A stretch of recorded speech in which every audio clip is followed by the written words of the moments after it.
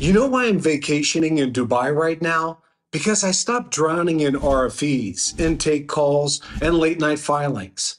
I used to hire freelancers who barely knew what a G28 was.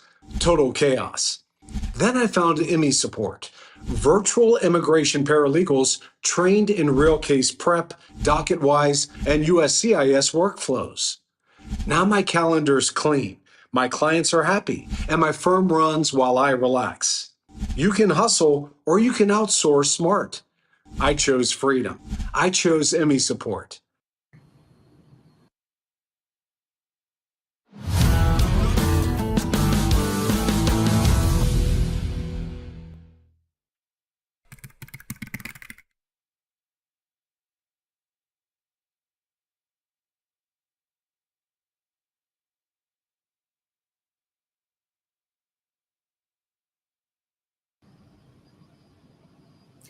Hello, everyone, and welcome back to this very exciting and important webinar that is lined up just for you. Make sure to watch this session till the end, and also it would be lovely if you can participate in this webinar. And also don't forget to like, share, and subscribe to our channel. So before moving ahead, let me read out this very important disclaimer. That is, by watching our videos, you agree and understand that the information provided by our experts and attorneys, including comments and replies from users, is not a legal advice. Use of information at your own risk. All right, friends, with this very important disclaimer, once again, welcome back everyone to Immigration Talk Show, and it's me, your host, Sam. And talking about today's topic is again very important one and a very demanding one. US green cards through work. What are your options in 2025? So friends, in 2025, getting a US green card through your job can feel challenging because there are so many different categories, rules, and new updates as well. And it is very easy to get confused.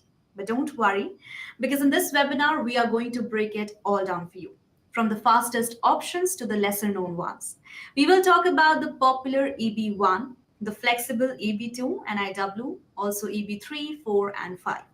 So stay tuned, and I'm sure by the end of this session, you will have a clear and a very simple roadmap to make your green card dream a reality. And you know what? To make this session a wonderful one, I have a guest who has an expertise in the employment based visa category. None other than attorney Jessica Ways, who's a top immigration attorney, also known for helping entrepreneurs, investors, and professional athletes with visas like the E2 and O1A. She is also awarded the 2019 Global Chamber Award for Immigration Legal Services. So it's been a long time, and Jessica is here. So, really excited for this webinar. And hi, Jessica, once again, a very warm welcome to Immigration Talk Show. How are you doing today? I'm doing great. Thank you so much for having me back. Thanks. That's lovely. And friends, it's our honor to have a show with you, Jessica. And you can also go ahead, friends, just by clicking on this link. You can visit this link and you'll get the contact details of attorney Jessica Ways in case if you're finding any complexities or any difficulty in your immigration journey. She would love to help you out. All right, so Jessica, do let us know more about you. You know, we have been meeting after a month, I guess. So, how was your work going? How was everything? Great question. Well, pretty much every day things are changing in my field. When TPS got canceled for certain individuals from different countries, that affected my field a lot. I'm getting a lot of calls from employers that are trying to work through to figure out ways for their workers to stay here longer or to switch to other categories, or they just want to know what their rights are. Are they complying with I-9? Do they have to do E-Verify again? There's a lot of, this could be a whole nother actually class on E-Verify, I-9, and what employers need to do now because they're nervous. They're getting watched by the government. So there's a lot of that. There's also the new, in April, Trump made mandatory registration for people that are in this country that are foreigners. So everybody has to have their papers in order. If they get stopped for a traffic violation, if they're traveling on a domestic flight, they have to show proof that they have a legal right to be here. So that's also made immigration lawyers tell their clients, like, you really have to have your papers in order. Like, you have to have your receipt notices when you travel, just have to have things in order. So it's definitely keeping us busy. It's been busy. That's right. And it's us also, Jessica, because every day we have been coming up with so many different updates, new rules, new policies. So, friends, I think this time it is very important to stay informed and stay updated with all the latest news that's happening in the world of immigration. So, kindly go ahead and subscribe to our channel. Our handle is at Immigration Talk Show, and it is very important. So, I hope you won't regret it. Okay, all right. So, Jessica, I think without any further ado, we should directly jump into our questions. And I have so many questions for you. And our audiences are also waiting eagerly to ask those questions for you. So, let me go ahead with the very first one. That have there been any big changes in how USCIS is handling EB1 or EB2 NIW green card cases this year? Are approvals harder to get now, or is it becoming easier?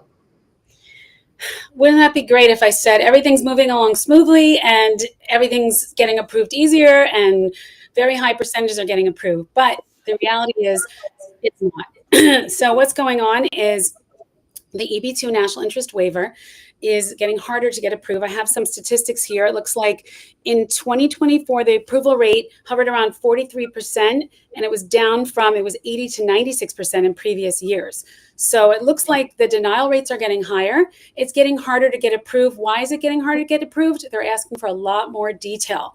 They want more specifics. They want to show how, for national interest waiver, the work that you're going to do is going to be a substantial national importance. That's important to show. They also want, they're saying now that, like, even though the position that you're going to be working for may have national importance, they want it to really, it's the actual position itself, not the job duties of a position, like, okay, those are important job duties, but they want the whole position to have national importance. And I know it sounds like a fine line to distinguish, but they're distinguishing it.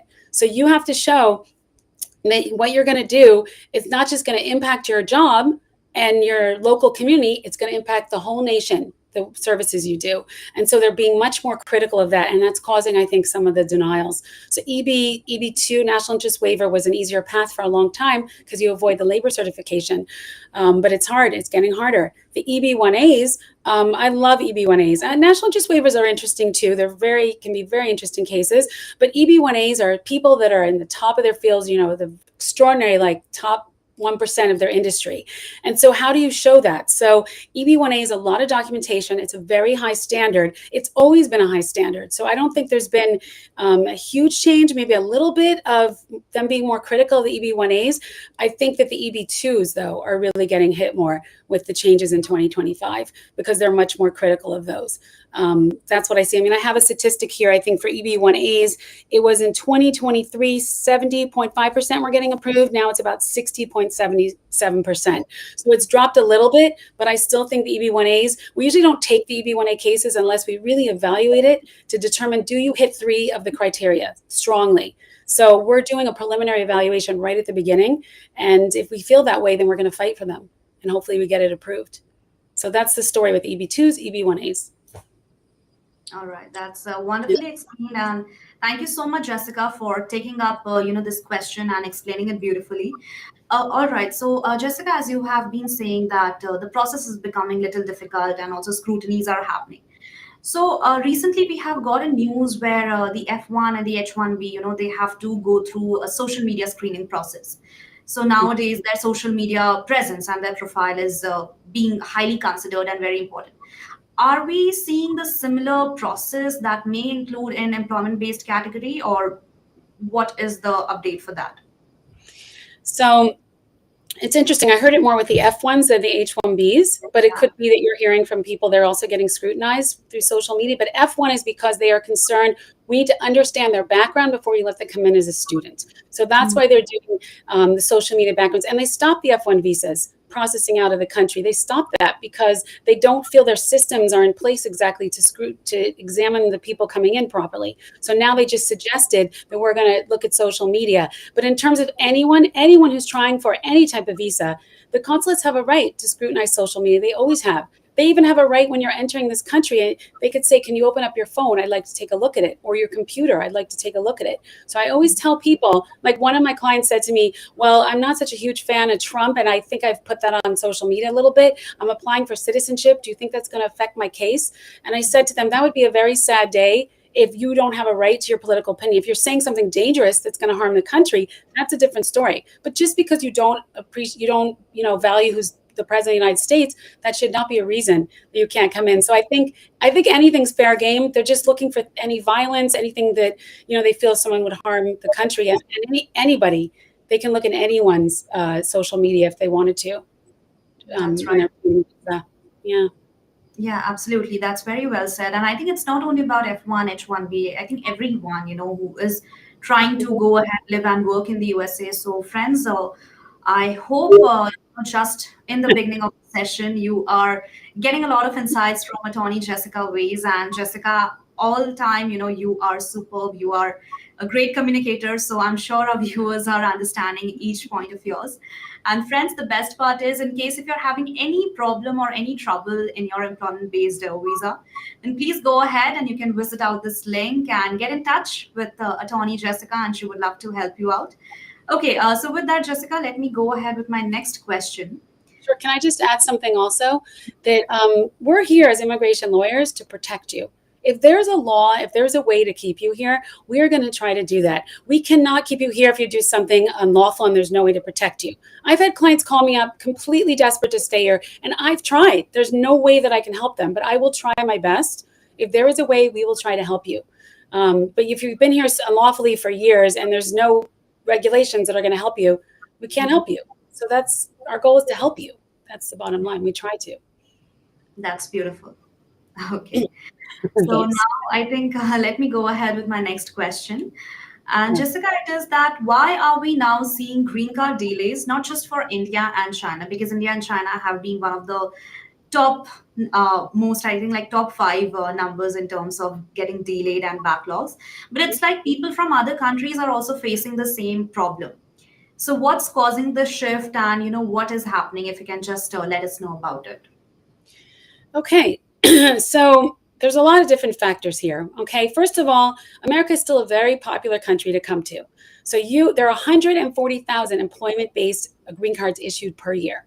Each country has a 7% allotment. So yes, like countries like China and India, where there's like tremendous, there's a lot of people wanting to come here, there's going to be backlog. But now we're seeing other countries as well, because a lot of people want to come here, and we have those limitations. But other factors as well, as we have system issues. There's some inefficiency at the consulate, at the National Visa Center. Some people go back and forth so many times trying to give documents over, and finally when they clear it and the case goes to the consulate needs to go to, then the consulates are backlogged now. Maybe they weren't backlogged, but now they're backlogged. Or their visa number, their priority date was current and now it's not current. So that creates a bit of a mess.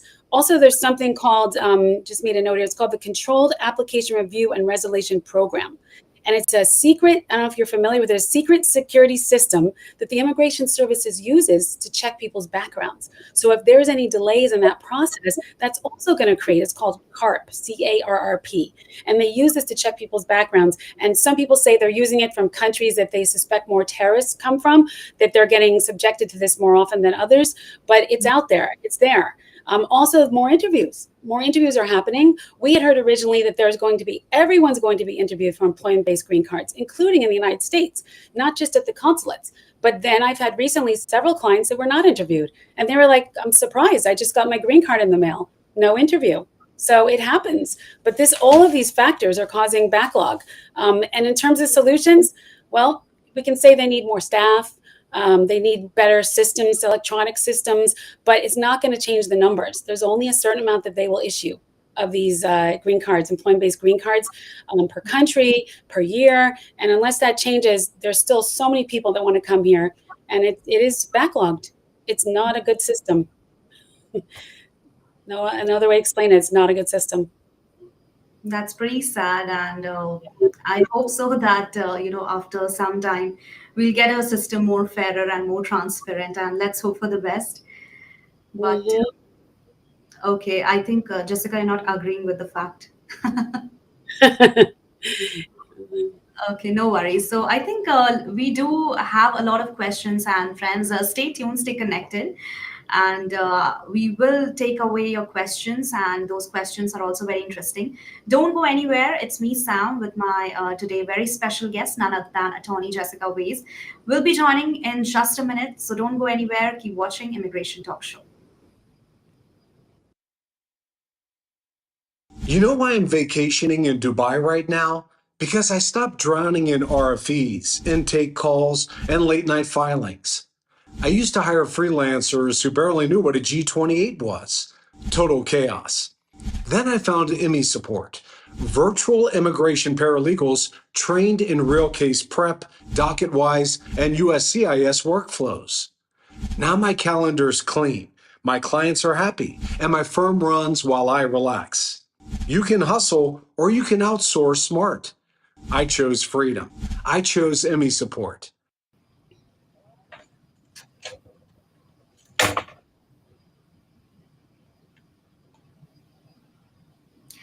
All right, friends. So once again, welcome back, everyone, to Immigration Talk Show. It's me, your host, Sam, and today we are having a great discussion with none other than Attorney Jessica Ways on the topic U.S. through get a U.S. green card through work, and what are your options in 2025.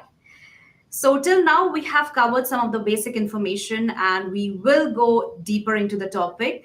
So hi, Jessica, and shall we move ahead with more questions that I have for you? Sure, this is fun. I wouldn't say fun, but it's informative. But I'm enjoying it.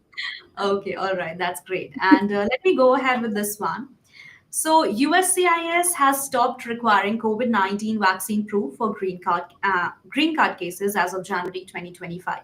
So, how does this change impact the current and the future applicants? This is great. This is really great because I can tell you story after story of people that did not file their adjustment status cases because they refused to get the COVID vaccination. I can tell you stories of people that applied for the waivers, medical reasons. It was medical, ethical, and it was also religious reasons. And they went through. All of the waivers went through. I didn't have any problems getting them through. But now you don't need it. You don't need a waiver. You don't need COVID vaccination. They've changed the rules. They're actually making a new form that will reflect that as well, that you have to use. I think it's dated like January 20th, 2025. You have to use a new form as of January 3rd for the medical form for the medical exams. And it really, I think it's going to help a lot. The only issue is going to be is that if you filed a medical exam and your case was denied and you're going to refile an adjustment of status for some reason, you can't use that medical exam. You're going to have to get a new one. So that's a little bit of like for people that are going to have to pay again, whatever. But overall, this is good news. This is very good news. So cases will be processing and they're not required these COVID vaccinations anymore. So That's right. we're happy. That's absolutely correct. A big point of relief. Okay, and following January 2025 changes to H-1B rules also, because every day, Jessica, we have been seeing new updates and new rules on H-1B visa. So what are the implications for employers in terms of sponsorship and green card planning? So I would say a couple of things. On January 17th, 2025, I just see my notes here, that immigration came out with some more information about H-1Bs and what they're looking for. So they got very specific with, they want two things. They want more detail in the job description to show that this is a specialized knowledge position. And they also want ability to pay the wages. They want to see clearly that the employer has the ability to pay the wages. Now, those two are just general requirements. Then you get into the nitty gritty. If you have a startup company, sometimes they don't have ability to pay right away. So we have to prove it through investors signing letters saying that we're investing in this company. There are other ways to prove value, that a business is going to have potential value. So that gets a little tricky with newer companies. But detail, we're going to look at some of the trickier categories like tech categories like computer software and other ones that we're like, are they going to come after these market research analysts? Like, we're going to really try to get a lot more job description. And what we do now is we take their transcript from their bachelor's degree and we show all the classes that they've taken and we show how that relates to the position they're going to be in. So we can tie those two in together. And when we do that, we make a very strong case for them. So we're doing that more. I would say also people know as well the registration fee when you try for H-1B lottery, it went from $10 to $250 per person. So that was a change that we saw too. And then also we just see the amount of people that applied for H-1B. Statistically, I have here that it was 470,342 last year. And this year was 343,981. 981. So you had less applicants applying. But in the end, anybody that got the H-1B, now they're thinking, okay, I have the H-1B, how am I going to go to green card? So the whole thing needs to be evaluated together, because if you have an H-1B, a lot of times they want to stay here and they want green card. So whatever you put in an H-1B application, it better be consistent when you go for the green card. And we talk about the whole picture to make sure that, because sometimes they want to use experience from the H-1B for their green card. And there's certain ways you can use that, but we have to set it up properly. So we have to be careful with that, because we don't want them coming back saying, we did a beautiful H-1B for you, but now my green card, I'm stuck. I can't put it together properly. So it's very important, the strategizing of everything. And again, we focus on if there's been any changes to the H-1B, if they've increased salary. Also, another thing that's out there is maintenance of status, because you have a lot of the F1s that go to H-1B. We have to make sure that they can slide nicely into it, that they got their OPT to cover them during that period when a lot of them end school in June. And then it's called cap gap, and then they keep working OPT until they can start their H-1B. So we have to also make sure that's covered properly so they can start their H-1B October 1st. So we look into a lot of different things, but those are just some of them that's going on. All right. And so, sorry. Yeah, was just another thing. The filing fees are very high now. So a lot of the employers are like, when they're writing that check, a lot of them are doing an expedite fee, which is $2,805. So when they write that check, it's almost $6,000, the filing fees, and employers have to pay it. So they really must want this worker. That's a lot of money for them to invest in a worker. So that's also another thing that's frustrating. And the E-Verify and the I-9 systems all have to kick in once the worker comes on board. So that all has to be also figured out. So there's a lot of factors. They really need proper advisement for H-1Bs. It's not something you can just say, I made the lottery and I'm just going to do it myself. It's not, H-1Bs don't work that way. Mm-hmm. Absolutely. Yeah, and that's very well put up, Jessica. I'll say that thank you so much for, clearing up those factors. And we have been reading for the very first time in 2025, there are certain applicants, so there are some people where the H-1B demands are decreasing. So it is quite shocking and quite surprising, but it is happening, and maybe because of the factors and the reasons that you have mentioned. So let me go ahead with my next question, and this is again a quite interesting one, and regarding the gold card, that is a very hot topic right now. So what do you have to say, Jessica, that President Trump has floated a $5 million gold card, and he said that it can replace EB5 visa. So firstly, is this feasible, and how would it interact with current green card pathway? What's your thought on that? I like how you put it, it's floating. It's floating the idea. It's still floating, I think, because it's not out there yet. We don't have the regulations. What he did do, and if anybody wants it, you go to trumpcard.gov and you can click on it and you can register to get updates on when this card's going to come out and all the requirements, whatever, of the gold card. But the EB5 world, according to some of my peers that I've spoken to, says that it cannot happen without congressional approval. EB5 had to happen with congressional approval. So they're saying he can't just create a gold card directly without getting congressional approval. So will it happen or not? Will it take over the EB5? I don't know. I mean, they're claiming, what I see from my resources, almost 70,000 people click the trumpcard.gov. Now, I don't know if all of them are going for the gold card, but that's a lot of people. Yeah. So is it really that many? And when I talk to some of my clients in different countries, I say to them, I understand EB5, it's a smaller investment, $1,050,000. But I said, do people really have $5 million? And he said to me, yeah, they do. He goes, there are a lot of people. If that's a fast track to get to America, they do. So I don't know. I don't know what's going to happen. I think it's going to keep floating until he brings it down and creates the regulations. And then we see like what's going to happen, because it's interesting. It could really produce a lot of income for this country. If that many people are interested in it, it could be very interesting when it happens.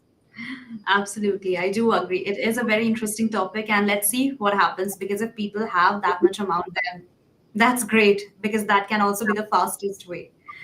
Okay, and let me go ahead with my next question, and this is regarding cross-chargeability. So how does cross-chargeability work in 2025, and also how can couples use it to move faster in the green card line? Okay, so cross-chargeability is two people are going to file for a green card. So we look at where were they born. It's not where they're a citizen, it's where they were born.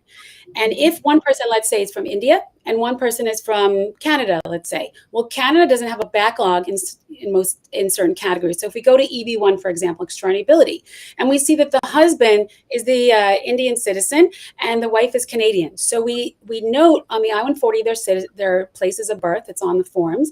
And then we put it on the cover letter. We say, please note, this is cross-chargeability, that we want the employment-based visa numbers to go towards Canada for this family, not towards India. So that bumps them up. So then they can do it faster, the whole application. And you can do it if you're doing adjustment of status in the US, or they're outside the US and they're going to do consular processing. But that's what it does.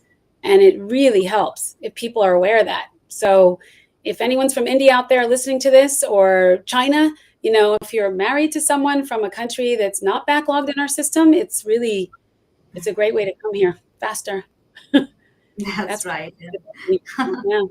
A pretty way. But I think there might be some, what do we say, eligibilities or some criterias.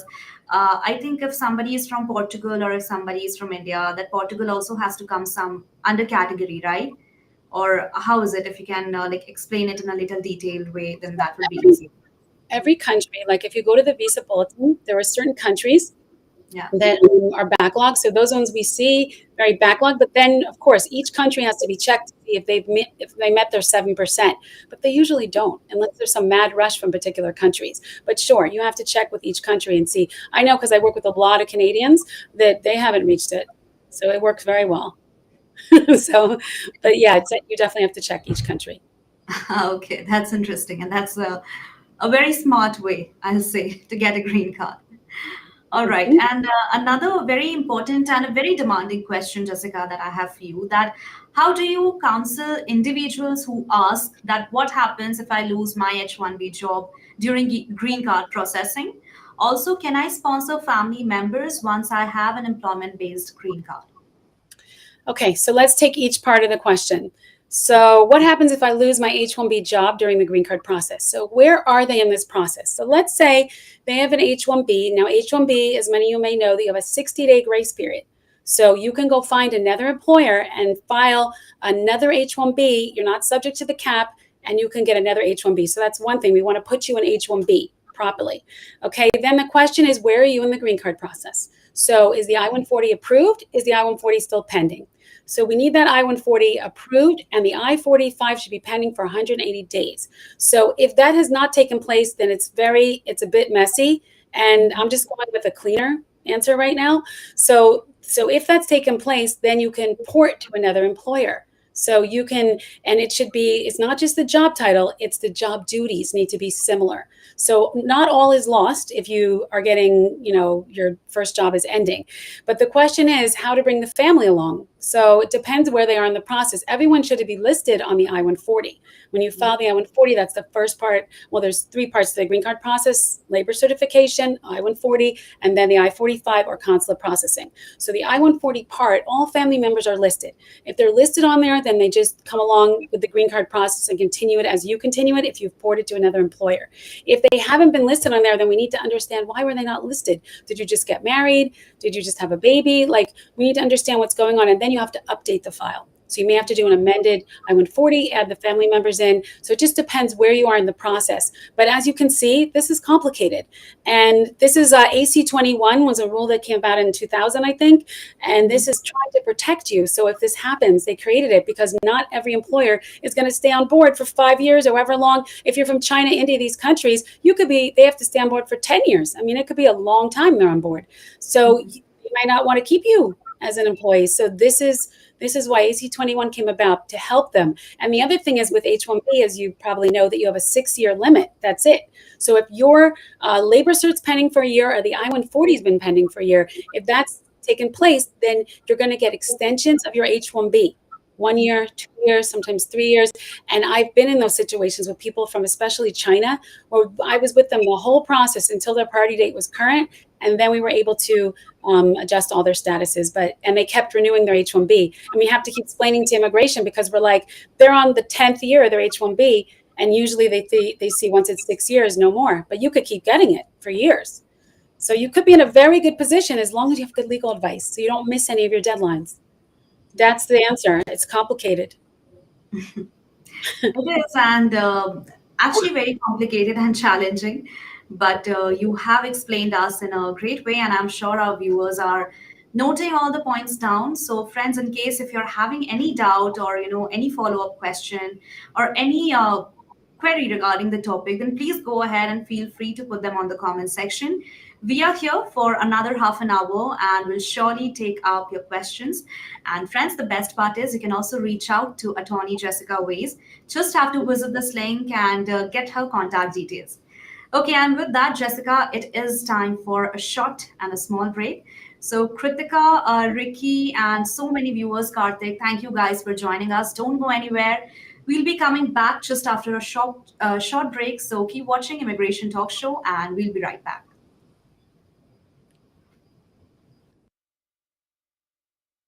You know why I'm vacationing in Dubai right now?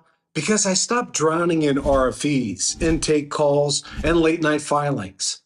I used to hire freelancers who barely knew what a G28 was. Total chaos. Then I found IMI support, virtual immigration paralegals trained in real case prep, docket-wise, and USCIS workflows. Now my calendar's clean, my clients are happy, and my firm runs while I relax. You can hustle or you can outsource smart. I chose freedom. I chose IMI support.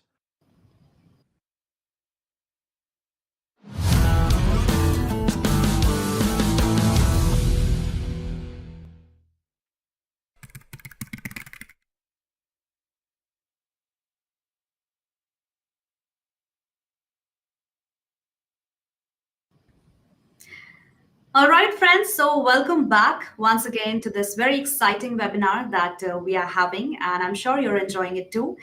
And don't forget to like, share, and subscribe to our channel. Our handle is at Immigration Talk Show.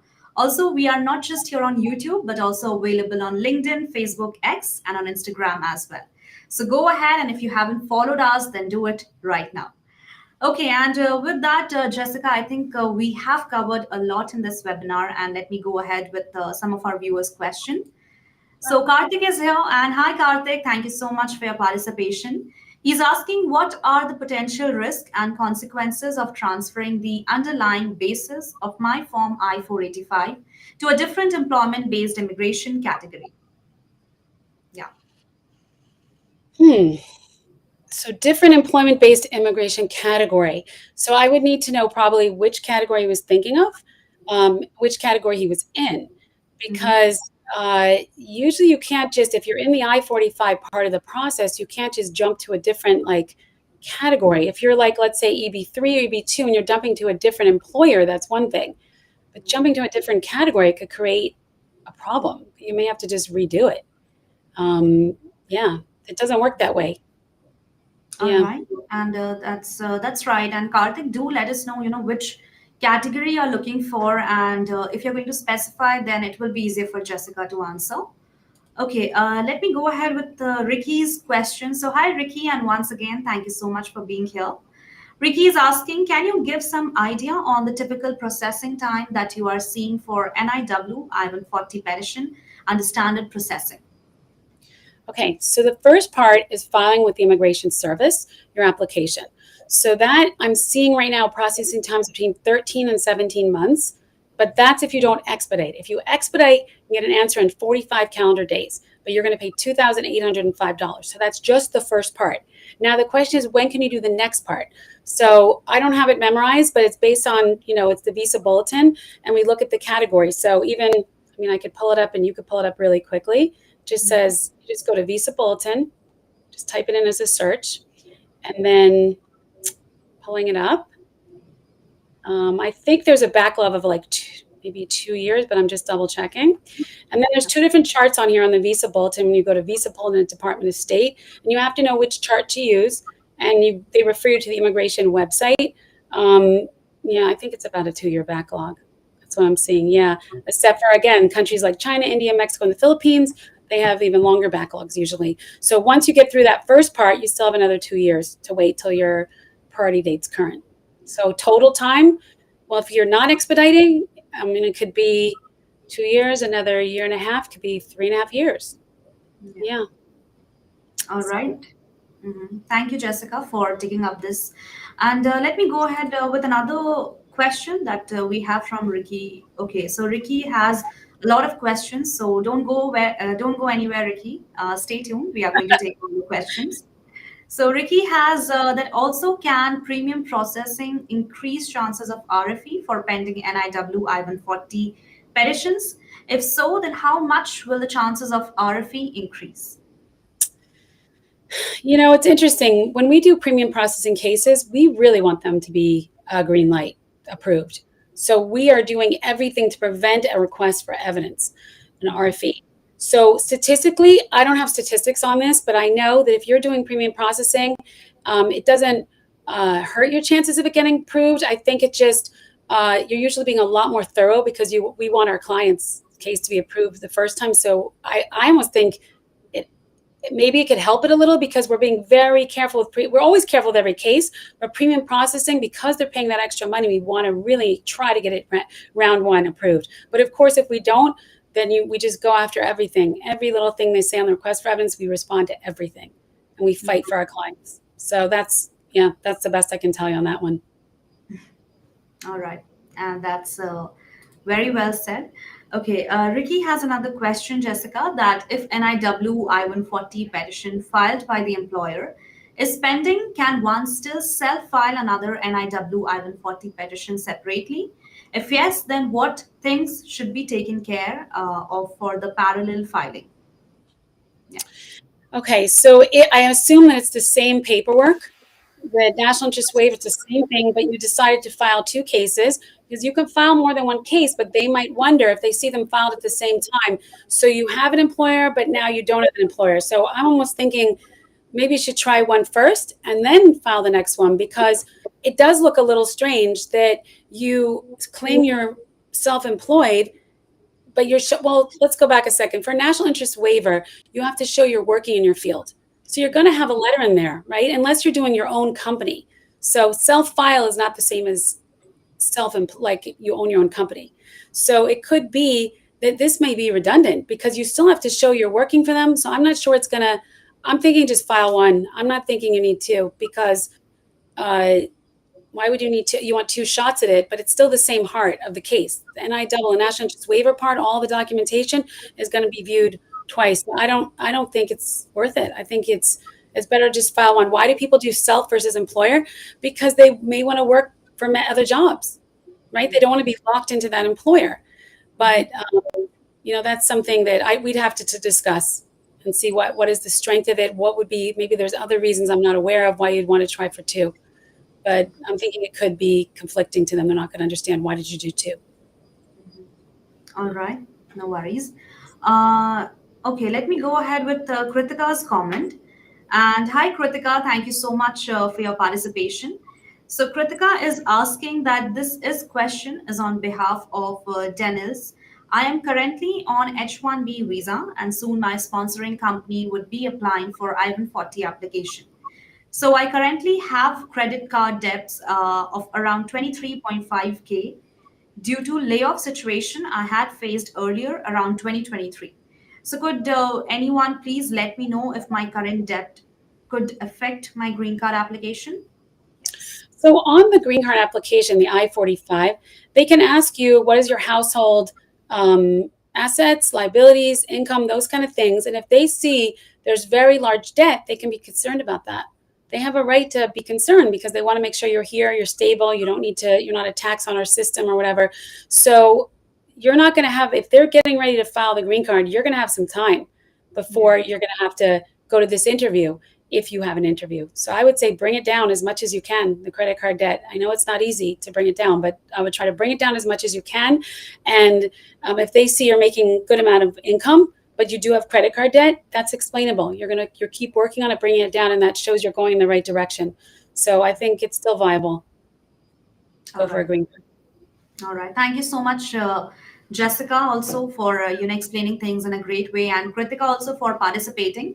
And Kritika, I hope you have subscribed to our channel. If you haven't, then please do it right now. All right. So these were the questions that I wanted to take up from our viewers. And coming back to my own question, Jessica. if we talk about AI, AI is like everywhere from good morning to good night. We are covered with AI. And USCIS is also enhancing their work, their job by using different technologies, and AI is helping process application. So, should people change how they organize or explain their evidence? What do you have to say on this? Well, I have to say that if you're going to write very long, lengthy cover letters, supporting letters, those kind of things, I don't think it's going to work so well with AI because AI has a system and they're looking for certain things. So I would make things more concise and then they can handle it better. I would have headings, I would have more standardized wording, formatting. I think concise explanations will be better. So I think it would help to really make it more concise if since they're using AI, you know. Yeah. And I think that's what I would say on that. Mhm. Okay. All right. That's great. And moving ahead with my next question, Jessica, that if someone from India has been waiting for a green card for 10 plus years, so is it worth looking at other countries instead? Because US is having very challenging immigration policies right now. So people You know, are looking. if you hadn't said India, I would Yeah. have said, 10 years is a long time, but that makes sense because it's India or Yeah. China or Philippines or Mexico, but it's very difficult. We try to talk to them about maybe there's other ways. We say, do you have a family member? Are you married to a US citizen? Obviously, that's the first way we try. But in the end, if this is their only way, EB2 or EB3 is their only way to get here, and there's tremendous backlog, the question is, are they here on H-1B? Then they can keep renewing it year after year. If they're not, then yeah, we might say to them, our system isn't so hot. You want to get on with your life. There could be other countries, maybe like Canada has something called the express entry. And I think it's about 2 years. I'm not an expert on Canadian immigration law, but I think it's a 2-year process to obtain a green card through them, through an employment-based skills professional system. But sometimes there are clients that go to Canada first and they just wait until their numbers call and they can come into the US. So they do need a long-term strategy. It is very difficult because it's so long. And don't even talk about brothers and sisters trying to come here from certain countries. That's like 15 years. I think Mexico or something, it's very long.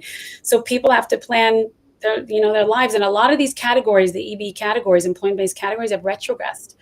So when you thought it was going to be a year, it's now like 3-year wait. And certain categories don't have like H-1B. You can extend it after 6 years based on meet certain requirements. Some of their categories don't have that. So they're stuck. A lot of clients will leave if they have a category and they can't last here as long. And they'll come back hopefully one day if they still really want the immigrant visa. Yeah, it's not a good system. Yes, this is a flaw of it. It does, and that's very well said that people are looking for other options too. And if we are going to see the same scrutiny and same, then of course, people earlier they don't even have to think about the other countries, but now the question are being arising: Are you looking for some other country or not? So a lot of changes and a lot of different things we have been seeing in 2025, and I think it's pretty eye-opening. And having these sessions with great attorney, I think it is one of the blissful thing that we have in 2025. So friends, if you are navigating, any problem or any certain difficulties in your immigration journey, then I'll suggest that getting in touch with the expert and have a right guidance is one of the best solution. Go ahead, visit this link, and also don't forget to subscribe to our channel. Our handle is at Immigration Talk Show. All right, Jessica, we do have few more questions, and that is, are there any real chances that US immigration laws will change soon to reduce wait times, like removing country caps or using old unused green cards? I wish I could give you good news on this one, but I can't make it up. It really is not going well. I mean, we Yeah. have so many, there's no laws in place right now to speed things up. I think India maybe is going to move up a month, maybe in some employment based categories for the year, but that's movement. That's all the movement we're seeing. It No, there's really nothing right now and we just hope it won't get worse. That's the thing. We don't want it to get worse. It's one thing we talk about that it's going to get better, but it can also get worse too. Like as more and more people want these categories, then it can create more backlog. If our system, we have a lot of things going now towards deportation matters. And even, as you know, some of these business visa cases, there's an asylum processing fee of $300 or $600, depending on the size of the company. 25 workers or more pay the higher fee. And so a lot of money and services are going towards the deportation right now. I'm hearing there's almost 1 million people that have self-deported, but there's a lot more. And this government right now, that is their focus. So this system is not their focus right now. I know you mentioned something about, I think we had talked before about raise, that it was a proposal or something a while ago that Congress had thought maybe this is a quicker way of somehow make things go faster to bring qualified candidates in for green cards. But that has not been talked about for years. So that was a proposal to move things along, but we don't hear a lot. We just don't hear a lot. Mhm. So sorry, I don't have better news. That's a pretty sad one. But I think that's okay. I mean, we can't do anything with it right now. But I think, Jessica, it's almost time, and we do have to come up after a short break. So don't go anywhere, friends. We'll be right back on Immigration Talk Show. Till now, we have covered a lot of questions from our viewers also and from my side. And now it's time to take up some Facebook questions because we have joined a lot of viewers on Facebook group as well. So just stay connected, stay tuned, and buckle up because I'm sure after end of this webinar, you'll get a clear picture, a clear roadmap of which visa is going to be best for you. So don't go anywhere. We'll be right back. You just keep watching Immigration Talk Show.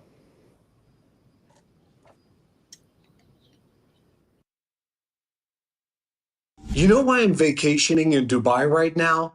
Because I stopped drowning in RFEs, intake calls, and late night filings. I used to hire freelancers who barely knew what a G28 was. Total chaos. Then I found IMI support, virtual immigration paralegals trained in real case prep, docket-wise, and USCIS workflows.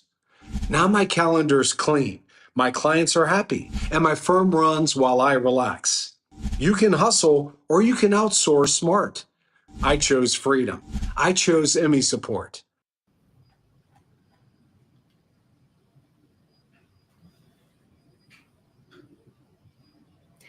Hello, everyone, and welcome back to Immigration Talk Show. And today we are having a great discussion with attorney Jessica Ways on the topic US green cards through work. What are your options in 2025? So, till now, we have covered a lot and we are into a great conversation. So, Jessica, I think with your permission, can we go ahead with some Facebook questions as well? Let's try it. Okay, let's go ahead. For control, please share the screen. All right, so Sunil is here. And hi, Sunil, thank you so much for your question.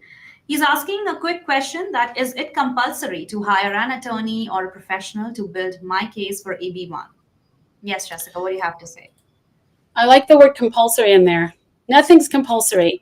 It's not required, obviously, but I can tell you in my 27 years of practicing, I've never seen anyone put together an EB1 that was strong enough for success. I've seen people put together EB1s, but I always have to go at it and take it apart and fix it up. It just isn't strong enough.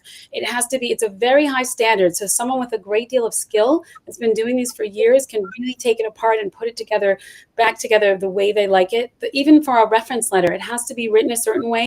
They're looking for keywords. If it's too narrow that you made an impact in your local community, for example, that doesn't work for an EB1. They're looking for national or international accomplishments and impact. So I really do think an attorney needs to be involved. If clients are trying to save money to do some of it themselves, then they can try starting to put together themselves, but an attorney usually has to finish it.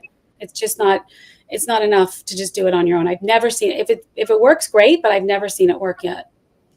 Mm-hmm. So that's the story. Yeah. Okay, and that's very well put up and very insightful because Jessica, in 2025, we have been seeing so many things, and it's better not to take a risk. So, Sunil, I think I'll just suggest you can go ahead and reach out to attorney Jessica Weiss, and she is an expert in handling all these cases. And I love yeah, go ahead. great cases. They're so interesting. The amazing things that people do and Yeah. really reach the top of their career. I mean, I could tell you stories and stories of some very famous, I work with lots of athletes as well, some famous athletes I've helped, famous entrepreneurs, like really they're very, and sometimes they're humble and they're like, what? I'm extraordinary? I said, if immigration says you're extraordinary, then you are, because they're humble. They're like, I'm really behind the scenes kind of guy or whatever. I'm like, no, you got an EB1A, you're extraordinary. So they're fun. I really enjoy them. Wow, that's a great point, Jessica, that you mentioned. You know, people don't even realize that they have extraordinary ability, and by having a consultation with attorney, they are realizing after that. So I think that's great, and that's very beautiful too. So I hope, Sunil, you don't do this mistake. Do let your know. Please let your know about your skills and abilities, what you have. I think getting in touch with Jessica will be the best thing. And can Okay. I share one more thing Yeah. also? Sometimes Uh-huh. people are so experienced and knowledgeable in their particular field, they don't believe that it's extraordinary level. Like I had a gentleman that like he made a very particular type of food and it was so rare in his industry and he really had reached the top of it. And I'm like, it could be anything. We get creative. If you really think you've hit the top of your field and you meet those criteria, the 3 criteria of the list we give you, you could try. Anyone could try. But, you know, what cases we actually take are the ones that we say, you know what, this looks great. Let's do it. So. Okay, all right. Thank you so much, Jessica, for putting up these great insights. And let's move ahead with our next question. And this is Rizky. So, hi, Rizky. And Rizky is asking that, hi, I had an approval of EB2 and IW. I'm currently waiting for IVP. Somewhere I read that I need to submit police clearance certificate if I stay a country more than 6 months. I'm a British citizen, originally from Bangladesh, studied my undergraduate from India between 1996 to 1999. I wonder whether I need to get a police clearance certificate from India, as it's more than 25 years ago I stayed there. Any answer? Yeah. I don't know how old this person is, but anywhere you've lived from the age of 16 and on, you need a police clearance certificate. So hopefully that answers his question. Anywhere. So, you know, even if it was 25 years ago, if it was, 5 years ago, they want to see it. So he's going to need it if, 16 and up, wherever he was. All right. Okay. Thank you so much, Jessica, for answering this question. And I hope, Rizky, you got your answer. Okay, let's move ahead with our next. And this we got from anonymous participant who's asking that anyone know how long does it take to be able to check status? If I filed E2 a couple of days ago, when I try to check status to see if it was received, the search does not return any results. Yes, Jessica.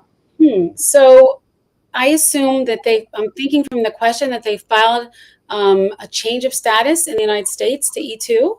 Is that what they're saying? And they don't see where to check the receipt notice. That's what it seems like. So is that right? Is that what Yeah. you're thinking? Okay, so then receipt notices are taking a long time. If you file premium processing expedite, you'll get it obviously faster. But otherwise, it can take a few weeks to get a receipt notice. There's nowhere to check it online, except here are some ways you can do it. So first of all, there's a form called the G1145. You can put this form in when you file your case, and you write your email and your cell phone. So when they get your case, they send you a text, we received your case. And your case number can be on there. So that's one way to do it. There's a form that you should have submitted when you filed your case. Another way is if you submit checks. If you're paying by check, then on the back of the check, when it's cashed, you could see your case number and proof that they received your case because they give you the case number. They cashed a check, you get the case number. So with the official receipts, and the thing is, it's interesting because now, because of the rules since April of registration, if you needed to do a change of status, which would give you a right to stay here longer, you need some kind of proof that you're allowed to be here legally. So I always tell my clients, if you don't have the receipt notices, if you have the text, you can go online and pull the case number online at the USCIS website. There's a thing that says check the case status, which they did. And if you have your case number, you put it in and print that out if you don't have your official receipt notice. So there's several ways to do this if you don't have an actual receipt notice. But if you're in a situation where technically your status looks like you're out of status, but you filed your change of status timely, then I tell my clients to really probably wait for the receipt notice before you start traveling domestically. You're going to drive around, whatever, in your car, but you should bring whatever you can to show proof that you filed timely. track it, that they received it, the check or the G1145, get the case number. So you should try to get something. But you're right, you're not going to get a receipt notice or anything like within a couple days usually. Regular processing in E2, change of status, you won't get that right away. It takes time. Yeah, it's frustrating. That's our system. I feel like I say that a few times. That's our system. That's what we have. It's like full time you have been saying that, but I of know, course, right? This is it. It's not great. It's our system. We try to help our clients. We want them all to have proof that they have a legal right to stay here. If they do, and that's what we try. So those are some ways we can help. Yeah, that's right. And with that, I think we can just help you guys out. Okay, and let me go ahead with my next question. E2 visa holder can apply EB3 process. Is this create issue at a time of E2 renewal? Okay, so I do a lot of E2 visas. It's one of my favorite categories, and I'm a national mentor on it. I educate young lawyers that are getting into the E2 visa field. The answer to the first question is E2 visa holders can apply for EB3 process, yes. And now the question is the timing. So we have to time it. We don't like them needing an E2 visa renewal. If they need an E2 extension of status as well, we'd like to time it. So this is how it works. So we have E2, if they get, let's say, a 5-year visa, every time they come into the country, they get 2 years to stay here.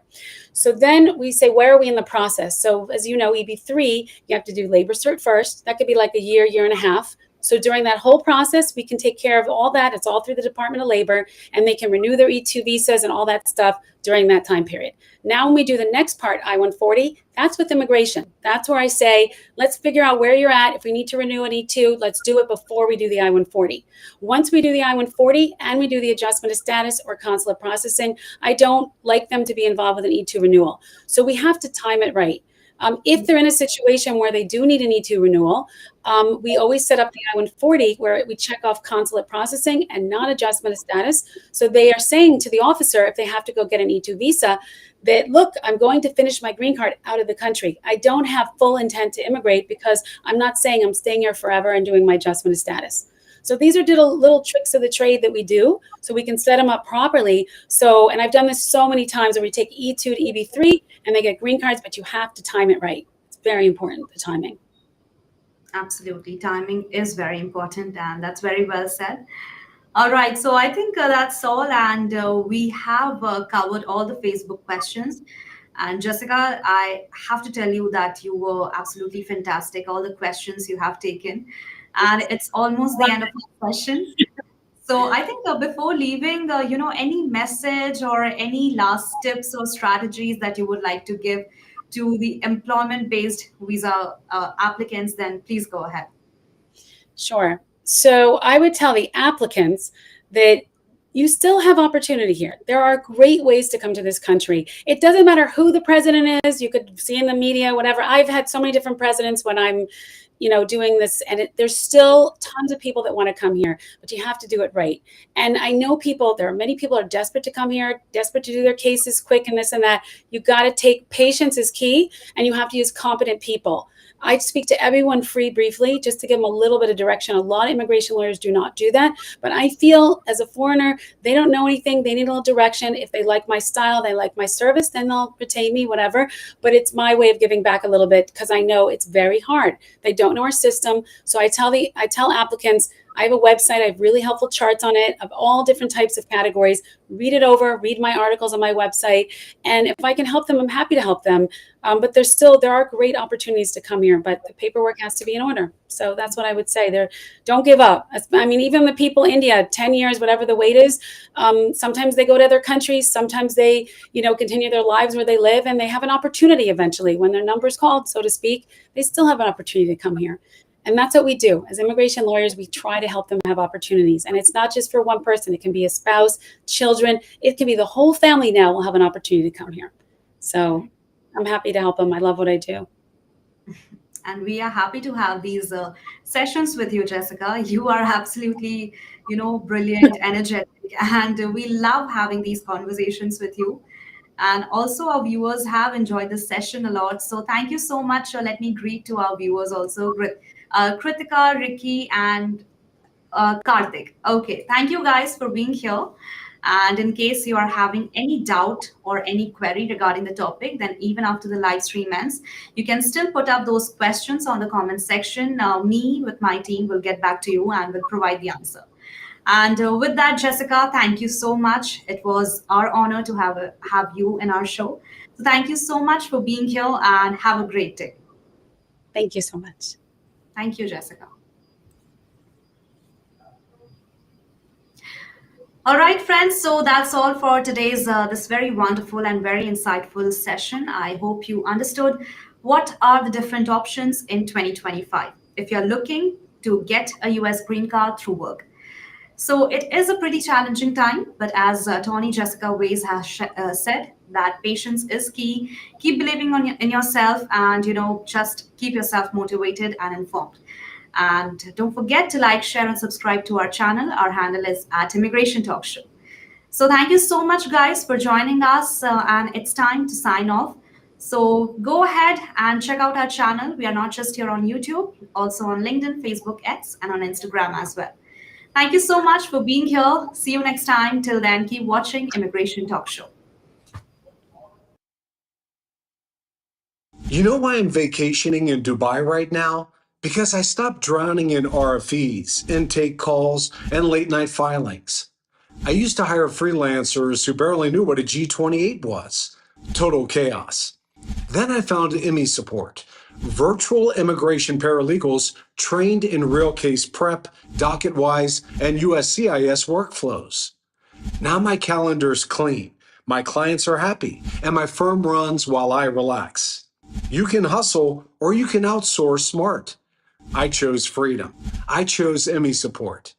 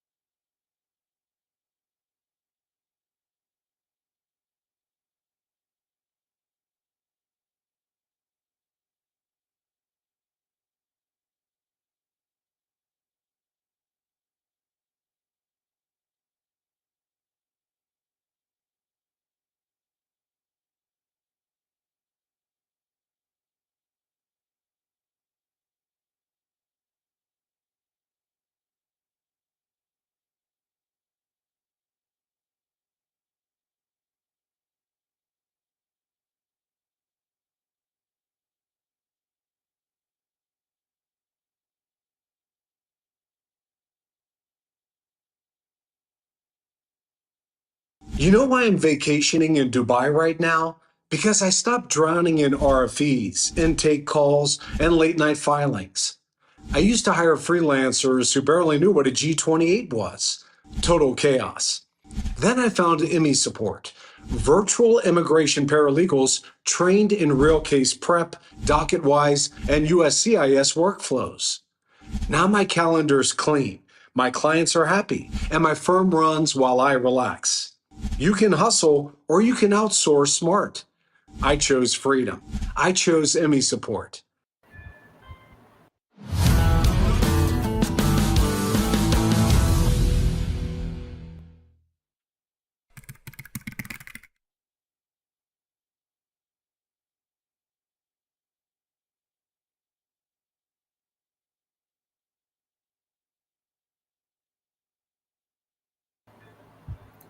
Welcome everyone to Immigration Talk Show. I'm Nipasa and I'm going to be your host for this session that's lined up. Thank you so much everyone for already joining us, and please feel free to share this link with your friends and folks out there who can join in and benefit most, because it's going to be a very awesome session and a most participative one. So I'm really looking forward for a lot of engagement, because it is going to be is Ask the Attorney edition, where you know you can ask your most pressing questions about employment based visas, and certainly they will be answered by our guest who's going to join us. But before all of that, I have this important disclaimer, and that is, by watching our videos, you agree and understand that the information provided by our experts and attorneys, including comments and replies from users, is not legal advice. Use of information is at your own risk. So I hope you keep that in mind throughout this whole session. And once again, thank you so much for joining us. This is Immigration Talk Show. Check us out and subscribe to us. Our handle is at Immigration Talk Show. And we are live right now on YouTube, LinkedIn, X, and on Facebook. So check us out and also connect with us.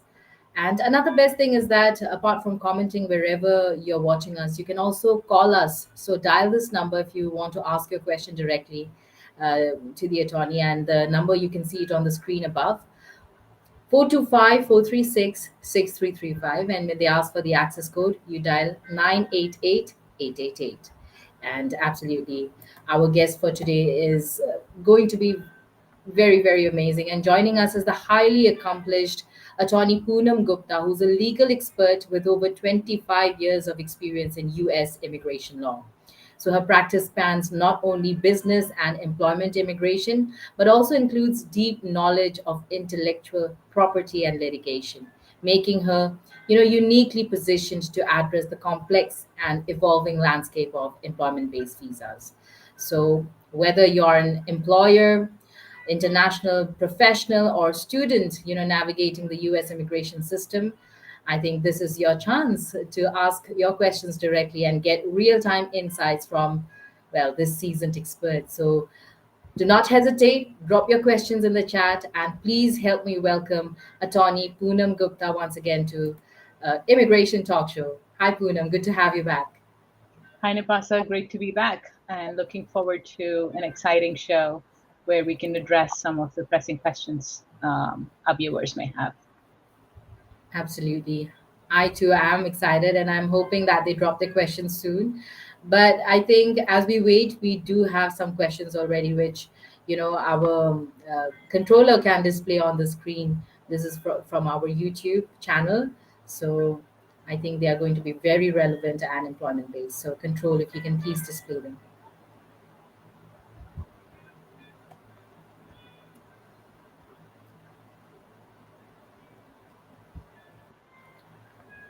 All right. This first one is from Karthi.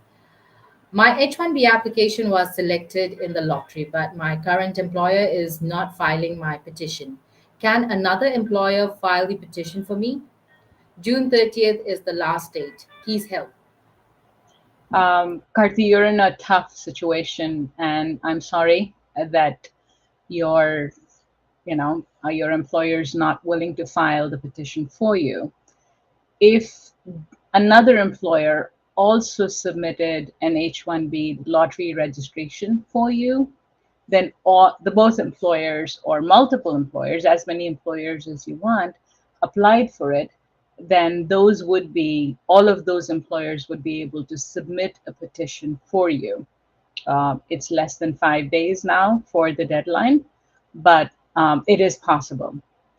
If, however, the other employer that is willing to petition for you did not submit an H-1B registration entry for you in the lottery, then unfortunately you may be out of luck.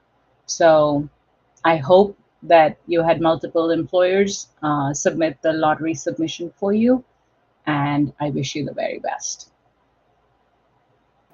All the best, Karthi, and I really hope that something falls in place for you. But thank you so much, Poonam, for taking that up. Let's go on to our next one. This is from Jaskaran.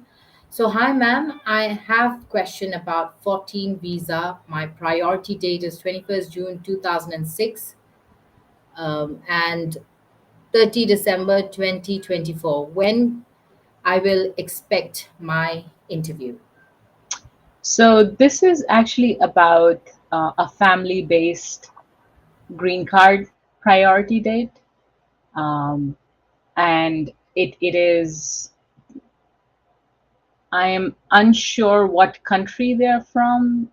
Based on the name, I'm assuming India, but and I'm not sure what December 30th, 2024 is, but based on the visa bulletin, they will be able to find out what is the priority date. If their priority date is already current, then they can reach out to the consulate asking for additional guidance. Uh, if they have not heard from the National Visa Center yet, then that may be the first stop before they go to the consulate. So there are lots of steps. I would encourage you to work with your attorney. If you don't have an attorney, then please consult with a seasoned professional who can guide you through this process. This is not a time to save money. This is a time where you want to be advised properly and correctly and timely. Otherwise, you may lose out on all the time. You've been waiting almost 20 years, and you don't want to lose out on this just because you don't think an attorney is needed. Definitely much needed, especially that immigration could be a very, very complex process, especially right now, from what we hear every day with new updates. So it's always best to consult with an attorney, and do check out this link which you can see on the screen in case you want to have a consultation with attorney Poonam Gupta. And Poonam, we have viewers who have joined us with their questions, so I'm very happy that they have. And hello to Ricky, Bhargav, Sakshi. Stay with us. Let's take up this first one. This is from Ricky. Ricky's asking, is there any benefit for one on H-1B visa to consider moving to O1 sponsored by the employer? Depends on your situation, Ricky. There are some situations where an O1 may be better. Sponsored by an employer, if you're going to an O1 sponsored by an agent that gives you the flexibility to work for multiple employers, that may make sense in some situations. Moving to an O1 sponsored by the employer may make sense in other situations. But if you're already on H-1B, and which is sponsored by the employer, then switching to an O1 sponsored by the employer may make sense only in a limited situation. And there may be a few situations, but the one that comes to mind is where you are running out of your H-1B time and the employer needs more time to complete the PERM process for your green card. So there are lots of nuances, a lot of hypotheticals, but by and large, H-1B is a better visa to be on because of its dual intent. One, two, the ability to extend it beyond 6 years, and ability to even file your green card and retain the ability to travel while the green card application is pending. So there are a lot of benefits to an H-1B. O1 has plenty of benefits, but sponsored by the employer, by the same employer, will depend on a lot more facts. So I will need a lot more detail than just that to tell you whether or not it would be advisable. Right, Ricky, if you have more information that you can share, do let us know. And we are on right now, so we'll be here for a little more time, say almost about 48 minutes to go. So you can drop your questions and let us know more about yourself, Ricky. Thank you so much for your question and for participating. Thank you, Poonam, for taking that up. Of course. We got Bhargav now. Bhargav is asking, I'm currently working on an H-1B visa, but my employer is planning to transfer me to a new role within the company. How will this affect my visa status, and what steps do we need to take to make sure everything is compliant? So, if your employer is transferring you to a new role, they will need to file an H-1B amendment before you are transferred. That amendment should be filed ahead of time and not after the fact, or you may be non-compliant and the employer may be non-compliant, especially as Nipasa mentioned briefly before. Given the current climate, we want to be extra cautious about compliance, and we want to be sure that we follow all the rules. The rules require that prior to any change in the terms of employment, an employer advise and notify USCIS of those changes, and typically that is through filing an amendment petition with them. All right. Thank you so much, Bhargav, for participating. And folks out there, do not forget to subscribe to our channel. Our handle is at Immigration Talk Show. I hope Bhargav and Ricky are pretty happy with the question, with the answers you've gotten. So also share with your friends and family who can join us and benefit most from this, session that we have today. Ask the attorney anything, especially with regard to employment-based U.S. visas. So well, hi Rag, good to see you again after a real long time. We are going to take up your question, but stay with us. I think it's time for a short break, so we'll quickly go. And Sakshi and Rag, stay with us because we'll pick up your question right after this short break. And yes, this is the Pasa with attorney Poonam Gupta here on an Ask Me Anything session with. So don't go anywhere. Yes, if you want to also contact attorney Poonam Gupta, check out this link which you can see on the screen. You know why I'm vacationing in Dubai right now? Because I stopped drowning in RFEs, intake calls, and late night filings. I used to hire freelancers who barely knew what a G28 was. Total chaos. Then I found IMI Support, virtual immigration paralegals trained in real case prep, DocketWise, and USCIS workflows. Now my calendar's clean, my clients are happy, and my firm runs while I relax. You can hustle or you can outsource smart. I chose freedom. I chose IMI Support.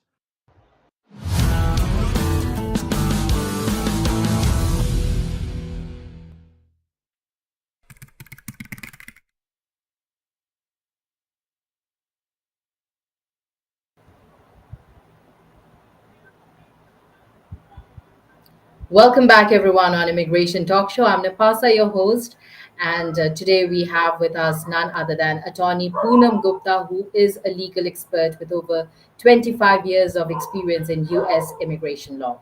And we are having an Ask the Attorney Anything. So please feel free to drop your questions about employment-based visas. So ask the attorney anything you wish. And really, Attorney Poonam, it's good to have you. I've been enjoying the session already, and I'm looking forward for more participation from you folks. So share now, ask your friends to join if they have any questions, because this is an opportunity for you. All right, so Sakshi, as promised, let's take up your question. I've been working for my employer on an L1A visa for over a year, but now they want to promote me to a managerial position. Will this affect my eligibility for the visa, and should we be preparing to apply for a green card sooner than expected? Thank you, Sakshi, for joining and for asking that question. So you mentioned that you're an L1A visa already. I'm assuming that you are already in a managerial role and moving to another managerial role within the company. And that moving to another role does not impact your eligibility for the L1 visa if you're moving from a managerial role to another managerial role, unless it is substantially different and material, unless there is a material change, which is the term of art used by USCIS.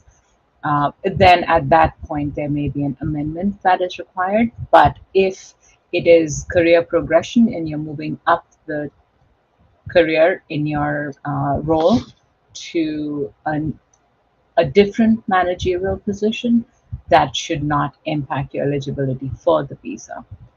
In terms of applying for green card sooner than later, please note that even though you may be in a managerial role right now and you may already be in L1A status, to be eligible for the green card under the multinational manager role category, you need to have been in a managerial role outside the US, and you need to be in a managerial role um,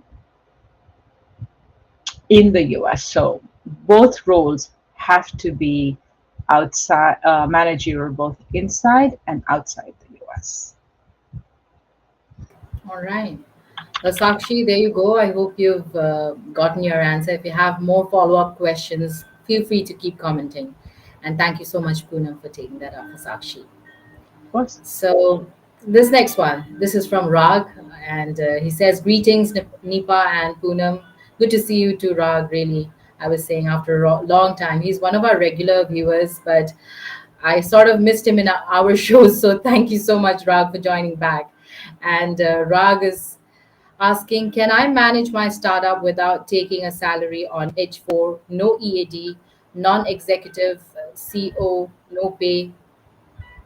So, Rag, thank you for joining and thank you for asking that question. This is a question that a lot of people get wrong, and this is a lot of question that people think they're okay to do. And I'm sorry to tell you that that's not true. What US immigration law requires is that if you are going to work in the United States, then you need to be authorized to do that work. If you are on H4 and you say you have no EAD, which means you have no work authorization, but if you are working, then whether or not you take the pay is immaterial, right? Whether you get paid in the US, whether you get paid anywhere else in the world, it doesn't matter. If you are working in the US, you need to be authorized to work in the US. If your role is a role that would have been a paid position were it not for your special circumstance. So, say you had an EAD, say you were authorized to work in the US, would you be taking a salary? Would this still be a non-executive, non-salaried role? If yes, then maybe it may be possible for you to do. But in 99% of cases, that is not the case. So please be careful in how you interpret the rules and how you interpret the US law, especially under the current environment. You want to be extra careful. Yes, absolutely. Very well put, Attorney Poonam. So thank you so much for taking that up. And Rag, I already see another follow-up. So, okay, let's take it up. If I file the I-485, can I travel with my valid H-1B or H-4, or is an advance parole necessary to avoid secondary at point of entry? So great question, Rag. This is something again that is causes a lot of confusion for a lot of people. H1 and L1, H4 and L2.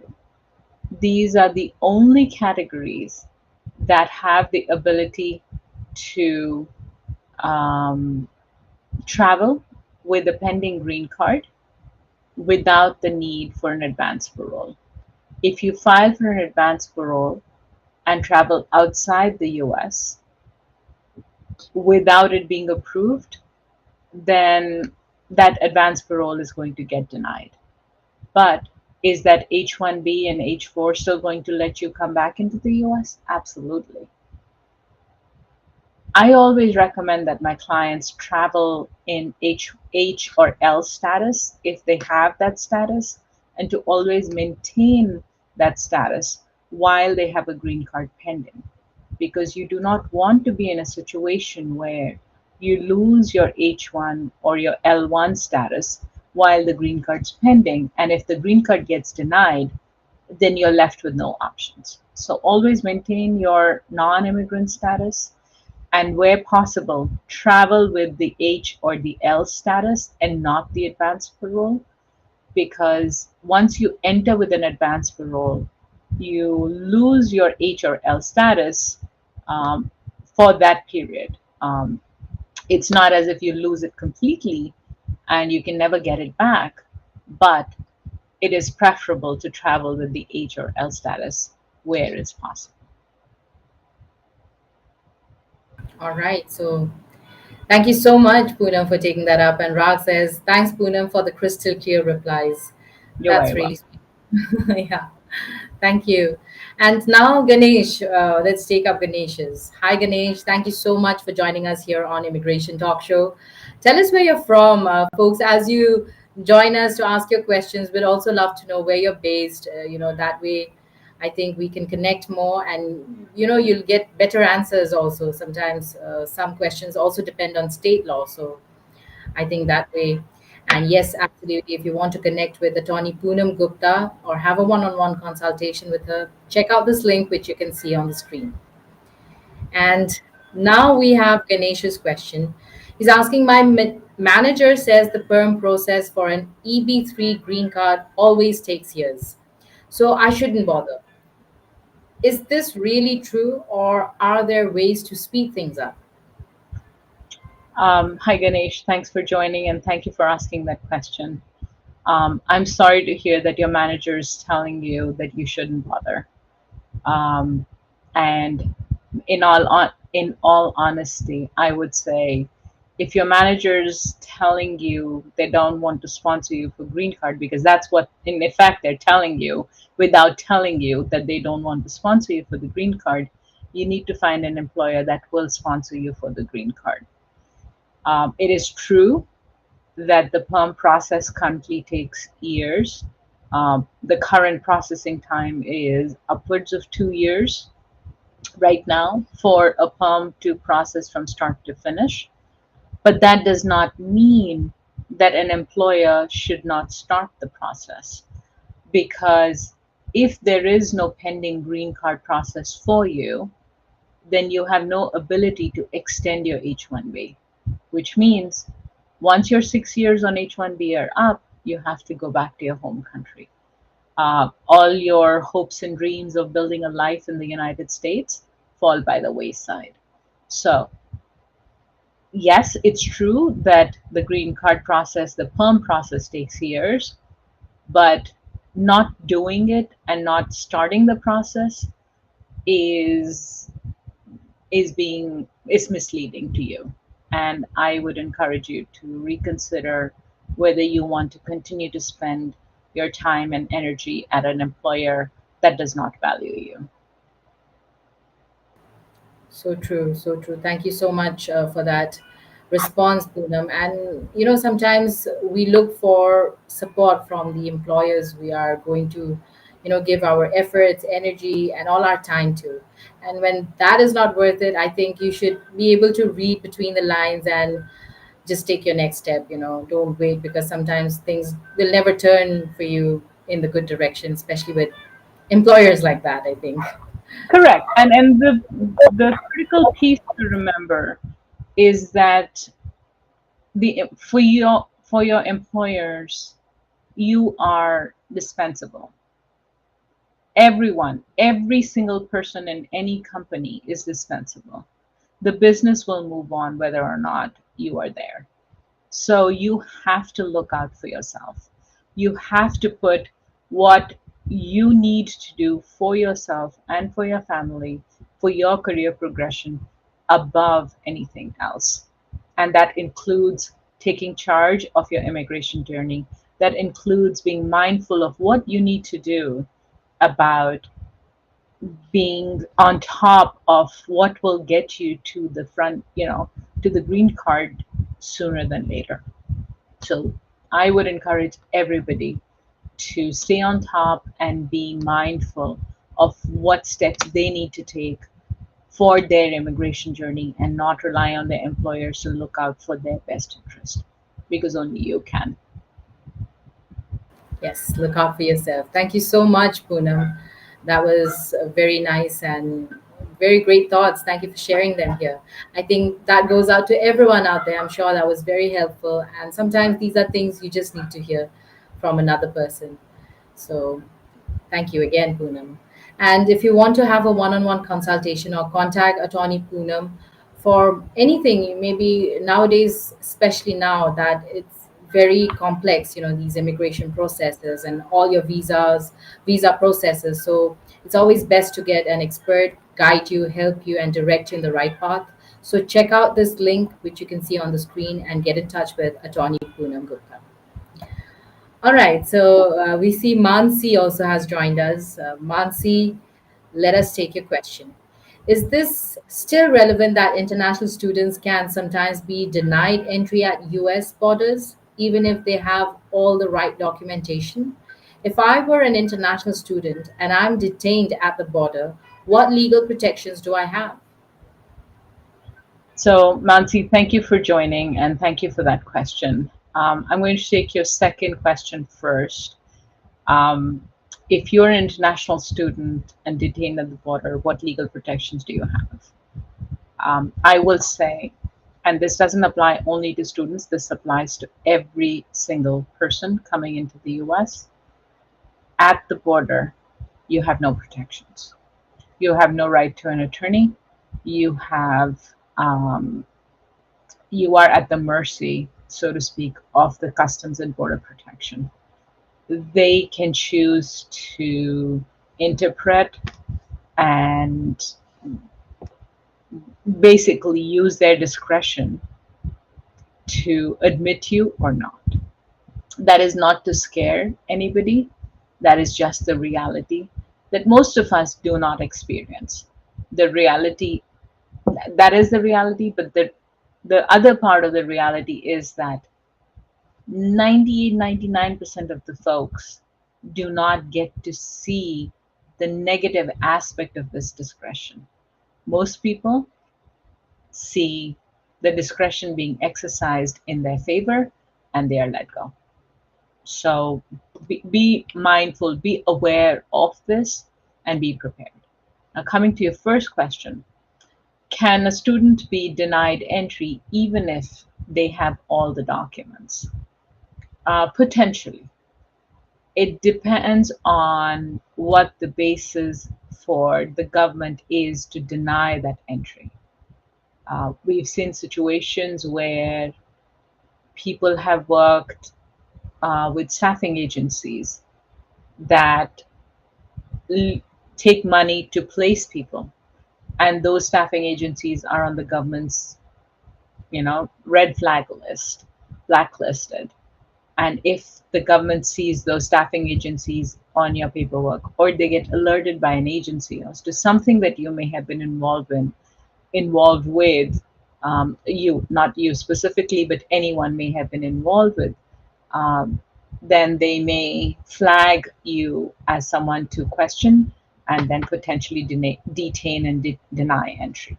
So, as I said, 99% of the people do not experience this issue, but in some situations where there may be something that may be impacting your situation, you may be denied entry. And if you are aware of any situation that may adversely impact, or you've heard of, and the internet is a great thing, and various forums and chat forums and whatever are great because people get to know about all the things that are happening in real time sometimes. So if you've heard of people in a situation similar to yours that are getting detained or are having a hard time gaining entry into the US, it may be worth doing two things. One, talking to that person directly to find out what specifically went wrong for them, what specifically was flagged for them. And two, talk to an attorney to figure out if there is anything. Is there anything you can be prepared with? Is there anything you need to do Is there any documentation you need to ask? Or if you are detained, what is the way to present yourself, and so on. So there are lots of things that you can do, but for the most part, if you have the right documentation, you should not be denied entry. But can it happen? Yes. But does it happen most of the time? No. Most of the time, it's a smooth process. No one has any issues. Thank you so much, Attorney Poonam, for taking that up. And you also answered in the end some frequently asked questions, especially with all these complexities and the recent news updates we also heard. So thank you so much for taking that up. And Mansi, thank you for participating here on our channel, Immigration Talk Show. So feel free to contact Attorney Poonam Gupta by visiting the link which you can see on the screen. And every case is different, so every case needs extra attention. And for now, though, it's time for another short break. And folks out there, don't go anywhere because we are speaking with Attorney Poonam Gupta. And you can ask your questions about employment based visas. It's an Ask the Attorney Anything session. So it's Nipasa taking a short break for now. Don't go anywhere. We'll be right back on Immigration Talk Show. You know why I'm vacationing in Dubai right now? Because I stopped drowning in RFEs, intake calls, and late night filings. I used to hire freelancers who barely knew what a G28 was. Total chaos. Then I found IMI support, virtual immigration paralegals trained in real case prep, docket-wise, and USCIS workflows. Now my calendar's clean, my clients are happy, and my firm runs while I relax. You can hustle or you can outsource smart. I chose freedom. I chose IMI support. Welcome back, everyone, after the break on Immigration Talk Show. I'm Napasa with Attorney Poonam Gupta. And today we are taking up questions from all you folks out there about employment based visas. So feel free to participate because this is Ask the Attorney Anything session. And, we are giving priority to all of your questions. So ask your friends to join in if they have any questions about any employment based US visas. We are here for a little more time, so join in to ask your questions. We are live right now on YouTube, LinkedIn, Facebook, and on X. And you can also check us out on Instagram, by the way. So connect with us and join us. Subscribe now and also ring that bell so that whenever we have discussions like these or opportunities like these where you can ask your questions, that you can join us. And yes, you can also join us by calling in and dial this number. The number is 425-436-6335 and the access code is 988-888. So join us, friends. And well, Rag, happy to see you have more questions, so we'll take this up as well. Rag is asking, what the consequences if I get a cap exempt H1B plus a concurrent H1B and I don't work for the second company? Will it have any repercussions with the green card filing or issues at port of entry during travel? Rag, thank you for all your questions. It feels like I'm giving a law school exam with all your questions. But no, great questions. Jokes apart, great questions. You can get a cap exempt H1B. You can get a concurrent H1B.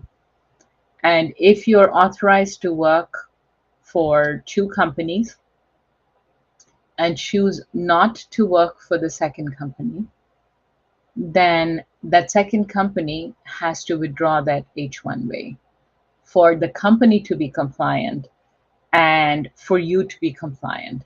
There could be repercussions with the green card filing. There could be issues at the port of entry during travel. So it just depends on what the specific situation is, but staying compliant at every step is absolutely critical. All right. And I see Rag has more questions, but Rag, we will take it up a little later. We also have Gautam, Yuri, who have joined us with their questions. So hi to both of you. Thank you so much for joining us on Immigration Talk Show. And I hope you have subscribed to our channel. Our handle is @Immigration Talk Show. If you haven't as yet subscribe now.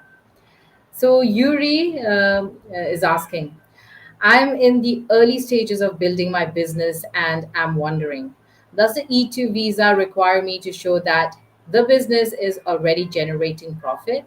Or can I apply as long as I've invested enough to set things up and plan for future growth? Thank you for joining, Yuri, and great question. Um, the fact that you're asking about E2, I'm assuming you are from a country that has a treaty with the US that permits E2. So, with that assumption, getting to your question, your business does not need to be generating profit. You only need to show that you are making the investment in the US with plan for future growth. And the premise is that you are setting up the company, you as the owner, or at least more than a 50% owner of the company, will be setting it up, making that investment in the United States to grow the business. If it's an existing business, then you have to show other aspects, but there is no requirement that the business has to already generate profit for an E2 purpose. Simply showing the investment with the intent to conduct business and a growth plan for the future is sufficient. There you go, Yuri. You have your answer. If you have any more questions, keep commenting. And if you want to consult with attorney Poonam Gupta, visit this link, which you can see on the screen. And now for Gautam. Gautam, thank you again for joining us. And let's take up your question. I was previously employed in the US on an L1 visa, but my employment was terminated due to company restructuring. My former employer has since revoked my L1 visa. Can I still apply for a new employment based visa such as H1B or O1? And what are the implications of the revoked L1 visa on my new application? I'm sorry to hear about your situation, Gautam, that your employer terminated the employment due to restructuring and they did not plan to keep you on. You can absolutely pivot to other visas. The H1B would require you to go through the lottery unless you're working for a cap exempt H1B. And the one thing to be mindful of is any time that you have spent in L1 status already counts towards your H1B time. So if you have spent 2 years on L1 status, then if you're able to pivot to H1B, then please note that you only get a maximum of 4 years on H1B unless there is a green card that your employer files that gives you the ability to extend that H1B beyond the maximum of 6 years. For an O1, there is no such limitation. You can apply for an O1 if you qualify and meet the criteria for the O1, and then by all means pivot to that application, and there is no implication of the revocation of the L1 or the rescission of the job offer to you in this context. The one thing to be mindful of is you only have a 60-day grace period from the date of your termination of employment. So please be mindful of that date. File for a change of status within that 60-day grace period or leave the country. Do not take chances and stay here past the 60-day grace period. It's absolutely critical that you be mindful of the deadlines and file something before the expiration of the 60-day grace period. And good luck to you. All the best, Gotham. And I really hope that, yes, you find a good job. All the best for all your future endeavors. So we have Ishita join us, and Ricky also has another follow up. So let's take them up one at a time. Or should we just address Rag's one? I don't want to get you upset, Rag. Thank you again. So, won't a G28 agreement with the attorney work at the POE and CBP? So, great question, Rag, again. So, a G28, for those that are unaware, A G28 is a form that an attorney files with the government saying that the attorney represents that client. So you could carry a G28, and POE and CBP, I'll expand for those that are unaware, that may be unaware. POE is port of entry, and CBP is an abbreviation for Customs and Border Protection. So CBP are the officers that you meet with when you enter the US at the airport, and port of entry is whatever airport you enter, or land entry, whatever way of entry you're using to get into the US, that's a port of entry. So having a G28, I believe you're talking about my question that I addressed previously about student visas and being detained and having no rights in the US. So having a G28, you can present it to the officer and tell them you are represented by an attorney, but there is no right to an attorney at the port of entry.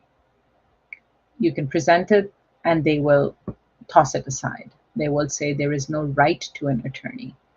So the only thing you can do is be prepared, have a detailed, thorough discussion with your attorney on what to expect at the port of entry. If you anticipate issues, then go prepared with and have mock interviews and mock prep sessions with your attorney and figure out what is it that you need to be able to present to the government all the information and documents that may be required in a polite, respectful manner. You do not want to be aggressive. You do not want to be pushing back on the government in any aggressive manner whatsoever, especially given the current climate. So G28 is great, but you need to be prepared with your attorney ahead of time, Rag, sorry. It doesn't help you at the port of entry. Okay. All right. So, Rag, all the best. And thank you so much, Poonam, once again for taking that up. So, thank you again, Ishita, for joining us. We are going to take up your question. And also, Ricky, we will take up your question, but it's time for another short break right now on Immigration Talk Show. We are having a very good Ask the Attorney Anything session, actually, with attorney Poonam Gupta today. And you can ask questions about employment based visas. So keep commenting. We will address your questions very, very soon. Or please feel free to dial this number to join us to ask your questions yourself. The number is 425-436-6335, and the access code is 988-888. Don't go anywhere. Let's go for a short break on Immigration Talk Show. It's me, Napasa. You know why I'm vacationing in Dubai right now? Because I stopped drowning in RFEs, intake calls, and late night filings. I used to hire freelancers who barely knew what a G28 was. Total chaos. Then I found EB Support, virtual immigration paralegals trained in real case prep, docket-wise, and USCIS workflows. Now my calendar's clean, my clients are happy, and my firm runs while I relax. You can hustle or you can outsource smart. I chose freedom. I chose EB Support.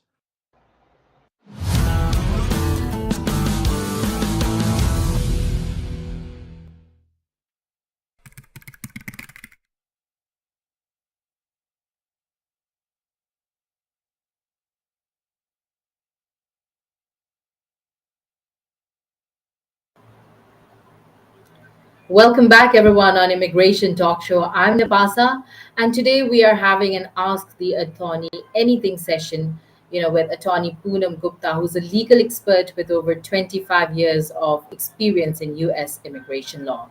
Well, her practice spans not only business and employment immigration, but also includes deep knowledge of intellectual property and litigation, making her, a very, very uniquely positioned attorney to address any of your complex statuses or visa processes. So keep commenting. Feel free to join us to also ask your questions yourself. The number is 425-436-6335, and the access code is 988-888. And we are live right now on YouTube, LinkedIn, X, and on Facebook as well. So check us out and comment wherever you're watching us, and we'll address your questions one at a time. So before the break, I was saying we are going to take up Ishita's question. So, Poonam, are you ready for it? Absolutely. Bring it on. Ishita is asking, I'm currently working in the US on an H-1B visa, and my employer has filed a PERM application on my behalf. However, due to delays in the PERM process, my H-1B visa is set to expire before the PERM application is approved. Can I concurrently file an I-140 immigrant petition, and there's a continuation, and an I-485 adjustment of status application while my H-1B visa is still valid? And what are the risks and benefits of doing so? Welcome, Ishita, and thank you for that question. And obviously, you know the steps in the green card process, but I would like to take a step back and give you a quick 2-minute overview of what the green card process looks like for those that may be not as familiar.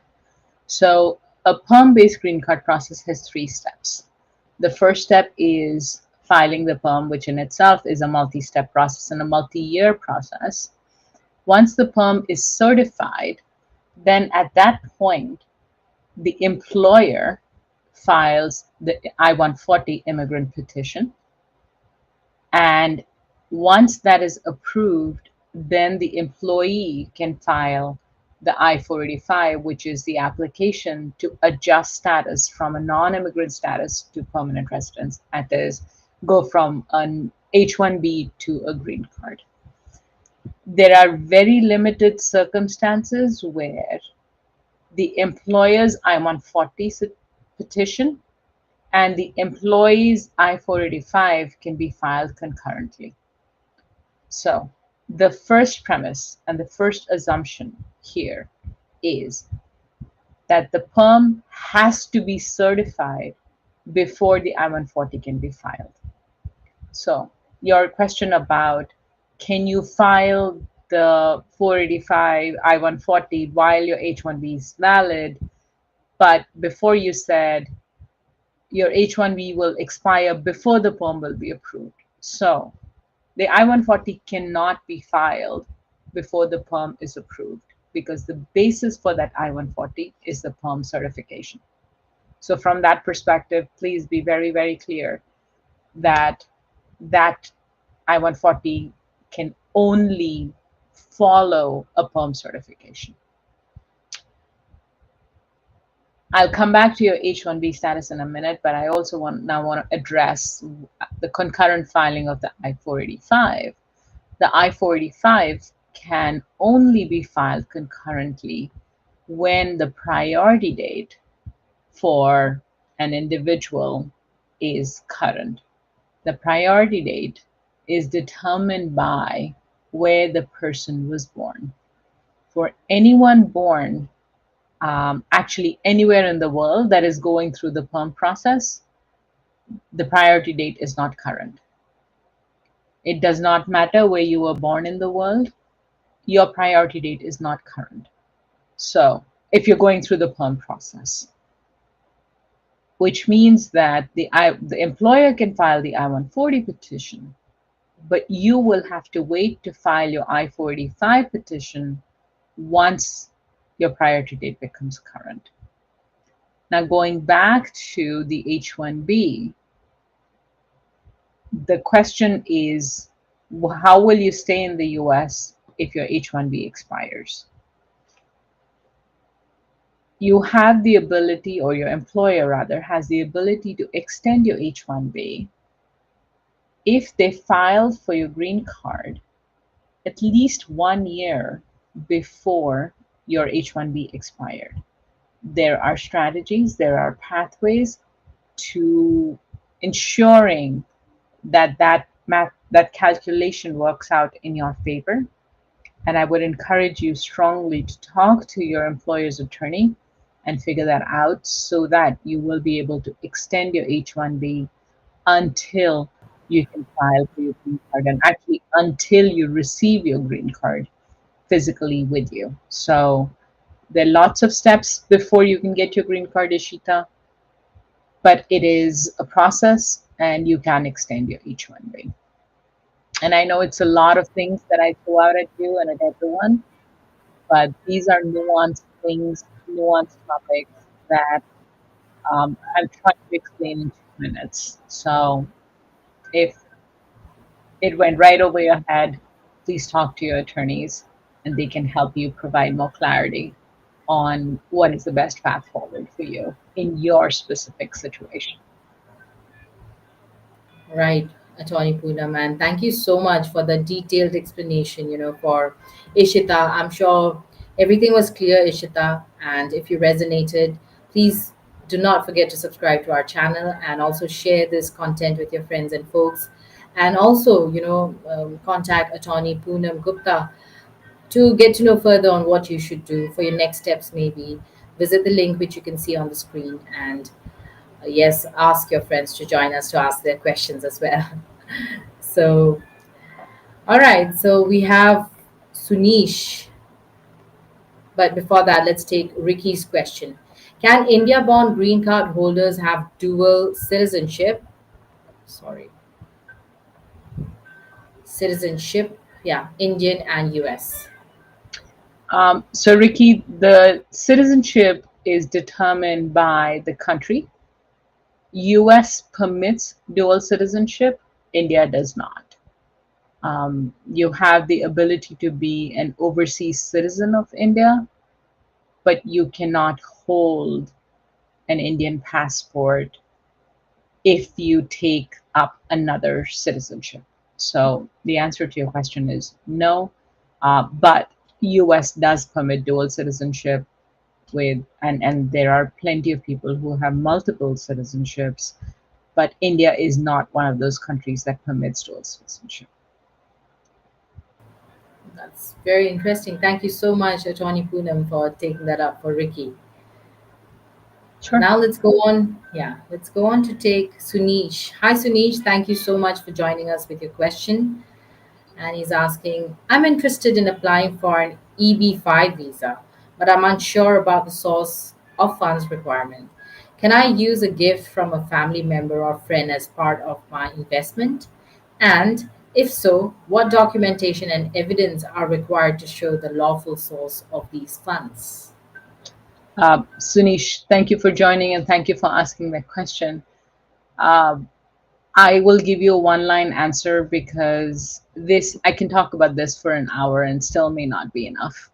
But the bottom line is you need to be prepared to show the how the money was earned.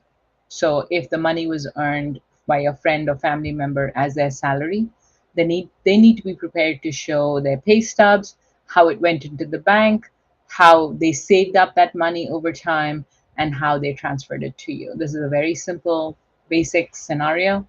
If it's business income, then they need to be able to show on their books no cash. Cash cannot be like if there are cash transactions that are not accounted anywhere and not documented anywhere, that does not work for EB5 purposes. So there has to be a paper trail connecting for how that money was earned to the point where that money will be invested for the EB5 purposes.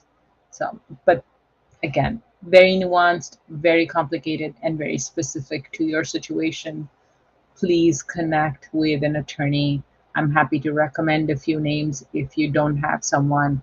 But I do not handle EB5, but I have plenty of colleagues that do, and I'm happy to make a recommendation if you want some. But please do not try to do this on your own.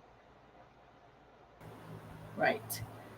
Well, there you go. You have the warning already. Do not try it yourself.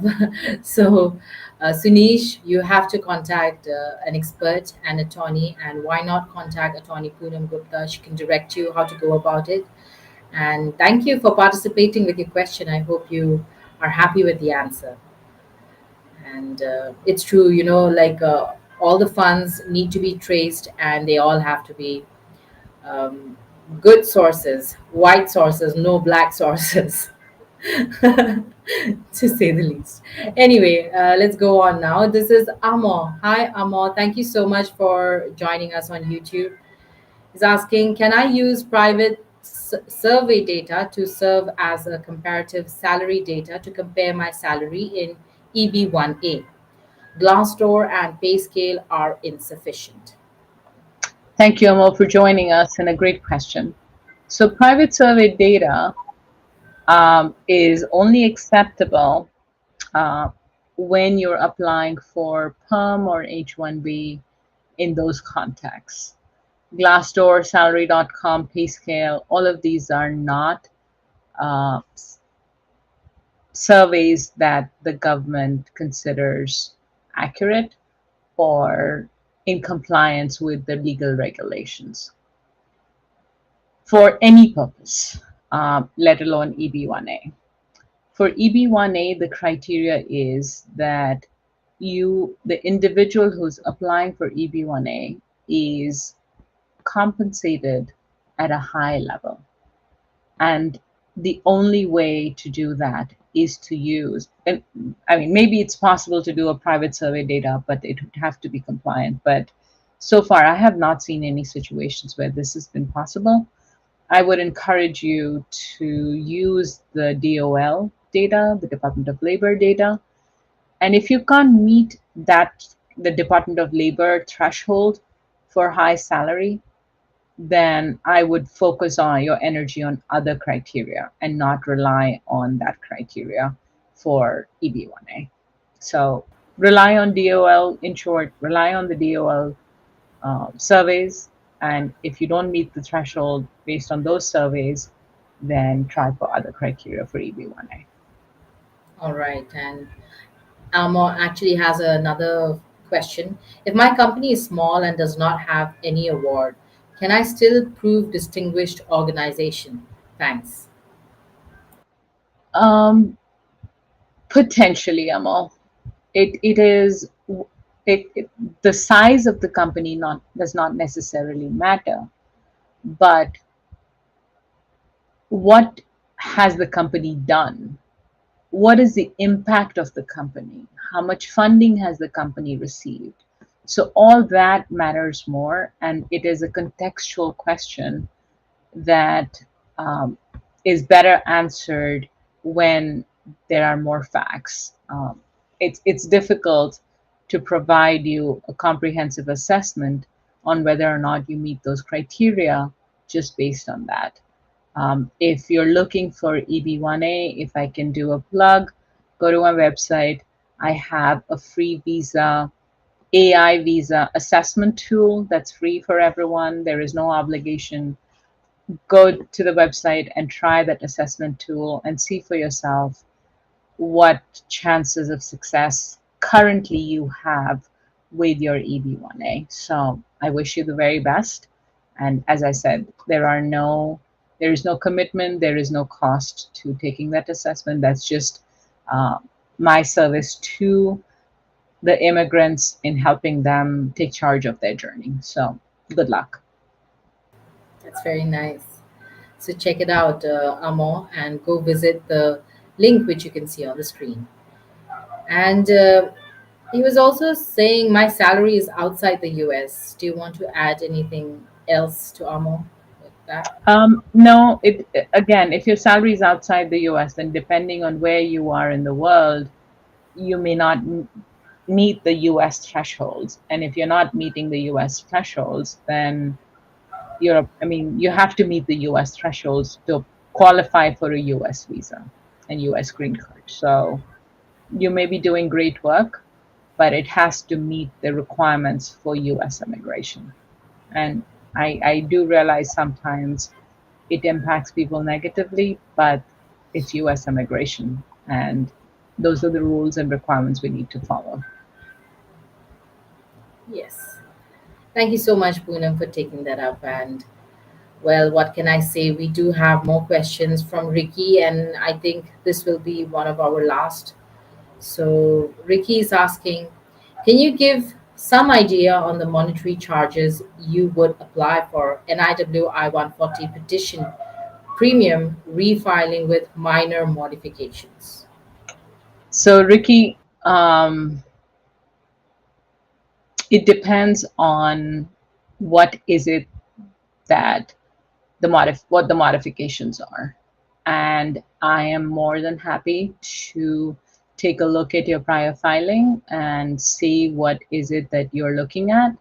Please, by all means, schedule a clarity call on my website or a strategy call, depending on what it is, and complete the assessment online and share your petition filings, and we can talk about how I can help you and how I can support you. There you go.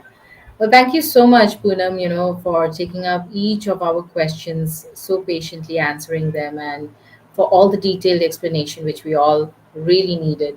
So it was really lovely having you. Such an honor and a pleasure, really. Thank you. And thank you all for joining and asking your questions. I can tell you, you're not alone. There are lots of people who have similar questions, who are in the similar boat, who are shy to raise their hand and ask questions. So thank you for asking your questions and helping everyone. All immigrants, we as immigrants have to support each other and bring each other forward and up. So good luck to all, and thank you, Nepasa, and to the Immigration Talk Show for hosting this session and giving me the opportunity to help more people. So thank you. Thank you once again, Attorney Poonam. Have a wonderful day ahead. You as well. Bye-bye.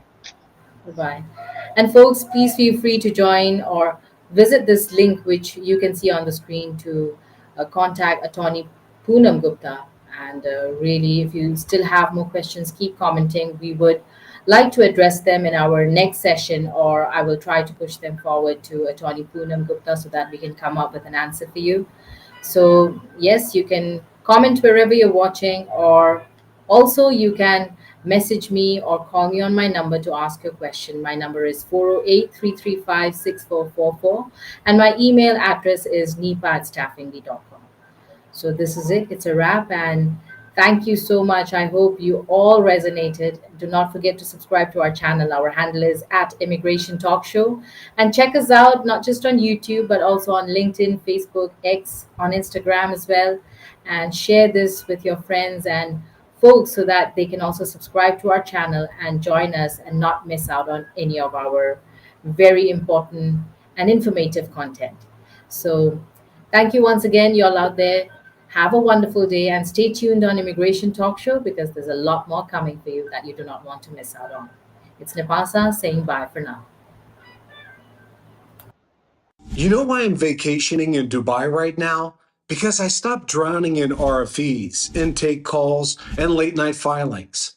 I used to hire freelancers who barely knew what a G28 was. Total chaos. Then I found IMI support, virtual immigration paralegals trained in real case prep, docket-wise, and USCIS workflows. Now my calendar's clean, my clients are happy, and my firm runs while I relax. You can hustle or you can outsource smart. I chose freedom.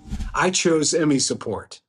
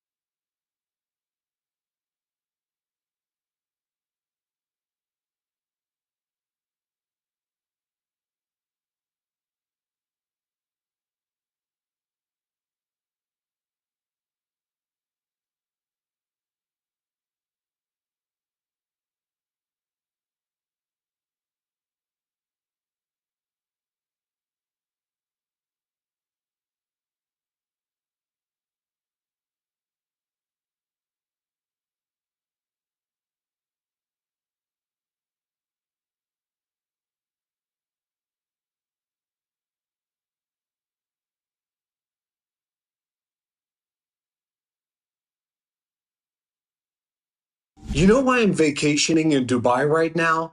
because I stopped drowning in RFEs, intake calls, and late night filings. I used to hire freelancers who barely knew what a G28 was. Total chaos. Then I found IMI support, virtual immigration paralegals trained in real case prep, DocketWise, and USCIS workflows. Now my calendar's clean, my clients are happy, and my firm runs while I relax. You can hustle or you can outsource smart. I chose freedom. I chose IMI support.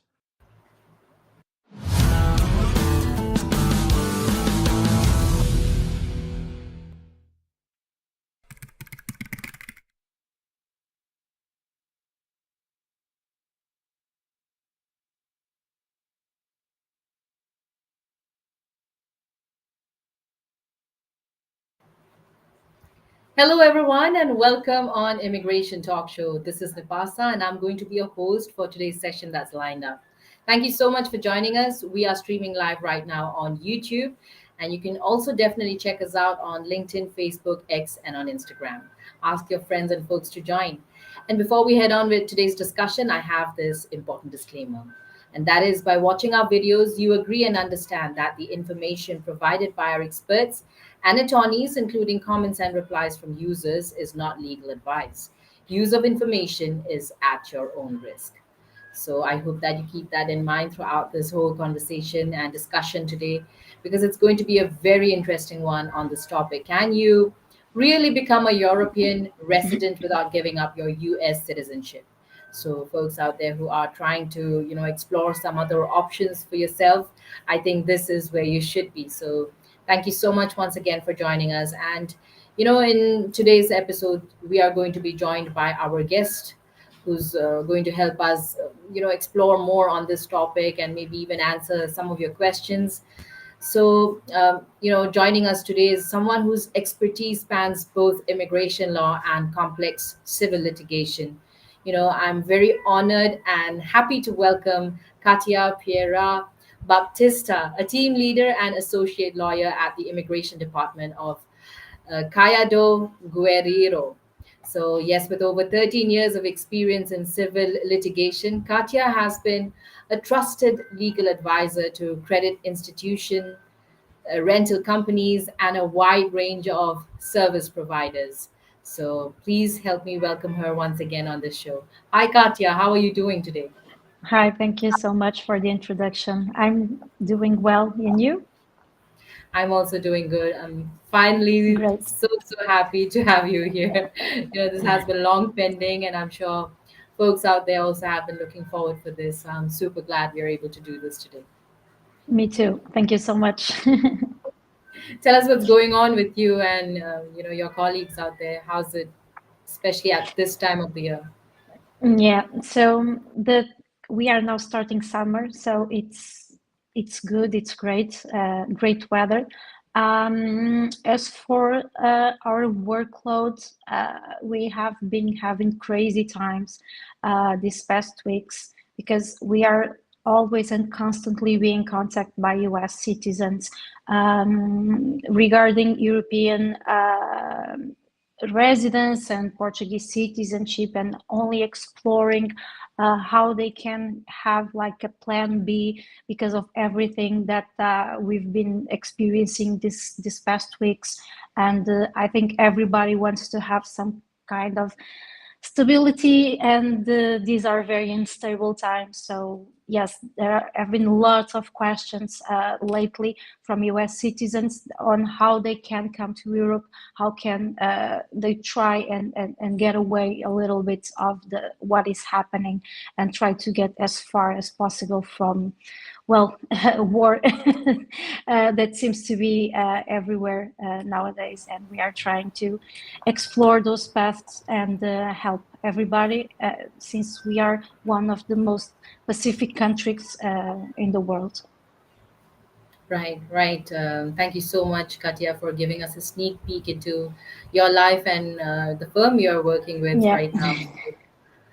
I can only imagine. Yes, it's been chaotic and surprising every day, I think, with a lot of immigration updates and new policies, new things coming up each day. And I really hope folks out there are not missing out on anything that they need to keep in mind.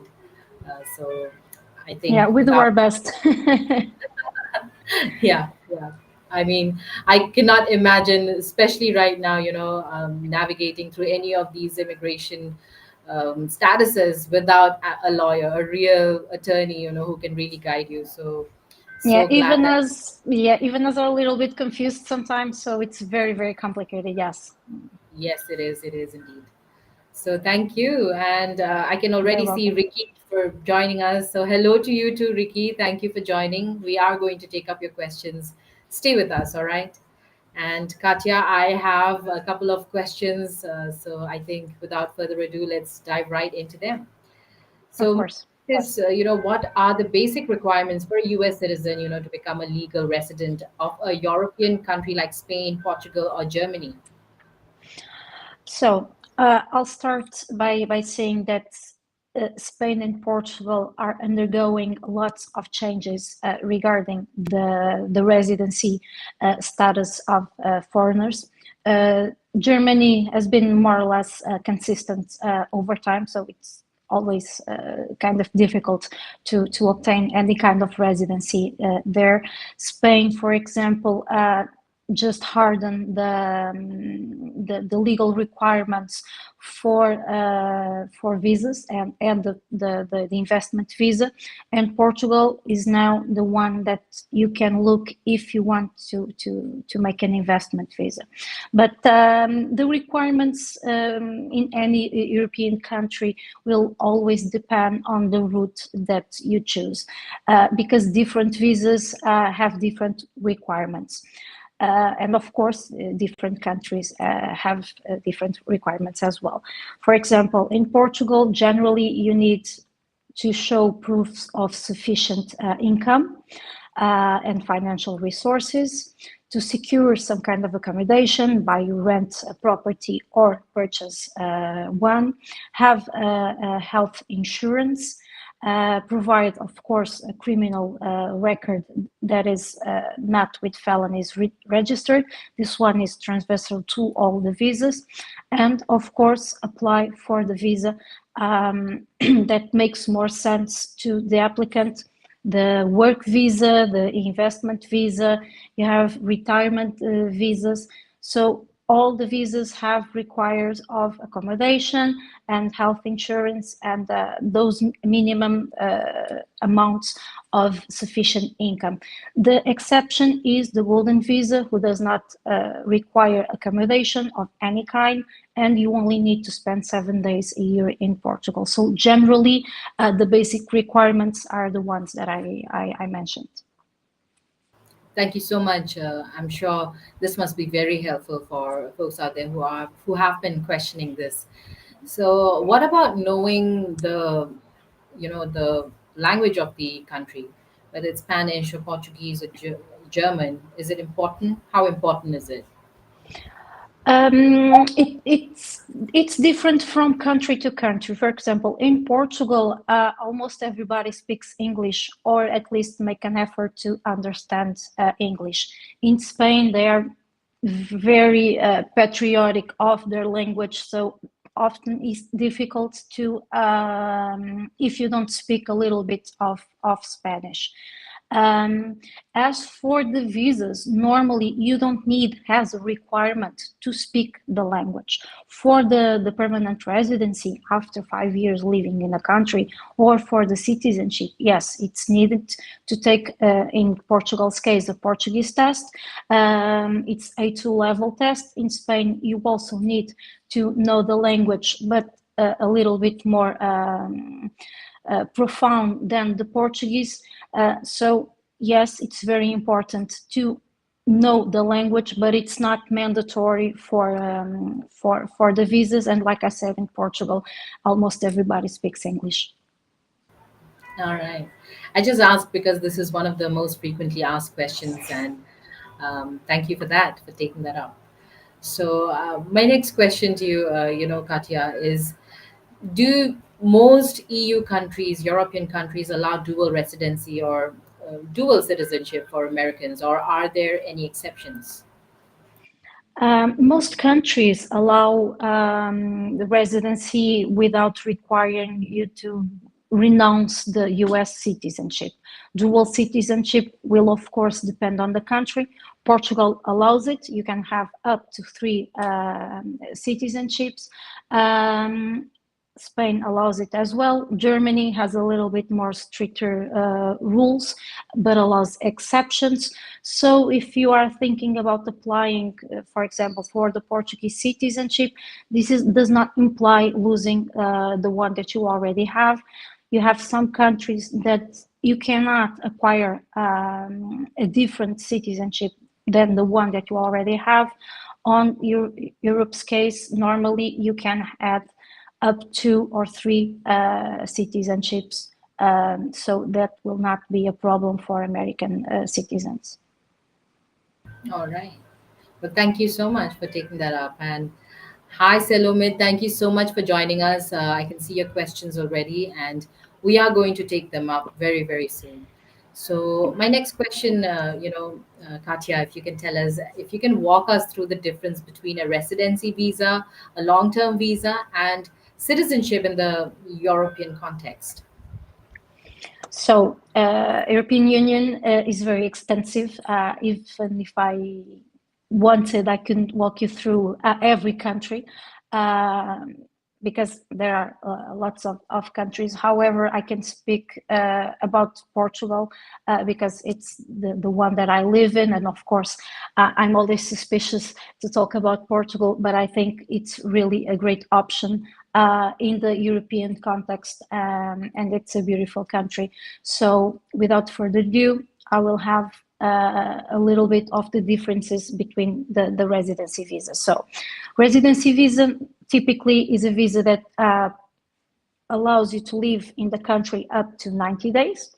In some specific situations, it is possible to extend this period, but it always needs to have some kind of you need to request this extension, okay, and have a valid point for the extension. So you cannot go to our immigration office and request for extension unless you have a real motive to do so.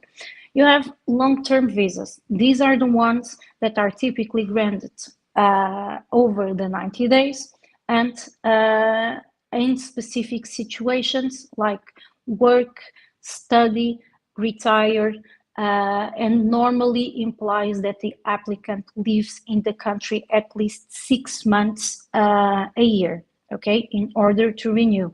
So for retirement or for study or for work, it's always needed to live the 6 months and renew until you make the 5 years if you want to live permanently in Portugal. For the citizenship, it's very different because you already need to have lived in the country. You have countries that start in the 7 years of residency for you to be able to submit the citizenship, and it can go up to 10 years. What happens is, for example, in Portugal, this time was 5 years. The government is now upping to 7 or 10 years, depending on the country. And you need to take the A2 level test. And of course, this is normally granted after several years of residency. For example, in the case of the golden visa, you don't need to actually live here. When I say residency, I say legal residency, as in having a legal residency card. And in the golden visa case, for example, you only need to stay 7 days a year in order to apply for citizenship, for example. You can also get the permanent residency, which is after 5 years of a non-European citizen living in the country, and it offers you the right to work, to live, access to public services, and you don't need to renew every 10 years, and it's a pathway to citizenship as well. So lots of visas to think about in this context.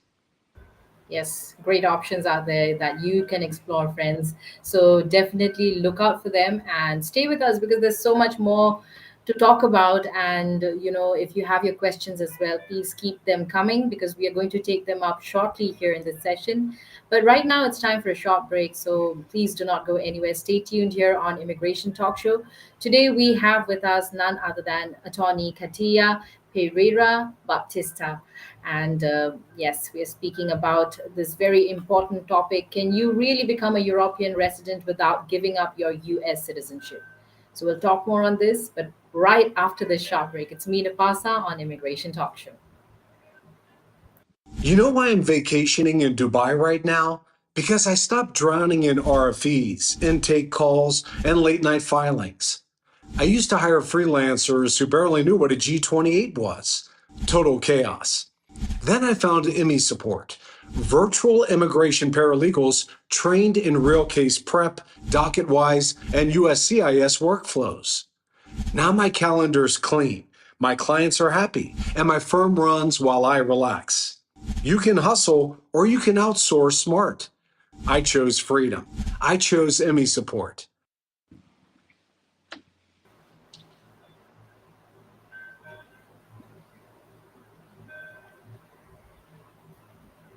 Welcome back, everyone, on Immigration Talk Show. I'm your host, Napasa, and today we have with us none other than Attorney Katia Pereira Baptista from the law firm of Keadu Gurera. So it's really lovely having her today because we have been speaking on this.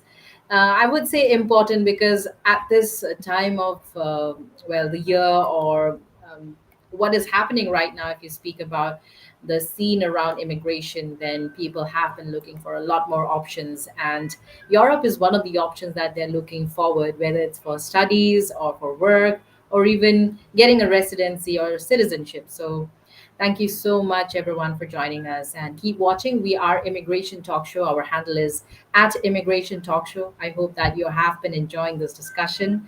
Please share this and like as well. Share with your friends and family or folks out there who can join and benefit and maybe get their questions as well answered. So, yes, I think, Katya, I have more questions, so I'm going to throw them right at you. No problem. So, are there any specific income or investment thresholds that US citizens must meet to apply for European residency? Well, each member state has its own immigration rules and residency permits. Only citizens of European Union countries grant you the right to live and move freely across the European Union. So when we are talking European residency, it's always for a specific country, okay? Only after you become a citizen of that country will you have the right to have the European residence, because you will be able to travel freely and work and study in every European country. For Portugal, for example, you have what we call the D-type visas. They have several numbers. For example, you have D7, which allows a person that has passive income of 870 euros, which is our minimum current minimum wage a month. They can relocate as long as they demonstrate that over 12 months they have that minimum amount of the Portuguese minimum wage per month in passive income. We have other types, the digital nomad, which we call the D8 visa, allows you to, remote workers to work from Portugal as long as the monthly income is 4 times Portuguese minimum wage. For the golden visa, for example, you don't need any income. You only need to make minimum investment, which starts in 250,000 euros. And you don't need to prove, of course, you will need to pass compliance for the transfer, but you don't have to prove that you have a specific amount of income, only the investment. So depending on the type of visa that you choose, you will have to accommodate the income. But as you can see, for Americans, these are fairly low amounts to be considered for the European residency. All right. Well, thank you, Katia, for taking that up. And I think we should definitely address some of our viewers' questions. We have Cynthia also has joined us. So let's take up Ricky's comment. Can India born green card holders have dual citizenship, Indian and US? And can you give some idea on the typical processing time that you are seeing for I-140 petition? I think let's go with the first one first. Yeah, but I don't think that's a question for Europe because yes, you can have dual citizenship, but if you have Indian and US citizenship, your question is if you can add European, of course it will depend on the country. In Portugal, yes, it is possible to have the three citizenships at the same time. That's interesting. And I think for the next questions, we might have to skip because they are not based on, well, Europe or even Portugal for that matter. But I'll read them anyway. Thank you so much, Ricky, for dropping them in. His other question was, asking, can you give some idea on the typical processing time that you're seeing for I-140 petition? And we'll have to skip that. And the next was also, can premium processing increase chances of RFE for pending NIW petitions? If so, how much will the chances of RFE increase? Well, Ricky, thank you for your questions, but I think we will have to save them for another time. Right now, if you have any questions, especially if you want to explore Portuguese visa or maybe go work there, study there, you might as well ask your questions. This next one is from Selomit. What are the different types of visas or residency programs available in Europe that would allow me to live there while keeping my US citizenship? Can you explain the pros and cons of each? Well, I can't because I would be here all day, but in very short words, you have several options. The first thing is choose the country that you want to apply and the type of visa that makes sense to you, because all of them have some kind of program for study, for working. And in the Portuguese case, for example, you can request the passive income if you have the 80 and 70 euros per month in rent, for example. You can relocate and work in Portugal. If you want, you can work remotely for a US company, for example, or you can find a job here in Portugal.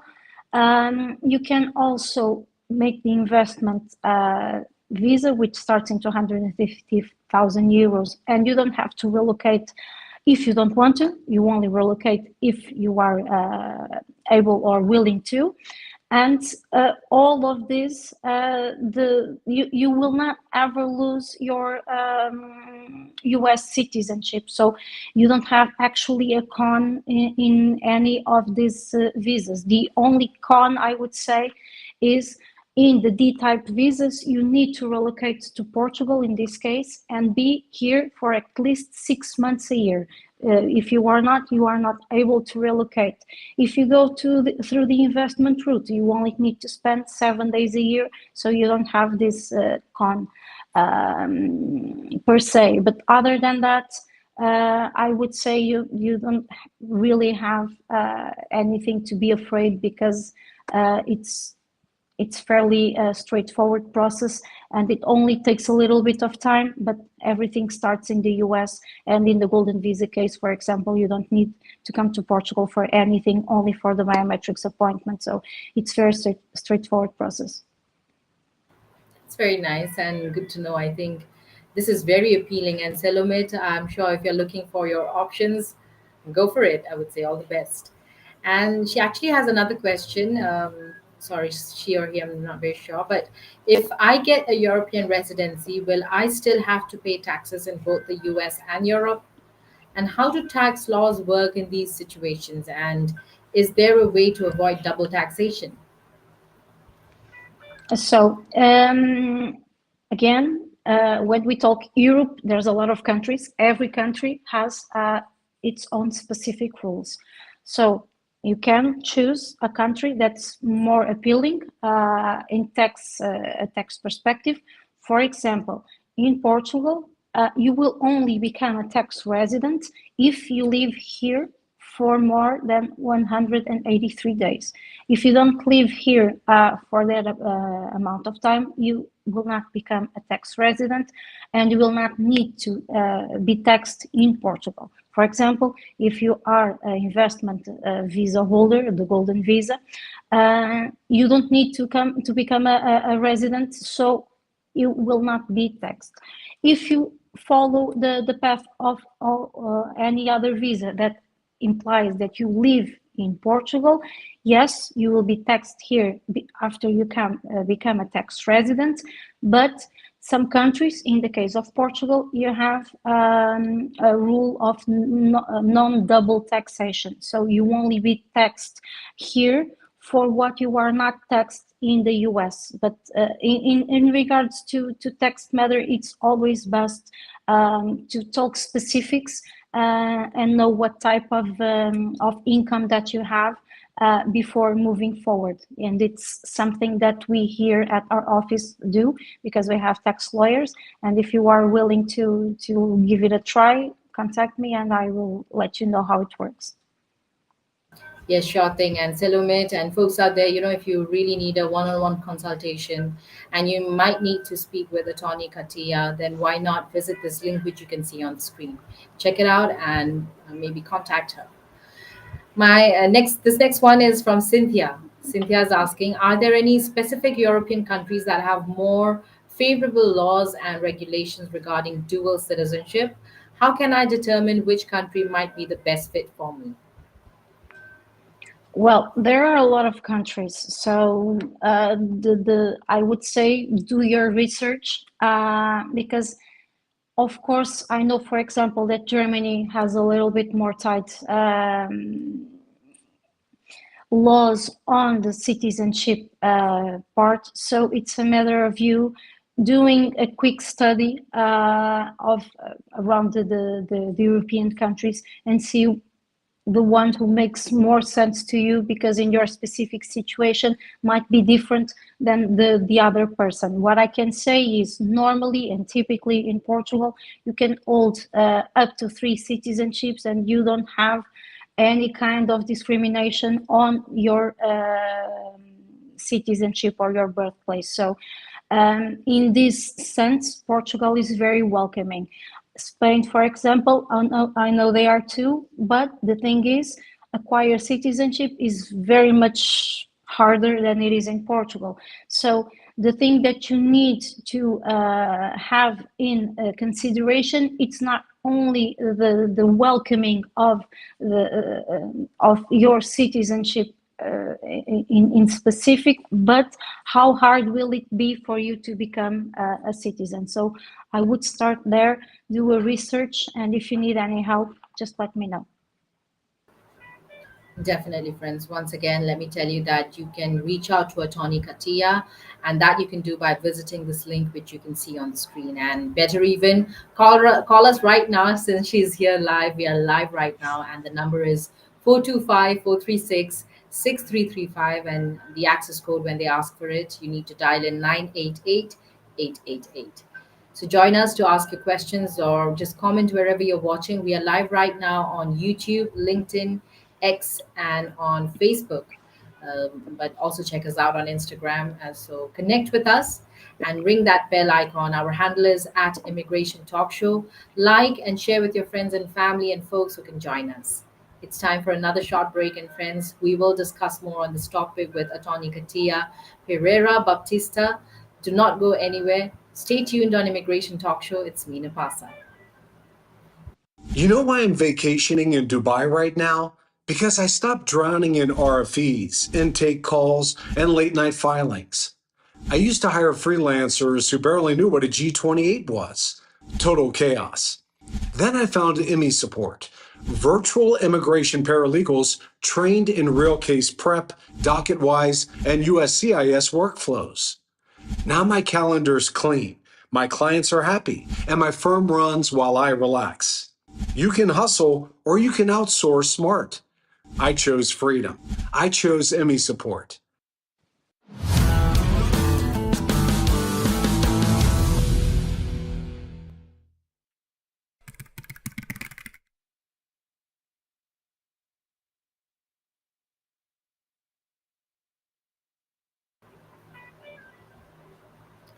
Welcome back, everyone, on Immigration Talk Show. I'm your host, Napasa. And today we have with us attorney Katia Pereira Baptista from the law firm of Keadu Guerrera. So it's been lovely having her with us, with over 13 years of experience in civil litigation.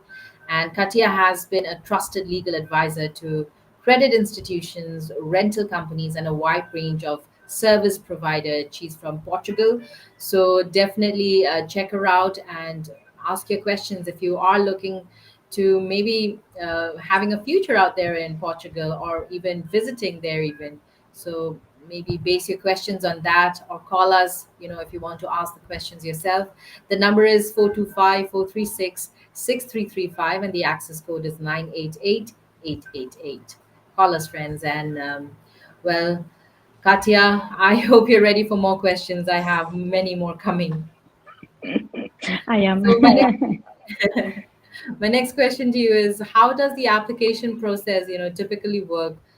Is it something that can be done from the US, or do you need to be in Portugal, since you're basing more of your answers in Portugal? So how to apply?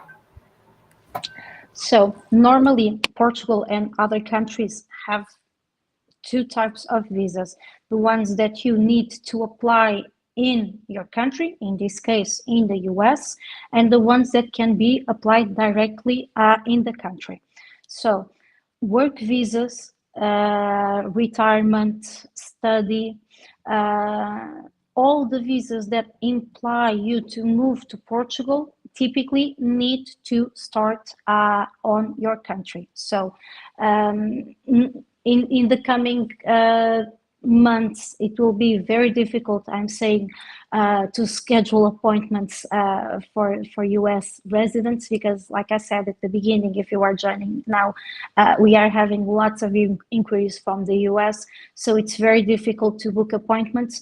But normally it's through an appointment online on the VFS site, which is the entity that our state has now to take care of this from the consulate. So first step, choose your visa, book the appointment, and only then you come to Portugal.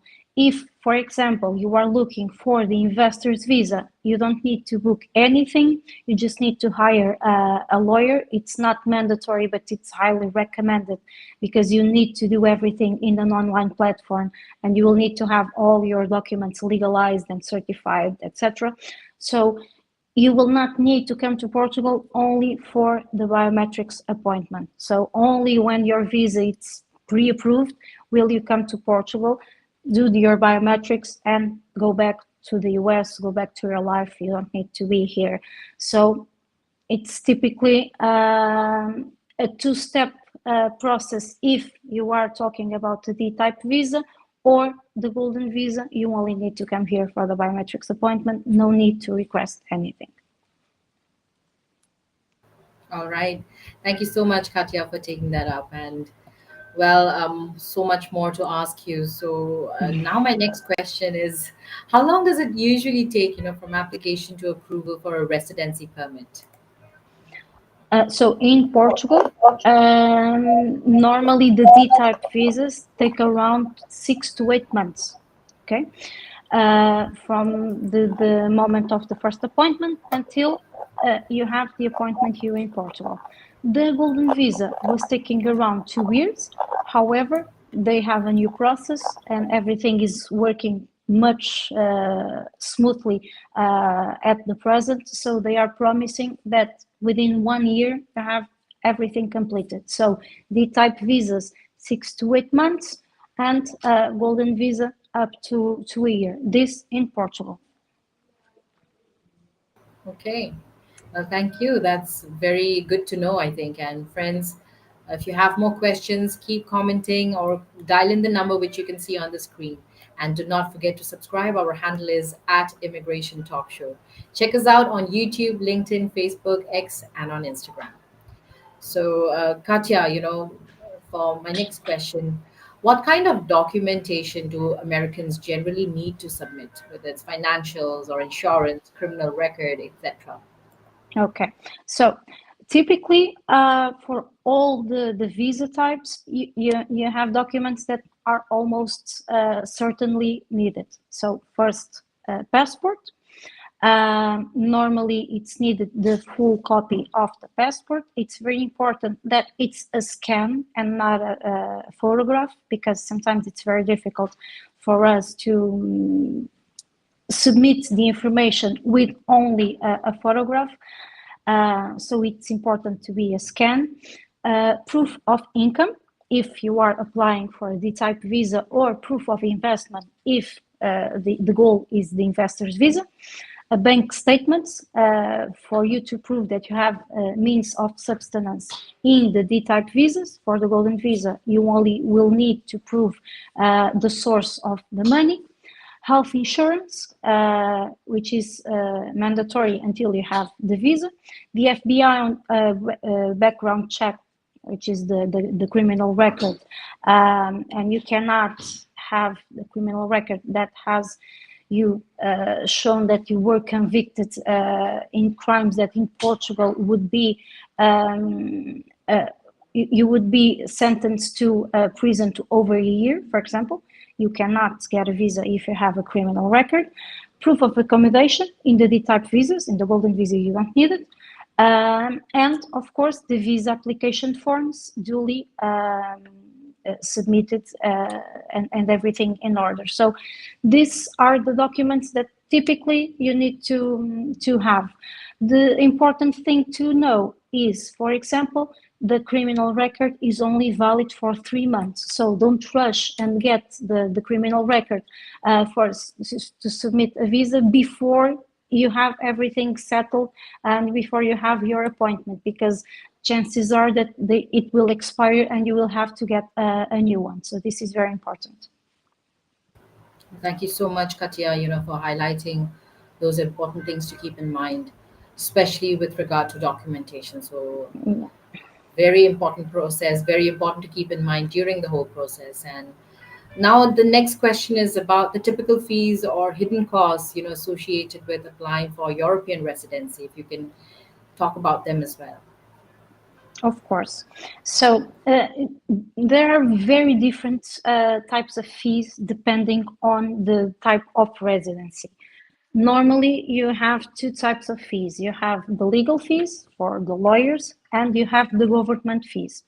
So government fees normally are not very high for the D-type visas.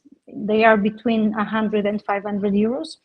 And the legal fees normally are within 1,000 euros. In some cases, they can be a little bit higher because every case is a case. You always have the translation costs depending on the language of the documents, and you have the apostille of the documents. Normally, it's $95 for documents to be apostille. You will have the health insurance. In Portugal, they are not very expensive, so don't think that the health insurance will be like in the United States. We are talking 30, 40 euros for a person for health insurance, and registration and tax number fees that are 100 to 100 euros. So of course, this will all add up, but a typical visa, it's not very expensive. For the golden visa, it's different, okay? Because the fees, only the fees for the government are around 7,000 euros, not including the renewals. And this is per person. You will have an initial fee of more or less 600 euros and per person. And when the card is issued, when you go to the biometrics appointment, it's around 7,000 euros per person. For the investors that want the permanent residency, the government fees are 11,000 euros. I'm sorry. So it's very expensive permanent residency for the investors. These are the costs more or less for the process. Bear in mind that, for example, golden visa, we are talking 5-year period, so you will need to dilute this amount for the 5 years. The other visas, you need to renew every 2 years, and only a small fee for the renewal. Normally, it's not very significant. All right. Well, thank you so much, Katya, for taking that up as well. And I do have more questions. And friends, if you also want to know the answer to this, what rights do you gain as European resident? Can you work, access healthcare or travel freely within the Europe?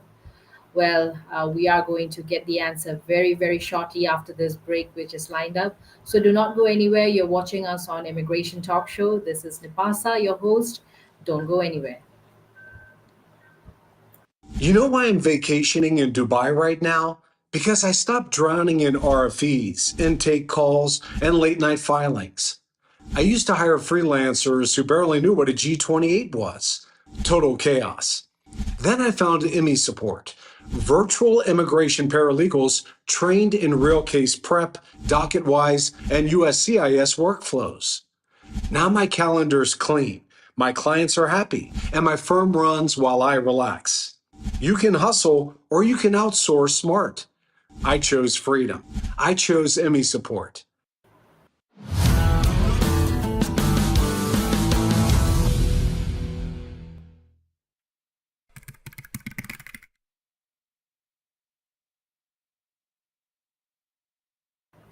Welcome back, everyone, on Immigration Talk Show. I'm your host, Napasa, and today we have with us none other than attorney Katia Pereira Baptista from the law firm of Kea Du Carreira. So it's been really great having you here, Katia. And before the break, I was asking you this question, and I do want to know, especially for folks out there, what rights do you gain as a European resident? Can you work, access healthcare, which is very important, and even travel freely within the European Union?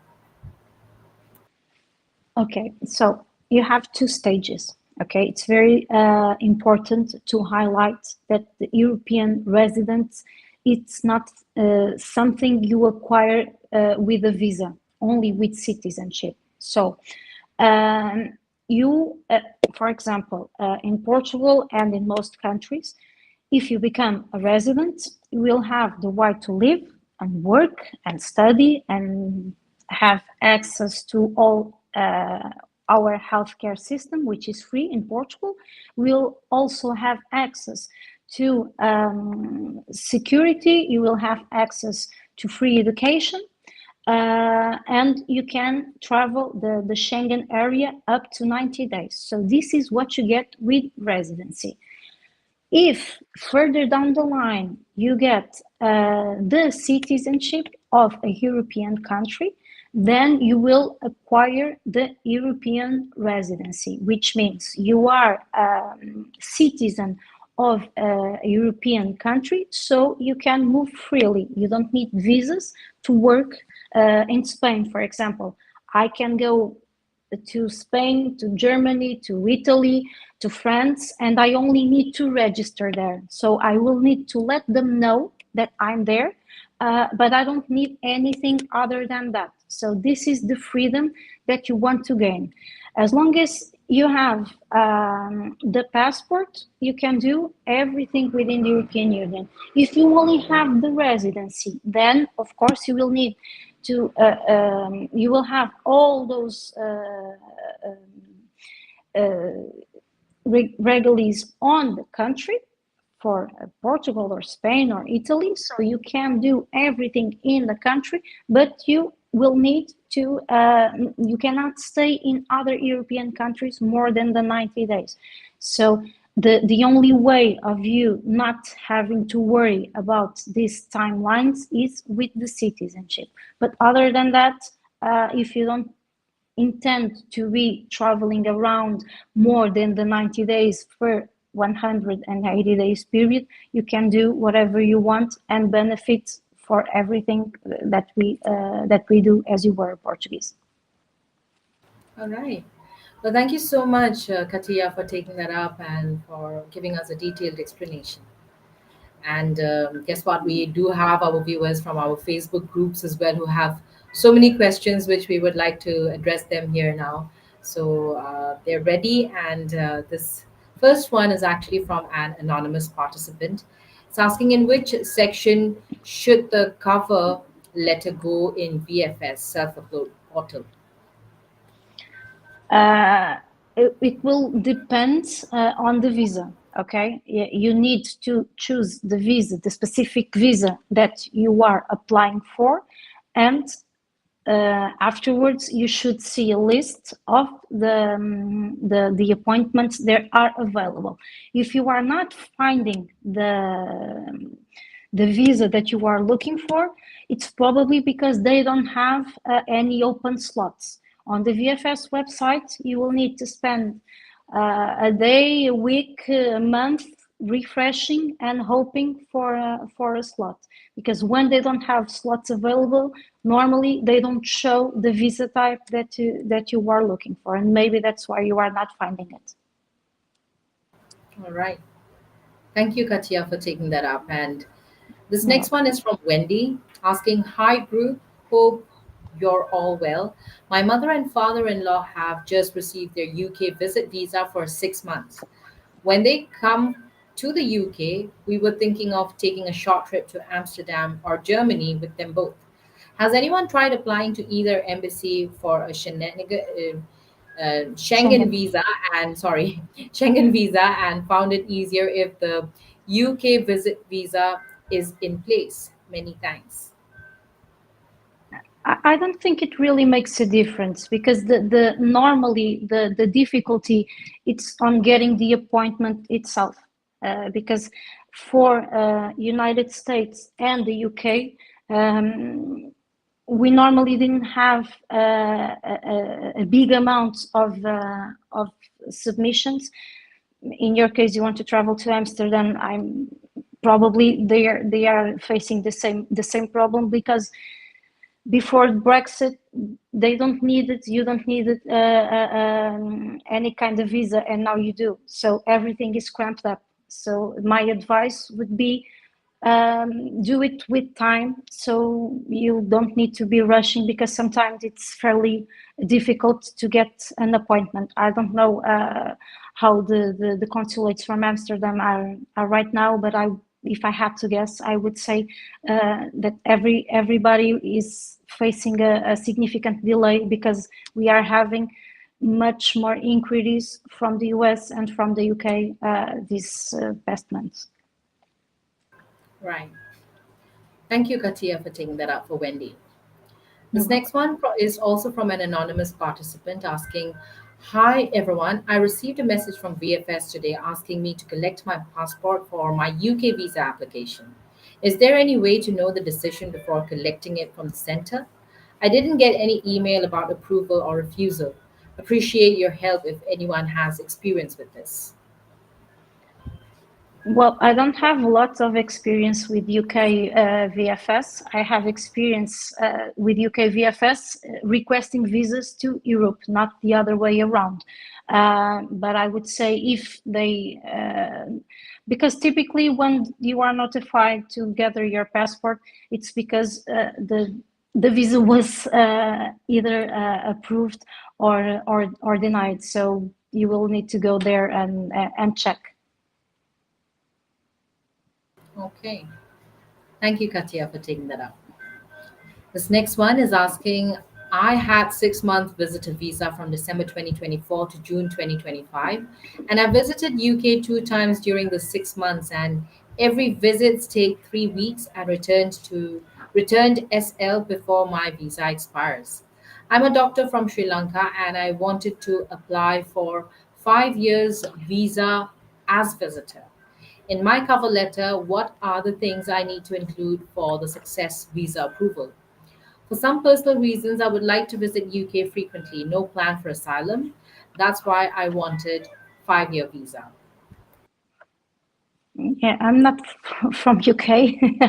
I see that we are having lots of inquiries from UK. UK, it's not even part of the European Union, so I really can't help with UK visas. But I can, if you want, contact me, and I will refer to someone that that can help you with all that you need for the UK. Because I don't feel comfortable because I don't have the experience on those types of visas. All right. So, folks out there, definitely visit this link, which you can see on the screen, in case you want to speak with attorney Katia Pereira Baptista. So, check her out, contact her, and maybe get your answers, because every case is different, and more information is definitely needed. So, I think it's best to consult directly. So, thank you, Katia, for taking that up. And You're very welcome. all right, so I do have more questions. And now, if you could tell us, are there legal or consultancy services people should consider to avoid mistakes, during the application?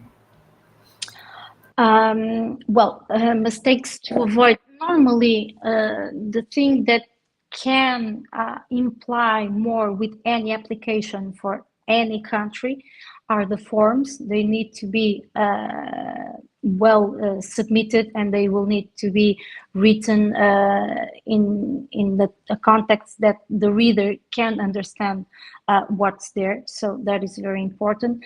And of course, the criminal record. Okay, it's very important to have the criminal records translated. All the documents should be translated, but the criminal record, it's very, very important. And sometimes you will need like a legal translation, because a literal translation, it's not sufficient, because you can have something there that it's a misdemeanor and does not have any relevance for the visa, but a normal translator will translate it to the letter. So the reader will not know what that is in the other country's context. So spend a little money, if you have, on the legal translation for the criminal record, if that's the case, of course. And avoid mistakes like trying to submit everything by yourself without checking with somebody that has experience, because some visas, like a Schengen visa, it's fairly easy to obtain. So you make the appointment, you go there, you say what are your intentions to visit the other country, everything goes well.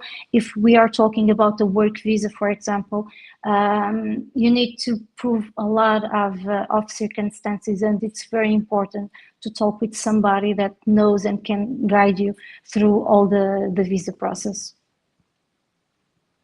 Right. Right. Thank you so much, Katia, for taking that up as well, and for patiently taking so many of our questions. I still have more, so I hope you have a little more time to spend with us. I do. All right. So my next question is, are there any limitations or obligations that come with residency, whether you talk about taxes, minimum stay requirements, or reporting duties? Okay. So again, it will depend on the visa type. Okay. Limitations on the minimum stay, for example, for the D-type visas, you need to spend at least 6 months per year, in this case, in Portugal. So minimum stay, 6 months for the D-type visas. Work, retire, even the high qualified, any type of D-type visa, you need 6 months or more. For the golden visa, which is the investment visa, you only need to spend 7 days a year. Taxes. You will become a tax resident if you stay over 183 days a year. So look out for that. If you are holding, for example, a work visa, after the 183 days, you will become a tax resident, and my advice is consult with a lawyer or with an accountant, so you know what to expect on the tax perspective. And the renewals. It's very important to know that your card has expiry date, and to be attentive to the renewals. Typically, they are every 2 years, so be aware deadline for you to submit the renewal.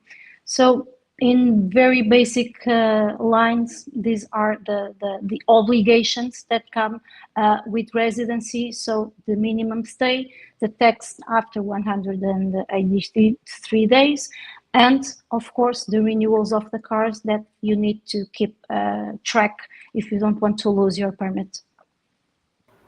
Okay. Thank you so much, Katia, for addressing that as well. And friends, do check us out. Our handle is at Immigration Talk Show. Like and share our content with your friends and family out there who can also benefit and participate in this conversation we're having right now with Attorney Katia Pereira Agure from, Kayado Law. So check us out, and nothing better because we do have more questions, and this is your chance, to ask your questions directly. Call us on this number 425-436-6335, and the access code is 988-888. So Katia, I do have more questions, and it's actually a case study.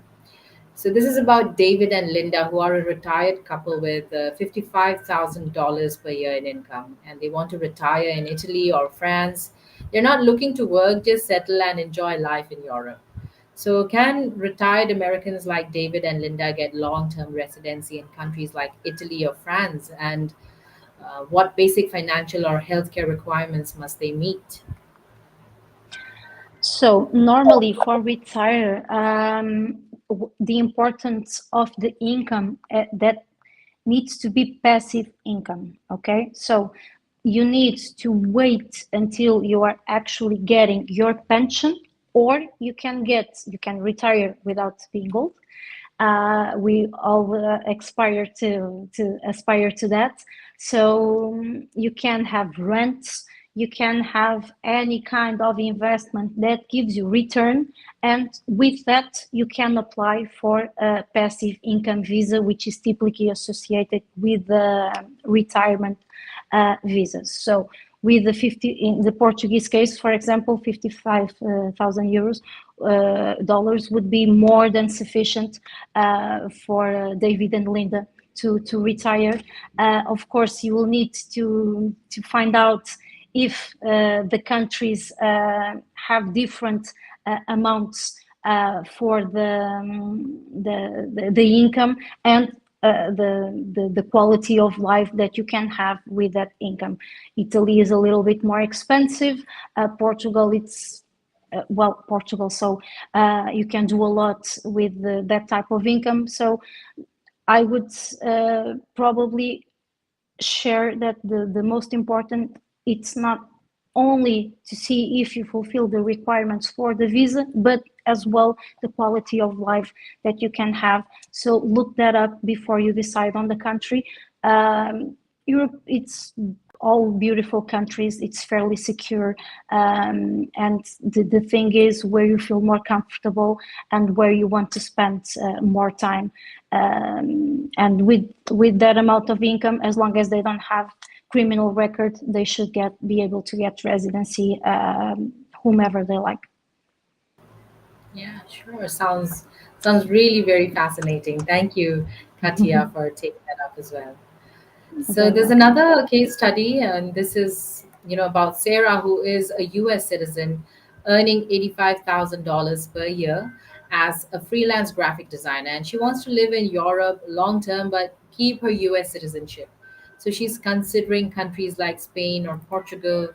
And the question is, can Sarah qualify for a digital nomad visa in Europe without giving up her US citizenship? And what would her path to long-term residency look like?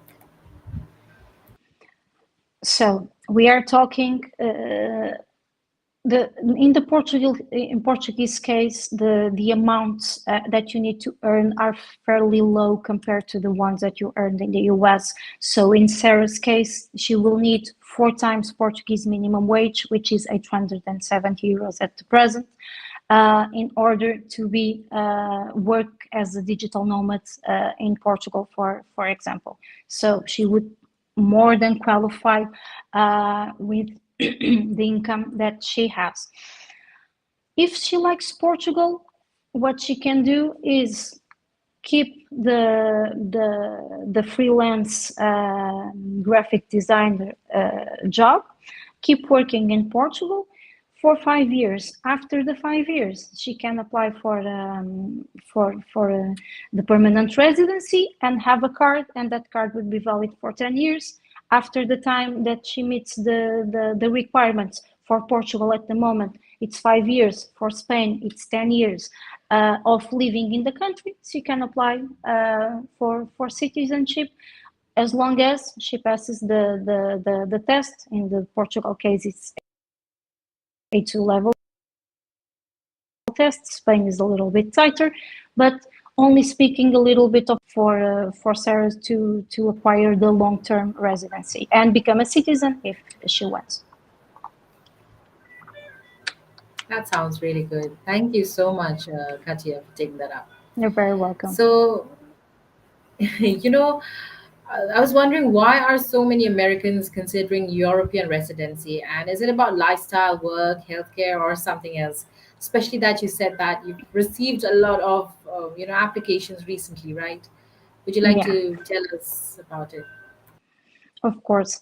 So until 2 3 months ago, we were talking key reasons: better work-life balance, quality and affordability of healthcare, safety and education. We get lots of clients that have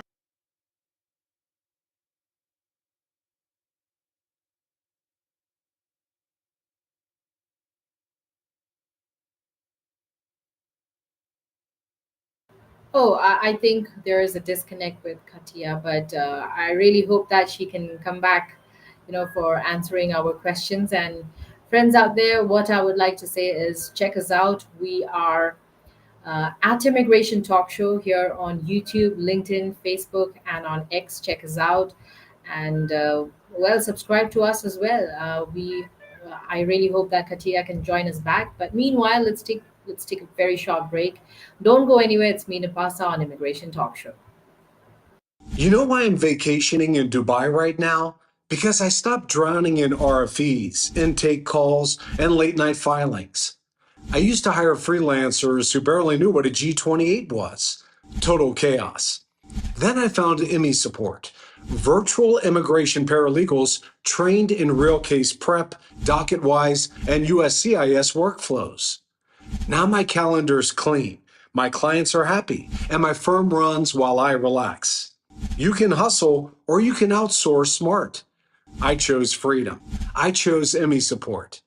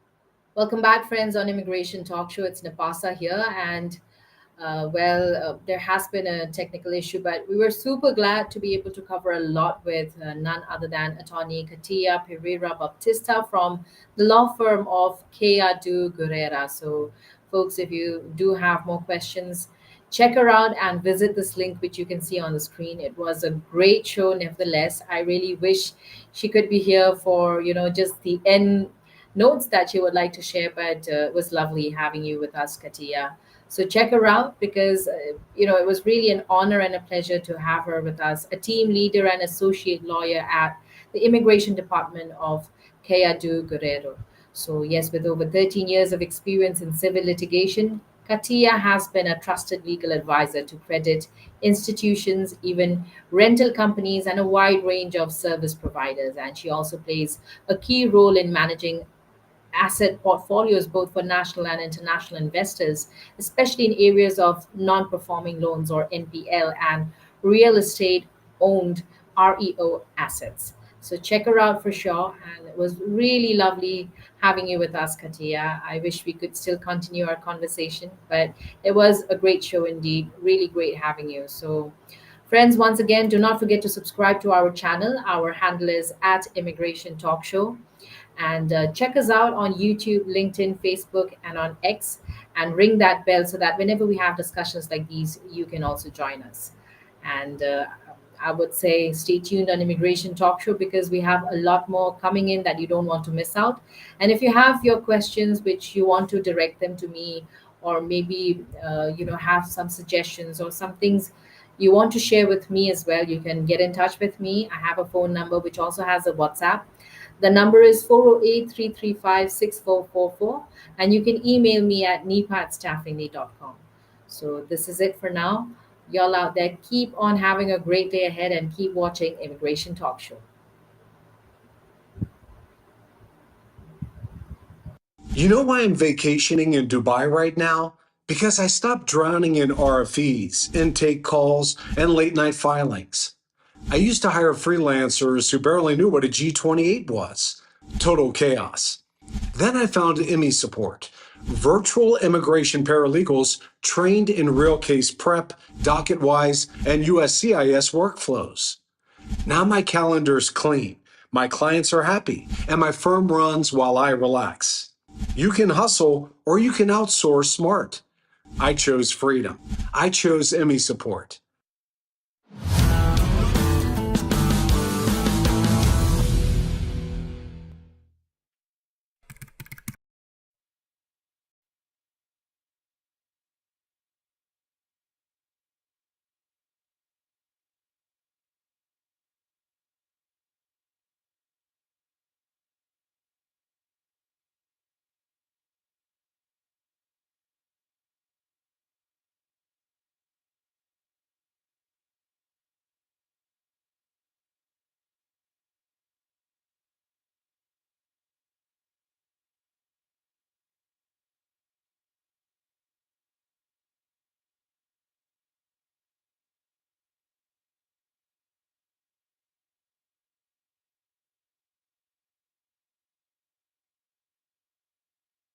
You know why I'm vacationing in Dubai right now? Because I stopped drowning in RFEs, intake calls, and late night filings. I used to hire freelancers who barely knew what a G28 was. Total chaos.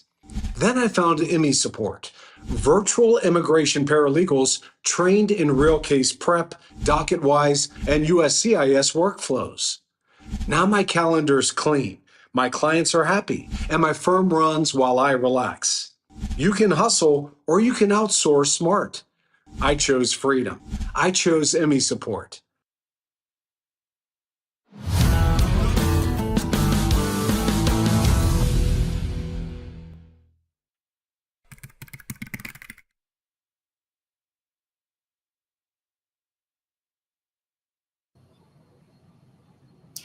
So, money can't buy you a happiness, but can it buy you a green card? Well, that is $1 million question, friends. And do let me know what is your answer. Is it a yes or a no? And before moving ahead, let me read out this very important disclaimer. By watching our videos, you agree and understand that the information provided by experts and attorneys, including comments and replies from users, is not a legal advice. Use of information at your own risk. So, friends, hello everyone, and welcome back to Immigration Talk Show. It's me, your host, Sam.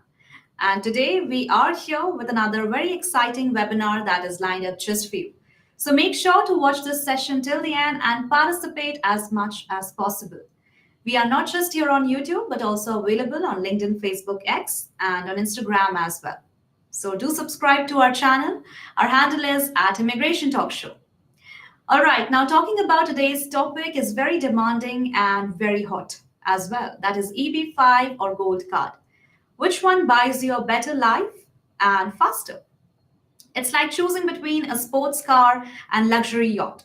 Well, both promise a smooth ride, but only one will get you there. And to figure out which one, you have to watch this session till the end because I have a guest who has an expertise in this topic. Also, who is a leading immigration attorney and one of the finest immigration attorney, who is an expert in US immigration policies, none other than very insightful, great knowledge, only immigration attorney Uma Mantrawadi. So I think without any further ado, let me welcome her. Hi, Uma, and welcome back to Immigration Talk Show. How are you doing today? Pleasure to be back. All right. So how was everything going since the time we last met? I'm sure it might be a busy week, right? It is busy. We have the H-1B deadline coming up on June 30th, which is Monday. And typically we have a lot of people doing things in the last minute. So as usual, every year we go through this. We'll be filing a lot of documents, packages today, tomorrow. We're working this weekend as well, Saturday, most probably Sunday too. And in the midst of all this, I'm also moving my house. So, wow. It only adds to the flavor, But I guess that's part of life. Everything has to go on. The show must go on, nothing stops. That's right. That's lovely. And I think the only thing that is constant is change, whether it's immigration or your real life. It is going to happen. And I Absolutely. think, yeah, and we have one viewer also. Okay, Ricky and Mark is also here. So, guys, stay tuned and stay connected. Just after some time, we are going to take up your questions. Until the time, if you haven't subscribed to our channel, then please do it right now. All right, Uma. So I think today the topic is very, exciting and very interesting. As always, we have so much to learn from you. I think today also our viewers are ready with their notepads to note all the points. So what they can expect from today's webinar, if you can just give us a sneak peek. Well, there's so much to talk about EB5 and the gold card. The gold card is the topic that has been discussed in the recent past. So, a lot of people are still wondering if this is real. Is this going forward? Has there been any legislation? Have we actually seen any forms, stating that the USCIS has implemented anything? So those are the things to expect, and we're going to talk about that as well. And I also, off the topic of this, I wanted to bring up some good news for students, which is the FMNJ visa applicants, that the State Department has been told to start issuing visas for the FMNJ visa applicants who've been waiting because there was a pause for them. And it's good news that, they're going forward. Now, how quickly will the students get the visas and come to the US? We don't know yet because there has been a pause and it's going to take a little time. And also there is increased scrutiny on the applicants' backgrounds, their social media, their whatever platforms they've been on. So there's going to be a little more increased vetting with the students. But the good news is that they have opened up as of June 18th, 2025. Just wanted to share the good news. Absolutely, that's very important. And thank you so much, Uma, for bringing up that good news and very important update. All right, so now I think without any further ado, let me go ahead with my very first question. So it Sure. is, Uma, that how is Trump's new gold card different from the traditional EB5 visa?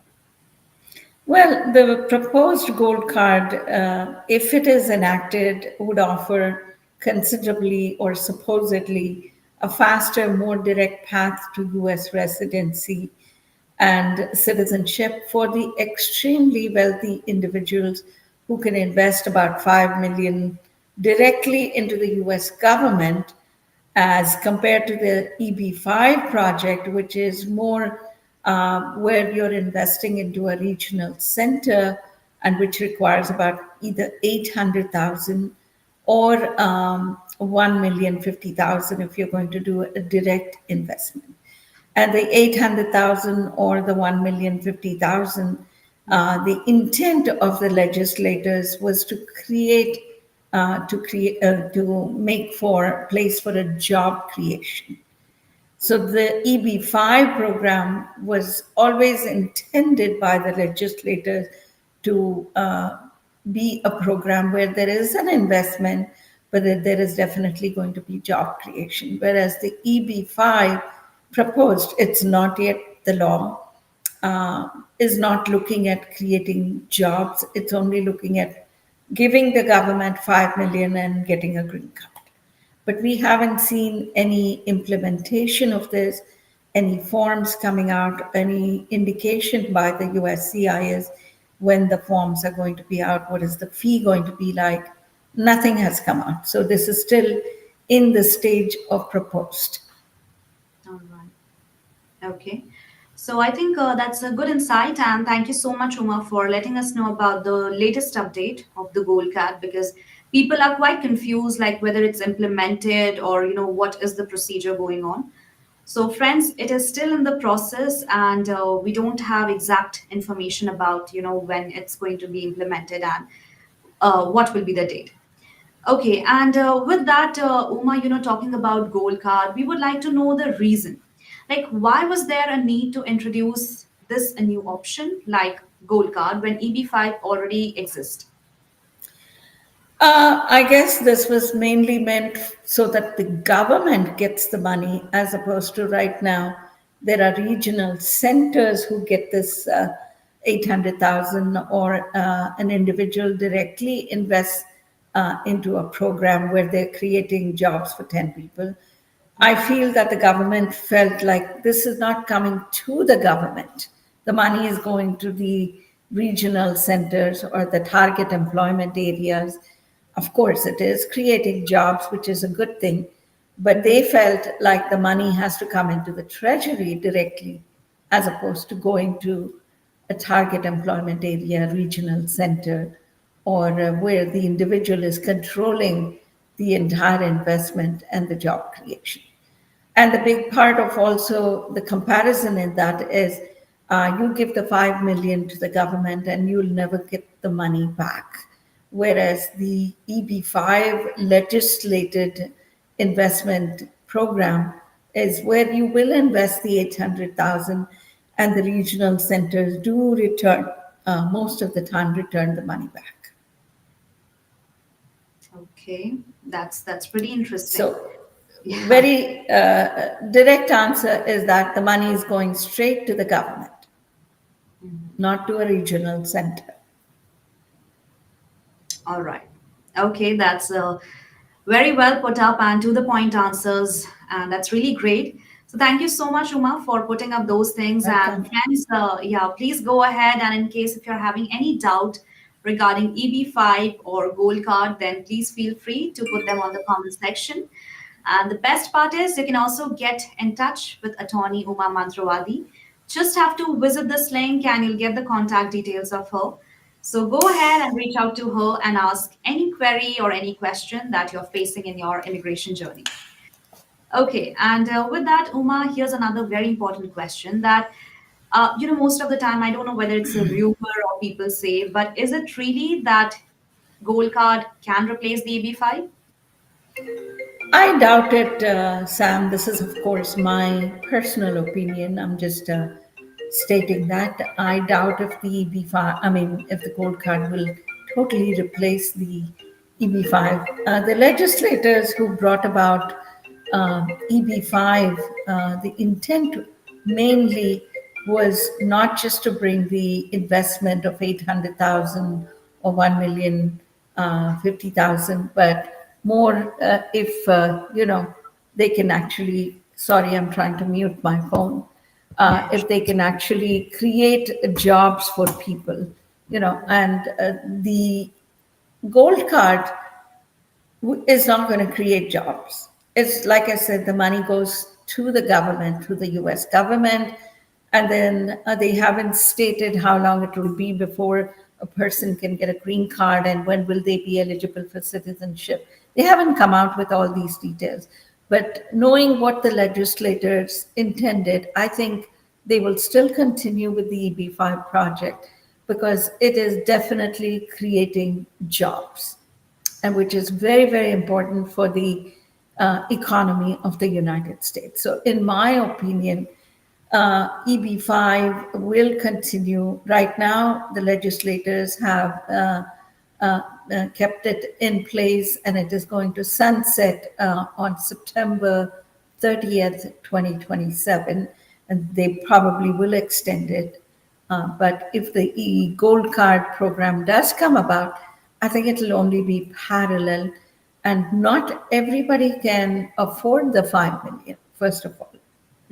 It's going to be the very, very rich and the elite, a handful of people, maybe 100, maybe 1,000, who can afford to give 5 million and forget about it, because they're not going to get that money back. So most people would be interested in investing the 800, create the jobs, and look forward to get that money back. All right. That's very well put up. And of course, I think, Uma, I do agree with it. Yeah, please continue. Yes, and in continuation, there are many countries who have the similar kind of programs. For example, Canada has also got an investor program. Australia does, UK does, many countries. So if the $5 million does come through or try to replace the EB5, I think more people will then look into other countries where the investment amount is less and where they can get a green card. So if that diversion is going to happen, then a lot of people will not be encouraging the government to go forward with the replacement of the EB5, rather just keep the gold card as a parallel to the EB5, because that's going to take away the EB5.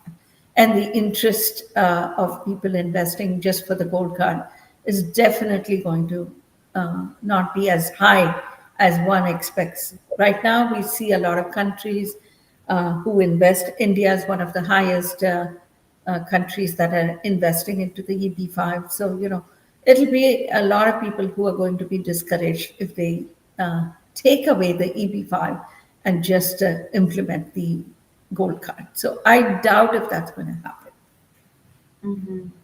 That's right. And I think that's very well said. So thank you so much, Uma, for taking up this question and clearing up about the reason behind like why it has been implemented and also can it replace the EB5. So I think now, friends, it's time for a short and a quick break. So don't go anywhere. It is me with my, guest, none other than Attorney Uma Mantrawadi, having a great discussion on EB5 or Gold Card, which one buys you a better life and faster. In case if you're having any doubt, please put them on the comment section. And after a break, we are going to take all those questions.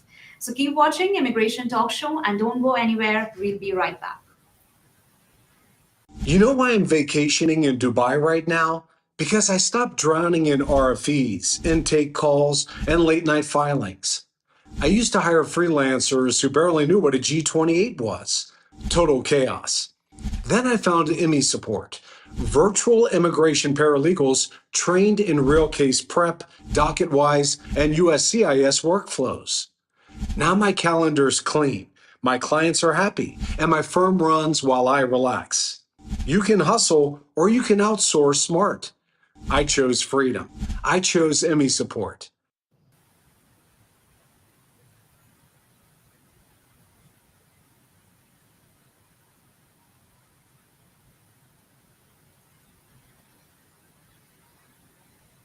All right, friends, once again, welcome back everyone to Immigration Talk Show. It's me, your host.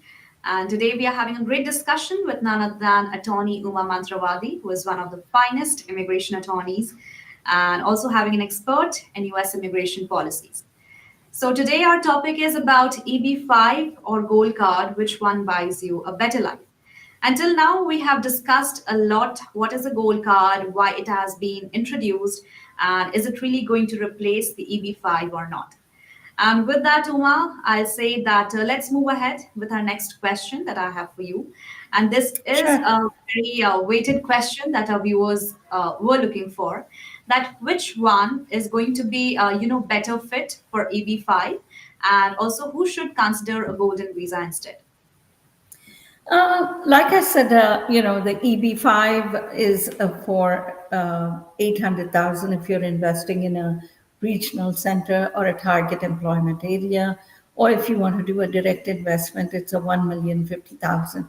Whereas the gold card is clearly just give the money to the government and you're never going to see the money back. And they haven't provided any key insights as to when to expect the green card, even with the 5 million. Is it like if I give the 5 million, will I get a green card in 2 months, 1 month? Because the amount is so high. Um, then people would say then it is worth it for them. They're giving 5 million. And of course, never to expect that money back. We haven't had any further clarifications on all these questions. So this is yet to be seen. So at the moment, what I tell people is right now the EB5 is valid until September 30th, 2027. For those of you who want to get your green card quickly, especially people from India, because the waiting lines in EB1, 2, and 3 is pretty late, especially EB2 and 3. So for those of you who are in the US who've saved up some money, this is the best time to go ahead and jump into the EP5 and get your green cards, especially if your children are likely to, turn 21 and above, and they may not be eligible to get their green cards under the EB2 or EB3. So this is a good opportunity to jump in and do this. And to further state, Sam, I work with two companies in Houston that have already done EB5 projects in the past and given green cards to more than about 150 people. So I'm working with two EB5 projects, and if anybody is interested, I can put them in touch with the EB5 project owners so they can get all their questions answered. And if they are interested, then they can move forward with it. But I highly recommend if anybody is in the US on an H1B under the EB2 or EB3, because for India, the waiting is way, way, way too long. And we're looking at 20 to 30 years. And so their children can definitely cross the 21-year deadline, and they won't be eligible for it. So my suggestion is, if you do have the money, or if you can save up and jump into the EP5, do it. Now is the time. And since the gold card, there is no clarity, there's no legislation, there is no further discussions about how to go about. I would not rely on just a proposal at the moment. And to me, again, 5 million is a lot of money. And I was looking at it, it's for an Indian currency, just for India, I'm talking probably it's around 45 crores. So that's a lot of money. Of course, it And does. never to see it back again. That's right, and I think that's very difficult to earn that much and also to spend that much. So I'll say that, friends, this time it is very important for you to have a proper knowledge and where you are investing. How much you are going to invest. Be very particular about it because there are so many people who are involved in the fraud activities. And it's you who have to be very careful and very vigilant about it. And for that, don't forget to subscribe to our channel. Our handle is at Immigration Talk Show. Yes, Uma, please go ahead. And I also wanted to add one more thing for the for the gold card. But, we don't have any track record at the moment to say that this program is successful, people have gotten anything or got the green cards or citizenship. Whereas the EB5 program has been in place for a very long time. There are many, many people who've gotten their green cards and have become even US citizens.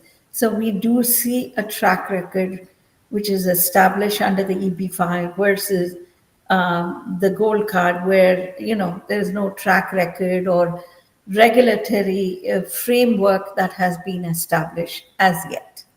So, which one would I prefer? I would definitely go for the EB5 uh, investment project. One, it's also creating jobs, so that is definitely what one should be looking at. Absolutely, and that's pretty little easy and less complicated as compared to the other card. And more So affordable. true, more affordable, and it has a very logical aim, I'll say, to create jobs. So it's Correct. like benefiting others, also benefiting the person who is investing. So it's like a win-win situation for both the parties. Correct. All right. And okay, moving ahead, Uma, that if someone wants to move soon, then which one is faster, EB5 or Gold Card? Well, there is no, it's only a proposed rule on the gold card. We don't have any regulations published in the Federal Register as yet. So I cannot tell somebody go with the gold card path because there is nothing in place. As I told you, the USCIS has not come up with any forms, USCIS fees, timelines. Is there a premium processing? Nothing has been specified as yet. It's only a proposal, it's only a discussion at the moment. There's no regulatory framework that has been established, unlike the EB5, which is already in place for a very long time. And there is a track record where lots of people have gotten their green cards through the EB5. So I would only focus on EB5 rather than the gold card. All right. That's very well put up. And I think now, Uma, let's take up some of our viewers' question too. So, hi Sure. Ricky, hi Mark, and Samantha also. We have a lot of questions, so let's start with Ricky. So, Ricky Sure. is asking that can you give some idea on the typical processing time that you are seeing for NIW standard I-140 petition? Every case is going to be different, so we cannot give you exact timelines or approximate timelines because it all depends on the documentation. And, of course, there is premium processing. So, Ricky, if you are going through an attorney already, you should ask your attorney, if they can give you an approximation because they have all your documentation. So, it'll be hard for me to assess that. But you're more than welcome to reach out. And if there's anything I can help you, I'll be glad to. Okay. And Ricky, to reach out to attorney Uma Mantravadi, you just have to visit this link and you'll get the contact details of her. So, in case if you are having any doubt, then feel free to reach out to her. Okay, and Mark is here. So, hi, Mark, and thank you so much for your comment. He's saying, hello, Sam and Uma. I'm currently on L1B in the US, but given the lengthy PERM processing, I'm considering alternative ways to maintain my status until I receive the GC. So, I have few questions. I think let's go one by one. Firstly, it is provided that I'm qualified, can I transition to an E status with my spouse? Yes, Uma. I don't know what country he is from. If he is from a country that has the visa bilateral treaty and he's a signatory to that country, then yes, he can change his status to E. But I don't know. India is not. The only three countries in South Asia is Pakistan, Bangladesh, and Sri Lanka. India is not. Nepal is not. Many other South Asian countries are not. So without knowing that, I can't say a yes or no for sure. All right. Mark, I hope if you're watching us, then please let us know about from which country you are from. That will be easier for Uma to, give you the right answer.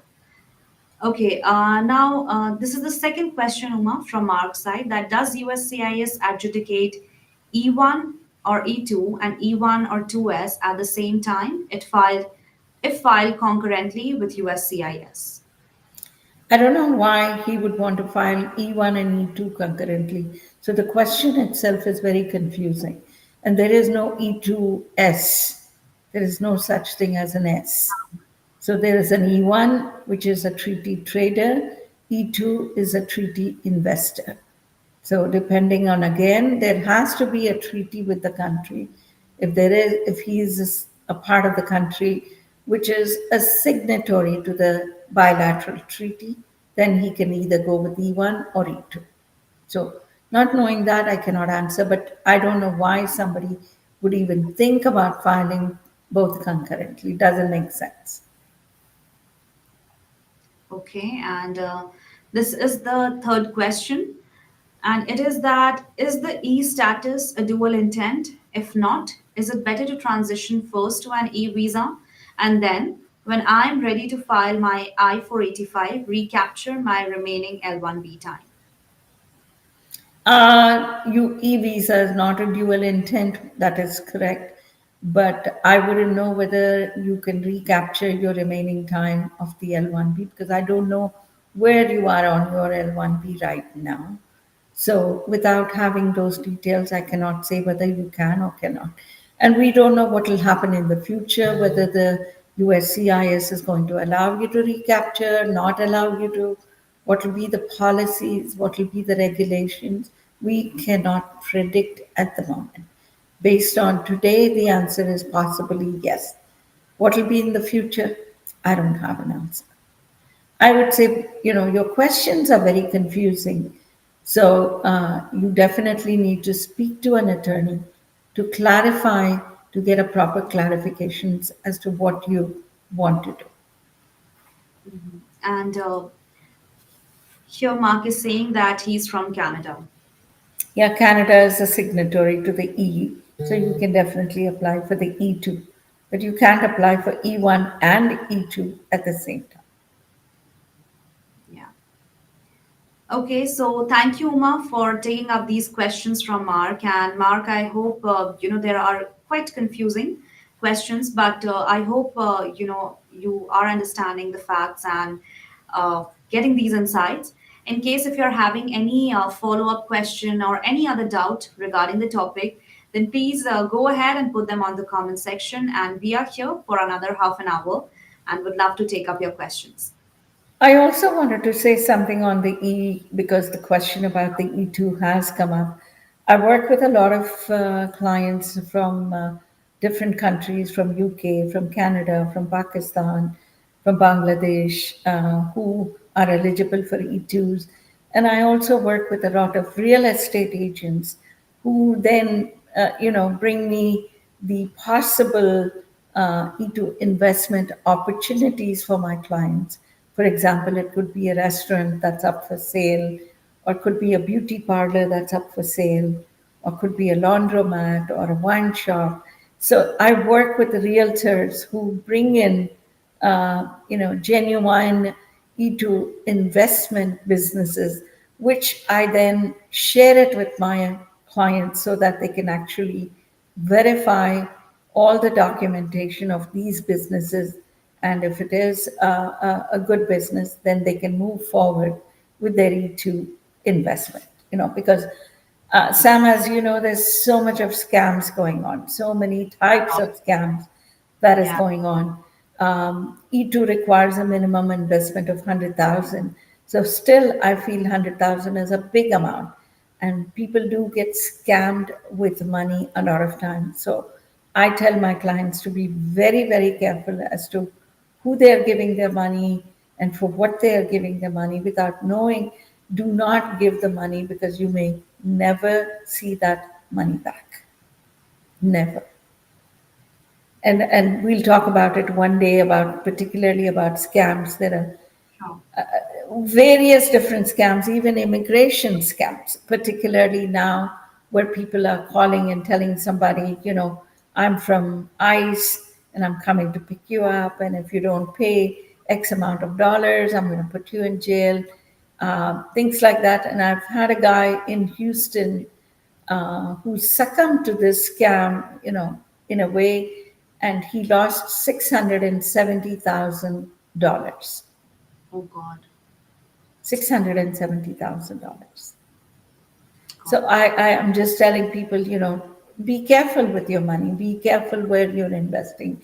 Even an EB5 regional center, you need to check out all their documents. You need to make sure this is this is not a scam. You should actually visit their project site, make sure that the project is real.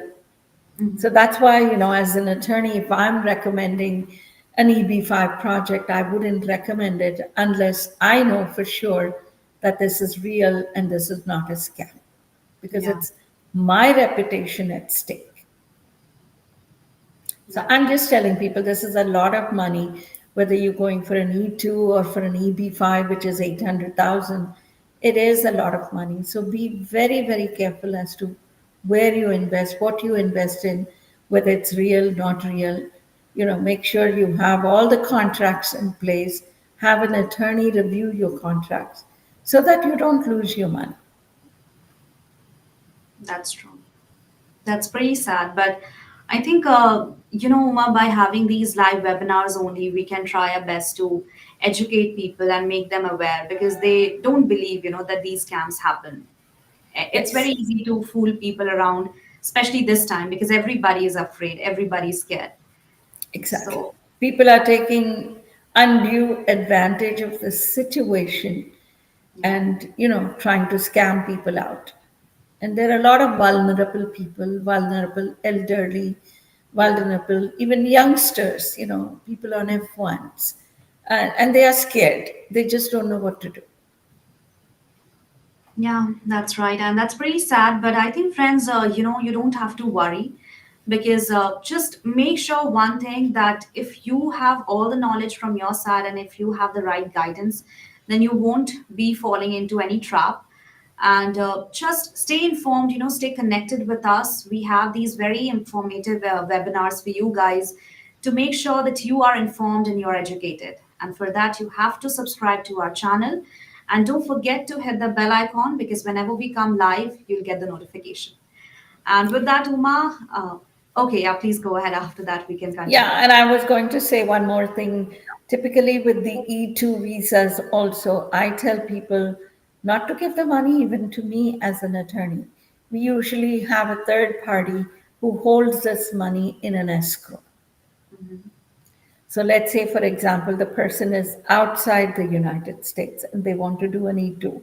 Somebody's from Canada, somebody's from UK, and they're like, okay, we are ready, we want to buy this. So I tell them, don't give the money even to the seller, put it in an escrow.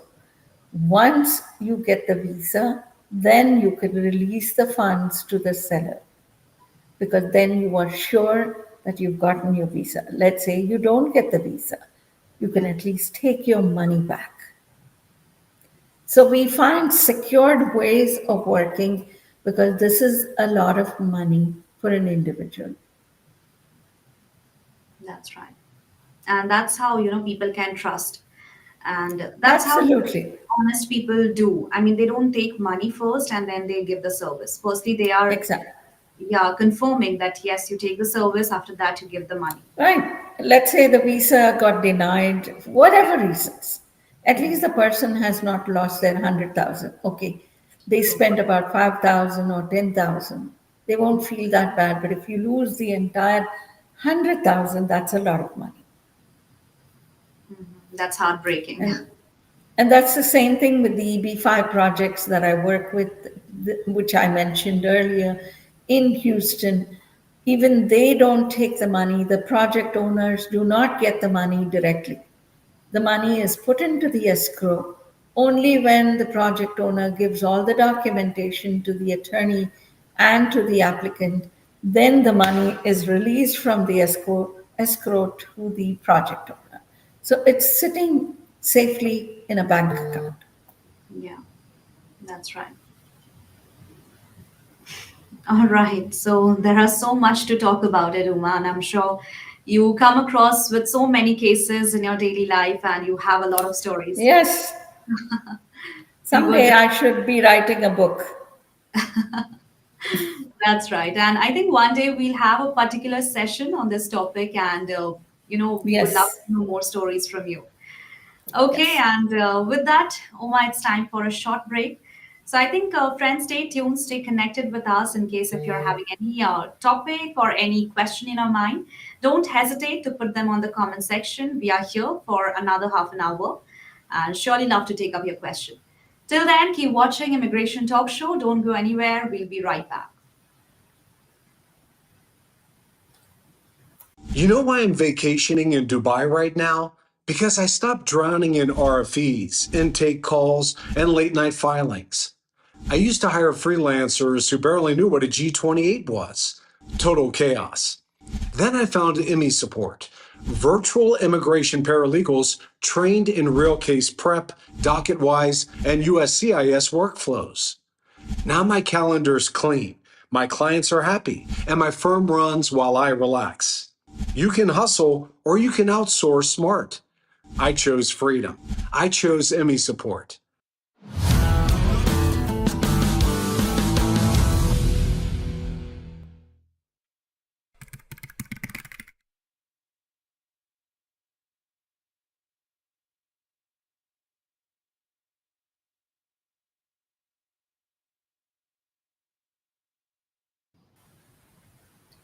Hello, everyone, and welcome back to Migration Talk Show. I'm your host, Sam, and here's my guest, very special guest, none other than attorney Uma Mantrawadi, who has joined us today. And Uma, your insights are again exceptional and very eye-opening and very great. So I think now let me go ahead with my next question. And this is in case, for example, if Gold Card comes out and implements. So, can the Gold Card solve the long wait times that some EB5 applicants face, especially from countries like India and China? As I said, this is only a proposal, a discussion. They haven't really come and stated how long it will take once you get the 5 million, whether they'll give a green card in 1 month or 3 months. They haven't come up with any of those proposed regulatory reform or information. Usually, all this information is given as a proposal in the Federal Register, and they allow people to comment on it for 60 days. Once the comment period is completed, then it comes in as a regulation. And I would imagine this has to go through congressional legislation because EB5 is a congressionally legislated investment program. So I'm assuming that's how this is going to be. If this is merely coming with an executive order, I think there's going to be a lot of legal challenges to that by a number of organizations. So we don't know yet. They haven't said anything yet. Nobody has applied yet. Nobody's gotten anything yet. So we don't have a track record. We don't have a regulatory information. Okay, all right. And Uma, we have Samantha also. So, hi, Samantha, and thank you so much for your participation. I hope you're enjoying our session. And she has a question, Uma, that if I go through the EB5 program, will I have to stay actively involved in the business I invest in? What happens if my business does not perform as expected? Does that affect my permanent residency status? Well, if you're investing in a regional center, you will not be involved in the day to day business of the regional center. They take care of everything. All they have to do is give you the documentation required to satisfy the USCIS so that you can get your green card. So you don't create the job creation, you don't do anything, you don't run the business. So you don't have to be worried. So it's going to be up to them to run the business. And most of the projects that we have seen, we've never seen them going into a bankruptcy or anything like that because they're very stable companies who've already done EB5s in the past and had people get green cards. So we don't expect that. But if you're going to be doing a direct investment, yes, you will be involved in the management, and they expect you to create and maintain the job creation for at least 10 US workers until you get the green card, which may take 3 years, 4 years, depends. All right. Okay. So I hope, Samantha, you got your answer. And, in case if you have any follow-up question or any other question regarding the topic, then please go ahead and put them on the comment section. We will take them up. And Mark is here. Mark is saying, Uma, that thank you. I'm just referring to my spouse. E1S or E2S? Okay. He was talking about his Those spouse. are called as E2 dependents. Again, it's not an E1S or an E2S. They are the dependent visas. If they are outside the US, there's nothing to apply. They just go to the US consulate, fill up the DS 160s. If the spouse, the principal applicant or the principal investor, E2 investor, got the E2 approved at the consulate, then the spouse and children under 21 can apply for the E2 dependent visa. If they are in the United States, yes, we do apply concurrently for the E2 principal applicant and the E2 dependents at the same time. Okay, all right. And here, Mark has another question that he wants to ask. My second question is about with your experience, does USCIS adjudicate my E1 application together with my spouse, or does she have to wait for months? It all depends if you're doing regular or premium. If you're doing regular, even yours can take months and months, and possibly even your spouse, because they'll wait to see what is the status of your case, because they are a dependent. Until the principal is approved, they won't approve the dependents. So it all depends whether you're choosing to do regular or premium. All right. Thank you so much, Uma, for taking up our viewers' questions. And now I think we should move ahead with Facebook questions because there also we have a lot of viewers who have joined us. So let me go ahead and control if you can please share the screen and let's go with the Facebook questions. Okay, so okay, Islam is here, and he's saying that is it possible to purchase a trucking company for EB5, or it has to be different type of business? This is for No, you EB5. can. If it's a direct investment he's talking about, he has to invest 1,050,000. He can invest in a trucking business, but he also has to show that he is creating employment for 10 US workers until he gets the green card. All right, that's I good. wouldn't do a direct investment. I would definitely opt for a regional center. There are less risks involved in that. Mhm, that's right.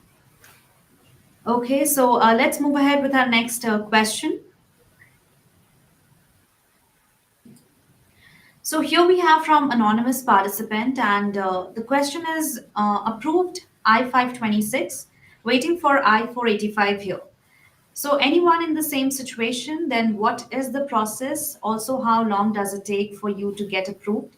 Any RFE, please, any information is much appreciated. Yes, Uma. I wouldn't be able to comment because I don't have any of his documentation to, say whether he'll get an RFE or he won't. If he's already working with an attorney, I would suggest them to contact their attorney so the attorney can tell them if they're lacking anything or would they expect an RFE. Again, even their own attorney cannot tell them that because it all depends on an individual officer adjudicating this. So without looking at his document, I cannot comment. All right, so I think this participant needs to get in touch with our attorney. So, friend, I think there should be more detailing about your situation, about your case. So, please go ahead and feel free to get in touch with attorney Uma Mantrawadi. She would love to help you out. Just share your case, share your situation, and ask any question directly by reaching out to her. Okay, and let's move ahead with the next viewer. Bill is here. So, hi, Bill. And he's saying that I'm thinking about applying for EB5 investment visa, a British citizen. But I want to apply this visa while in the United States, not from UK. So, do you think I need B1 or B2 visa on my British passport prior visiting USA? Can Yeah, anyone share? because Yeah. go ahead. Sorry. No, no, it was just can anyone share any link for specific this information? Yeah, please go Well, ahead. UK citizens or a lot of European citizens can come on something called an ESTA, and from an ESTA, you cannot change your status.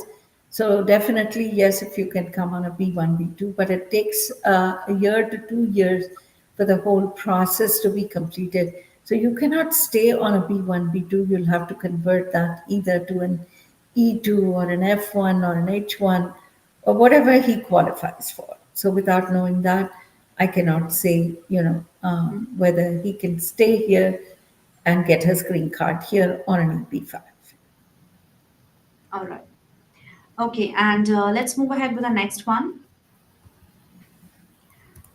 Okay, Sahej Deep is here. Hi, Sahej Deep, and thank you so much for putting up this question. He's saying that there's a quick question. I want to do direct EB5 investment. We are on E2 visa now from Canada, Indian born. Project is in unreserved area. I saw the news saying only 60 investors from India applied under EB5 unreserved category in last 3 years. 700 visa are available per year for EB5 unreserved category. So, is it possible in coming months that EB5 unreserved come to current from 2019? My point is that more and more people applying for reserved category, rural and high unemployment. Is any chance EB5 unreserved becomes current? I cannot predict that.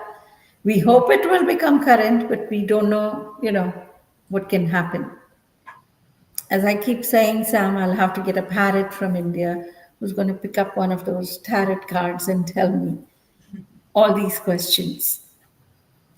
That's right. That's right. And it is so easy to ask from attorneys that when it's going to be current, but It, we can't tell. I tell people it's like asking a certified financial planner also, will Microsoft stock go up or down? There's no way to predict that. That's right. I think, yeah, that's right. And, that's how people are right now. People are very confused and they're very I restless. understand. I understand. I fully understand where they're coming from. There's a lot of uncertainties. There's a lot of frustration. There's a lot of, vagueness to the whole system. So everybody is almost, I can say, like a scatterbrain. We don't know whether to go this way, that way. I can fully understand that, but that's where the professionals come into play. An attorney who has been practicing, for years and years, we are pretty much grounded, we are calm, we think calmly and analyze the situation and recommend the best available options for that individual. There is no copy paste in our practices, whether I'm doing 50 H1s or 200 L1s, there's no copy paste. Everyone will be distinctly different based on their background. So I fully understand that people are confused, vague, frustrated, even I can say that. But in all this, also, we have to maintain our calm and, go to an attorney, go to a professional to get the right advice and to move forward. Absolutely. That's very well said. And I think that is the thing, very important thing that our viewers should do. And with that, Uma, we have covered Facebook questions and viewers' question. So I think let's come back to my questions. And this is a very important one that I have for you. That, for example, if Gold Card comes into reality and anyhow the plan gets succeed, So, can we expect that Gold Card is going to attract more global entrepreneurs or high net worth individuals to the USA? I would think so. Like I mentioned a few times ago when we did a webinar talking about L1s and all that, it's going to be a very selected number of people who can afford $5 million and never expect to see that money back. So there's going to be not many people, and I'm pretty sure the number of visas, whenever they actually approve this, will be a very small number Okay. because I don't think many people can afford it. That's right. So it's going to be very limited. Okay. And friends, in case if you're having any questions or any doubts, then please go ahead and put them in the comment section. Until now, if you haven't subscribed to our channel yet, then please subscribe, also like and share our session. This is going to be very important and really very helpful. Okay, and with that, Uma, here's another question that just if we are predicting if gold card comes out, then is it going to affect the future of the EB5 program, or can both continue side by side without any disturbance? Well, like I said, I would hope that they will continue EB5 because that's a job creation program as opposed to just taking the money and never to see it back. So, as an attorney, as somebody who I have seen EB5s for the longest period of time, I would think that they should continue the EB5 and not take it out.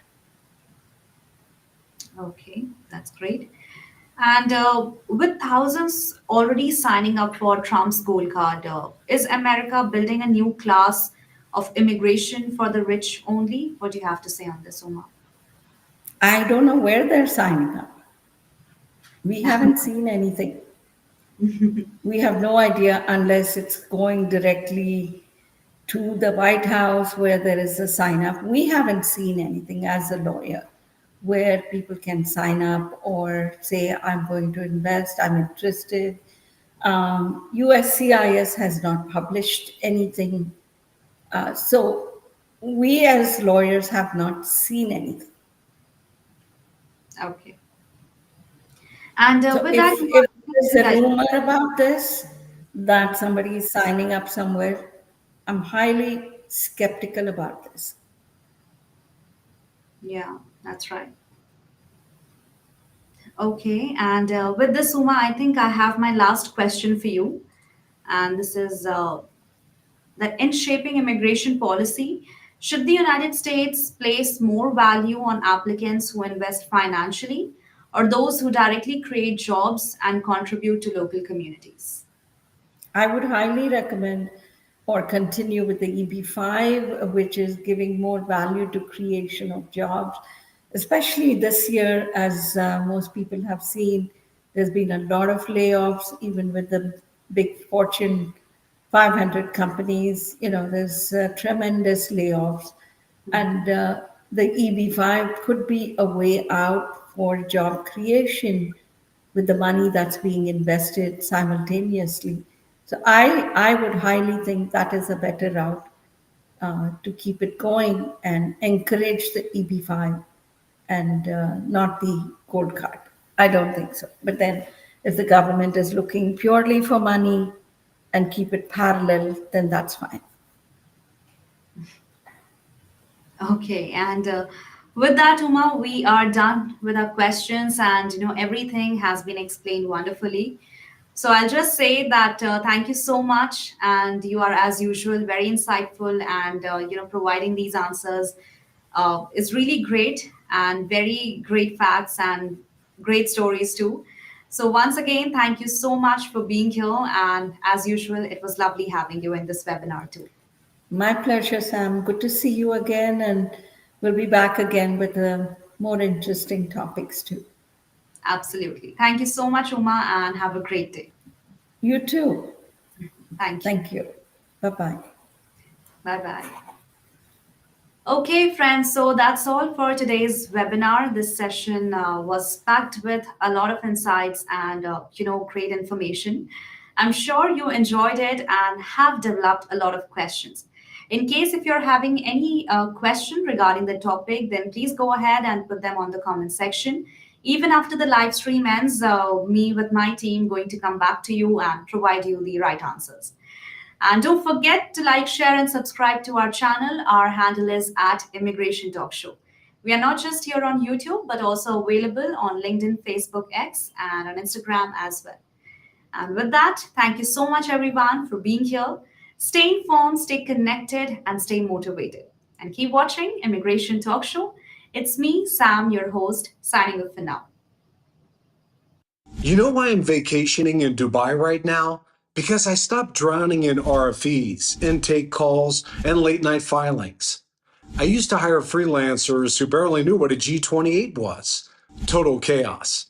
Then I found IMI Support, virtual immigration paralegals trained in real case prep, docket-wise, and USCIS workflows.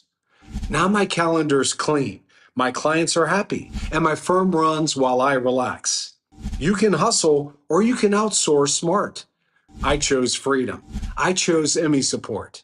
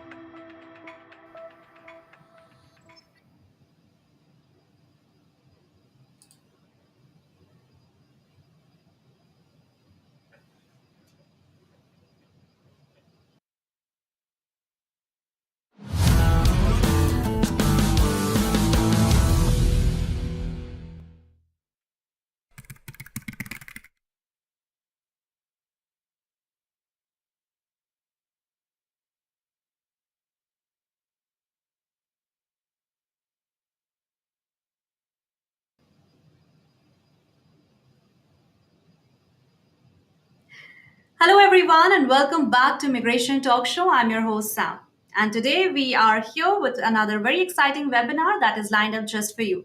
So make sure to watch this webinar till the end and also participate here by joining us on dialing up this number. And you can also write anything on the comment section. And before diving into the topic, let me go ahead with the disclaimer first. By watching our videos, you agree and understand that the information provided by our experts and attorneys, including comments and replies from users, is not legal advice. Use of information at your own risk. All right, friends, with that, once again, welcome back to Immigration Talk Show, and I'm your host, Sam. And we are live on LinkedIn, Facebook, X, and also on Instagram as well. And you can follow us on these many platforms too. And talking about today's topic is another very important and very interesting one. EB2, EB3, and EB5. What is the fastest green card path for you? So, we all know, friends, that getting a green card is a very big deal. But you know what? Our focus shouldn't be just to get it, but also to get it faster and quicker. And that is why we are here. We are having this live webinar where we are going to talk about these three very popular green card paths. EB2, EB3, and EB5, where we are going to explore some major differences like what are the process, what are the eligibility requirements, and most importantly, which one can get you your green card the fastest. Okay, and before diving into the questions, let me also tell you that the great news is we have an expert over here who will be joining me in a bit, who is really, I would say, great in her insights and provide expert advice in a great way, none other than attorney Rani Amanti, who has 28 years of experience in helping employers and foreign workers to navigate the complexities of immigration law. So I would just like to welcome our attorney and our today's guest. Hi, Rani, and thank you so much for being here. Really excited for the show and looking so pretty today. Sam, thank you for having me. It's a pleasure, and I'm glad to share some valuable information about the green card process, which is a very important process for nationals, foreign nationals all over the country. And so I'm very happy to be here. Absolutely. Likewise, I think our audience are also very excited for this topic. I think this is a very catchy topic and a very important topic, especially in 2025. So, friends, the best thing is that you can also reach out to our attorney, Rani Amandi, and you just have to visit the link that will be visible on the screen. And you just have to go there. You'll get the contact details of her and go ahead and join her. Okay, and with that, Rani, here we have a very important topic. And this, friends, I think let me go ahead with my very first question that if we can understand some basic information, because there are so many viewers, who are not very much clear regarding these three popular paths. So, Rani, if you can let us know, what are some major difference between these three categories in terms of process, eligibility, and cost. Absolutely. So there are approximately 3 green card processes that we're going to discuss today. The first is going to be we're going to focus on the EB2, the EB3 category, and the EB5 category. We have an EB1 category which relates to individuals of extraordinary ability in various fields and known for their extraordinary talent. But we're not going to go there. We're going to just focus on EB2, EB3, and EB5. So in terms of what are the major differences, number one, it's eligibility requirements for each of these EB1 or EB2 categories. And secondly, it's going to be the timeline. And that's the most important part, of course. And number 3, it's going to be the costs also. So we're going to share some of that with you. In terms of the eligibility requirements for the EB2, let's start with that first. One should possess at least a bachelor's degree and 5 years of work experience in a particular field of study. Whereas for the EB3, you need at least just a bachelor's degree or 2 years of work experience. So the distinction for EB2, you could also have a master's degree. So those are the 2 primary differences between EB2 and EB3. EB2 is master's plus any years of experience, and or a bachelor's degree and 5 years of experience. Whereas EB3 is just 2 years of experience and or a bachelor's degree. For the EB5, you don't need eligibility in terms of education. You just actually, your qualifications there are capital. You need to possess $800,000 of capital in order to invest in this, to obtain the EB5 visa, which turns into a green card. The reason we talk about EB5 is because it actually, at this time, has the quickest processing times, and that is of paramount interest to our viewers.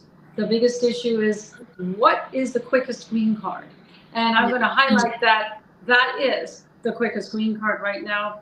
The processing time for the EB5 currently can be as quick as 2 years and can go to 4 years, regardless, at this point, regardless of your country of nationality. In terms of the EB2 and EB3, in terms of their timeline, for the rest of the world, the processing times can be much quicker. Typically, they're in 2022, 2022 timeline for the EB2 or EB3. But if you were talking about India and Indian nationals, the timeline right now for EB2 The EB3 category is they're working on April 2013 cases, whereas for the EB2 category, they're working on February 2013 cases, which means we have a timeline backlog of 12 years, because now it's 2025, and you take the difference between that, the fact of what cases they are processing currently. So when you compare the fact that you've got a 12-year wait period versus before you even file for your adjustment of status versus your EB5, where you're actually receiving a green card possibly within 2 to 4 years, we're talking about a time difference of 8 years that it's quicker. The EB5 is quicker by 8 years. So that's the crazy part about it. Let's talk about the costs. Let's talk about the differential in costs with all of these. The EB2, EB3 green card is typically paid the majority of the costs are borne by the employer. Sometimes the employer may pass the costs on to the employee, maybe at the last stage. We see fees ranging from $8,000 to $10,000 to $12,000 for this green card process. But don't forget, the first 2 stages can be completed within the first 2 to 3 years, and hence 2/3 of the legal fees are paid up then, typically by the employer. As a matter of fact, the employer is legally obligated to pay at least the first stage of the PERM application, and even the first stage, and could also pay the rest. Whereas for the EB5, the green card process it's substantially higher. Those fees can be up to $60,000 as to the legal fees. It could range from $25,000 on average for the legal fees. But in addition to the legal fees, there is a management fee cost that also has to be paid, and that could be another $25,000, $35,000. That's why we say $60,000 out of pocket there, in addition to the investment of $800,000. But the good news about the EB5 investment, and I'm sorry that this is not a quick differential between the 3, because it's a general question you asked me about their timeline and the differences. The last point I'll make about the EB5 is that you can accumulate the investment capital for the EB5 through family and friends. You can also, it's primarily family, and who can give you gifts. You can also take a loan to accumulate that capital, a loan against collateral, or even receive just a promissory note with, take a loan with a promissory note. So that's it to wrap up the differences between the EB2, EB3, and the EB5. And now I'm sure I thoroughly confused everybody. No, absolutely not. You are very much. And with that, Rani, as you have explained about the difference among these 3, I would also like to ask that you are saying that EB5 is better than the rest of the 2, right? But as we have been looking into the news also that EB5 may be replaced with the Trump Gold Card. So if you can also shed light a bit on that, like about the golden visa card, right? We have heard that, and we have been also hearing, we don't know whether it's a rumor or it's a fact, but what it is, and if it's going to replace, then how everything gonna be? If you can also let us know. So the information surrounding the Trump Gold Card is not clear. And when it's not clear just yet, because it has to be implemented with regulation or policy, typically that would be a congressional approval for that process. And we haven't heard further information about it just yet. So I think at this time, we just have to go with what we have. And there's no need to wait, because even if you start the process and file a case, it's not the case that it will be eliminated. Those who have filed those cases will be grandfathered in to continue their green cards.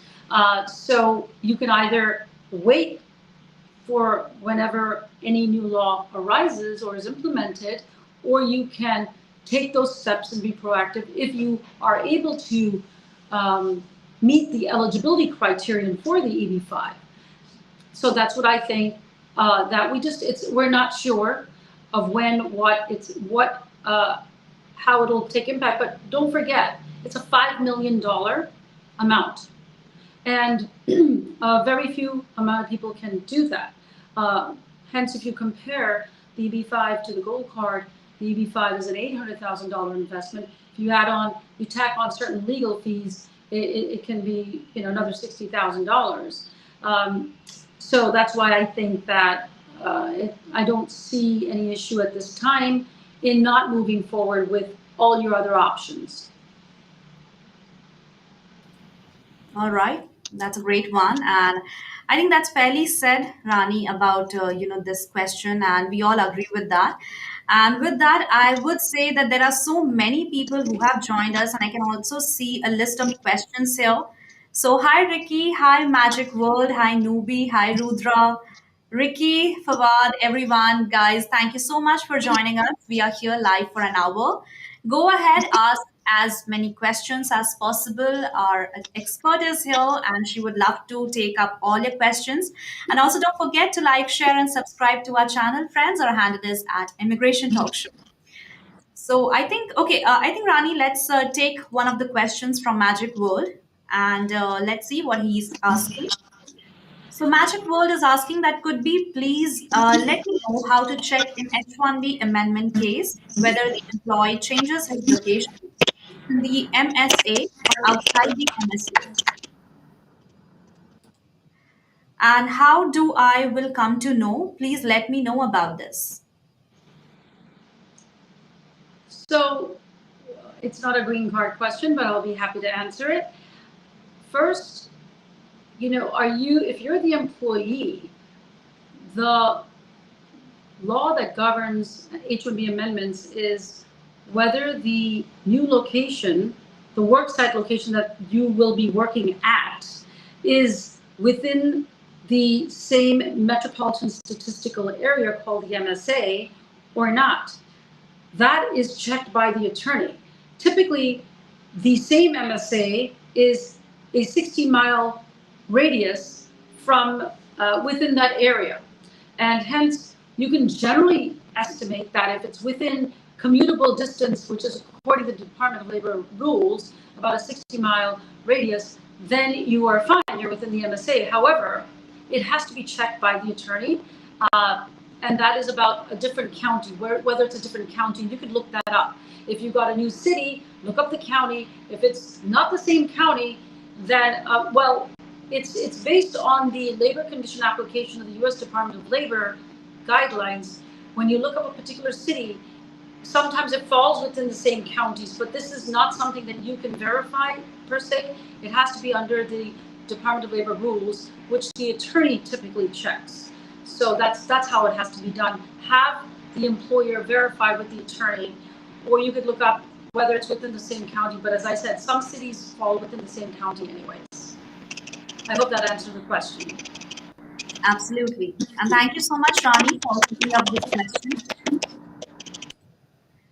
Okay, and friends, also don't forget to subscribe to our channel. And Magic World is here, so I hope if you have any doubt or any other following up question, then please go ahead and put them in the comment section, or you can also get in touch with Attorney Rani Amanti. The link is here. You just have to visit this link, and you'll get the contact details of her.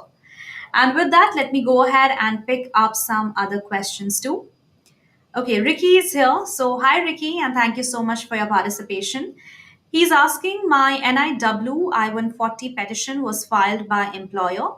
NIW I-140 petition processing time for the Nebraska Center is 16.5 months as per USCIS website. So can you give some idea on the typical processing time that you are seeing for the I-140 petition? Also, if the employer lays off, then what happens to the pending NIW I-140 petition? Yes. Time is whatever you got. That's 80% of the time of the cases are being processed within that period. So you can estimate some are quicker, some are slower. So it doesn't mean that it's 100% going to be processed that way. So just keep that in mind. It's a good average processing time. If the employer lays off when the pending national interest waiver is pending, that's a problem. Maybe it'll get approved without, further request for evidence.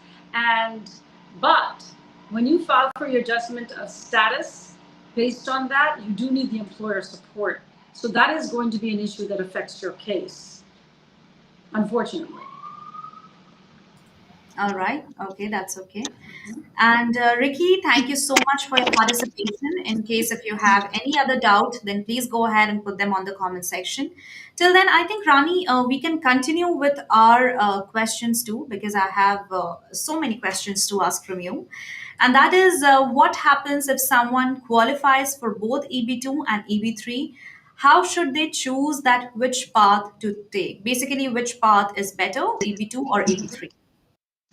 I'll just make it very simple. It's simply about the processing time. If you qualify for EB2 or EB3, say you have a bachelor's and 5 years of experience, or if you have, basically that's if you are qualifying for both, you'd have to have the bachelor's plus 5. And I would say that you want to have the quickest green card processing time.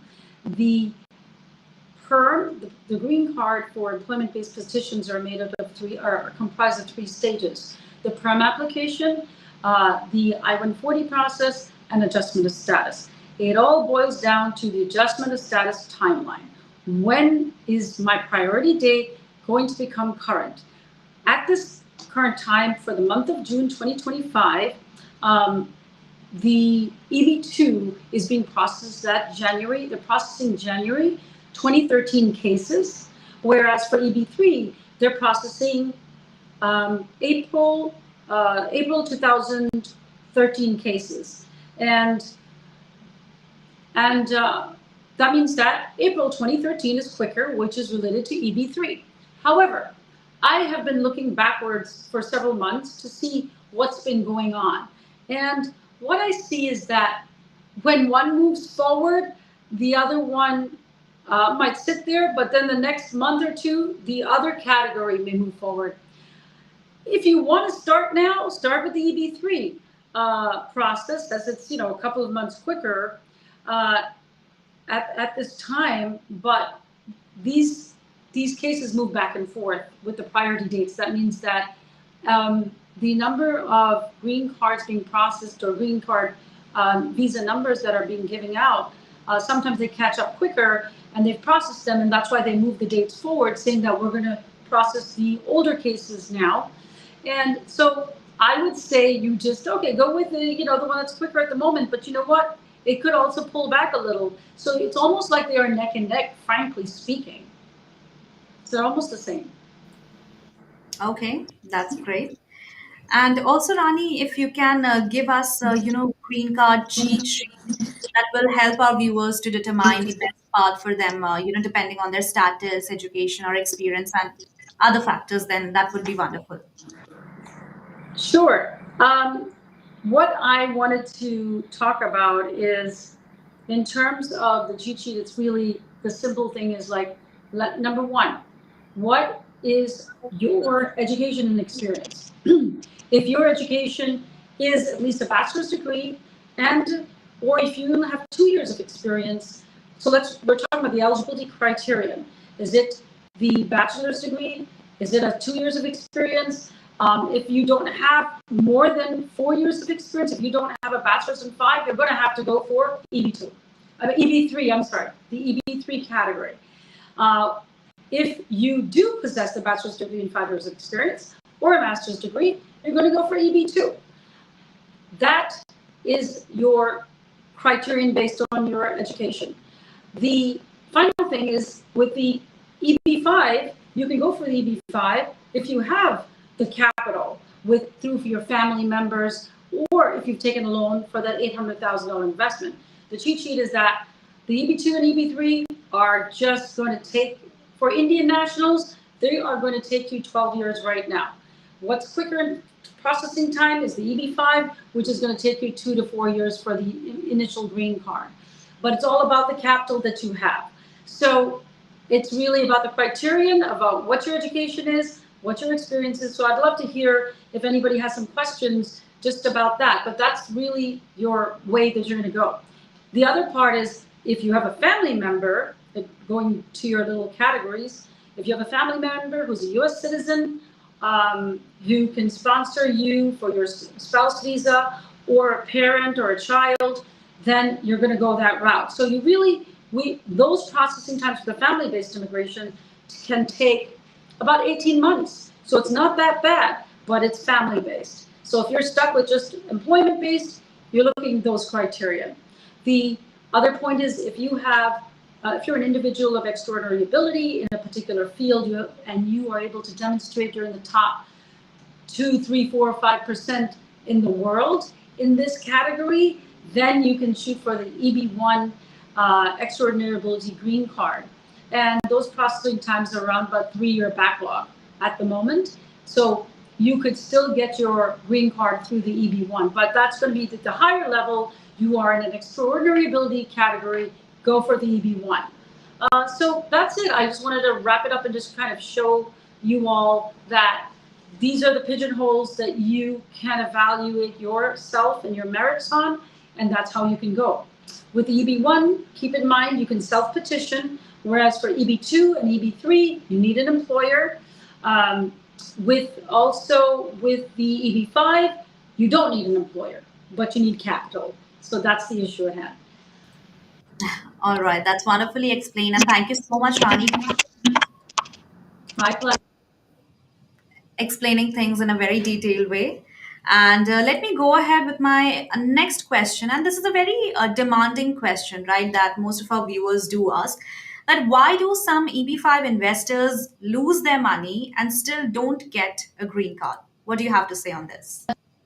So it appears that the unfortunate aspect of such a case would be the attorney and the investor failed to conduct due diligence in regards to the viability of the regional center project.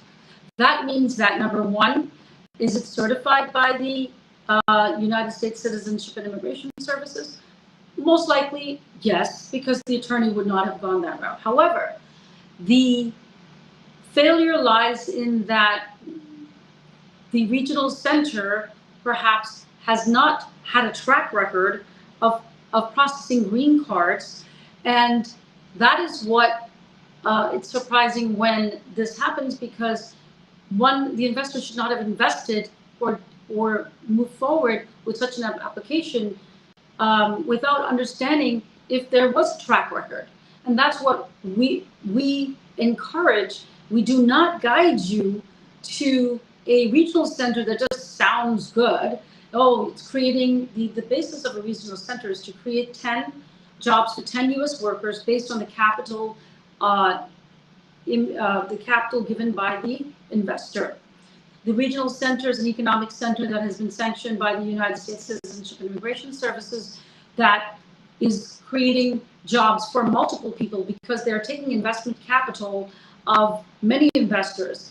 What is happening is that it's an economic unit that one portion of the funds to create that capital or economic activity would be investor money, maybe only 25%. Another 25 to 30% could come from a loan from the bank for that regional center, and the final aspect will be cash from the operators of the regional center. Regional centers are nothing more than shopping centers, apartment buildings, malls. It could be development units. So these are huge capital projects that can run to a few $100 million, and $100 million, $200 million, $300 million. And as I mentioned, the capital from the investors ends up being a small portion. Sometimes it's 10, 20%.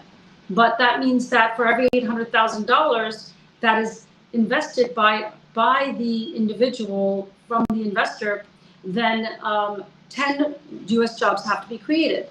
So furthermore, so they take X number of investors to reach that certain capital to meet that, the projections. But if the growth of the regional center over time, you get your first green card perhaps within 2 to 4 years. It's a temporary green card for only 2 years. Prior to the expiration of the temporary green card, the investor has to file for the removal of the temporary condition to obtain the permanent green card. So the regional center has to be viable throughout that entire period, which can be up to 5-6 years. And if it did not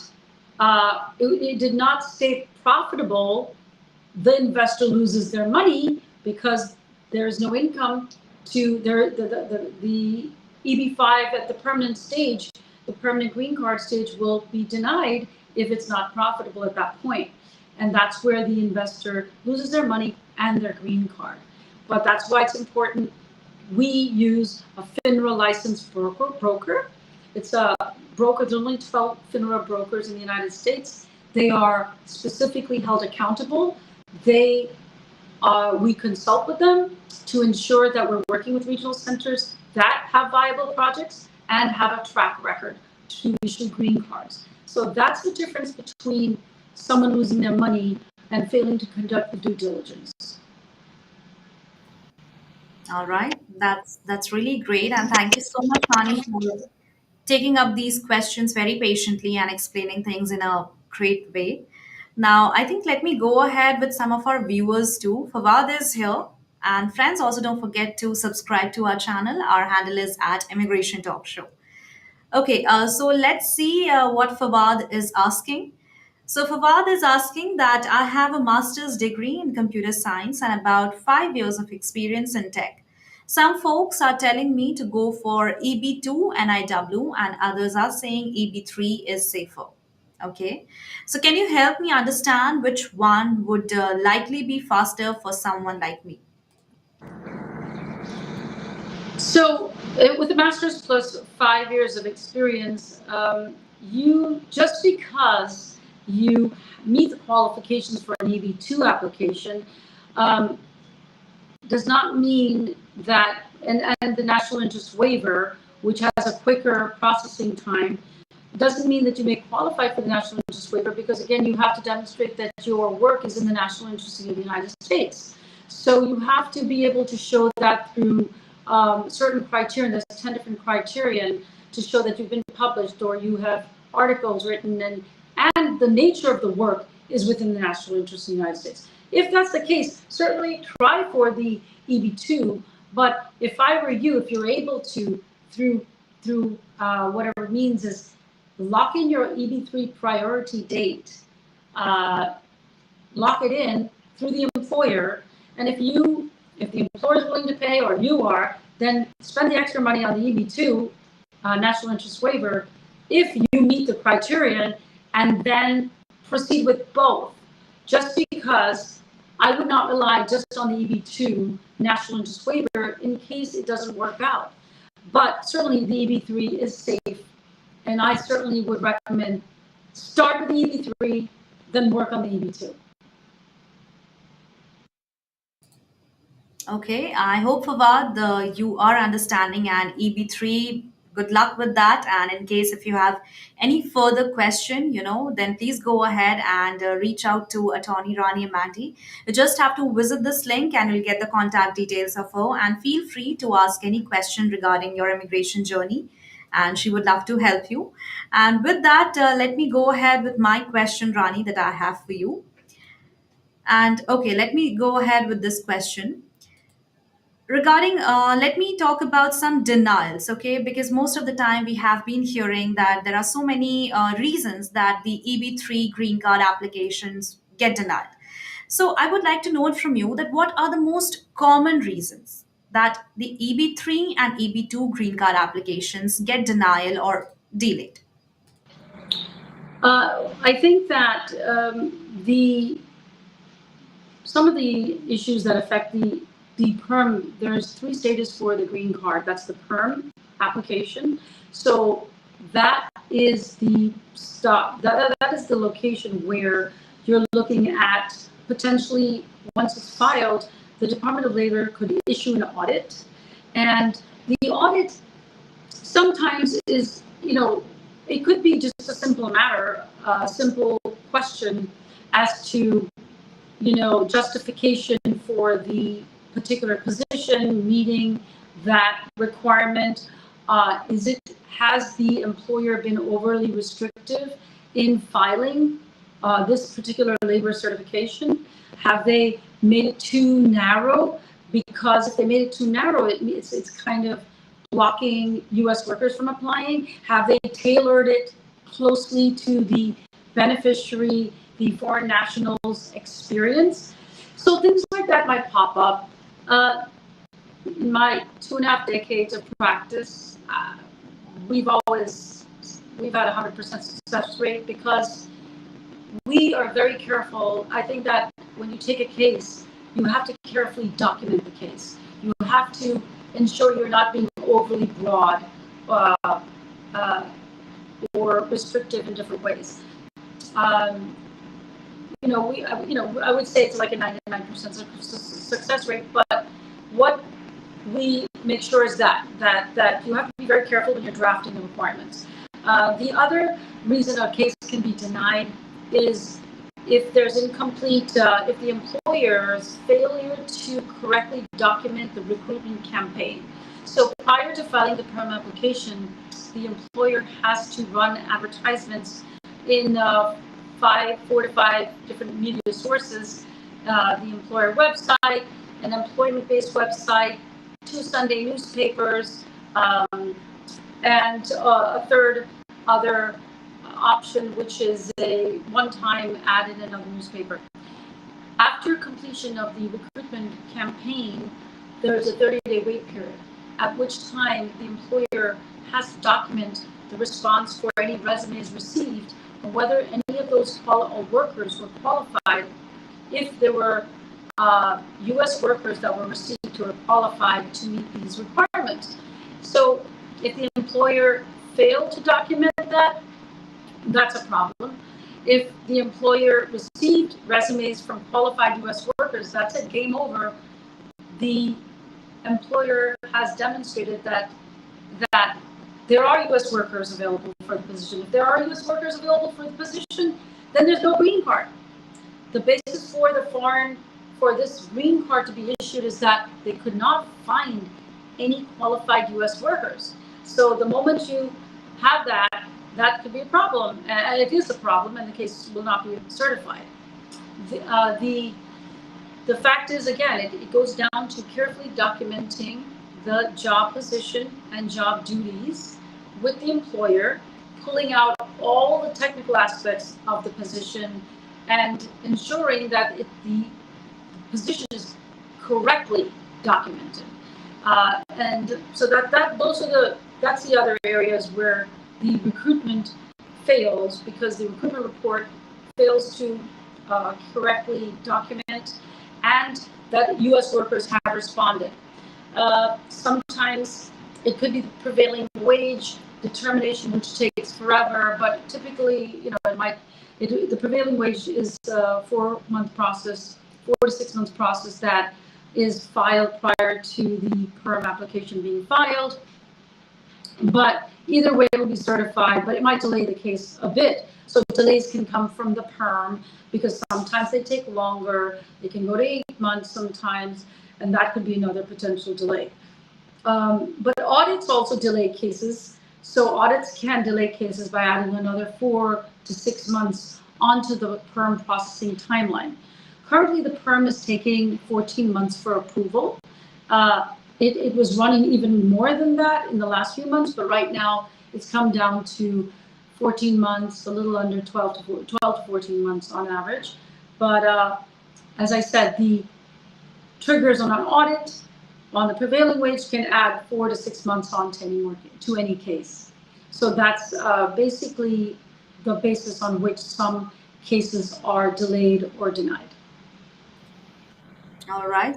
I hope our viewers are understanding. And friends, I hope you're keeping a note of everything whatsoever Attorney Rani Amandi is explaining. And let me go ahead with my next very important question, and that I have prepared for you, Rani. And most of the time we have seen that some of the EB5 applicants, they start, but after some time they get a good job. That means that they qualify for the EB2. So, what if someone who is starting EB5, but later on, if they get a good job, who are qualifying for EB2, should they switch or keep going with the EB5? What's your call on that? So my position has always been, let's be safe. Let's be innovative, but let's be safe. Let's secure our green card spot. And what I would say is that I would always keep two open if I can. I would, if you had started the EB5, go ahead with it. If your employer is willing to go ahead with the EB2, go ahead. And when you are, the EB2 or the EB3 has a three-stage process: the PERM, the I-140, and the adjustment of status. Whereas for the EB5, it's going to be your investor application, and then once it's approved, it's the adjustment of status. Currently, EB5 is current for rural investment regional centers. That means you can actually file the I-526E and the adjustment of status at the same time. You could actually do that. I would do that if I have a track record with that regional center, so you can file at the same time. Whether, as to which case, if you have two adjustment of status cases pending based on an employment-based application and the investor application, I would say let them both be processed, and you could then see, you can actually change the basis on which the adjustment of status application is being processed if you see a quicker timeline from one or the other. If you're an Indian national, EB2 and EB3 is just not, is 12 years behind. So we're not even talking about that. So if you're a national from any other country, that's when you really want to evaluate this and see if you want to switch between EB5 and EB2 and EB3. All right. Thank you so much, Rani, for taking up that question. And this is really very important because most of our viewers, get really confused between these two categories, and they have faced similar situation. But let me go ahead with another question, and that is regarding the international student. So, what is going to happen? And can an international student OPT plan for a green card through EB2 or EB5 just away? I mean, right after the graduation? Absolutely, nothing prevents an F1 student from having an employer sponsor them. The issue that arises is that while the PERM stage can take, actually, since it's taken 12 months or 14 months for the PERM processing, it takes another 6 months for preparation with the prevailing wage to be filed and approved. So you're looking at least at 18 months, which is a year and a half, before your first stage can be cleared. Once that stage is cleared, you have to file, the employer will file the I-140, which is the actual immigrant petition. At that point, the immigrant petition is in contradiction to you as an F1 student, because an F1 student is has a temporary visa and is not permitted immigrant intent. It doesn't mean you can't process the green card. It means that don't travel until you receive your green card. And that makes no sense for Indian nationals because you're looking at 12 years that you can't travel. So it makes sense for other nationals from other countries because they're only maybe 3 years behind on the priority dates. So maybe that student will say, I'm going to finish my schooling, I'll wait, and I'll file my I-140 and my adjustment of status application. So they will be in a position to receive their green card, but it's not for Indian nationals to file that F1, that green card if you're an F1 student visa holder, because of the incompatibility of the non-immigrant intent of the F1 student, and which is in contradiction to the green card immigrant intent. All right. Thank you so much, Rani, for that answer. And I would like to now shed light on some of our viewers' questions too, because I can see so many long questions are here.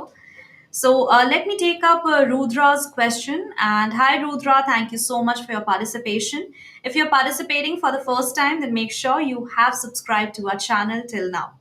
And if you haven't, then do it right now. Okay, so Rudra is asking that I'm a VAWA approved applicant. I recently had my second interview on 4th February 2025 after my 601 and 212 waivers approved. After interview, my case went to AP. Is it the bad sign even after waivers? Okay, I think I'm so sorry, Rani, but here's a little explanation of the whole scenario. So let me take up this question. I hope this will be clearer. So, hi, I'm a VAWA approved applicant. I recently had my interview at Mumbai Embassy after my both waivers approved, 1601, I-601 and I-212. Interview went pretty well, but officer put my case under administrative processing. Is it that common for case goes under AP? And This answer with the fact that I don't process VAWA applications, nor do I process the 601 waivers. However, the one point I can speak to is administrative processing is the additional verification that the consular officer conducts, which delays a case. Good news is you were approved, so that's wonderful. However, administrative processing is where they could conduct some background checks and due diligence back in the United States to verify the basis of what happened for your VAWA case and check on fingerprints. So it could take anywhere from a few weeks to 6 months. So administrative processing unfortunately puts everything on hold. The question is whether it's going to be quick or not. If you have someone in the U.S. who's connected to a congressman's office, you can have that person bring this up. If it's someone connected to your family, bring this up and see if they can intervene. A congressman every congressman has an immigration unit. So I would reach out specifically to a congressman who's a senator, a U.S. senator, that's part of the Senate. He or she is part of the Senate, U.S. Senate, not the House of Representatives. But that is one way to see if they can. They sometimes have direct answer to the U.S. conflict. I'm so sorry to interrupt, Rani. I'm really sorry to interrupt, but there's some audio issue from your side. And I think it's a little major audio issue because we can't hear you at all, and there's some different type of sound coming. So I think if you can join us back, Can you hear or if you me? can do something. Can you hear me now? Okay, or not? Yeah, it's fine. It's fine, I think. Yeah, we can continue. Yeah, because actually your voice also got a little staticky just now, so maybe it's just some internal thing. Yeah, okay. So what part did you hear? What part did you hear? I think you can just give us a brief about it because it was tracking some different sound. Not that much now. Oh, okay. Shall I go ahead? Okay. What I was saying is that I don't have experience in 601s and VAWA applications. However, administrative processing is something that happens even once a case is approved. And the consular officer is conducting some additional background checks on the case. That time can range anywhere from a few weeks to 6 to 8 months. If you have connections with your family, if anyone's here in the US, they can contact the local congressman's office and see each congressman has an immigration unit, and they can inquire about that case sometimes Congressman's office, or they will contact the consulate directly. If there's some urgent matter, if there's a reason that you need to get here quicker than later, they can look into it and try to understand what the issue is, and they can help expedite. All right. Okay. So I think you got your answer. And in case if you still need any help or any other thing, then please go ahead and put them on the comment section and we will definitely take them up. Next, Jay is here. So, hi, Jay, and thank you so much for your participation. The question Jay is asking Rani that how much does the country I was born will affect the speed of each option? I am from India and I have heard that things can be painfully slow. Is that true for all three paths? Unfortunately, the first two are slow, painfully. Yes, 12 years is a long time for you to wait, and you have X number of extensions in the country to bide your time until your date is current, once you have filed your green card application. The EB5 is a quicker route, as we talked about, that it can take 3 years for your green card approval. But yes, the reason why is that historically, countries such as China, India, and the Philippines have had historically greater number, and Mexico, the highest number of applicants. So because they have the highest number of applicants, and there's only a certain number of green cards or visa numbers issued in a particular year, that's why these country nationals are bumped to wait. They started a waiting game because they used up all visa numbers in that particular period, and it goes year by year by year. So unfortunately, yes, it is a waiting period. Good news, if you're not married, of course, everyone knows about a U.S. citizen. Marrying a U.S. citizen, you can get a green card in a short time. So you're lucky if that can save you your time, because you actually get married to a U.S. citizen. Now, besides a U.S. citizen, if you marry a national from any other country than India, that national's country of birth will expedite your green card. So, if you marry someone from Pakistan, if you marry someone from Bangladesh, if you marry someone from United Kingdom, France, they fall under all countries' chargeability. And right now, the backlog there is just about 3 years on average for those countries. So you can actually have your green card in that shorter period of time, depending on the country of birth of your spouse. And the person should not just be a naturalized citizen. It has to be based on their country of birth. All right. Those are very important points, and thank you so much, Rani, for explaining things in a very detailed and very clear manner. Thank you, Jay, also for your participation and asking this very important question. This was a very important one. Okay, and also don't forget to subscribe to our channel. Our handle is at Immigration Talk Show. Now, let me go ahead with the Bivek one. So, hi, Bivek, and if you're joining us for the very first time, then welcome to Immigration Talk Show. And the question is that how fast will the visa bulletin change for EB3 for Nepal? As my PD is June 8, 2024, how long it takes approximately? I don't have the visa bulletin in front of me. However, Vivek, you would fall under all other countries' chargeability. So I think they're at around 2022. So you're not far behind. You are in good shape. You're probably just a year and a half behind. So that's all you have to wait. Not offhand, I don't have it, unfortunately, but you do fall under all country chargeability, and we can look that up, and you will see. And you just take the difference between what they're processing right now. You look up the visa bulletin, just Google visa bulletin, go to the month of June, go to the all country chargeability column. You fall under that there, even if your country's not mentioned, because you are not one of the other countries with backlogs. And then you would just take the difference between your priority date and the number that's currently mentioned. I think it's about 3 years on average.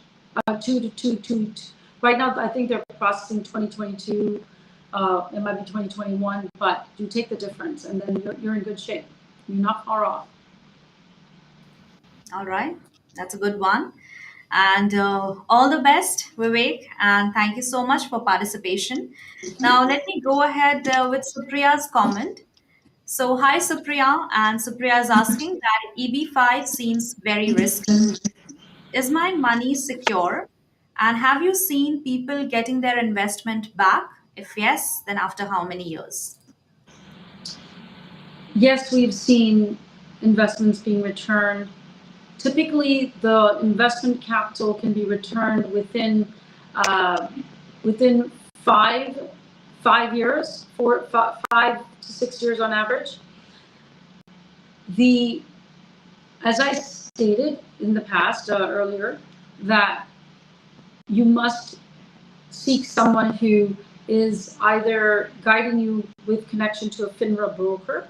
These brokers have studied all the different regional centers. They are also held accountable because they are going to review and give you 2 to 3 different regional centers.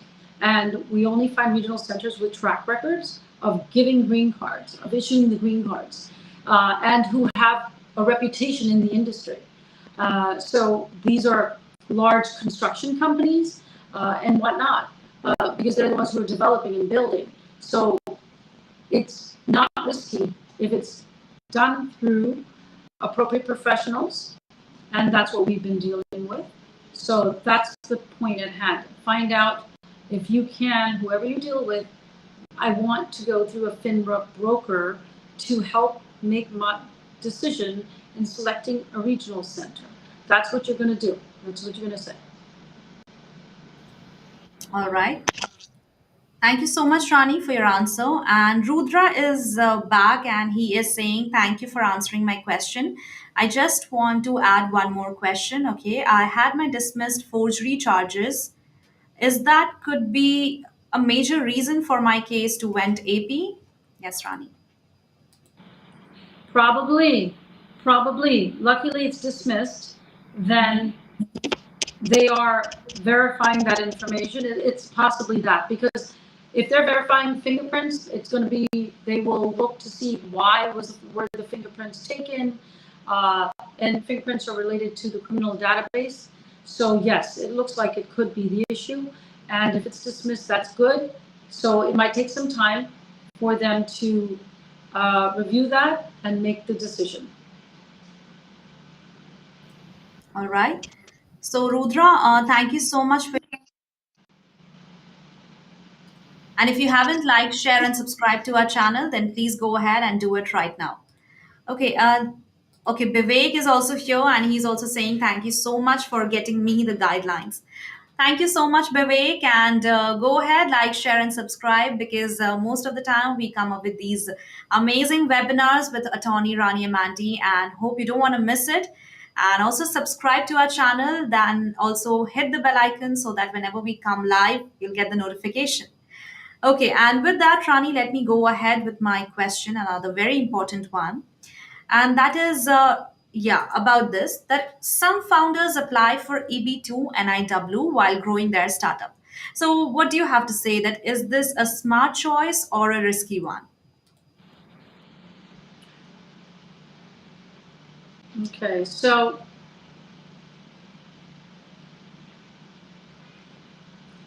I don't think anything's risky if you really have to have it evaluated very carefully with an experienced attorney. The reason why you are going this route, seeking immigration advice, is you want the best possible advice. So it's risky. If it's risky, the attorney should say, I think it's risky, and you want to do this, you want to try this yourself, then you can, but understand you have a slim chance of success. Our job as attorneys is to advise of the likelihood of success. And then the individual makes the decision. If I tell you something's 50-50, I will say it's 50-50, and you have to say, okay, I'm going to take my chance. Because 50-50 is not 80%.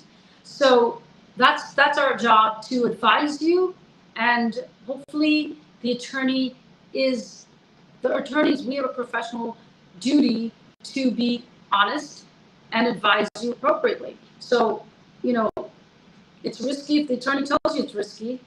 If the attorney says you have an 80% chance of success, then go for it. Hopefully, you research the attorney enough to know that the attorney's experienced. If the attorney's experienced and has a good, 10 plus years of experience, that should be good. And research your attorney that you're dealing with. That's the number one thing that you individuals must do.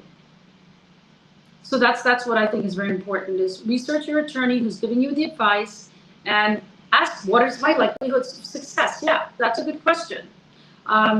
So once again, I don't know what your startup, I know nothing about that, but it's a general question, but we would have to look at the facts of your case to tell you and advise you your chances of success.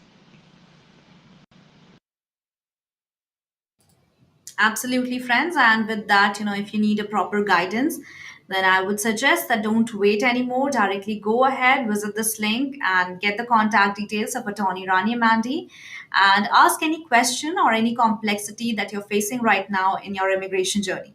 And with that, Rani, I have a few questions, that I would like to go ahead with the Facebook group as well. So I think I'll take just a couple more minutes. I hope that will be okay for you. Okay, sure. Then let me go ahead with this first question. And there's anonymous member who is asking that, hi there, what is the average processing time for EB5 if I'm from Vietnam, but already in the US? I'm looking forward to hearing from all of you. Best regards. Yeah. So the average processing time, if you're in a rural project and you apply within the month of June, perhaps July, is approximately 2 to 3 years. So we're seeing the approvals are coming within under 2 years. And at the same time, for the rural economic project, you can also file for adjustment of status while you're in the United States. So that means you are in legal status. If you are here on another legal status, that's fine too. So yes, you are seeing approvals within 2 to 3 years for your initial green card. The initial green card is for a 2-year period, and prior to the expiration of the initial green card, you would apply for your permanent green card, and then that processing is another 2 to 3 years. So, but you do get your initial green card within a 2-year period. That's possible, 2 to 3 years. Okay, that's great. And yeah, this is the next question. That hi, few years back, I had enrolled in a PhD program using day one CPT.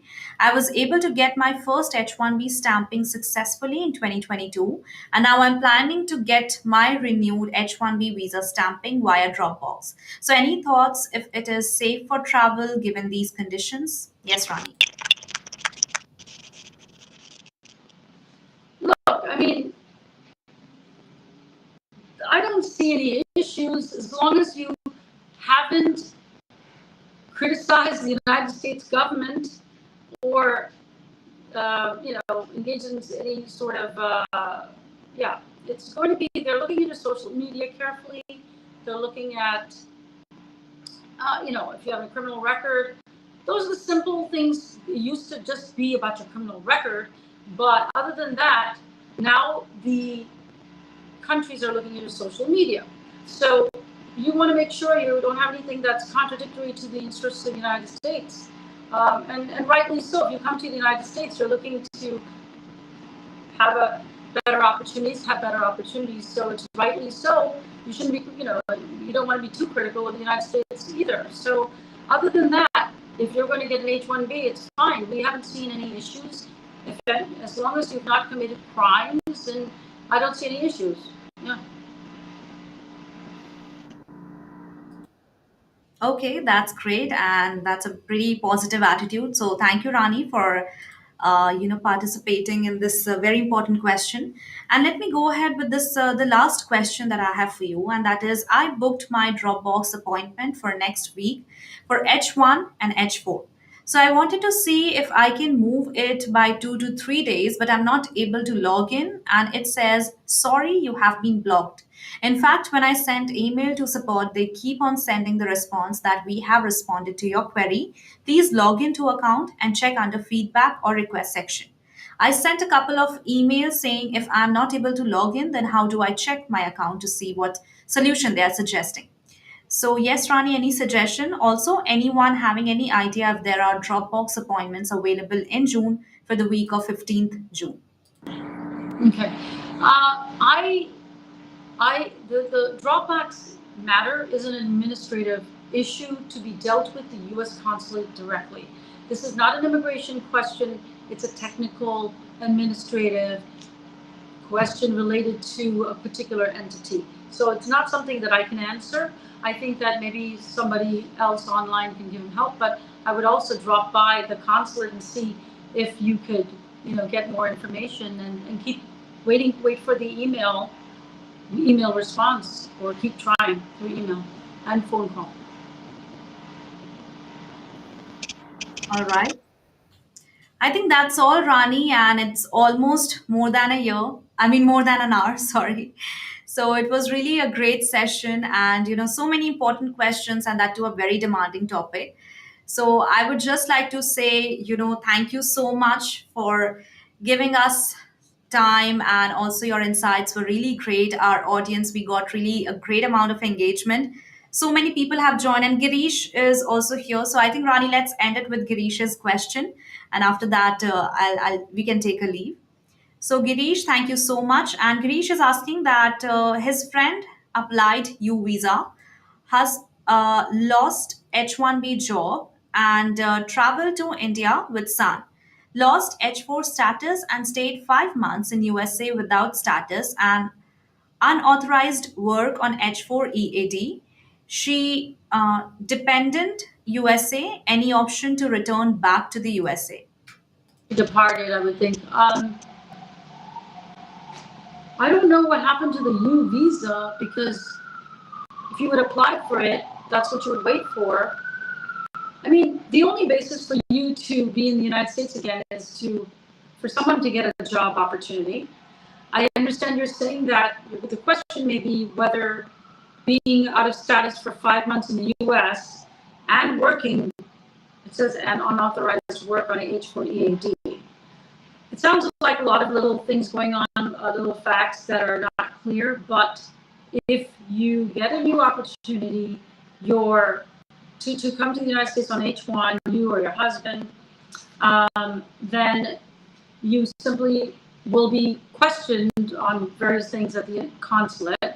But if you did not stay beyond 6 months out of status, then you're okay. Because if you stay beyond 6 months out of status in the United States, you have a bar of 3 years. If you stay out of status for over a year, you're barred for 10 years. So I think that you just made the cutoff, so you should have a chance, and I would try again and see what happens. Because if you want to come back, try on a different visa.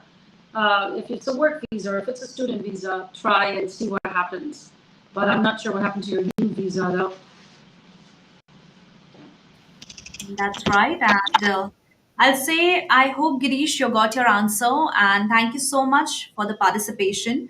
We are just about to end this webinar, but in case if you have any question, then please go ahead, put them on the comment section. Maybe not now, but after the live stream ends, then also my team will connect with you and surely try our best to provide you the answer.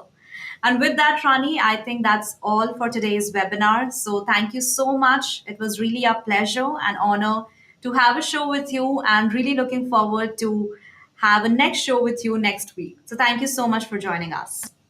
Sam, thank you. It was actually enjoyable, very enjoyable, because I like to see that we have viewers who are concerned and have those questions, and it's something that we can resolve and provide them some good information in a quick time. So I'm happy that we were able to do that. Thank you. I look forward to working with you again, and thanks for the opportunity. It's been a pleasure. Likewise. Thank you so much, Rani. Have a great day. And you too. Thank you. Okay. Bye. Bye-bye. All right, friends. So that's all for today's webinar. I hope you watched it and enjoyed it too. And you can also get in touch with attorney Rani Amandi. And you also don't forget to like, share, and subscribe to our channel. Our handle is at Immigration Talk Show.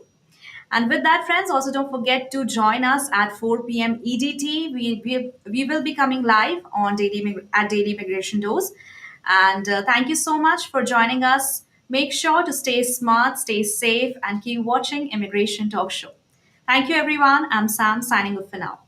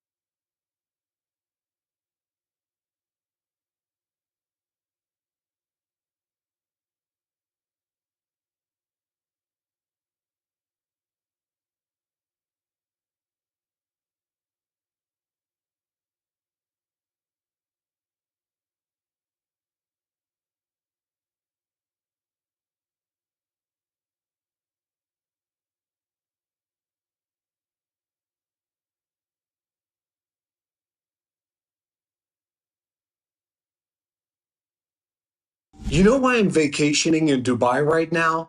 Because I stopped drowning in RFEs, intake calls, and late night filings. I used to hire freelancers who barely knew what a G28 was. Total chaos. Then I found ME Support, virtual immigration paralegals trained in real case prep, docket-wise, and USCIS workflows. Now my calendar's clean, my clients are happy, and my firm runs while I relax. You can hustle or you can outsource smart. I chose freedom. I chose ME Support.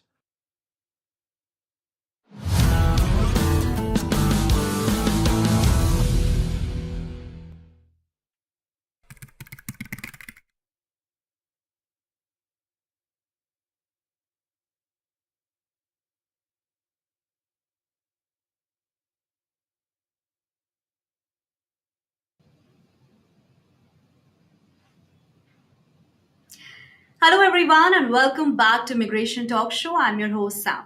And today we are excited to have this session because the guest who is going to join us is going to join us for the very first time. So, friends, stay tuned and stay connected with us. Also, watch this webinar till the end and don't forget to like, share, and subscribe to our channel. Our handle is at Immigration Talk Show. Also, we are available on LinkedIn, Facebook, X, and on Instagram too. So do follow us and like, share, and subscribe to our channel. And before moving ahead, let me go through with this very important disclaimer. That is, by watching our videos, you agree and understand that the information provided by our experts and attorneys, including comments and replies from users, is not a legal advice. Use of information at your own risk. Once again, friends, welcome back everyone to Immigration Talk Show, and it's me, your host, Sam. Talking about today's topic is again a very interesting one and a very important one. How will marriage based green cards be different in 2025? So, getting a green card through marriage sounds easy, right? Just fall in love, say, yes, I do, snap a few cute photos, and sign few forms. That's all. But you know what? In 2025, it's not just about romance. It's about paperwork, updated rules, and most importantly, proving that your marriage is real, loving, and yes, a real card, green card worthiness. So if you are also looking for marriage based green cards, then this session is for you. And the best thing about this session is the guest who is going to join us is highly experienced and one of the finest immigration attorney. Joining me in a bit, none other than immigration attorney Mark Santamaria, who is a dedicated immigration lawyer, AI consultant, and also founder of Santa Maria Law Firm that is based in San Francisco. He has over 12 years of experience and helped hundreds of clients with marriage based green cards, work visas, asylum, and even more. So I think without any further ado, let me welcome him. Hi, Mark. So happy to have you, and really our honor to have a show with you. Thank you so much for joining us. Oh, Sam, it's my absolute pleasure. Thank you so much for having me. I'm happy to be here. Same here. And our viewers are also excited to have a show with you as you are our new face on Immigration Talk Show. So it's really lovely to have you. And I hope that you're doing great today and really excited for the session as we all are. Yes, I'm looking forward to it. And day after Father's Day, it's a special day, Yeah. and I'm just happy to be here that I can share my experience with you all. Absolutely, that's lovely. And I think, Mark, before diving into the questions, as I have so many questions, and some of our viewers have already joined us. So, hi, Ricky, and thank you so much for your question. Stay connected, soon we are going to take it. So, I think, Mark, as you have joined us for the very first time, if you can let us know something about you, like what inspired you to become an immigration attorney, any incident or anything that if you want our viewers to know about you, please go ahead. I appreciate the question. And when I was postgrad after my undergrad degree, I was considering immigration, and then I studied abroad in the Philippines, which is where my parents are from. And I had an interview with a U.S. consulate officer.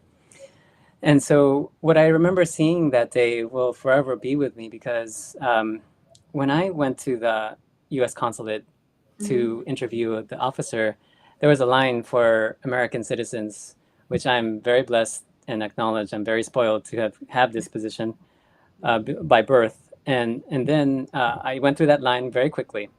But then I saw in this 90 to 95 degree Fahrenheit day, people lining up for the consulate, and some under tents. And in the Philippines, there's about 7,000 plus islands. And so it's not like they could just take the neighborhood bus there. So, so they had to camp out there in that heat. And I felt so guilty. And I feel like that was one of those clear moments about 20 years ago that I can still clearly see and feel the heat. I could feel the heat of going to the office, and then the cool air conditioner inside the consulate. They had to brave the heat. I mean, yeah, many of them are used to the heat, but then still, it's not pleasant to wait that long. And so that's one. There are so many other reinforcing incidents in my life that really inspired me to serve immigrants, and emphasis on serve. I feel like this is a service business, and being able to serve people is what my faith is based on. And that's one of the reasons why I wanted to do work that serves people. And yeah, we have an organization, we have a founding attorney, we have legal assistants and whatever. But then at the end of the day, we're serving other people. And I like that.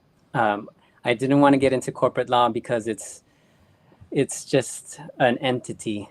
You know, here we're helping actual people that some of us become friends with, and it's always a treat to see some we help from the beginning become citizens, and we become lifelong friends after that. So yeah, that's why. Yeah. Wow, that's wonderful, and that's really motivating. It feels so good, Mark, that there are such a good people, who really want others also to grow and to have a pretty life. I mean, nobody wants to, stay in a long queue, that too in such a summer heat. They all want to have a good life, a comfortable life under AC, and you are really inspiring people and helping them. So it feels wonderful. And friends, if you also want to have your love story in terms of marriage based green cards, stress free and without any problem, then I'll suggest that go ahead and reach out to attorney Mark Santa Mario. You just have to visit the link that will be visible on the screen, and you'll get the contact details of her. Go ahead, reach out to her and ask any question or any query that you are having in your mind. And with that, also don't forget to subscribe to our channel at Immigration Talk Show, our handle. Okay, let me go ahead with my very first question, Mark, that I want to bring up in front of you. That USCIS has updated, some green card forms this year. So how can couples make sure that they are using the right ones when applying in 2025? That's a very interesting question because first we have to know the stakes involved. So if you submit a form that's outdated, it can be flat out denied. Not even an RFE will be sent. It's just a denial, and so it's a reasonable request, in my opinion, to use the latest one. But just note that for the viewers out there, USCIS has updated its forms, specifically the 485 and the I-130, this past spring. And so you have to check carefully.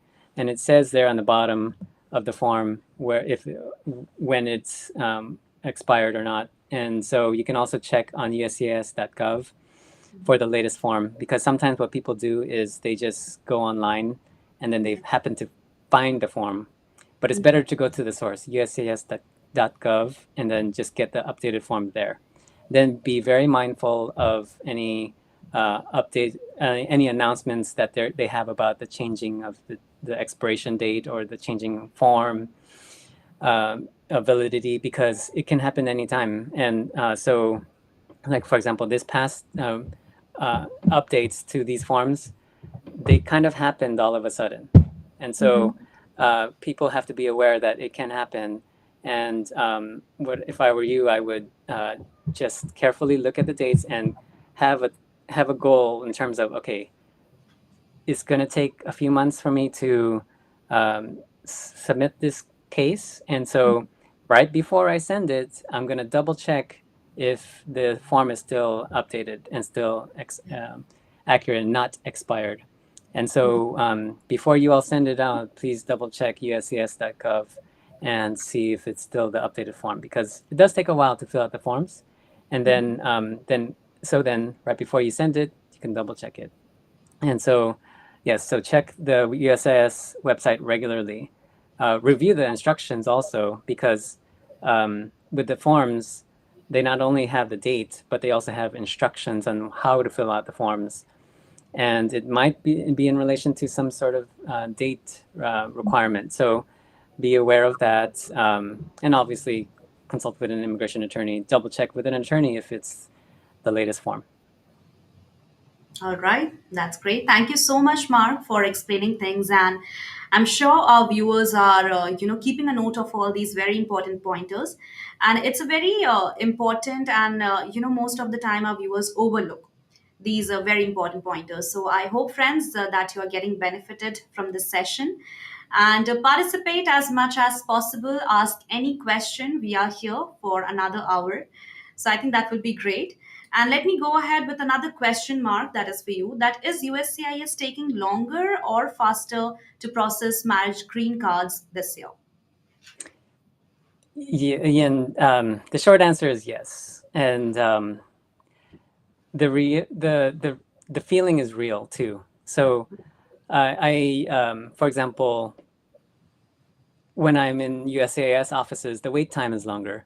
And so I also heard from other colleagues that some USCIS officers left their jobs. And so naturally, the processing time will be extended.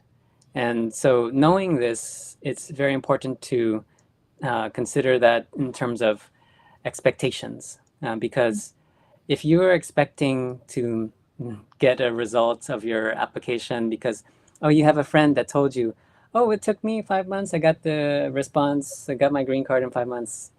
That's your friend who probably did it last year. So just be aware that, okay, we're in different times now. We acknowledge that, but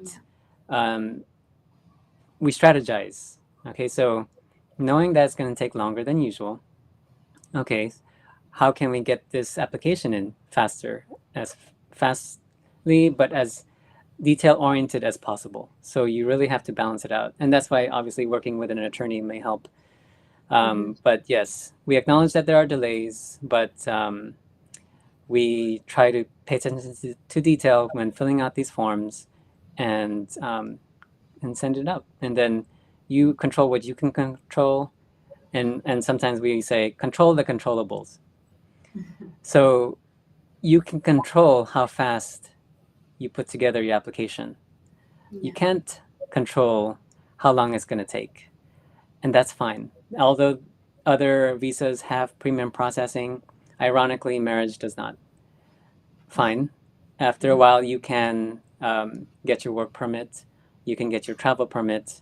And so you look at that as a halfway goal, and then you have your green card interview later. So yes, it takes longer, but strategize. And if you do that with an attorney, it can help you put together your case faster. That's right. And that's wonderfully explained. So thank you so much, Mark, for your detailed explanation and putting things in a very simple form. So I think let me go ahead with my next question. And we have been hearing, Mark, that the rules for the medical exam have been changed. So if you can explain what's different and what it means for people who are applying for a marriage-based green card this year. Right. So this is interesting. So it is actually kind of a reasonable request too, but basically it's saying that, in a nutshell, the form has to be valid, but now in more detail. So USCIS has changed their validity period for the form I-693, which is for green card applicants. They have to submit this form, for those of you that don't know, and signed by a civil surgeon. And it has to be after November 1st, 2023. Okay, so the form is now only valid while the associated application is pending. So in other words, yeah, if your application is withdrawn or denied, the exam is no longer valid for future applications, whereas it would have been in the past. But that's makes sense to me in terms of, okay, at least it could be worse, right? So just because the people who withdraw their cases are very, very few. And so just make sure you are aware of the date of the form and the medical exam to match the requirements of the validity period. That's the key. But in terms of, okay, if you withdraw your case, yes, you will have to submit a new form, 693, which is fine. You just have to do what you have to do, and just be aware of it. This is a new policy. It was implemented June 11th, if I remember correctly, 2025. And so this is something to be up to date with. And so talk with your attorney and check if you have the correct form, updated form, and so that you're all on the same page of its of validity. That's right.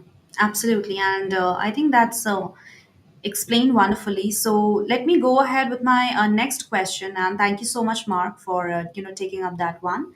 Now, I think before diving into how the conditional green cards being handled, if you can let us know what is the meaning of conditional green card, then that will be great. Sure. So let's think about what is called the conditional green card. So you have your green card, but it's conditioned. So and so because the background is there's a lot of marriage fraud, especially from Asian countries, and me being the child of Filipino immigrants, Indians, also Chinese. So there's a lot of fraud, especially from those countries. And so the officers are trained to look out for those kinds of issues. Okay. And so, and another check is the conditional green card. And these are issued to applicants whose marriage to a US citizen was less than 2 years at the time of approval. So kind of like for newlyweds, so, but after that, they can request to remove the conditions and have their 10-year green card. So there's a form called Form I-751, and so the applicants have to file that within 90 days before the condition expires. So now to your question about, okay, so how has it changed, if at all, in 2025? So for these, at least, fortunately, it doesn't seem like there has been a big change in the processing times. But you know, we're in June 2025, and anything can happen with processing times. But in That's terms right. of our experience, yeah, Mm-hmm. unfortunately. But in terms of our experience, we're okay with processing times. Just it's more important that people consider that yes, USCIS continues to scrutinize these kinds of cases very closely, and so when you do submit your 751 application, in other words, the waiver of conditions application, you Mm-hmm. should, like you did the first time, work as hard or even more on putting together evidence of your quote unquote bona fide marriage, which is a fancy lawyer way of saying just a real Yes. marriage. And so submit the same kinds of evidence, tax Mm-hmm. returns, photos together, social media together, receipts, and finances are key. So things like that are very important. And I was just in some green card interviews based on marriage recently, and the number one thing that the officers reached asked about were Mm-hmm. financial accounts together. So please note that um, if and when you have your interview, you will likely be asked about those kinds of similar kind of joint accounts. So, for example, tax returns Mm-hmm. and savings accounts, checking accounts, credit cards, um, lease together. They really want to see those things. The pictures are nice, the cards are nice, but any kind of joint accounts really does seem to um, persuade them. So Mm-hmm. if and you would think that people are aware of that, but then we get even our current clients to this day still think like, oh, okay, it's okay if I file separately. Yeah. Um, it not really. You may want to consider filing jointly. You know, Mm-hmm. what kind of red flags does this raise when you have your 751 pending? Like you still don't have your um, taxes jointly, filed. Mm-hmm. So maybe you got away with it the first time at your adjustment of status application, but then out of a year or two later, you still haven't filed taxes jointly. So think Yeah. about that. What would any reasonable person think if Mm-hmm. in a USCIS officer's position if you still haven't filed jointly? So think Yeah. about those things as you put together your 751 form. All right. That's great.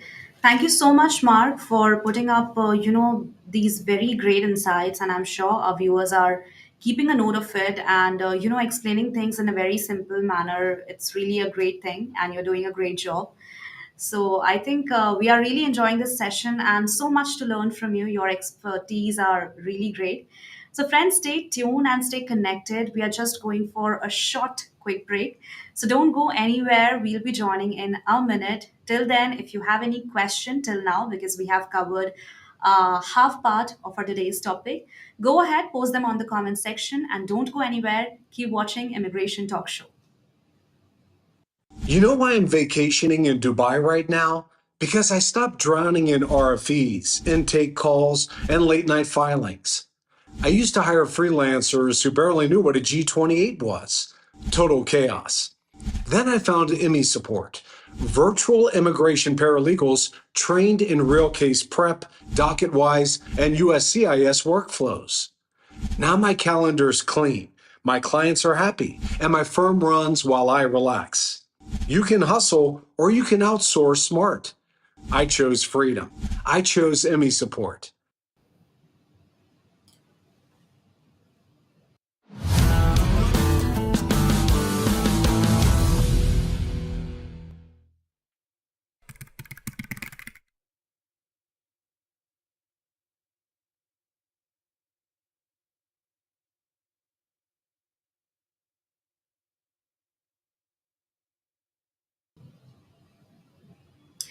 Hello, everyone, and welcome back to Immigration Talk Show. It's me, your host, Sam, and today we are having a great discussion with none other than immigration attorney Mark Santa Maria on the topic how will marriage based green cards be different in 2025?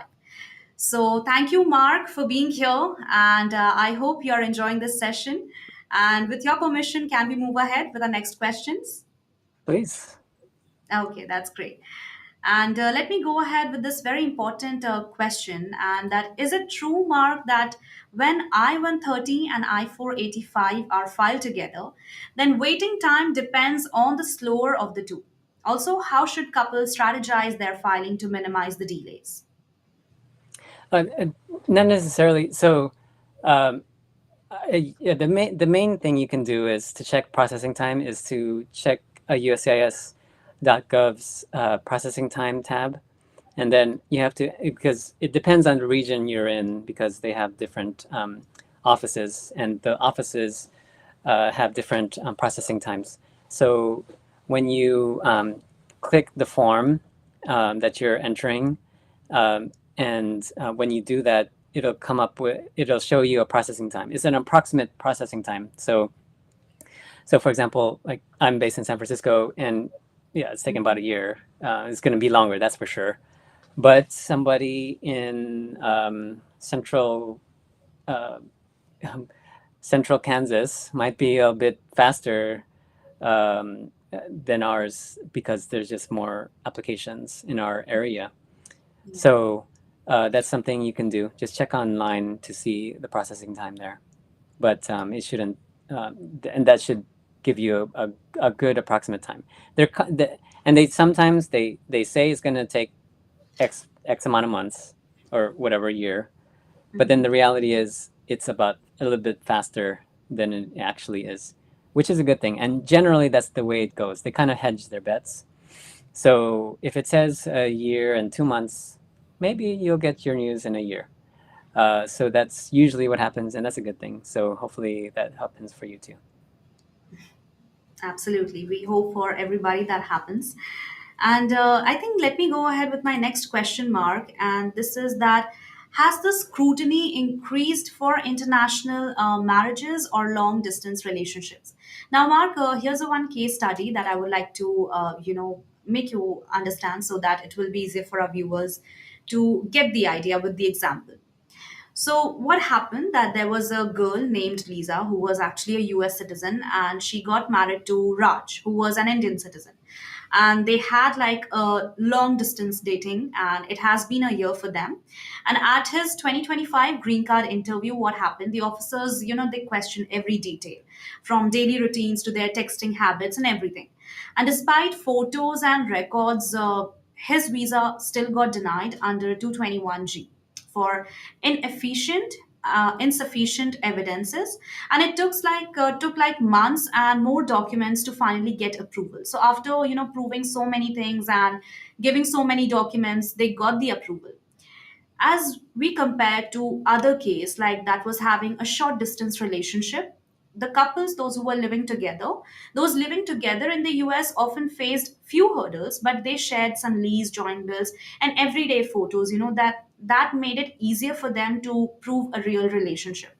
So is it true that distance matters if we talk about long distance, short distance in the eyes of USCIS? How does the process goes? The short answer is yes, but there are ways to help your case. So, Okay. so the the officers will know the facts. The Mhm. officer will ask you, why are you not living together? Why are you in this long distance relationship? And you have to answer truthfully. But before that, what can you do to strengthen your case? Because ultimately, they're going to ask you those kinds of questions, like, okay, if you really, really love this person and you got into this marriage, for real, why are you on opposite sides of the world? Yeah. That's what they're thinking. But how do we show them, okay, it's real? All right. So we've had several clients with this kind of situation, and every case is a bit different. But usually, what we say to such clients is, okay, it's kind of funny, but can you visit your spouse in your country, in his or her country, go on a vacation together, take some pictures, enjoy each other's time as presents. And secondly, and probably more importantly, is okay, as I mentioned earlier about the finances, we understand that it's hard to create joint accounts, especially if you're not in the same country physically. Yeah. So you have to find ways to get around that. Okay, how about a will and a trust to show that okay, you're fully committed to each other, you're carefully family and financial planning with each other, Yeah. and talk with a CFA or somebody who can come up with some ideas of joint accounts that you can create while one spouse is abroad. And so it shows to the officers like, okay, wow, okay, they're really trying to make this work. And so, yes, it's a hurdle, but then it's not impossible. Like we've had clients where it worked out for them.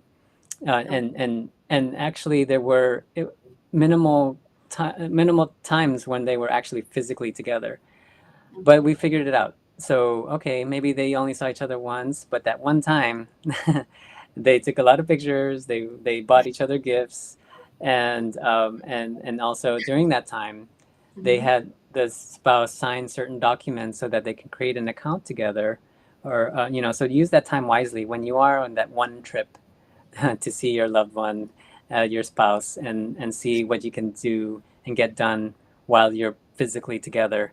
So yes, it does draw a little more scrutiny, but then it's not impossible. There are ways to show that you are in a real relationship. Wow. I think these tips will not only just get their marriage green cards approved, but also it will make their relationship stronger and better. Because these are the proofs, right? They are going to show some pictures, flight tickets, and together. So, okay, Yeah, that's and if I may add to that, sure. um, I've had some clients, to your point, like this whole process can actually, ironically, bring people together. Yeah. I did this with my wife. She Oh, came here as a F1 student, yeah, oh, wow. and she's right there with our son, uh, and um, Yeah. and so she was an F1 student, um, and we had to put together this case, and I was already an immigration lawyer at the time, Mm-hmm. but it was fun to see pictures, and she even made some photo albums. She's the one who did it, Oh, but wow. she put together some photo albums that we still have to this day. We didn't throw them away, and so we printed them out, and they're still here at home. And if we didn't have the interview, we wouldn't have that photo album.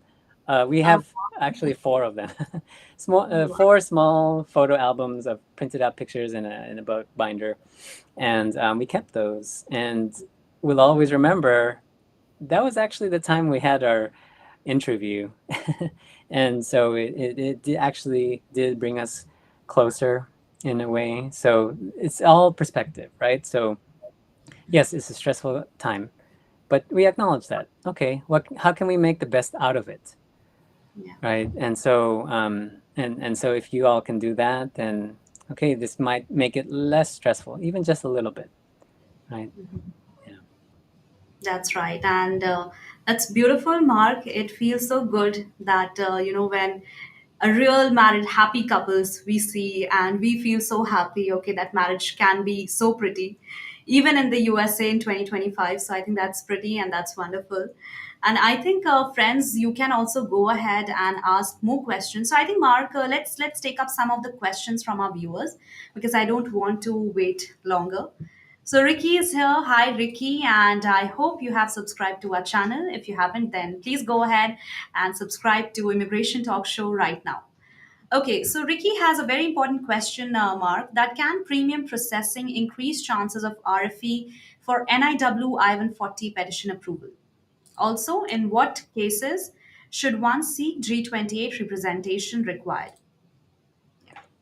Okay, so I'm biased as an attorney, and so for those of you that don't know Ricky's question about what a G28 is, so a G28 is a form that attorneys fill out for clients in USCIS so that attorneys can represent applicants. So that's the G28. In what cases should one seek representation?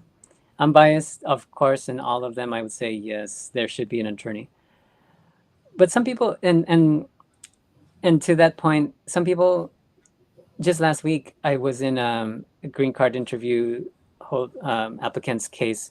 It was actually for an NIW, and I see, Ricky, you have similar NIW questions, and so he was on it. He was focused. He was well prepared. One of the most prepared people I've ever met, and he had a binder full of tabs of all his case-related documents, very organized. And he put together his IDs in one folder with the tab. He put together his checklist, his NIW-related evidence, all in all in separate tabs, and he knew where to go.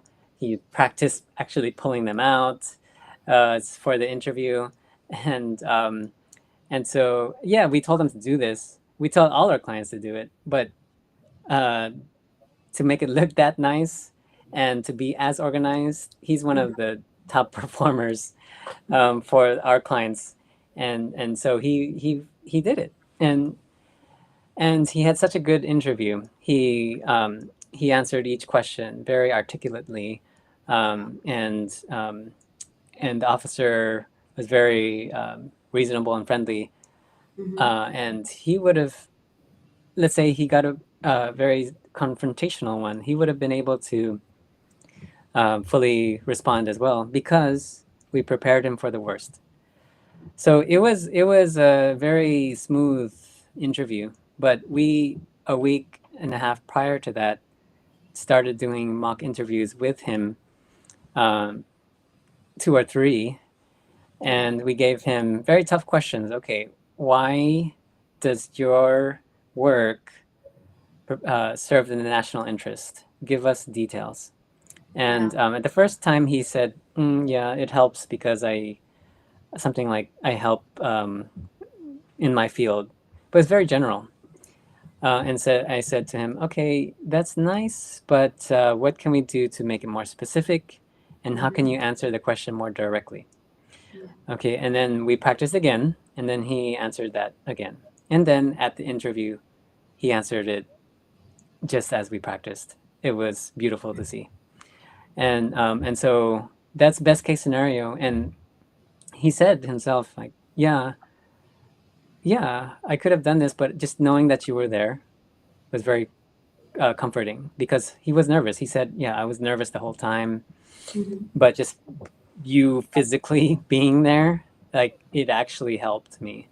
And so those are some things to consider, because like the boxer said, Mike Tyson, we all have a plan until the first punch. I'm rephrasing it, but you know what I mean. We all have a plan until you enter the ring, right? So so you want to be there with as many resources as possible, right? So that's one thing. And then to your other question about premium processing, does it increase the chances of RFEs? And no, RFEs are just almost something you should assume you'll get. So don't feel bad, So you should plan ahead, actually, for that, because as I mentioned, I'm an immigration attorney, and we got an RFE.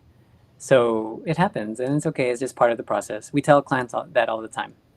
Yeah, I got an RFE too, and I'm an immigration attorney, and so so yeah, you'll probably get an RFE. Fine, you just deal with it. That's right. And I think that's really honest and of you, Mark, that you're putting up these pointers, because most of the time we try to sugarcoat things, but you are bringing up these things and making them feel that it's pretty normal. It's not such a big blunder that they feel as if what a big mistake had happened. So I think a great thing and great points you have been explaining. So friends, as Mark has said that don't be so burdened, and if you're preparing for the best, then also be ready for the worst too. and that's how you are going to be, I would say, like keep going and stay motivated. Nothing is going to happen, and sooner or later, I think, of course, if you are passionate and dedicated, then you'll get your dream come true. So I think, Mark, you're explaining things wonderfully, and so many viewers have joined us. So I think this session is really going great way, and a great engagement we have got. So with that, friends, stay connected, stay tuned, and we'll be coming back just after a short and a quick break. So see you just in a minute. Until then, keep watching, everybody, Immigration Talk Show.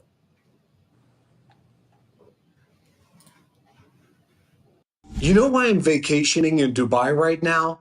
Because I stopped drowning in RFEs, intake calls, and late night filings. I used to hire freelancers who barely knew what a G28 was. Total chaos. Then I found IMI support, virtual immigration paralegals trained in real case prep, docket-wise, and USCIS workflows. Now my calendar's clean, my clients are happy, and my firm runs while I relax. You can hustle or you can outsource smart. I chose freedom. I chose IMI support.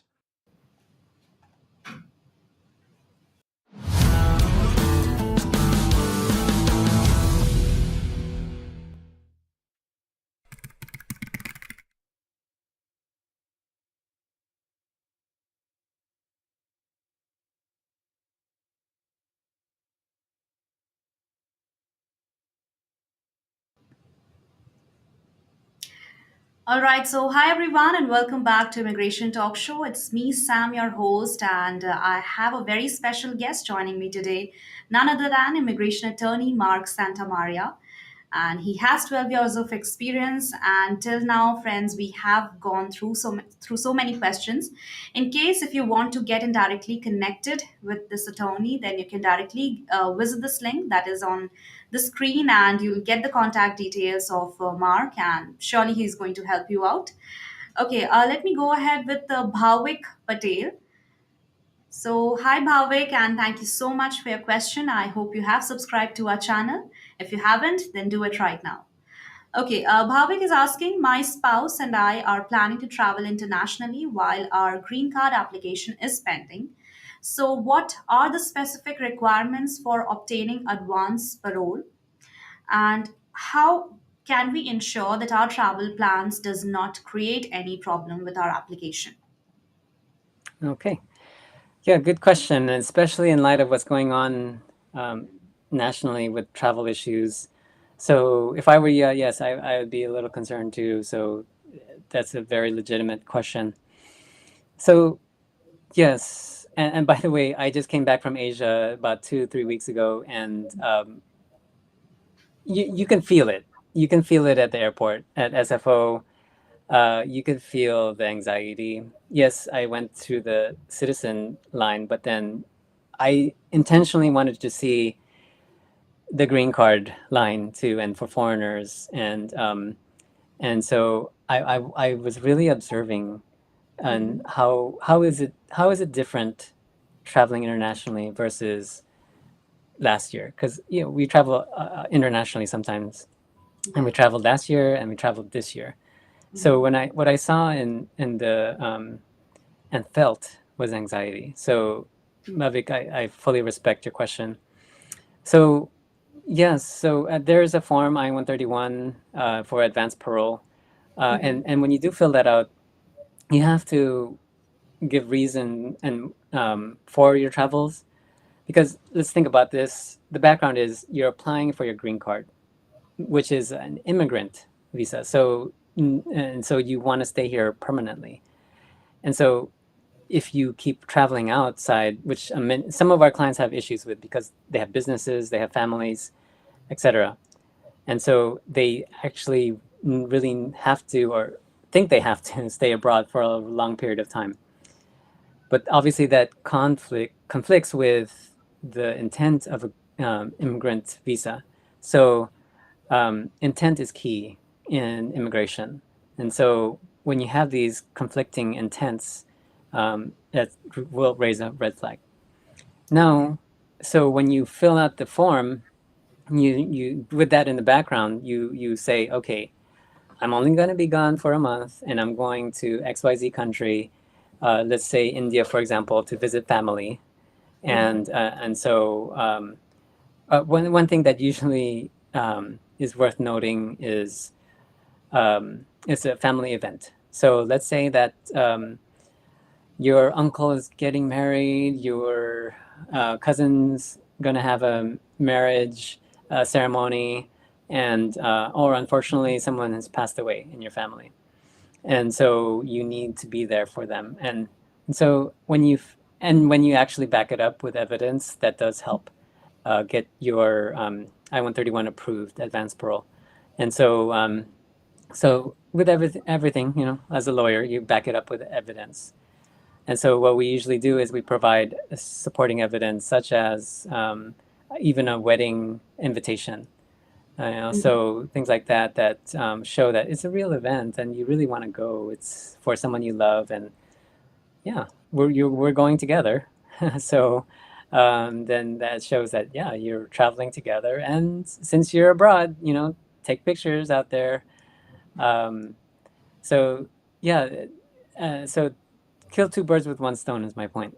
So fill out the I-131, and then while you're abroad, take pictures of you're traveling, so that when you apply for your 751, the removal of conditions, you'll have extra evidence to submit at that time. You know, so you can use that kind of evidence for multiple purposes. So think about those things as you apply for advanced parole. Absolutely, and that's very well explained and very well put up, Mark. And talking about pictures also, I think nowadays it's becoming trend. Wherever you are going, you always have some snaps or just sharing Instagram stories or putting a WhatsApp status. So I think it's becoming trend, right? They are making vlogs also, and pre-wedding shoots are also there. So I think this is really going to be a fun activity and also necessary one as well. So, really great, and these points are wonderfully explained. So, Sakshi is here, and hi, Sakshi. Thank you so much for being here and participating. Okay, Sakshi is asking that I have a prior immigration violation on my record. How will this affect my eligibility for a marriage based green card? Anything specific should be done in such situation? Yes, Mark. Okay. So I have to start off with the lawyer response of it depends. But here's what I can say in terms of this kind of question. It's not the end of the world. It usually isn't. We've had many clients with such violations in the past, and sometimes what happens is they worked under the table or have a speeding ticket. Fine. So, but first, this is where you kind of should have an attorney.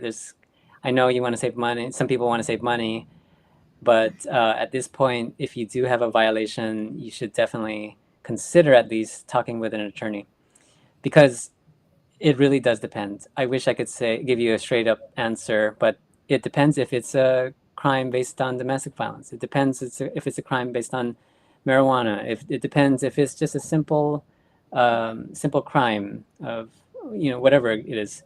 It really depends, because worst case scenario, it's a crime that makes you inadmissible. If it's something like that, then yes, you have to highly consider talking with an attorney, because it could bar you from applying for any immigration benefit. However, if it's something maybe working under the table and then you marry a citizen, that should be waived. So it really depends. Talk with an attorney, and before you submit anything, make sure you did your research, okay? Because the USCIS will have everything. You will be surprised about how much they know about you, and for them, it's a click of a button. And so don't assume that you can hide anything. And so I would rather you fill out the forms and just volunteer that information on the back of the forms, because on the 485, for example, it asks, have you ever committed a crime or been charged with a crime? So they make it very broad, so there's no way around having any negative interaction with the authorities. So you just say yes, and then say what happened, and then explain that on the form and at your interview. And if it's a violation that can be waived, you should be fine. So, but again, please consider talking with an attorney. Absolutely. And Sakshi, I think you should go ahead with expert guidance and the guest who is sitting in front of me who could be better than that. So go ahead, directly visit this link and you'll get in touch with attorney Mark Santa Maria. I can understand that these violation cases might sound a little confidential. So go ahead, reach out to her. You'll get the email ID of, reach out to him, sorry. And you can also get the email ID of him as well. And there you can share your details, your documents, or anything, whatever queries you're having. And he would love to help you out. Okay, so I think thank you, Sakshi, for being here. And yeah, let me go ahead with Ganesh comment. So Ganesh is asking that I have a non-traditional marital history, significant age gap, and cultural differences. So we are concerned that USCIS may scrutinize our application more closely due to our unusual circumstances. So the question is that what are the key factors that USCIS will consider when evaluating our application? Are there any specific forms or statements that we need to submit to address our non-traditional marital history? Yes, Mark. Very interesting question. And so, yeah, again, we've been doing these kinds of cases for more than a decade, or about a decade, and so you think about all the kinds of cases we've had over the years. And so, Yeah. love. I'm based in San Francisco. Love is in different forms. Okay, so that is a factor to consider. Yes, there are some factors that, if there's a age gap, is a very important thing to address. So yeah, you can't change anything about your age gap, but what can you do? You can strengthen your case and say the truth. So when they ask, okay, well, likely you have, or people that in your situation have had prior marriages, and just say, I'm going through another marriage, and hopefully this will be it. Kind of joke around a little bit and be lighthearted, and so maybe you'll get the officer to smile a little bit. And it's, as a married man, it's not easy. It's not easy because there are things that come up, and it's hard to understand these cultural differences because, yes, I'm Asian, my wife is Asian too, but we're from totally different countries. And so when the officer asked us questions, the officer happened to be Filipino American, and so he asked us questions about, like, okay, so this is a long time ago, so I don't remember exactly, but something about our separate cultures. Not because he didn't believe us, because I think he wanted to pass us. He was just trying to kill time. But he asked us like some random question about my wife's culture, and then we kind of joked about it, and it worked out. But I knew a little bit about her culture because I love her culture. I love her culture's food, so you can show pictures of you guys eating out at the different kinds of cultural restaurants. What do you do to celebrate each other's cultures? Things like that. So same thing, like I said earlier, document everything. Okay, you have cultural differences, but you have one bank account. Think about that. Okay, so think about what is irrefutable. Like, you actually share a bank account. Okay, so you file jointly. You have a lot of pictures of your travels together. You think about that. You have the burden, but then just keep adding to your list of evidence. Okay, and then let them decide. All right. That's so sweet, Mark, that you are also sharing your experience, and by setting an example, also our viewers can relate to it. That yes, if you have also went through it, then it's not just that you haven't experienced those situations and you're randomly giving advice. So, friends, I think it's great. You have an example sitting over here and who is living his dream. So, I think that's wonderful. And also go ahead and get in touch with attorney Mark Santa Maria just by visiting this link, and you'll get the contact details of him. Okay, Rudra is here, Mark, and Rudra is saying that he is sharing his experience. Hi, I had an interview on 4th February 2025. After the interview, officer put my case under administrative processing. Now, embassy sent me a letter saying I need to upload some documents on CEAS site and drop off passport when log in to my CEAS profile. Okay, and there's a continuation to it, but there is no option for upload documents. Then what should I do? I emailed to NVC, but I did not receive any response. Also, the asking passport drop off while you are in under AP. Is this a good sign or not? I totally get it, Rudra. It's so confusing because, yeah, they ask you to upload documents, but there's no place to upload it. So it's like, yeah, okay, here you go, but can you accept it? That's something I have to actually I have to guide you through of like where to click and things like that. So that's something. Feel free to reach out to me and my office, and we'll try to show you where to go. But it's possible. All right. That's wonderful. I think Rudra, you need some guidance to it and some, little deep analysis on it. So, and Rudra, I hope you have subscribed to our channel. If you haven't, then please do it right now.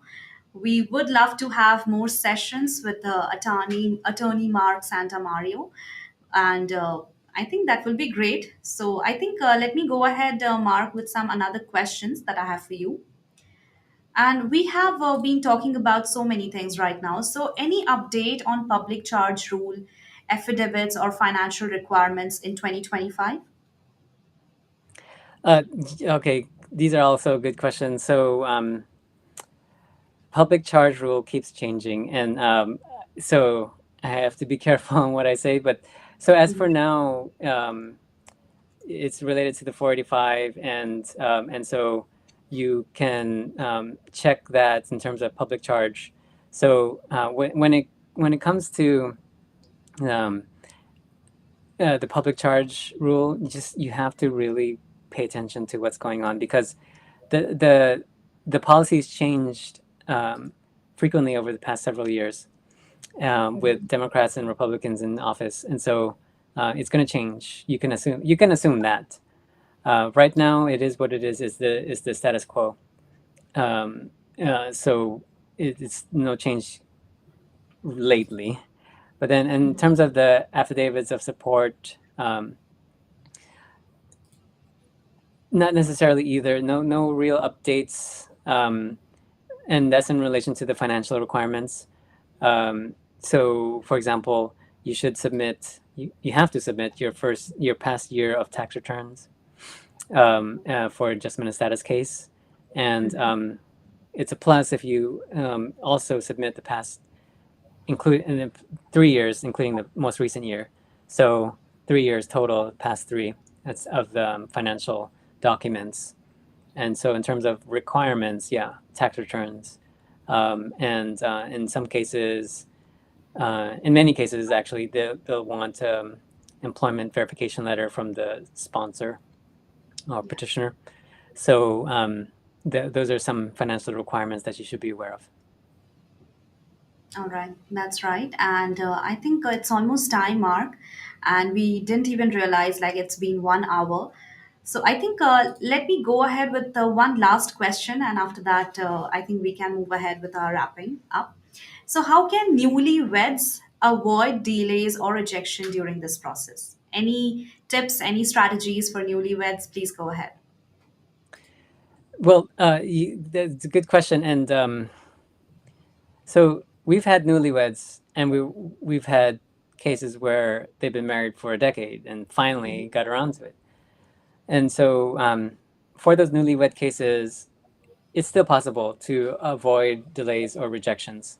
But if so, you're obviously asking this question because you want to get this done as soon as possible. But my suggestion is make sure you have a quality case. So yeah, maybe it'll take an extra week to put together to open up a joint bank account. I would rather wait that 1 week to open up a joint bank account, because if you don't give enough evidence, then yeah, you will likely get an RFE, some sort of delay, and so I would just consider doing those things and plan ahead. So assume that it's not going to happen overnight where you can open up a bank account.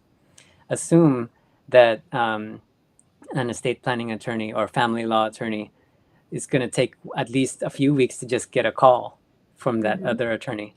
So assume all those things. So knowing those things, do those first, right? Save yourself some time and some headaches. And so prioritize the things that you cannot really control. Like, as I said earlier, control the controllables.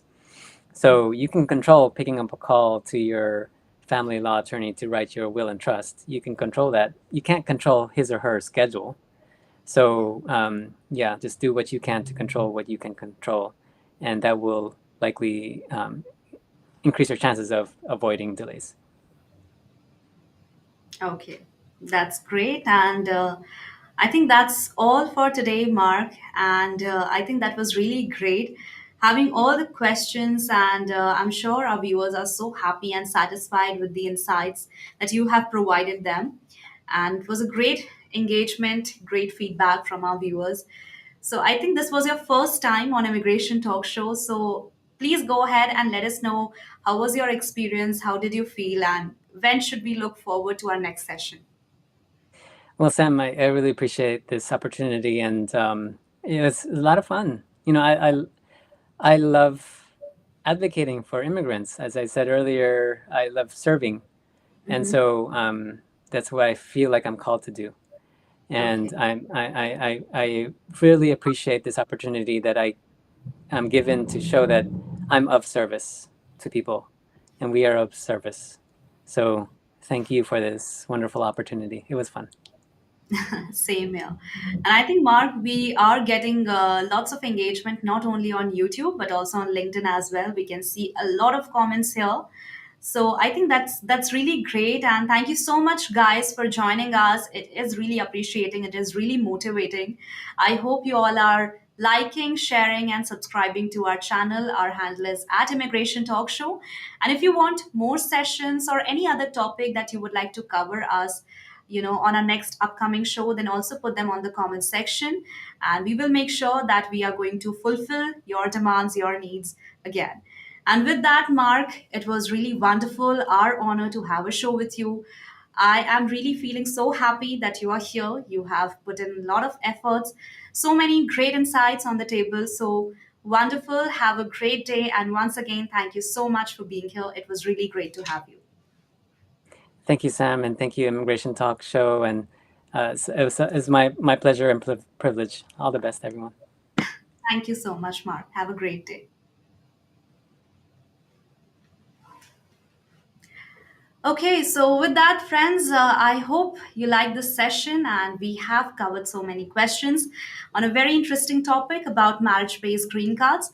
In case if you are having any more doubts or any other queries regarding the topic, then please go ahead, put them on the comment section. And even after the live stream ends, we are going to come back to those questions and will provide the great answers to those. And in case if you want to get in touch with attorney Mark Santa Maria, then please go ahead, visit this link and get in touch with her. So thank you so much, guys, for being here. I'm sure this session has been helpful for couples, newlyweds, and for those guys also who are looking to have, their marriage-based green cards. So thank you so much, everyone, for joining us. And don't forget to like, share, and subscribe to our channel. Our handle is at Immigration Talk Show.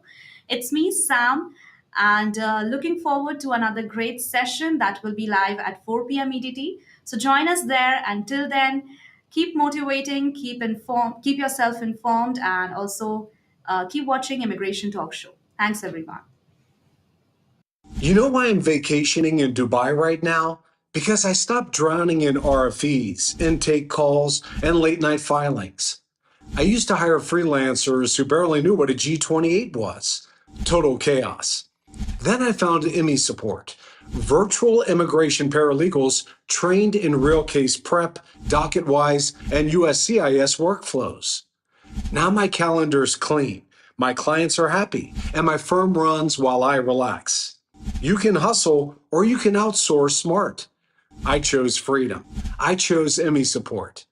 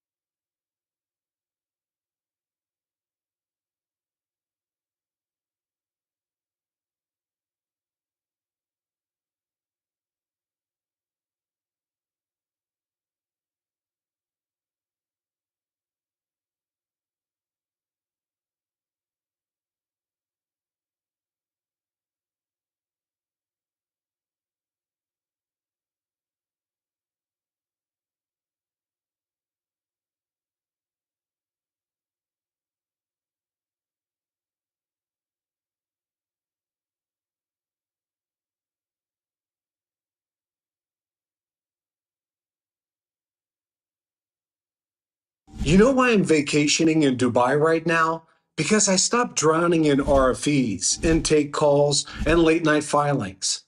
I used to hire freelancers who barely knew what a G28 was. Total chaos. Then I found ME Support, virtual immigration paralegals trained in real case prep, docket-wise, and USCIS workflows. Now my calendar's clean, my clients are happy, and my firm runs while I relax. You can hustle or you can outsource smart. I chose freedom. I chose ME Support.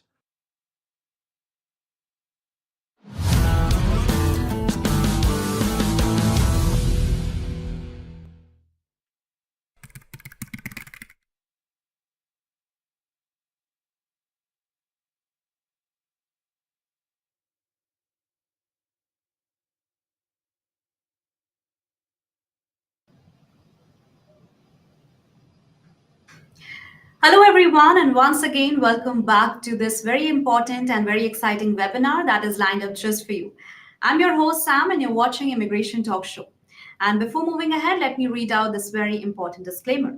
By watching our videos, you agree and understand that the information provided by our experts and attorneys, including comments and replies from users, is not a legal advice. Use of information at your own risk. All right, friends, once again, welcome back everyone to Immigration Talk Show, and it's me, your host, Sam. And we are also live on YouTube, LinkedIn, on X, and do follow us on LinkedIn, Facebook, X, and on Instagram as well. Also, don't forget to like, share, and subscribe to our channel. Our handle is at Immigration Talk Show. And talking about today's topic is again very important and a very timely one. That is O1 visa for tech professionals. Is it worth exploring? So, whenever a tech professionals think about working in the US, the first thing that comes to their mind is H1B visa. And along with it, the stress of lotteries, long wait times, and limited chances. But what if there's another option? That means no lottery, no long wait, just a chance to shine. And that's where the O1 visa comes in. It's lesser known, but trust me, it's incredibly powerful. And if you don't know what it is, who can apply for it, and what is the whole process, then this is the platform that is right for you. So watch this session till the end and also participate here as much as possible because the guest who is going to join us has an expertise on O1 visa. None other than, let me introduce him, immigration attorney Ralph Antonioli, who has 20 years of experience in the US and Latin America. Also, he's a strong advocate, a great communicator, and a passionate supporter of disability inclusion in law. He's been named as a top lawyer, featured in Who's Who in America, and honored with the Worldwide Humanitarian Award. So, hi, Ralph, and thank you so much for being here. It's been a long time, and welcome back once again to Immigration Talk Show. How are you doing today? Good. How are you, Sam? Thank you so much for inviting me over here. I'm glad we can talk about this important topic, especially during this time when there is a lot of misinformation. So hopefully we can, clear the air for a lot of your viewers and, also demystify the fact that O1s are not just for superstars like people think, and that, with proper preparation and a good lawyer, you can actually get an O1. So let's get going. Wow, that's super exciting. And I'm sure our viewers are also really excited for this session. So, friends, go ahead. Don't forget to like, share, and subscribe to our channel. We have so many important information to unpack in this webinar. Hope you'll enjoy. And also, the best part is that you can also get in touch with attorney Ralph Antonioli. You just have to visit this link and you'll get the contact details of him. Okay, and with this, Ralph, if you can let us know, some brief about what O1 visa actually is, then that will be little helpful for our viewers. Yes. So the O1 visa is a non-immigrant. First of all, it's a non-immigrant category, sort of like an H-1B. The O1 visa is not a green card. The O1B is sort of a work visa that will allow you to work in the United States for an initial period of 3 years, and then you can extend indefinitely for 1 year increments. So what is it? It's a visa that it's reserved for people who can demonstrate extraordinary ability. Extraordinary ability is a word of art here. It doesn't mean that you have to be a superstar. That's why at the beginning of the show I said that when you see extraordinary ability, it can be a little intimidating. But it's that's not the case. In the case of tech professional, this being extraordinary ability simply means not that you're just good at your job, but you are probably among the best in your field. That's really what you're showing. To keep it short, current law requires that there are two ways to get an O1 visa. One is if you have secured a big award, for example, like a Nobel Prize or like an Oscar. We're talking about technology, but I'm just like a huge award in the industry. If you don't have that, then you go to the second option of how to get the O1. So and we're going to focus on tech professionals. What you're trying to show here is that you're just not good, but that you stand out in your field. That's sort of and how do you do that? The immigration law provides an avenue, which is the O1 visa, and for people and which is the most common way for people who do not have a like a major award or the U.S. law provide 8 categories that you may choose from to demonstrate that you are an extraordinary ability individual. There are 8, like I said, there are 8 categories. The law only requires that you show 3. From a practice perspective, I usually recommend clients to at least meet 4 or 5 if they can. In the event that USCIS does not find that you meet one, then you have another one to fall back on. You know what I mean? So yes. the typical route for a technology professional will be to meet at least 3 of the 8 criteria that the US law currently provides. So you can meet the extraordinary ability definition. So that's really the goal. You don't have to show that you're a superstar. You don't have to show that you are in Forbes magazine, or you're in all these, you got all these awards, that you are like super famous. I mean, we're going to talk about that later, but being famous has nothing to do with the O1. With the O1, like I always like to tell my clients, it's sort of like a statutory dance. You just need to meet.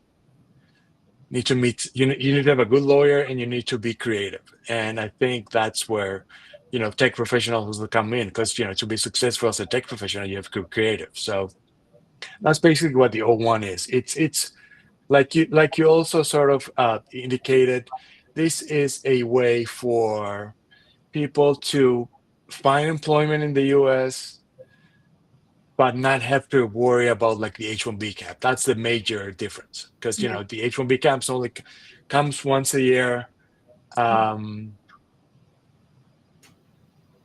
but the O1, as long, again, the caveat here is you have to meet the definition of extraordinary ability, and I explained how you do that. You have to meet certain criteria. So that's basically how the O1 works. I'm going to be saying this a lot today.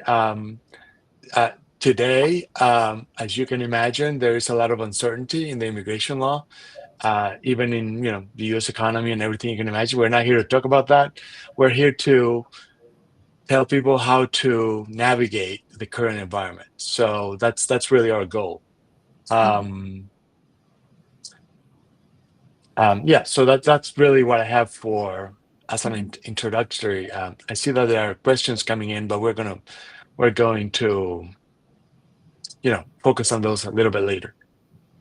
Sure, absolutely. And I have so many questions for you, Ralph, but thank you so much for explaining what O1 visa is in a great way, and absolutely very well said. It's not only for superstars, it is basically for the people who are creative, right? So I think that's great. And I'm sure our viewers are understanding what O1 visa and having a great background about it too. So also talking about some educational qualifications, Ralph, because you have said that, they have to be creative, they have to be best in what they do. So, what about the educational qualifications? If we talk about H1B, they need to have certain background, right, in terms of education. What about O1 Well, visa? O1 visa, there's technically no educational requirement. I mean, of course, it helps because you can, like I said, you have to meet at least 3 of the 8 categories that the U.S. law provides to meet an O1 visa.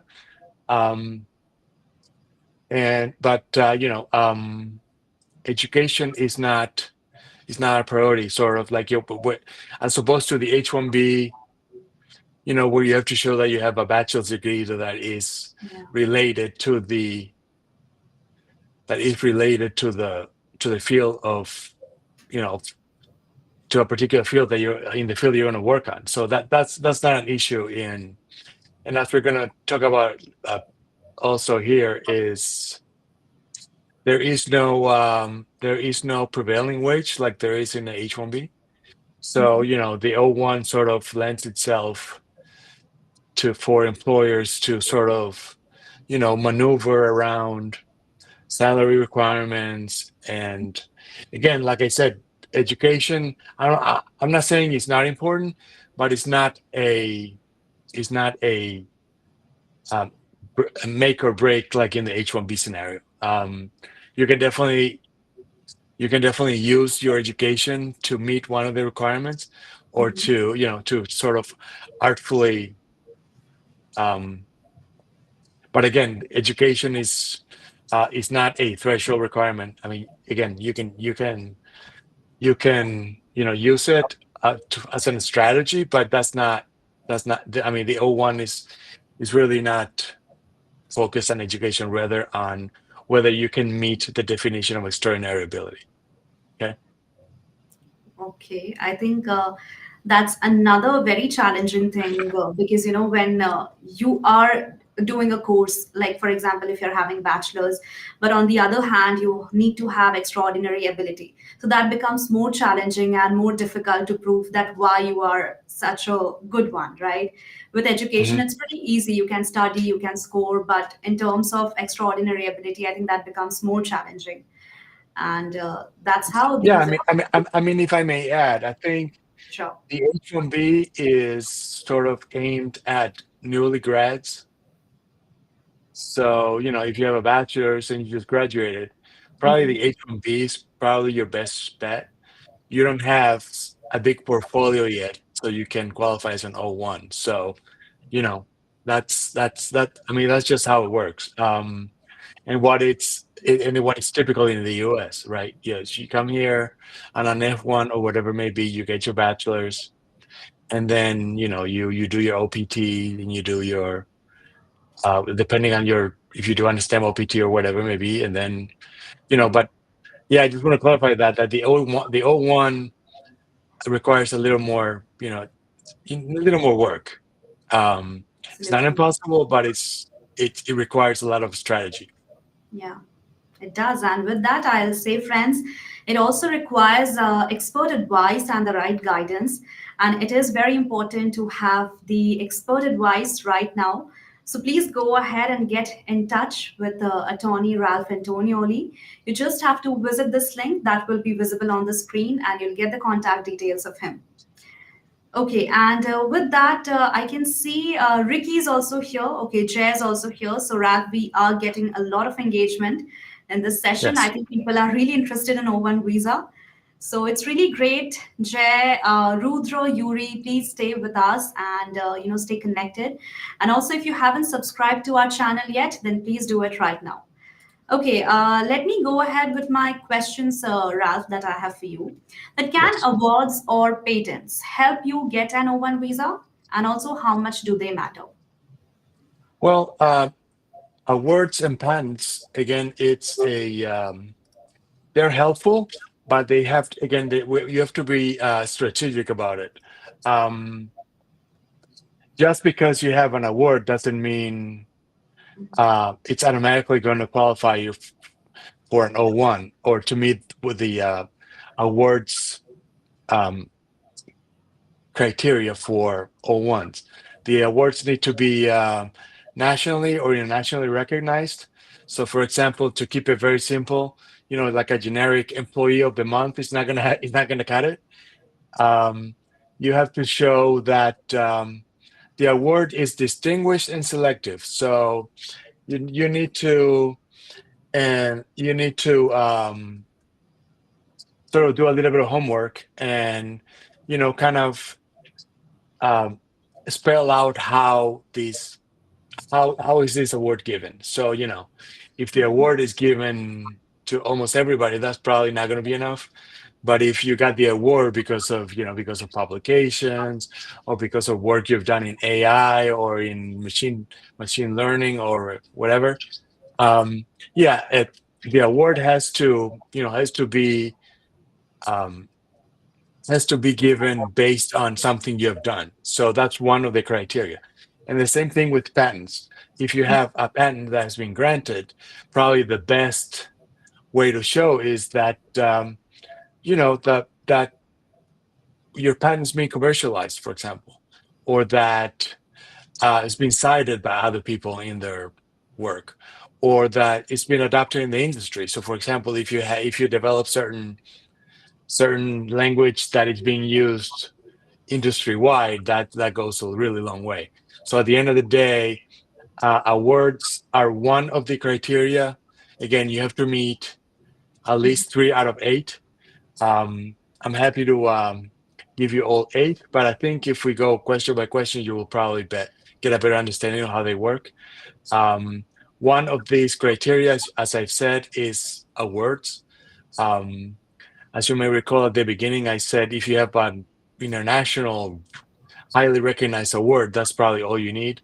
But I mean, the chances of someone in the tech industry having a Nobel Prize, that's pretty slim, right? So um, But again, if you do, I mean, that's all you need. Yeah, so that's basically how patents and awards.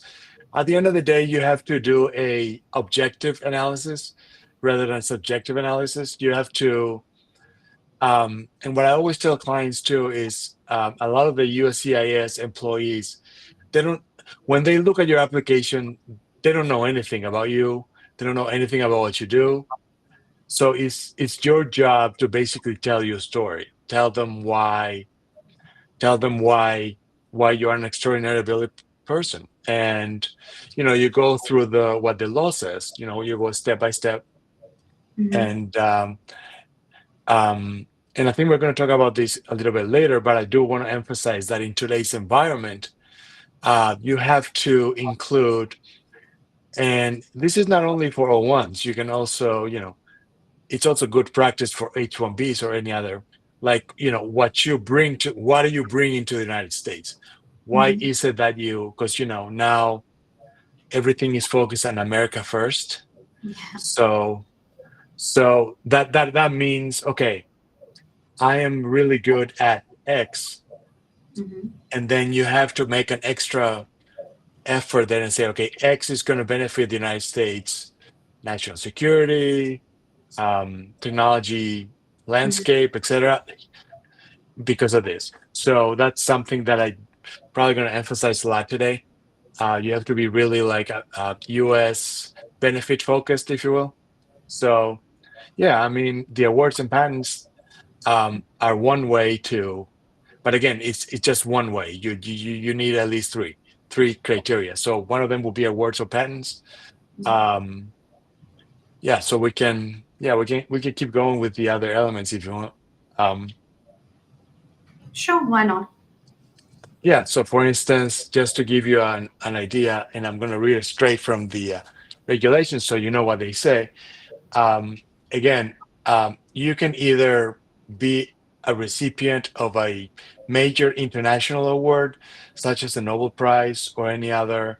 Mhm. Again, I mean,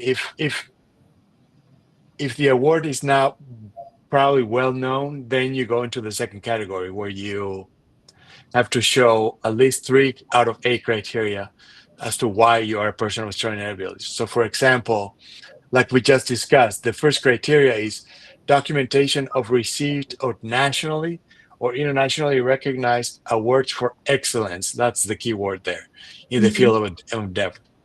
Um, the second criteria is membership in organizations that require the member to have, excellent achievements and to, not just any membership where you just pay a fee and you join. It's got to be a membership that, like an organization where they sort of selected you Mhm. um, for being a member. So, for example, like a fellowship. Mhm. Or the other thing is published material in major trade publications. So again, this is just another. I mean, I see some of the questions here saying, "Well, I published a few articles." And it's not Mhm. enough. And I said, well, it depends. Like, where was the article published, and was it cited by other people? Is it relied upon by people in the industry? Okay. Um, those are the questions you have to ask. And again, remind that just publishing articles is one criteria. You have to meet at least 3. So yeah. Then the other one is the person having worked in a panel, like for judging the work of others. I'm not sure how relevant this will be in the tech industry, but Mhm. sometimes you have competitions, and people have called you to be a judge because of what you do and because you're known in your industry and your sector, and you can use that to meet one of the criteria for extraordinary ability. Um, the other, and I think this is very critical for tech professionals. It says evidence of the person's original scientific, scholarly, or business related contributions. This goes back to patents, right? Um, so what did you do that has made you stand out in the industry? That's what that means. Like how do you what you, I mean, why are you different than all the other tech Yeah. professionals. That's basically what you're trying to do. Stand out from the rest. Again, and I think we're going to talk about this later, but another criteria is you have to show that you have been employed in a critical or essential capacity with companies. So, for instance, in January there was an update to the O1 category where the person could start its own LLC, for example, and then that company will serve as the sponsor, and the person who started the LLC could potentially meet, depending on other factors, they could meet that he's employed in a critical or capacity because let's say you start your company and you're the president, right? So you're definitely that's again, it's all, and ultimately the eighth, and I'm not sure if this is relevant to the tech industry, but usually when high salary is another criteria. So for example, what you do is you compare, okay, as a tech professional, let's say just for the sake of argument, I make $1 million a year, and your typical person in my position makes 200,000, right? Then you can argue that your remuneration is a lot more than the typical. So that's how you meet that criteria. So that's basically, like I said at the beginning, it's a statutory dance. You got to go criteria by criteria and see, okay, how can we meet this? Do we meet this? That's basically what you do. I mean, it's not, and that's one of the things that why we're doing this is, sometimes people believe that, okay, I wrote a couple articles, that's enough. Fortunately, no. I mean, that may work to meet one criteria, but you have to show more than that. You know what I mean? That's right. So yeah, I think that's pretty a good picture of what, how you meet the one criteria. So yeah, I'm ready for your next questions. That's wonderfully explained, and I'll say, Ralph, that everything has been explained in a very detailed manner. So thank you so much for that, and it's really appreciating. And I'm saying that our friends have also joined us. So friends, stay tuned, stay connected with us. We'll be coming back just after a quick break. So don't go anywhere, and keep watching Immigration Talk Show.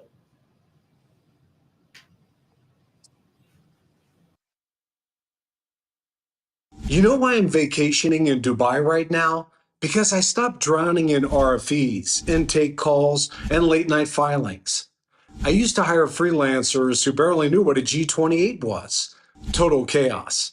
Then I found IMI Support, virtual immigration paralegals trained in real case prep, docket-wise, and USCIS workflows. Now my calendar's clean, my clients are happy, and my firm runs while I relax. You can hustle or you can outsource smart. I chose freedom. I chose IMI Support.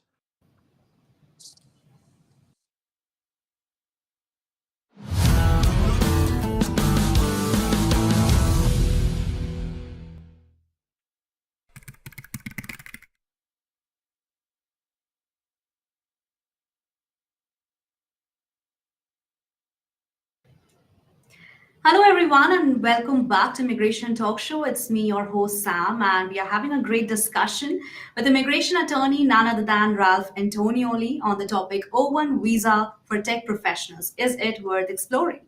So, till now, we have covered so many questions, and now we are also left with many more. So, I think without any further ado, Ralph, let me go ahead with my next question for you. And okay, let me pick up this one, that how does the O1 visa can beat the H1B when it comes to tech jobs? Because H1B is also highly popular among tech professionals. So how is Yes, it better? yes, yes. So yeah, we sort of touched upon this a little bit earlier. The O1, it's probably not the the first choice for tech professionals. Most people, like you said, are more familiar with the H-1B category, which is typically how people come here to the United States to start there. I mean, I started as an H-1B, so Okay. um, so there are a few things that make the O1 attractive. Um, I would say the most attractive the most attractive factor of a O1 is probably that there is no lottery and there is no Yeah. cap. So, as you know, for H1Bs, you have to, well, especially now, there's a lottery, you have to register, then you have to wait until you're registered, and then if you're registered, you can apply. So it's kind of, there's a lot of uncertainties with the H1B. The O1 is, in that sense, is very flexible. If you meet with your lawyer, you go through the details, and if you can meet the O1 criteria, you can do it at any time. There is no cap. There is no. I mean, you can do it any time of the year. The other thing is there is like I explained earlier, there is no prevailing wage requirement.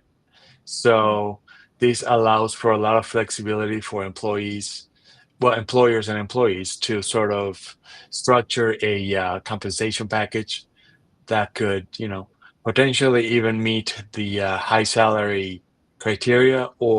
But again, the important note here is that there is no prevailing wage. So for those familiar with the H-1B process, before you can file your H-1B, you need to get a labor condition application with the Department of Labor, where they basically certify that you can only pay this much. That doesn't exist in the O1 world. So the other caveat that I do want to provide is that the O1, as you've probably noticed by now, the O1 requires a higher standard. So it's Yeah. not. I mean, it can be flexible, but the reality is that not everybody will qualify. True. But this is why you have to work with competent counsel, because people who have done this know how to navigate, especially nowadays where there's a lot more scrutiny on all Yeah. kinds of cases, not just O1s, all cases. And another great advantage of the O1 is that if you have been granted an O1, you're probably 50% there for an EB1 visa, which is sort of the I will probably call it the immigrant brother of the O1, because the O1 is for non-immigrant to work, whereas the EB1, it's for you to get an immigrant visa. So the EB1, you do it through what's called the I-140 form. Yeah.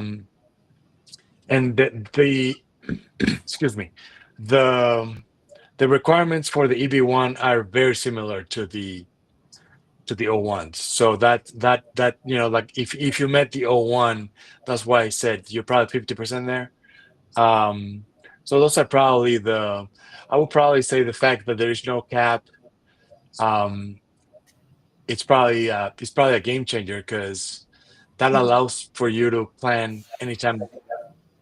I mean, if you can meet the documents and the requirements, you can do your O1 anytime. You don't have to worry about a H-1B cap or anything.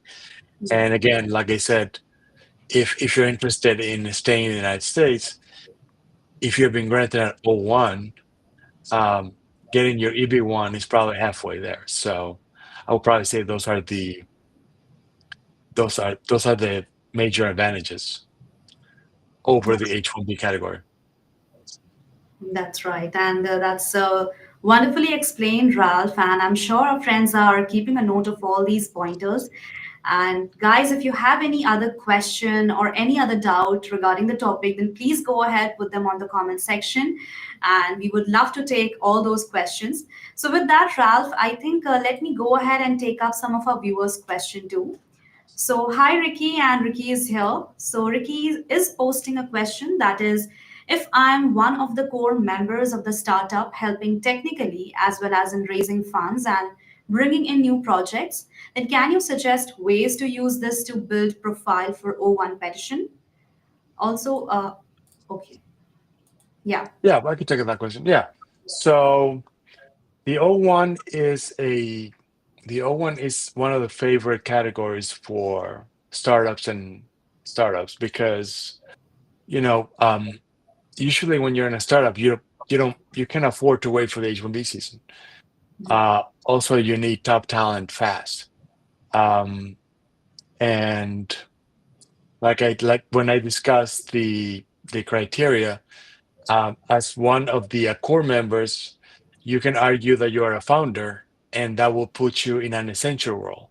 So you will meet that criteria. So yes, I think the O1 is very popular among startups. And again, as long as you sit down with your lawyer, go over the criteria, and you can definitely build a successful O1. I'm going to emphasize this, that O1s is all about strategy.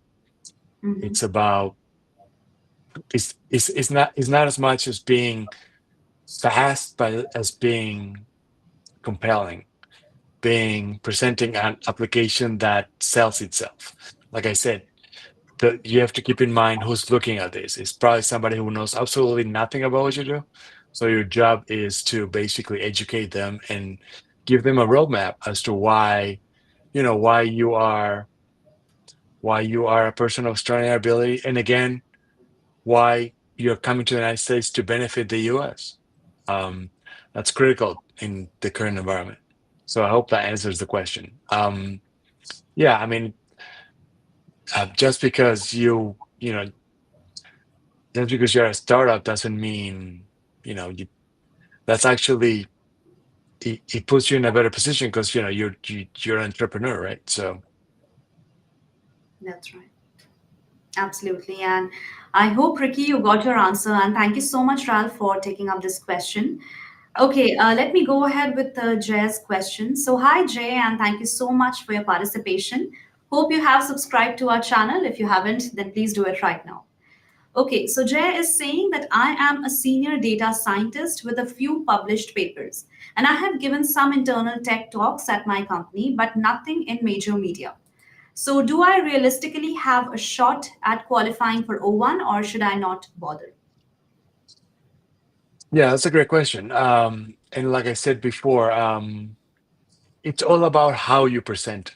Um, if your papers have been published, if your papers have been cited, you may use those to meet one criteria. I mean, and again, I want to remind your viewers that one criteria is not enough. You have to meet at least 3 out of 8. So you can most definitely use your published papers and your tech talks and put it all together and make an objective argument that you are on top of your field and you meet that criteria. But again, that's just one criteria, though. You may be able to sit down and discuss and see how those papers have been cited, where are they published. Again, I'm an eternal optimist, so I don't I will never tell a client don't even bother. I mean, I'm the type of guy who's like, he's probably going to go for it, but again, the O1 it requires a lot of strategy. You can't go at it softly, and Mhm. two, you can't go at it alone. Not especially now. You need to have a competent counsel to guide you, because um, this is not a do-it-yourself type visa, especially now in the current environment. Um, So Jay, I mean, I don't think I don't think you should you should think that it's not worth it. I will probably focus on how do I meet the other criteria. That should probably be your mindset. So I hope that helps. All right. And Jay, you can also get in touch directly with attorney Ralph Antonioli. Just have to visit this link and you can share your status, you can share your case or any other documents, and he would love to help you out. Okay, let me move ahead with Yuri's question. So, hi Yuri, and thank you so much for your participation. Yuri is asking that I have been working on open source AI tools for years and I have decent recognition on GitHub. Does that carry weight with USCIS for O1, or do they only Yeah. value traditional press and academic credentials? Yes, Ralph, please go ahead. Yes. Yeah, the same. This is sort of related to is the same question as Jay asked. Yes, you can definitely make an argument that your contributions to the open source and your recognitions in GitHub have been will help you meet one of the criterias. But again, the mindset is okay. I meet one. How do I meet the rest, or at least most of the rest? That's really at the end of the day. If you prepare well, you put together a really good application. You show how is it that you're going to benefit the United States, and carefully go through these criteria. And O1 is absolutely doable. So, but it requires patience, it requires preparation, and it requires good counsel. So That's right. Absolutely. And in 2025, I'll suggest that it is better, friends, to have a direct expert consultation, and that will be a pretty safe option for you. So we have shared the link of attorney Ralph Antonioli. You just have to visit and go ahead, get in touch with him. Okay, Kriti is also here. And hi, Kriti. Thank you so much. I think you have joined us for the very first time. So please make sure to subscribe to our channel. Our handle is @Immigration Talk Show. Okay, so Ralph, Kriti has a question for you. That is just getting IEEE senior membership enough for satisfying O1A membership criteria? I have strong other three criterias. so it depends what are the requirements to be a senior member of. That's the first question. Like, how do you become a senior member? If there is some type of criteria for you to become a senior member, then you can definitely make the argument. If you have 3 other criteria, then that's perfect. You're going to have 4. And I usually recommend my clients to meet at least 4 in the event that USCIS does not believe that you meet. So I'm going to sort of graphically explain how this works, so you can understand how USCIS looks at this. So let's say in the case of Kriti, we put together your O1 and we argue for 4 criteria. We send the application gets received, and let's say we get an RFE. So the RFE usually looks like, okay, based on what you provided, you said you meet 4 of the 8 criteria. And then the RFE will go through criteria by criteria and say, okay, based on what you submitted, we believe you met these criteria. Or based on what you submitted, we believe you didn't. Then you have 3 left. So that's how they look at it. It's a pretty mechanical process, but that's why strategy and having experienced lawyer is critical. So That's right. yeah, I just see that Kriti said that. So that's your gold ticket right there. So yeah, that's exactly the argument you're making. So yeah. All right. Thank you so much, Ralph, for taking up this question. Yeah, And Kriti is also here, and she's saying that, okay, got it. Thanks. Thank you so much, Kriti, for your participation. And I hope you have subscribed to our channel. If you haven't, then please do it right now. And with that, friends, now it's time for a short and a quick break. So don't go anywhere. We are coming back in this platform only. So don't go anywhere. Join us after a short break and keep watching Immigration Talk Show. You know why I'm vacationing in Dubai right now? Because I stopped drowning in RFEs, intake calls, and late night filings.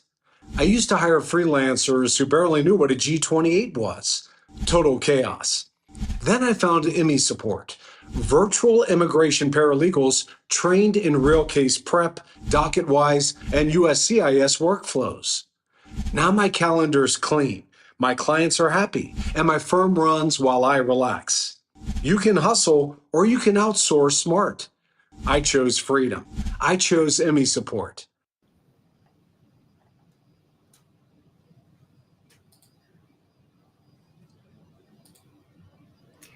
Hello, everyone, and welcome back to Immigration Talk Show. I hope we have been talking about a lot of O1 visa, and the topics and the queries that we have covered in this session is going to be helpful for you. And Ralph is also here, and he is doing a great job. So once again, Ralph, thank you so much for your, My pleasure. answering all the questions and taking it in a very detailed way. So we have few more questions from our viewers. So I think let me continue with those. And here's another question, Ralph, from Ricky's side. So Ricky is asking, what is the timeline you are seeing for O1 petition processing? Yes, that's a great question. So as some of your viewers may know, there is two types of filings in the U.S. With USCIS. The first type of filing is your regular filing. As you can imagine, the regular filing takes longer.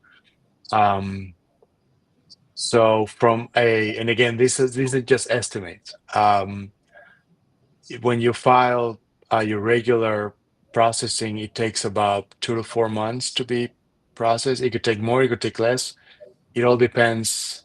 If you have ever interacted with USCIS or the Department of State or any other immigration agency, it's a very subjective process. So your case may take 2 months or may take 4 months. That's sort of outside of our hands. Now what the O1 as well as other categories and some of your viewers may be familiar with is the premium processing option. This is and I'm only referring to the O1 context. So the way premium processing works is you have to submit an additional fee, which right now is $2,805, which guarantees and quote unquote guarantees that USCIS will make a decision within 15 calendar days. So that means in 15 days, either they're going to approve the case or they're going to issue an RFE. And straight denial is really rare unless you present a case that it's that it's bare bones. So, usually that's premium processing again. And the other thing about premium processing is, let's say there's an RFE. The 15 days start again once the USCIS receive the RFE response. So the first 15 years sort of disappear.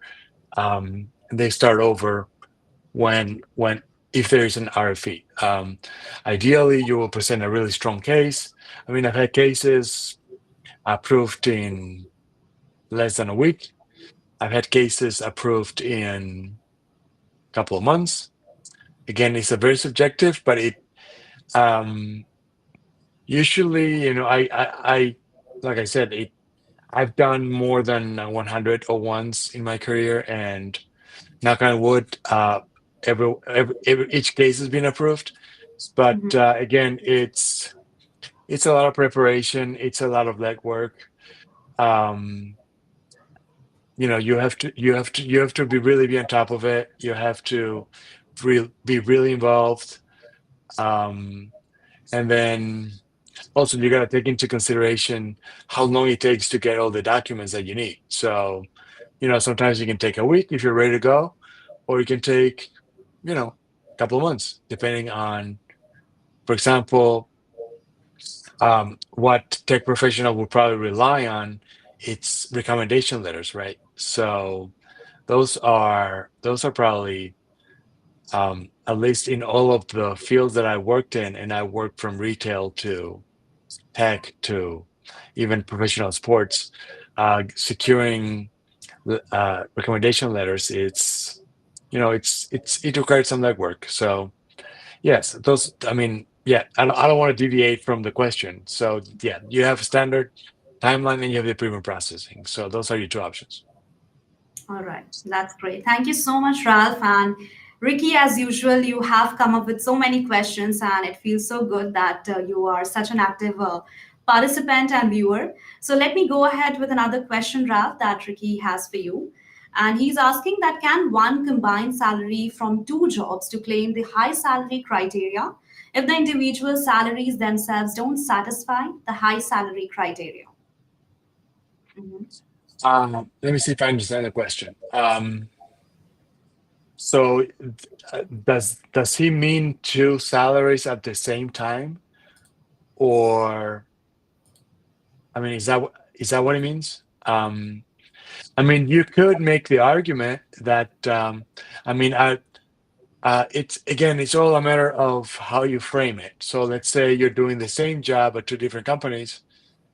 You can make the argument that, yes, I mean, you based on what you do, and if they're related, then Mhm. you can make that argument. Again, I want to remind Ricky that that's going to be only one criteria, though. So you're going to need others. And again, I always recommend clients to have at least 4 or 5, just to be on the safe side. So that, yes, I mean, it depends how.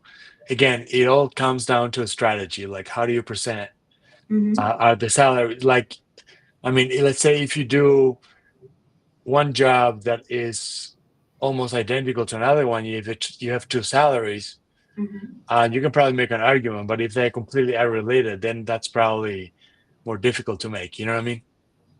Yeah, absolutely. Okay, then thank you so much, Ralph and Ricky, also for participation. Now, Kriti also has a lot of follow-up questions. So, Ralph, I think let me go ahead with Kriti's question. So, Kriti is asking that, hi, Ralph, do you help candidates also patch the missing pieces in their profile? For example, if I have some media, but it doesn't mention my name, then how can we go about seeking contacts in media to help with the editorial? I'm a machine learning engineer in big tech. Yes, that's a good question, Christy. The best way to do that is when, and I'm going to tell you what's worked for me in the past. I've had the first case that come to mind is I have done a O1 for a photographer Oh. who one of his jobs was to take photos for Apple. So he was taking pictures of everything that you see in the Apple commercials. He was the guy taking the pictures. So you know when you see those pictures, you don't see his name there. So um what the way we did that is we included the picture, or in her case, we would include the article and then we would include a letter Mhm. from either the editor or someone from from the magazine or the publication saying, yes, I can certify that, and then you can use that letter not only to certify that you were the one in the article, but Mhm. you can also use that letter to meet the criteria that you have provided contributions to the field. You know what I mean? See how it's all strategic? Mhm.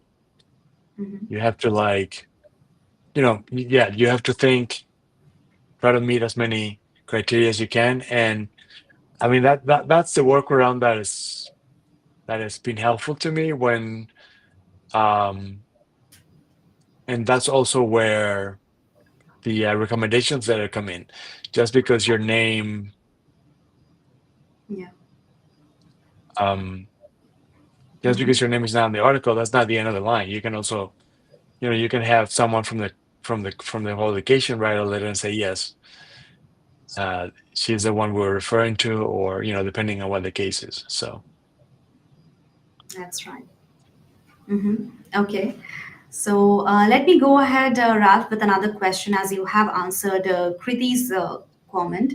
So thank you, Kriti, and I hope you got your answer. In case if you have any other follow-up question regarding O1 visa, then please go ahead, put them on the comment section, and we will try to answer that. Okay, Durga Prasad, he's also here. So, hi, Durga. And if you are here for the very first time, please make sure to like, share, and subscribe to our channel. Our handle is at Immigration Talk Show. So, Ralph, he has a question that in your personal experience, what is the preference in big tech firms for hiring immigrants? Do they prefer hiring H1B because the SOP already exists, or they prefer O1 because O1 is easier to file? Also, yeah, he's. yep, yeah. I saw his other question, so I Okay. can address those. Mm-hmm. Yeah, I mean,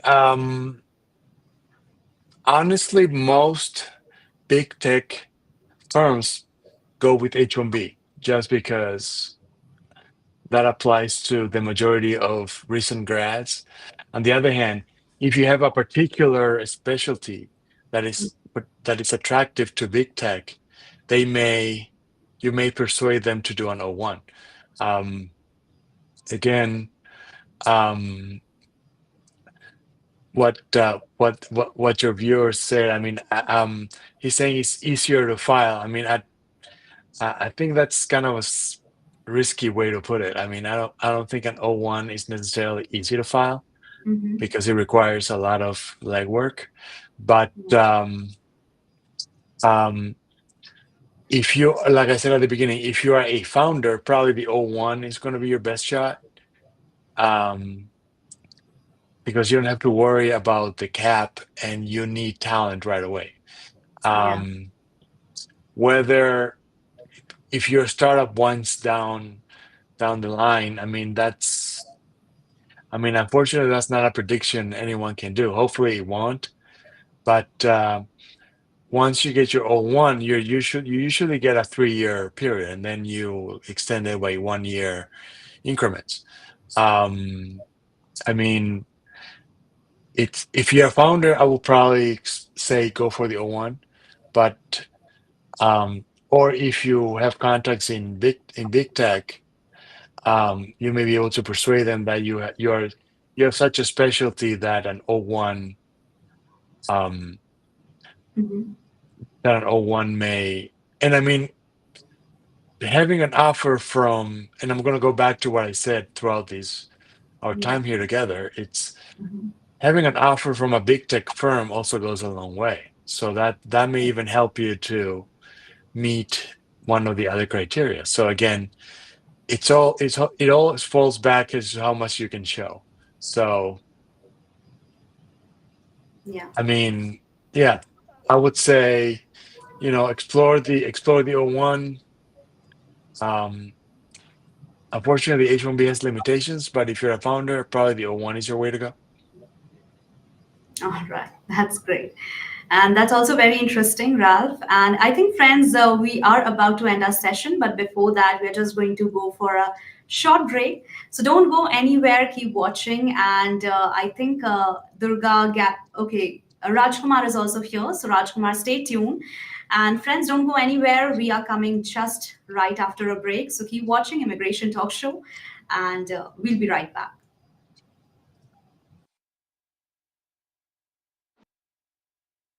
You know why I'm vacationing in Dubai right now? Because I stopped drowning in RFEs, intake calls, and late night filings. I used to hire freelancers who barely knew what a G28 was. Total chaos.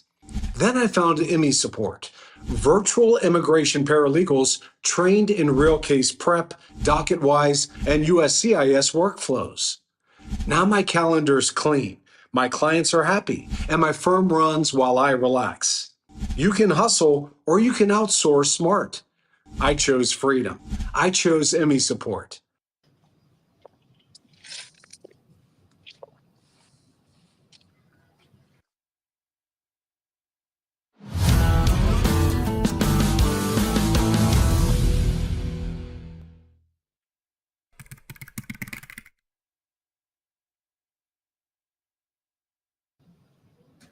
Hello, everyone, and once again, welcome back to this very important and great conversation that we are having right now. None other than with attorney Ralph Antonioli, and he is explaining things greatly, beautifully, and in a very simple terms. I hope you guys are understanding and also able to understand all the criterias and all the questions in a very great way. Okay, Ralph. So I hope you're enjoying this session too, and by interacting with our viewers, you're also finding it interactive and, a good one. So I think let me go ahead with our some of the questions that we have for our viewers. Yeah, And I want to emphasize to viewers that the goal of having this mhm, conversation is to, clear the air, because there's a lot of noise, there's a lot of misinformation, and I appreciate this type of programs that you put together because it helps people to, really learn what's going on on the ground, as they say here in the United States. There's a lot of misinformation. There is a lot of, and unfortunately, I always caution people because there's a lot of uncertainty. There's a lot of people who give you false information just so you can, yeah, you can, I mean, for lack of a better word, so they can take advantage of you. So this is one of the, and I would, and that this is why I appreciate the type of shows that you guys do, because this is a way to, set the record straight and say, okay, this is really what's going on. I mean, don't. I always recommend my clients, before you believe anything you see in the news, give me a call, because 9 out of 10 is not true. So, um, mhm. I think yeah, that's so sweet of you, Ralph, and I really appreciate your kind words. Thank you so much. And I'll say because of experts like you, this show becomes a wonderful one. It's not only from my side, but the insights that you're putting and bringing up so much onto the table. Hats off, and the energy you are putting in this webinar. It's visible that we are getting a lot of engagement. So, with your request, if you're okay, can we extend 5 more minutes, and after that we can end up the session if you're okay with it. absolutely. I'm here. Yeah, I'm here whenever you need me. So, Okay, that's great. and to So, your viewers, feel free to email me if you have specific questions. I yeah. mean, happy to help in any way I can.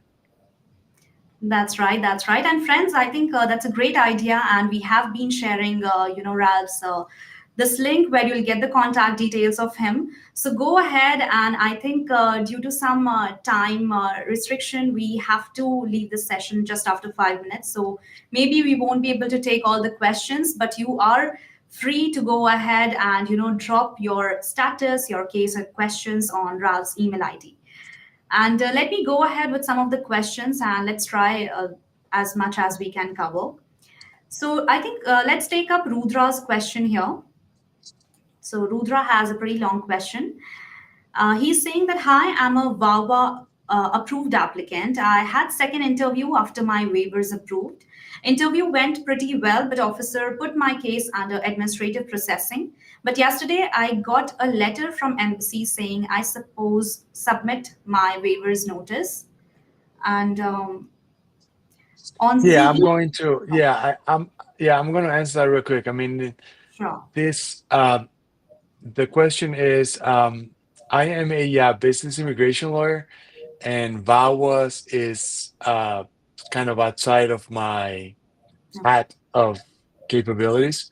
What I would recommend is, if you file your VAWA with an attorney, please reach out to your attorney and make sure that he is, he's proactive about all these requirements. Unfortunately, I just can't. I mean, I'm not in a position to tell you whether that's a good sign or not, because that's just not the type of cases I do. Yeah. The case, so I highly recommend that you get in touch with your lawyer, and you know, that's probably what I can suggest. Okay, that's not a problem, Ralph, and I think that's okay. You can go ahead. I think yeah, Rudra. I'm so sorry, I forgot your name. Rudra, you can go ahead and look for some other immigration attorney, and of course they're going to help you. In case if you have any other question regarding O1 visa, then please go ahead and put them on the comment section. We are going to take that.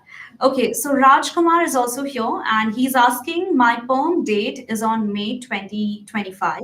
I was on L1B from July 2023 to April 2025. Now I'm on H1B and enters USA on 14 June. So can I work outside USA for a couple of months? Um, I mean, if you work outside the United States, then so what? I mean, I think I need a little more information. Do you want to come back to the United States in H1B or an L1A, or so what's your plan? Like, Mhm. um, why Yeah. are you going to be outside the United States for 2 years? Are you, I kind of need a little more information. Um, Mhm. That's right. And Rajkumar, I hope if you're watching our session, please go ahead and do let us know, what you are looking for or what your future plans are going to be. Then that will be a little easier for us to understand, and Ralph is going to answer y- it properly. Yes, yeah, Ralph. because if I know like what I mean, there may be some implications on your H1B status if you may be, again, I don't know the facts, but you may, if you leave for a certain period of time, you may have to um, be subject to the cap again. I mean, there's a lot of moving parts there, so we kind of need a little more information on what your plans are, so that. Okay. He's saying something on same company. So okay. Yeah, I mean, so is the plan for you to come back, or Um, I I mean, think if it's the same company, then mhm. I think will affect. Okay, he's asking, will it affect my perm process? nope, no, it will not. Okay, that's all right. And with that, Ralph, I think we have covered, but this is just the last question that I would like to take up. And after this, we can let you go because it's already so much we have covered. So Nirav is here, and Nirav is asking that how much evidence is enough for an O1 petition? I mean, is 5 letters of recommendation enough or 10? Should I be aiming for quantity or quality? Yes, Ralph. I think this question answer itself. It's all about quality. So, I mean, you can have 10 letters that say nothing, or you can have one, or you can have 5 letters that says a lot. Um, Yeah. at the end, I mean, just to put it as simple as I can, I mean, if you have a letter that says, I really like to work with this guy and he's really great and this and that, that's probably not going to cut it. You need a letter that goes in detail as to why you are on top of your field. That's the goal. I mean, and I'm going to speak from a particular cases. For example, I did a lot of cases for people in the C-suites who are executives, and those letters were, they go into so many details. Some of the letters are like 4 or 5 pages. Um, and the answer is you have to be objective. If the letter explains why you are, if you have 3 letters that are great and go into a lot of detail, Mhm. they're much better than 10 letters that say nothing. You know what I mean? So Yeah, I that's hope I beautifully. hope that. Yeah, that's right. Yeah, yeah, Ralph, please go ahead if you want to add up anything. No, I just want to remind your viewers here, and this goes back to what I said earlier about we why we have, or why you guys also have these shows. It's, I'm an immigrant myself, so I know, and my job is to sort of I always tell people, I'm an immigration lawyer because I want to be the lawyer I never had when I came here. So, I'm happy to provide a hand to anyone. And but again, you have to be willing to put in the work. It's not just like the last question said. I mean, it's not about quantity. It's Yeah, some people say, well, I'm sending a package that is 300 pages, but like, what's in the 300 pages? You can send a package that is 50, but it has a lot more value than something that is 300 is just paper. yeah, So yeah, I just want to add that it's it's very subjective, but at the same time it requires um it's not easy, but it's not impossible. that's true. It's and it Mhm. requires, I mean, you need to be mentally prepared for to put in a lot of work, be as detailed as you can, Yeah, be and be proactive, be focus on why you're good, focus, and you have to sell yourself. That's the key. So I mean, if you can sell your story to me, then there's probably a high chance you're going to sell it to the USCIS too. So all right, that's wonderful. And Ralph, I think your answers are marvelous, and you have been explaining things in a very detailed manner, in a very simple terms. Everybody is understanding everything. And I think it's not only Ralph, on YouTube or on X we have got a lot of viewers, but the great news is that on Facebook also we have so many viewers. So I think it's already 1 hour 10 minutes. So if you are okay, with your permission, can we extend like for 5 more minutes, or would you like to take a leave? It's yes, completely on you. no, that's fine. We can chat.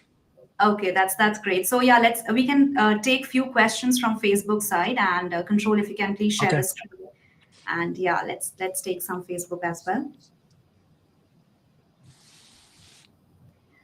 Okay, so we have a question, and it is that, hi all, has anyone applied for an O1 visa renewal or extension with the same employer? If so, could you please share details about the process and also required documents for the O1 visa extension?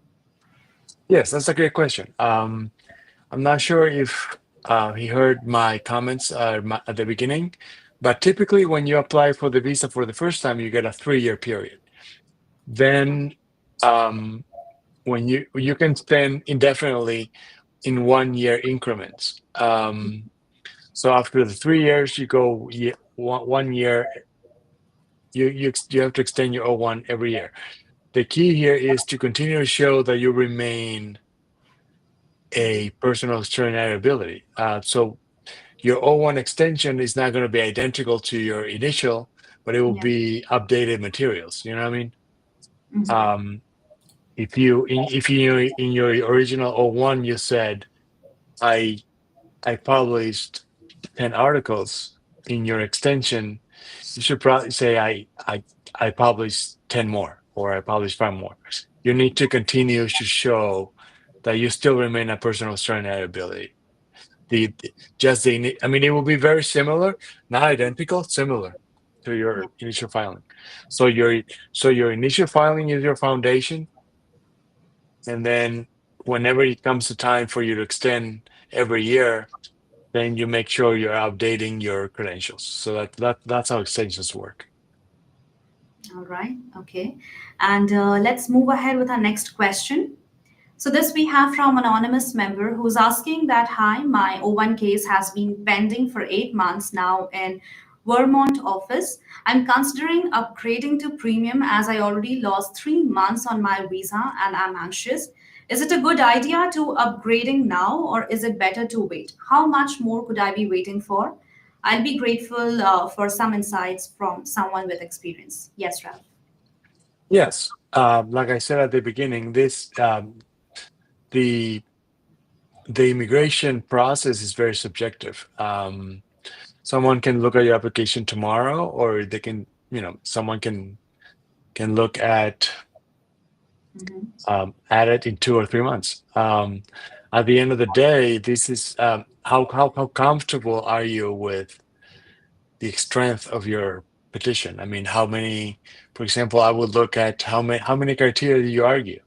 If you argue 5 or 6, then I would think premium processing, it's a good idea.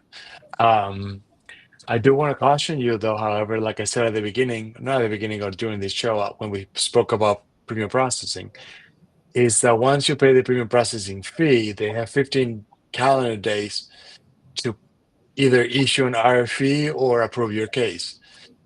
If they issue an RFE, then the 15-day clock resets, okay? Yeah.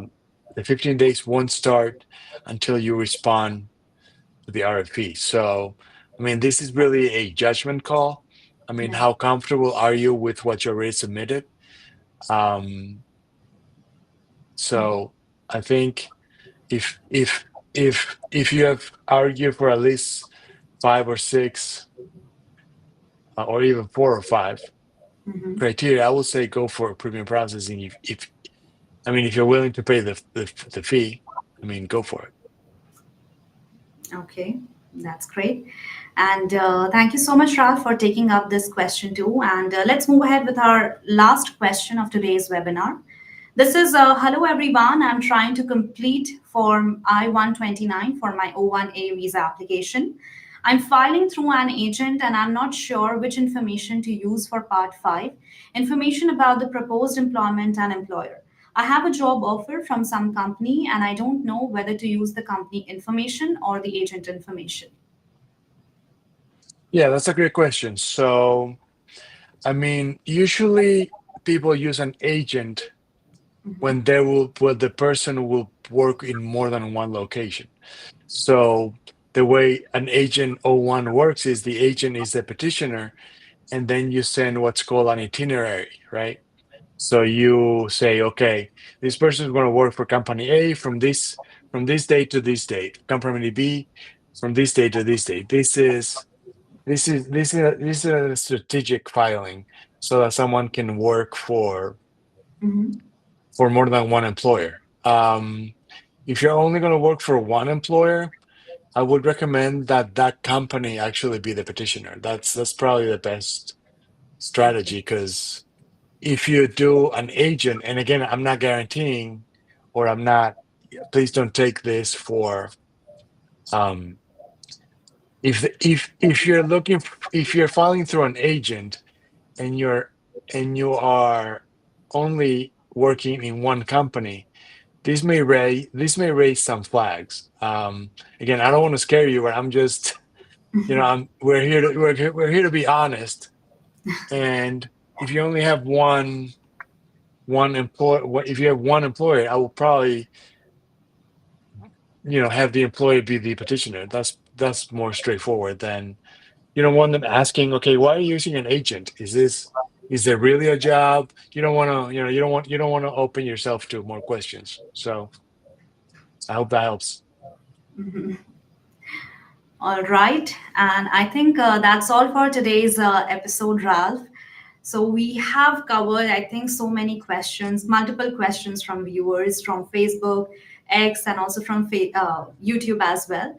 So I'll say that it was really a great session and a great conversation to have with you. You have explained everything, with great insights, great point of views, and of course, the knowledge is commendable.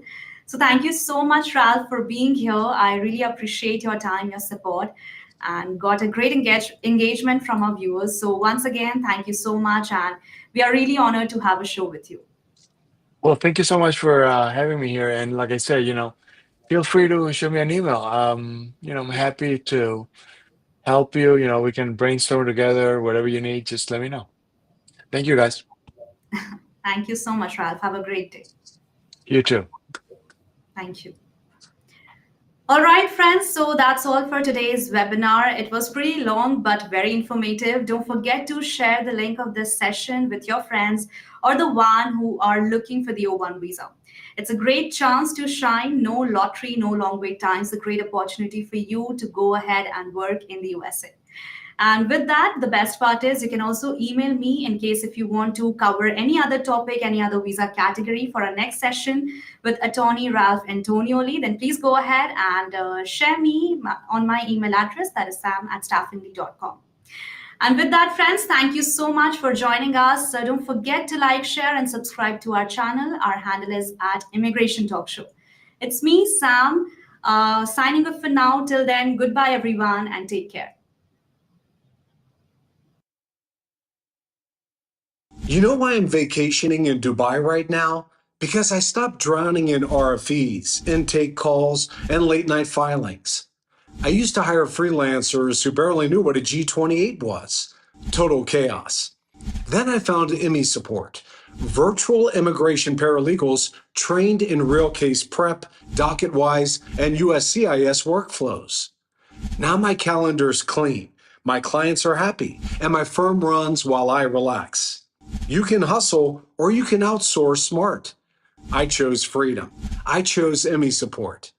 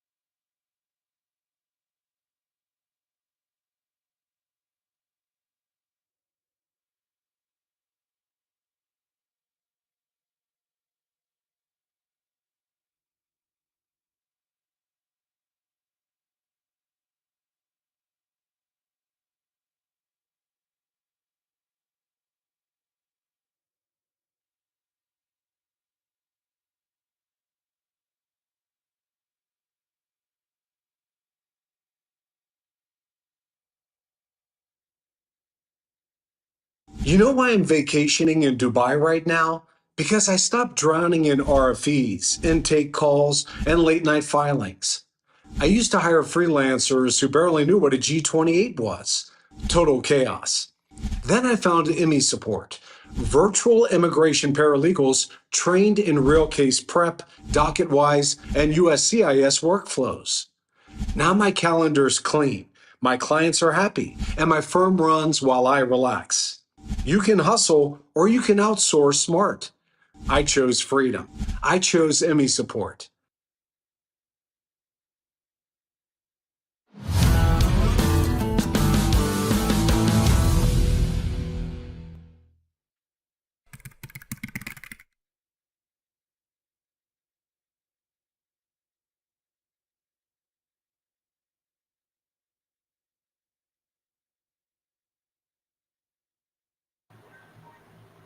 Hello, everyone, and a warm welcome to each one of you here on Immigration Talk Show. Thank you so much for joining, and this is your time to share this link with also your friends and folks out there who could benefit most from our content. So ask them to join because we have a very interesting, discussion lined up with our guest for today for sure. And before we start off with everything, let me tell you that our handle is at Immigration Talk Show. So share now, subscribe now. And this important disclaimer before we start. By watching our videos, you agree and understand that the information provided by our experts and attorneys, including comments and replies from users, is not legal advice. Use of information is at your own risk. And friends, welcome once again. I'm Nipasa, and I'm going to be your host for this session that's lined up. And our guest for today is going to be none other than Jake Tuimau Luga, who is a seasoned immigration attorney with extensive experience helping, Fortune 500 companies, small businesses, investors, and families, who have been exploring the complexities of U.S. immigration system. And he specializes in both business and family immigration, and holds a Juris Doctorate from BYU's J. Reuben Clark Law School, where he was recognized for his outstanding work with migrant communities. So, absolutely, friends, without further ado, please help me welcome Attorney Jacob from, well, US EB Visa. Hi, Jake. How are you doing today? Hey, Nupasa, good. Good morning. Nice to see you. Hi, Felipe, too. Nice to see everybody. I'm excited for this session that's lined up. And, Jacob, I'm sure it has been super busy for you. So tell us what has been happening since we last met. Yeah, it has been a couple of months, huh? I feel like probably like a lot of you, it's pretty jarring to follow immigration news on Twitter or X. With the Trump administration or officials, and so many government leaders posting their thoughts or announcements on social media rather than through traditional channels. We live in interesting times, if nothing else. Yes, indeed. Very interesting. Every day is an interesting day because we have, different updates, especially if you talk about US immigration. And I hope folks out there have been following us. And if not, this is your chance to subscribe now and stay updated because we come up with everything US immigration. So our handle is at Immigration Talk Show. Check us out not just here on YouTube, but also on LinkedIn, Facebook, X, and on Instagram. Join us to stay connected and also ring that bell so that whenever we have discussions like these, you're notified. And today's discussion is going to be a very interesting one indeed. We're going to be talking about why is USCIS taking so long, the latest processing delays and how you can stay ahead. So Jacob is going to help us answer most of the questions we have. And you too, friends, you can ask your questions. Feel free to comment wherever you're watching. And another best thing is, you can also dial in, call us on this number, which you can see on the screen. And the number is 425-436-6335. And when they ask for the access code, just dial 988-888. And I think, Jacob, without further ado, I'm just going to dive right into our questions. So I have this first question for you. How are Trump era changes reintroduced in 2025? And, like heightened national security or screening and cancellation of humanitarian parole as well, which we recently heard, it's slowing down both family and employment based immigration. If you could tell us more about it, please.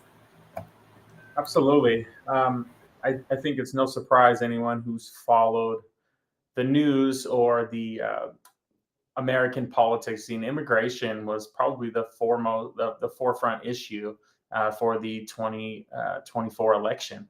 And I think that the Trump administration has shown in its actions that they are evaluating all immigration processes, both legal traditional means and through illegal immigration as ways, frankly, to deter both. I think we've received a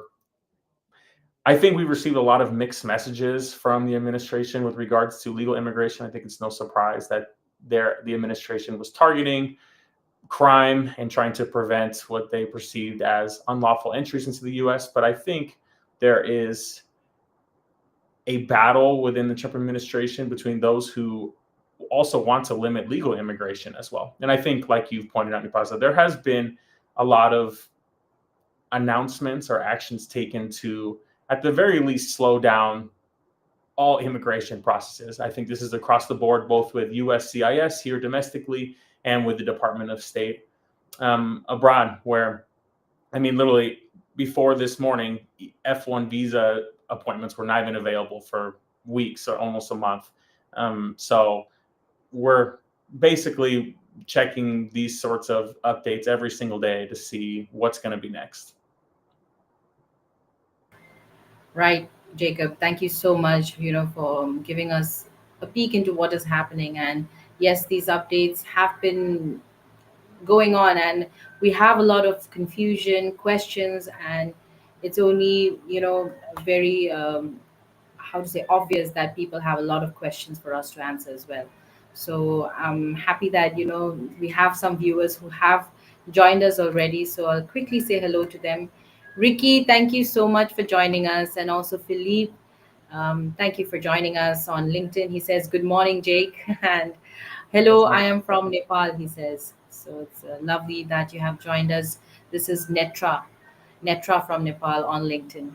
Lovely to see you. Thank you so much for joining us. I hope that you're going to enjoy this whole session that's lined up, and feel free to comment if you have any questions, especially with regard to the topic of discussion for today. And Jacob, now my next question to you is, USCIS has now expanded also the biometric requirements to additional categories, including the H1B and the I-539 applicants. So how much is this new step contributing to longer processing timelines? It's a really good question. I actually think the rollout of this was not streamlined properly. If you look at the announcements for this biometrics announcement, they said that if you had an I-94, which for those who are not familiar, you get an I-94 if you enter the US with a temporary visa or another type of entry document. You're given this document online or in your passport, most commonly online, which tells you how long you're allowed to legally remain in the US.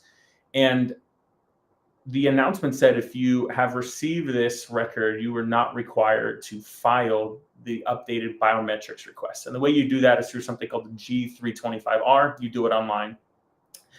But for example, I had a national interest waiver applicant, a couple of them, who received RFEs for their cases. Nothing about the merits of their actual NIW case, but solely requesting that they provide this biometrics data, even with their I-94s, where they were on an H-1B or an E-2 visas, which give you I-94s, but they were still given these biometrics requests. So I think it's, I think in principle, it's a good idea if you're trying to vet travelers through the US. I can understand the intent behind it. I think the execution could certainly be done better. So is it contributing to longer processing times? Yeah, no doubt.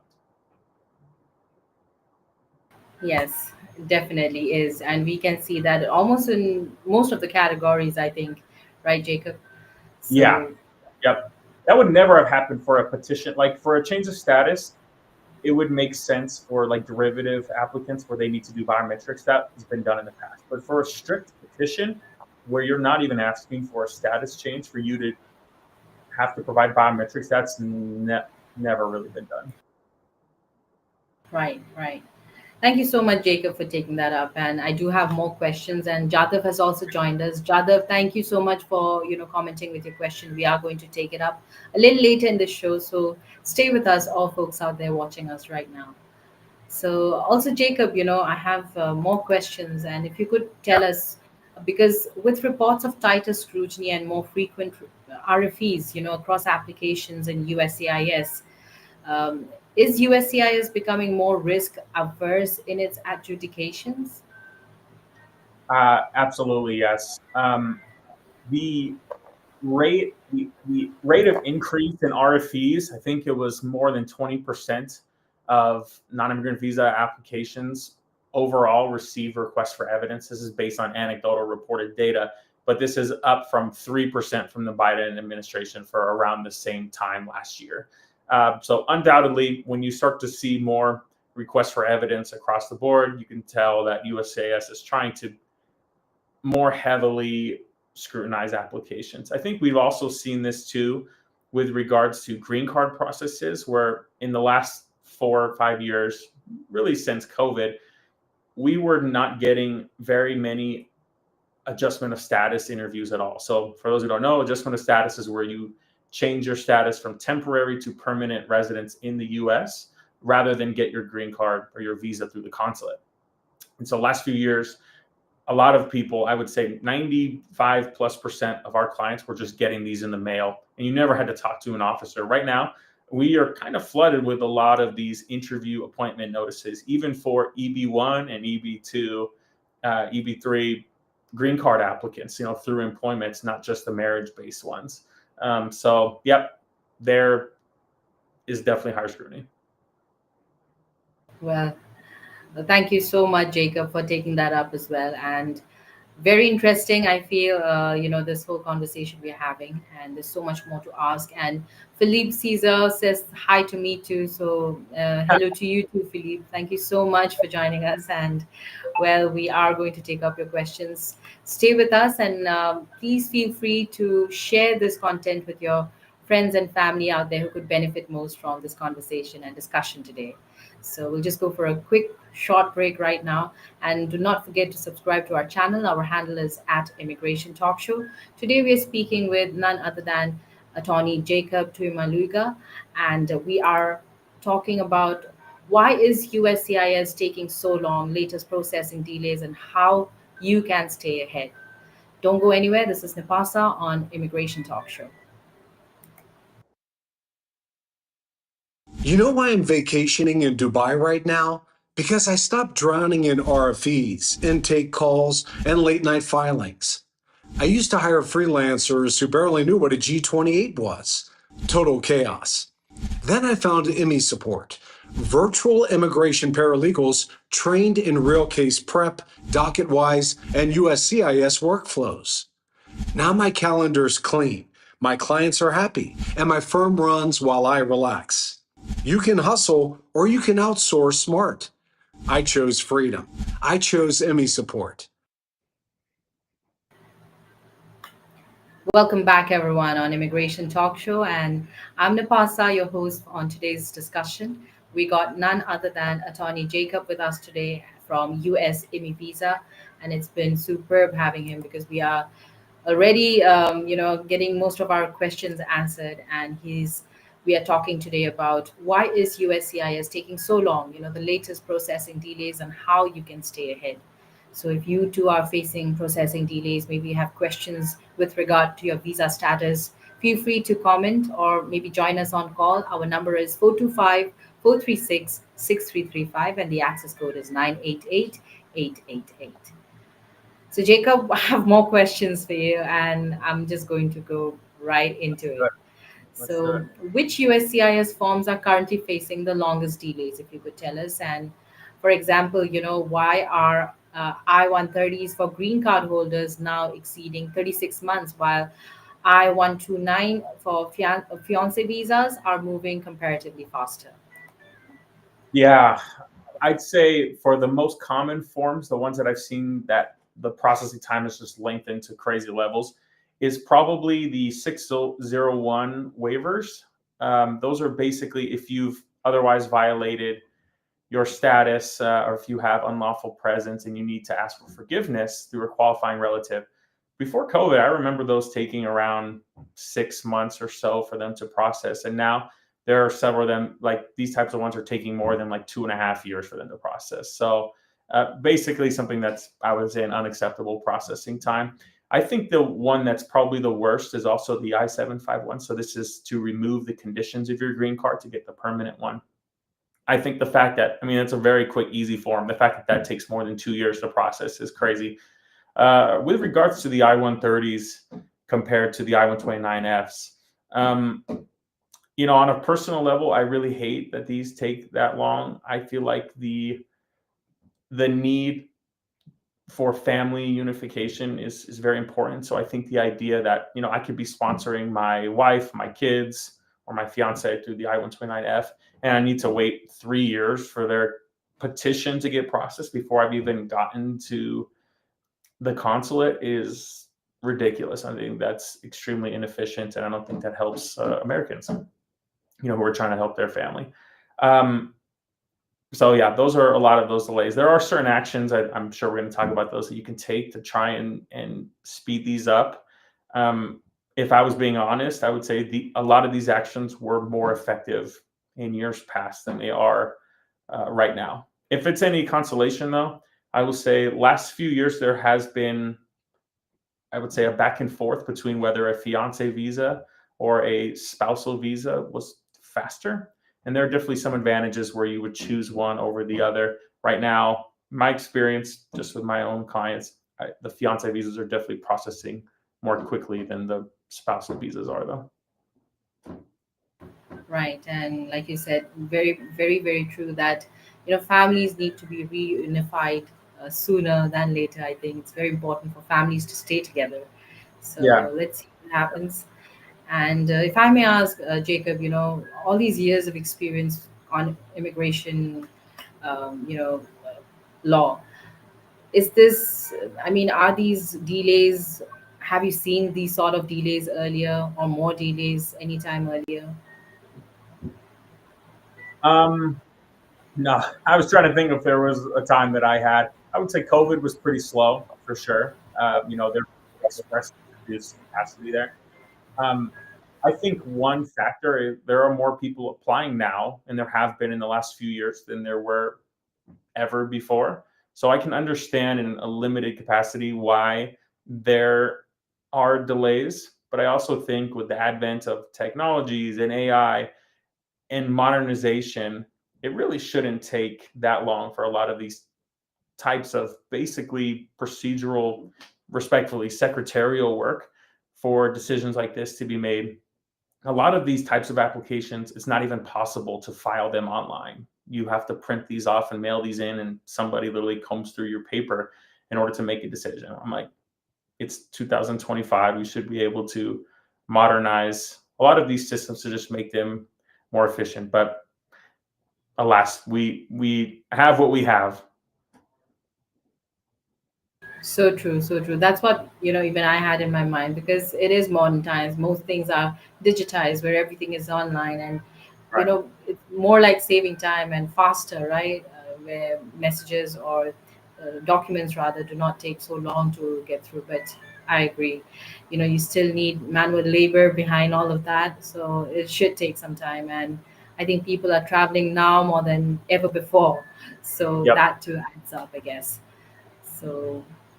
quickly, though, I'll say hello to Seema. Thank you so much for joining us, Seema. We are going to take up your questions. Stay with us. But Jacob, I have another question before we proceed with Yeah, our questions from our audience. Despite border backlogs, the N400 naturalization applications are being processed faster than in, recent years. Why is that? And can this trend continue? I've definitely seen a marked increase in the speed of processing citizenship applications. Probably in the last year, maybe 2 years or more. I've had several cases. I practice here in Utah, as where we're based out of, and I've had almost all of my citizenship cases were processed within like 2 to 3 months, sometimes even faster than that. I think a lot of people suspect that this is because of two reasons. One, the fees that they earn from citizenship applications are pretty high in comparison to the actual work of what the officers need to do. Those applications are pretty quick to review. It's pretty easy to determine whether somebody's qualified or not. So that's nice. The second reason I suspect is that allowing people to apply for citizenship also helps for voting purposes. And there's a big incentive for that to be done as soon as possible as well. All right. Thank you so much for taking that up, Jacob. And we should address some of our questions from our audience. They've been waiting since we began this discussion. So let's take up Ricky. Yeah. Can you give some idea on the typical processing time that you are seeing for NIW based I-140 petition? My NIW based I-140 petition is pending for last 7 months. So do you suggest filing premium processing at this stage, or should I wait for 1 more month? Also, can premium processing increase chances for RFE for NIW I-140 approval? If so, by how much will the chances of RFE increase? This is a great question, Ricky. Yeah, if you're at 7 months of waiting right now, if this was 2, 3 years ago, I would tell you it's going to be any day now. Right now, it's probably closer to 14, 15 months for them to adjudicate initial submissions. Personally, I think I shared this in previous videos together. I'm not the biggest fan of premium processing. I think that one, it's very expensive for what it is. You're paying almost 3,000 USD. And for an NIW, it's 45 business days for them to make a decision. I mean, that's basically 3 months that they're going to take to process your application. The other reason why I'm not the biggest fan of premium processing, well, two reasons. One of them is it does, based on our firm's own data, increase your chances of receiving a request for evidence. By what percentage is up for debate, I would say it's significant enough for it to not be worth it, in my opinion, in a lot of cases. Now, if you have a very strong case, or if you have urgent reasons why you could benefit from premium processing, let's say you have H-1B, your spouse has an H-4, you don't have an approved I-140, and you want her to have an EAD, might be worth it for you to do premium processing. Or if you are also super rich and you have a lot of money and $3,000 is not that much to you, go for it. Why not? Otherwise, I like for USCIS to really take the time to review your evidence without the time-sensitive pressure of having to make a decision or give you your money back. Because I can tell you, they don't want to give you your money back. So you are likely to get an RFE if your case is not very strong and you file for premium processing. Yes, for sure. And Ricky also has a follow-up. If NIW I-140 petition filed by the employer is pending, can I file another NIW I-140 in parallel myself while the other one's still pending? Will this create any issues?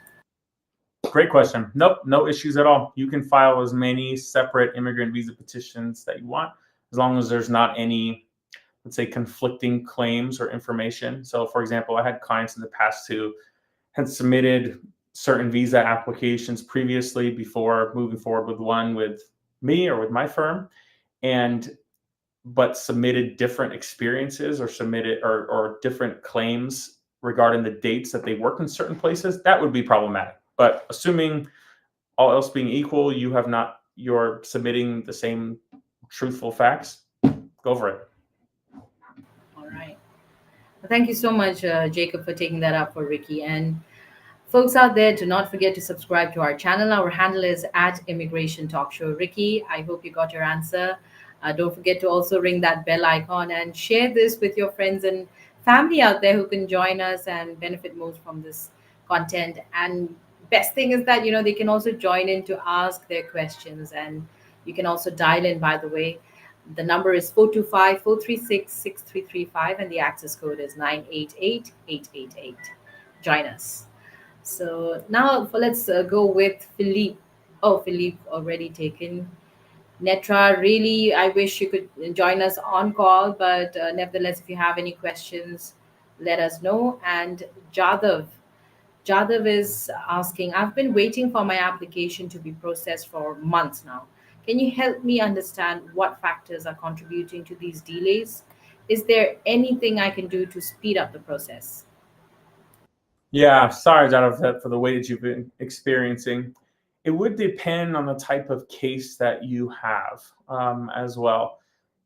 Historically, there are basically 3 steps that I would try and take to move an application forward. Depending on case type, there might be more, but these are some of the actions I would do. Number 1 is to file an e-request with USCIS. Basically, if you Google e-request USCIS, you'll be taken to a page that allows you to submit a request if your case is outside of normal processing times. I'm going to be very transparent with you. Most of the time, this step is completely useless. It usually doesn't lead to any good action. But you will receive a service item ID confirming that you have made this request. And this is something that could help you in the future, at least to show you have been trying to get the agency to take action. Number 2, you can contact USCIS directly via their Ask Emma option, or to call them and ask to speak with them, and to request expedited processing depending on your case type if you have an urgent reason to justify it. Some of these would be if you have urgent humanitarian, medical reasons, or other significant hardship that should be considered. Okay, so I've seen this type of request done for advanced parole, for travel, and for employment documents. Usually, I haven't seen this for petitions. Historically, the other thing we would use is something called the Ombudsman's Office. That was defunded through the Trump administration, so that office no longer exists.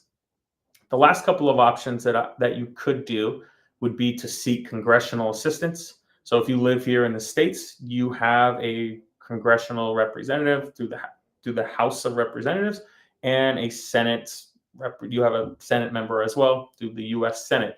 In either case, I'm very certain that your representative or senator has a page on their website that says help with a federal agency, and you could submit this request to ask for their office to help you.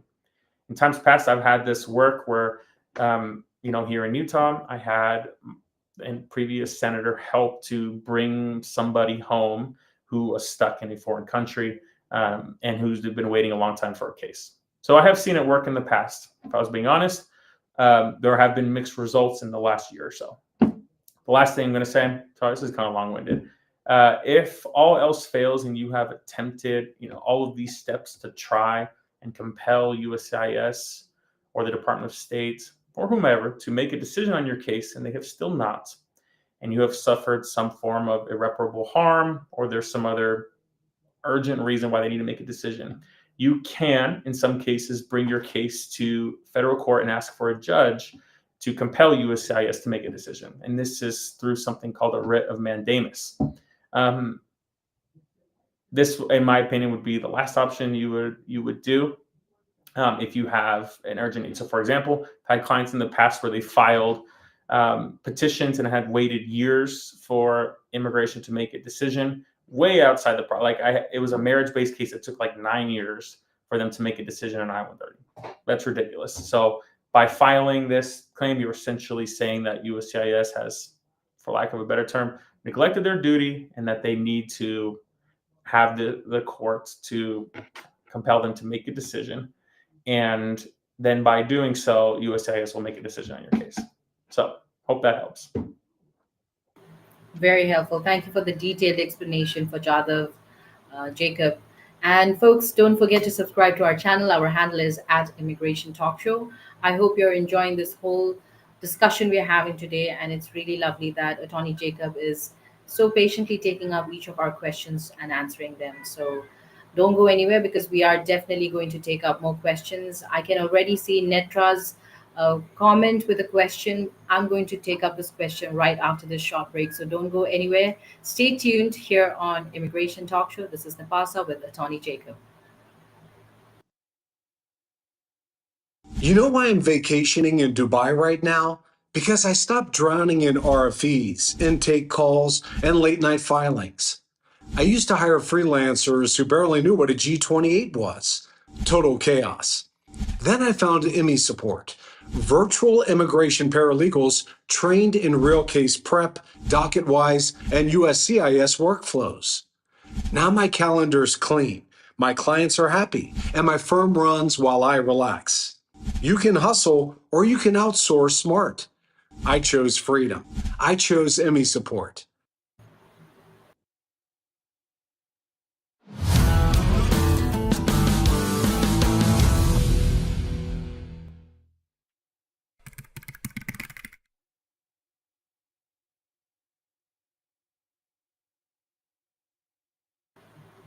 Welcome back, everyone, on Immigration Talk Show. I'm Napasa, your host, and today we're having an awesome discussion with Attorney Jacob from US IMI Visa, and we have been speaking about why is USCIS taking so long, latest processing delays, and how you can stay ahead. And it's lovely that Attorney Jacob has been taking up each of our questions and answering them patiently. And before the break, I told you that we are going to take up Netra's comment. I believe Netra is from Nepal. So thank you so much for joining us here on Immigration Talk Show. If you haven't as yet subscribed, subscribe now. Our handle is @Immigration Talk Show. This goes out to everyone watching us, by the way. And Netra is asking, we are 4 in family and master in management and science. Children are under 20 years. Tell me the best and cheap way to PR USA. Hi, Nedjari. This is a great question. I'm going to use the lame lawyer answer and say it depends. I would say if you don't have in a perfect world, if you have an American company to sponsor you, to bring you to the US to work in some capacity related to management and science, your background, that would be the best and cheapest way because one, it statistically has the highest chance of approval, and two, it's the cheapest way because you're not the one paying for it. So that is also a great benefit. Now, assuming neither of those apply in your case, you're going to have to look at the self-petition options. And the immigrant visa ways for you to do that would be through the EB1A, the EB2 national interest waiver, or the EB5. I'm going to go ahead and rule out the EB5 for you because it is not only not the cheapest way, it is the most expensive way. So you would probably not want to consider that one. EB1A is a self-petition for those with extraordinary abilities in their field, usually considered for those who are in the top 1% to 2% of their profession. Statistically difficult, not impossible for it to be approved. I would say in your case, based on what you've said with your educational background, you have a master's degree. Assuming it's the equivalent of a master's in the US, you would be qualified for the EB2 classification. And if you can show that you have future work in the US that is of national importance and substantial merit and that you're qualified to do this work, you'd probably want to look at the EB2 via the national interest waiver. Now, to be transparent with you, if speed is your concern, this may not be your number one option. In years past, this was much faster of a process for it to go through. But right now, if you were applying from Nepal, I would say you're going to be waiting at least 2.5 years for this to process if everything goes well. So if you are interested in immigrating to the US and working here beforehand, you probably want to look at a non-immigrant visa for employment or investment first before doing the national interest waiver. All right. Thank you so much, Attorney Jacob, for taking that up for Netra, all the way from Nepal. I hope that was helpful. And I would say please feel free to contact Attorney Jacob. The link is going to be displayed on the screen. Click this link and you will get the contact details to have a one-on-one consultation even with Attorney Jacob Tuimau Luga from US MA Visa. So it's lovely having you, and we do have more questions. So let's quickly take them up. This next one is from Harsi. I'm just going to say Harsi. It's asking, my priority date is 21st June 2006, document qualified, 30th December 2024, F4 category, India. When to expect interview? This is a really good question. I'm going to check the bulletin right now for the F4 category. Give you my estimate there.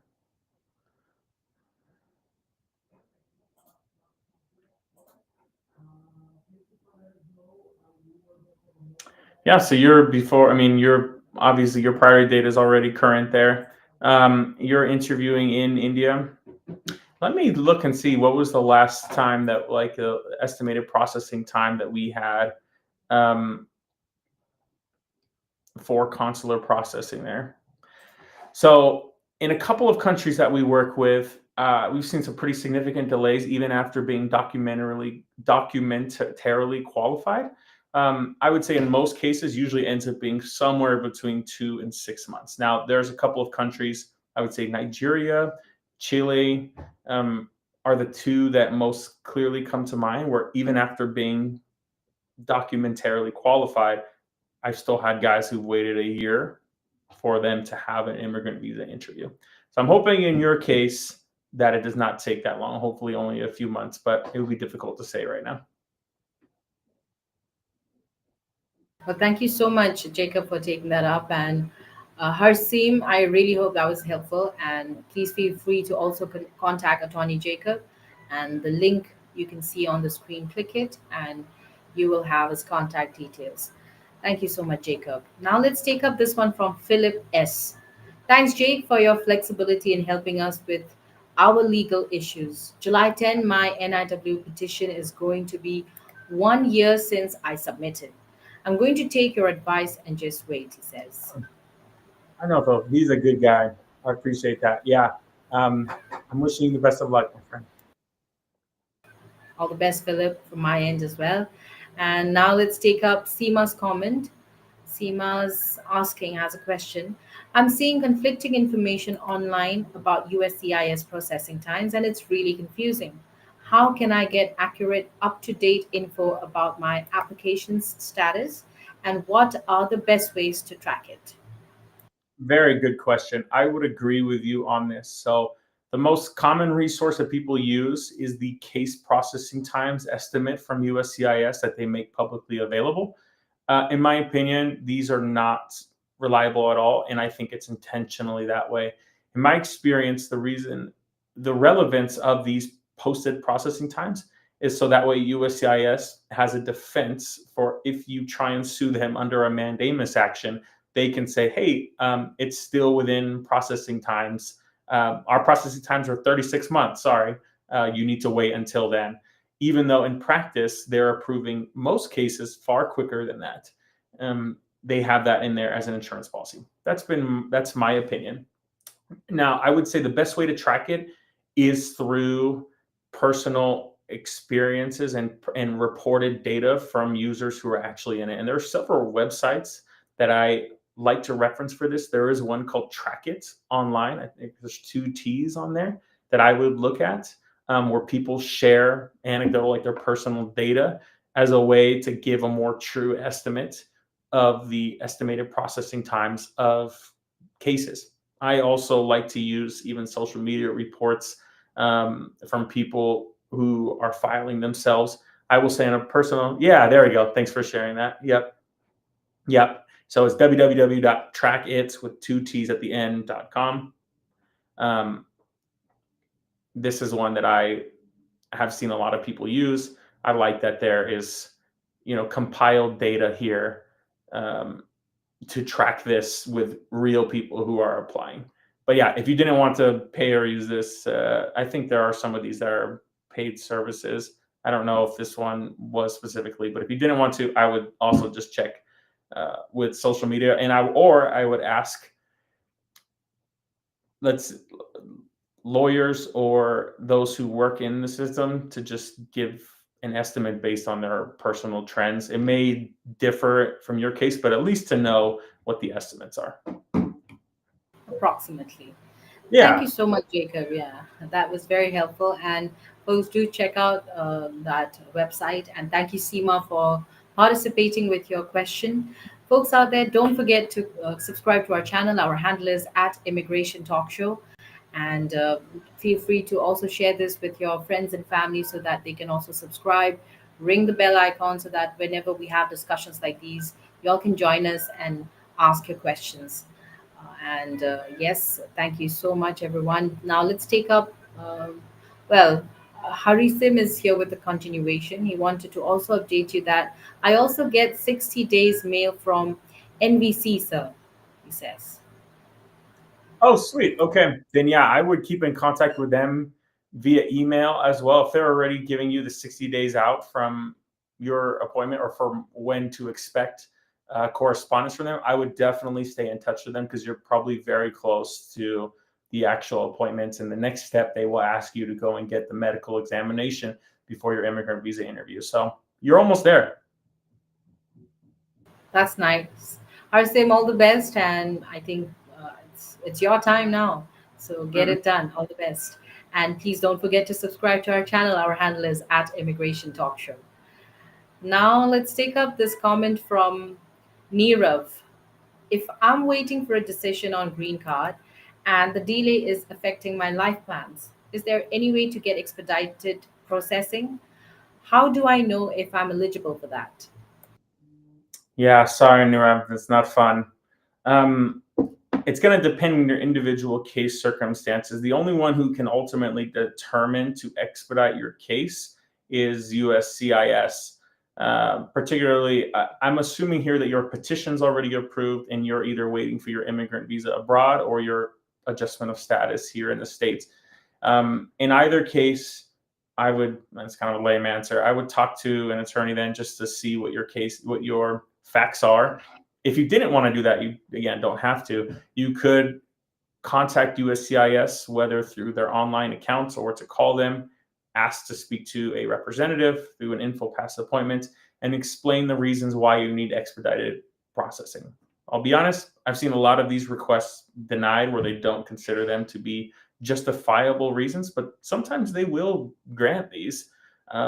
If you can explain the reasons why you would need to have this process expedited. I would say in most cases, you're more likely to get your work permit or travel permit expedited than your actual green card, unless you have, again, a pretty justifiable reason.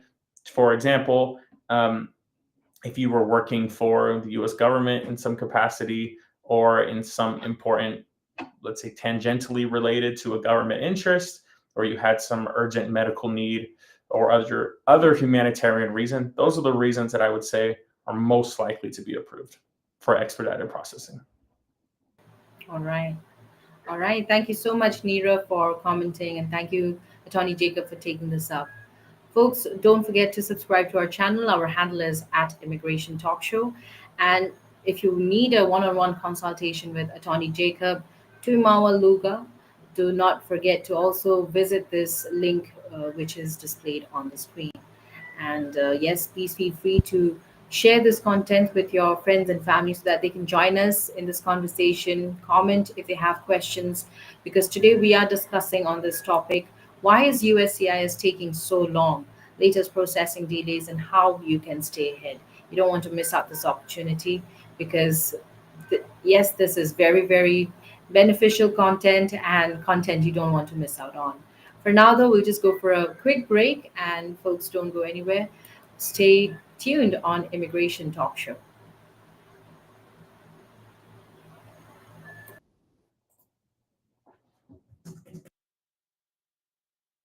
You know why I'm vacationing in Dubai right now?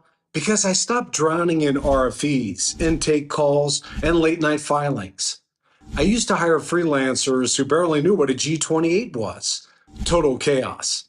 Then I found IMI support, virtual immigration paralegals trained in real case prep, docket-wise, and USCIS workflows.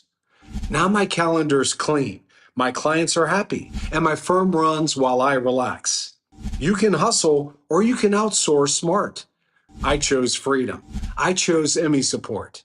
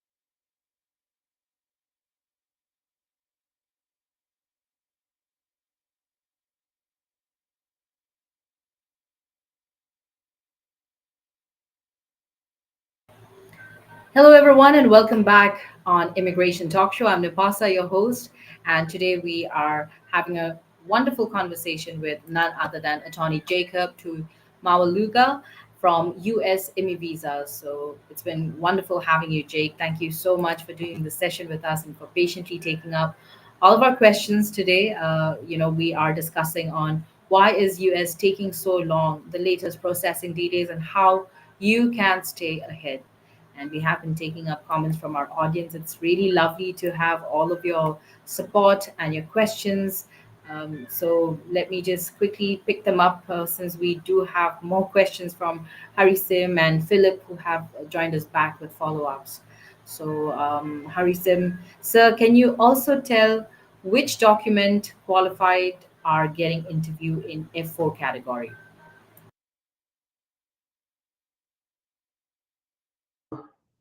Forgive me if I don't understand your question, Asim. I'm assuming you're referring to siblings of U.S. citizens. Can you tell which document qualified are getting interview?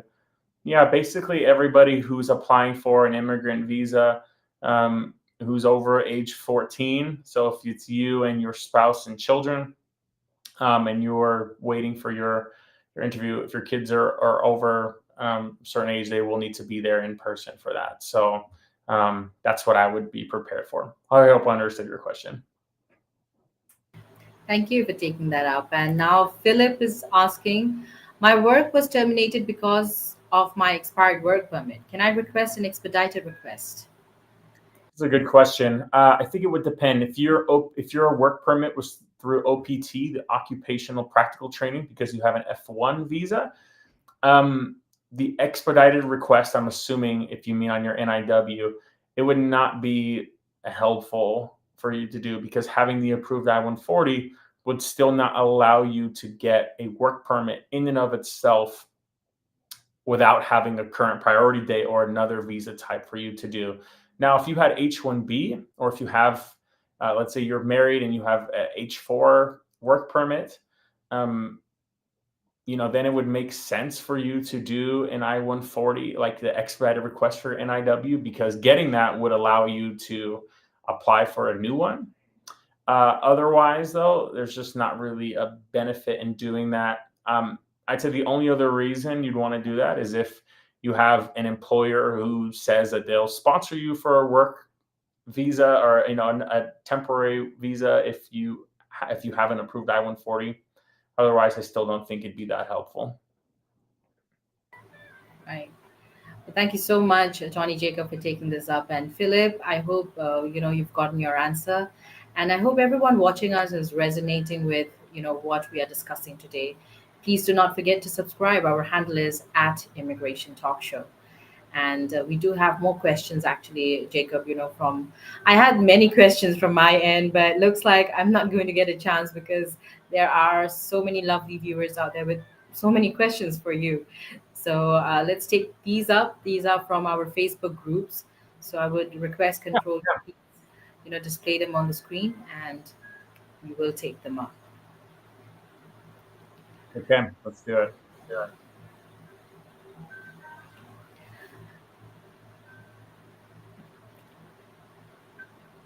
All right. So meanwhile, I think we can all right. So we have these questions. This is from an anonymous participant asking, has anyone been stopped by ICE? What do you show them if stopped? My lawyer said the pending case letter where they approved it and shows we have to be here, but will they respect that? Very good question. Has anyone been stopped by ICE? Yeah, I would say quite a few people. A lot of people have been stopped by ICE, Immigration and Customs Enforcement, nationally in the States. If you are stopped, you do have, if you're physically in the US, you have the constitutional right to remain silent. If you choose to invoke that right, you should be aware that you will eventually be required to provide proof of lawful status here in the US. Otherwise, you will be placed in removal proceedings. What you should show them is proof of lawful status here in the United States, or other proof that you are allowed to remain here. So for example, and the most clear example of this would be if you have a green card or a U.S. passport, right? If you're a resident or citizen, obviously you're entitled to be here. If not, you should have an I-94, which you can get by using your passport and Googling I-94 record online, and you can find what your I-94 date is. On that record, it will tell you how long you're allowed to legally remain here. Let's say you don't have that though. If you're physically in the US and you filed for a change of status legally here, you are allowed to remain here legally for the duration of that process, as long as that process is still pending and the time you requested to extend is still ongoing. For example, if you entered as a tourist and you were here in America for, let's say, 3 months, and then you wanted to be a student and you filed for this change of status, you would want to present to ICE something called the I-797C Notice of Action, which shows that your I-539 for the change of status is still pending. From a long story short, you just need to show them some documents to show you're allowed to be here. If you're unsure what this is, please feel free to contact me or an attorney, somebody who knows what they're talking about, and they can tell you what you should bring or have on hand. Well, thank you so much, Jacob, for taking that up. We do have more questions. Let's take up this next one quickly. This is also from an anonymous participant asking, my case status until yesterday was saying next step is an interview, and today it says your application is pending. What does this mean? Very good question. I have seen uncommon case statuses online for USCIS lately. Normally, the next step as an interview would apply for a family-based, most commonly for a family-based adjustment of status case. Your spouse, child, etc., is sponsoring you to change your status from temporary to permanent resident here in the States. If it does change from that to your application is pending, to be honest, it suggests that they're likely reprocessing part of your application or reviewing it. I've had some instances where they approved the I-130, the family-based petition, and then reopened it because there was a new piece of evidence that the officer needed to consider. Now, that doesn't mean that's for sure what has happened. It may also mean that they are just not going to give you an interview, which would be nice in 2025. I would just continue to check your case status online every day until you see a new update on there. I hope it's a good one. Good vibes. Thank you, David.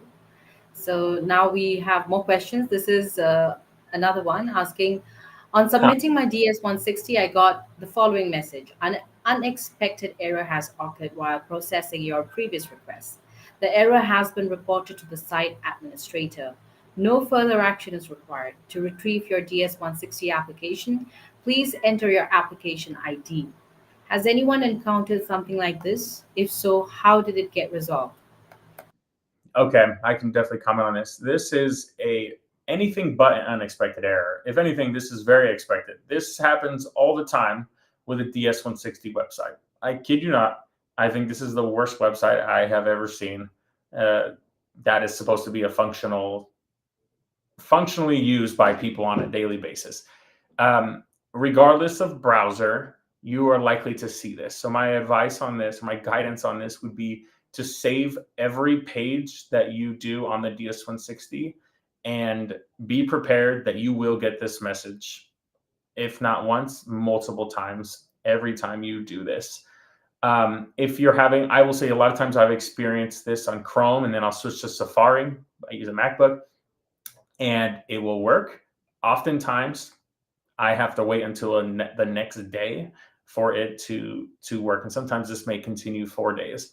I would try with Mozilla, I try with Chrome, I try with Safari, I try with Internet Explorer, and wait for time. Those are basically the only things that you can do, unfortunately. Okay, that's interesting. And well, thank you for taking this up. I think this is a frequently asked question then. Yeah. This next one is from Carlos asking, I just talked to a DHS immigration officer and he stated that EB1, EB2, EB3, adjusting of status I-485, interviews are back. No more green card approvals without interviews. Do you know if someone already went to one? Thank you. Yep, I've been to many just in the past 6 months. I would say even from before President Trump came into office, this was starting to become a more common practice. Is definitely happening more so now, and this is for across the board, the self petitions and the employer sponsored ones.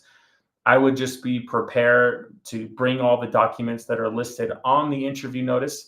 I have several ones that are upcoming too. Got an EB3 interview this next week too, and I'm going to have my client bring all the documents listed on the interview notice and be prepared to discuss the employment and the information listed on the labor certification and on the I-140.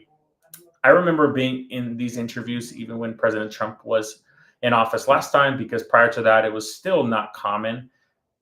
It was not common before that for these employment-based interviews to be ongoing, to occur before that. So yes, they're happening now. You just need to be prepared to answer their questions pertaining to your employment. Right. Thank you so much, Jacob, for taking that up as well. And well, we do have more questions. I wonder if you have more time with us, Jacob. Let me finish the questions on here. I can do it. All right. So this is from JP asking, my PD is 28th August 2023. What happens when it gets current, and how long you guys think? Sorry, it's getting cut off. Control, if you can zoom out a bit. Less will it be? How long you think more or less will it be? It's a great question. I tried to have everybody file within the month that your priority date is available to file the adjustment of status, assuming, JP, that you are here in the States. You do not want to let it go into the next month because you don't know. Well, you will find, you can check the next month's bulletin, right? But oftentimes the retrogression can happen where you'll lose the ability. I know many Indian applicants who suffer the retrogression who are unable to take advantage of adjustment of status during 2020 and 2021 because they did not file the adjustment of status on time. So there's the saying, you know, a bird in the hand. I can't remember the rest of it, but you want to take it when it's available. So you want to make sure you file the I-485, even if you don't have all the evidence that you need. I would make sure you file the bare minimum to get accepted. You know, the medical exam, the 485, the fees, etc. Even if you get an RFE, make sure you get it in. There you go. Thank you so much for taking this up. And folks, don't forget to subscribe to our channel. Our handle is @Immigration Talk Show.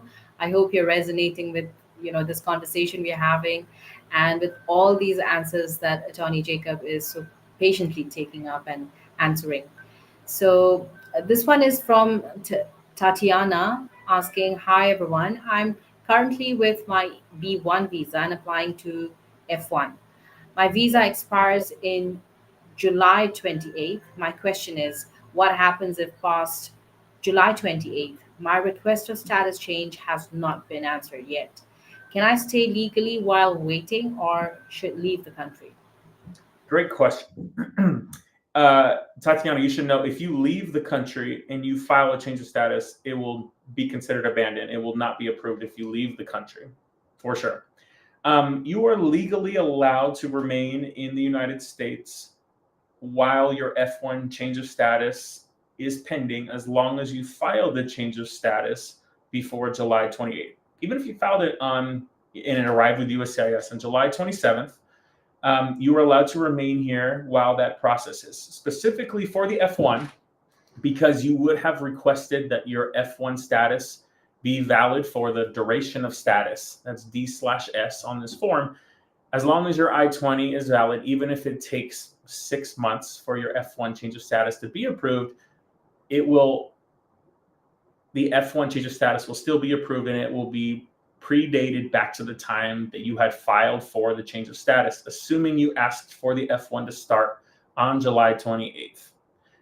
The risk here is that if it's not approved, you need to make sure that you depart after the I-539 is denied. A lot of times for my clients, I have them file a B1 extension as well. just in case the change of status application is not approved.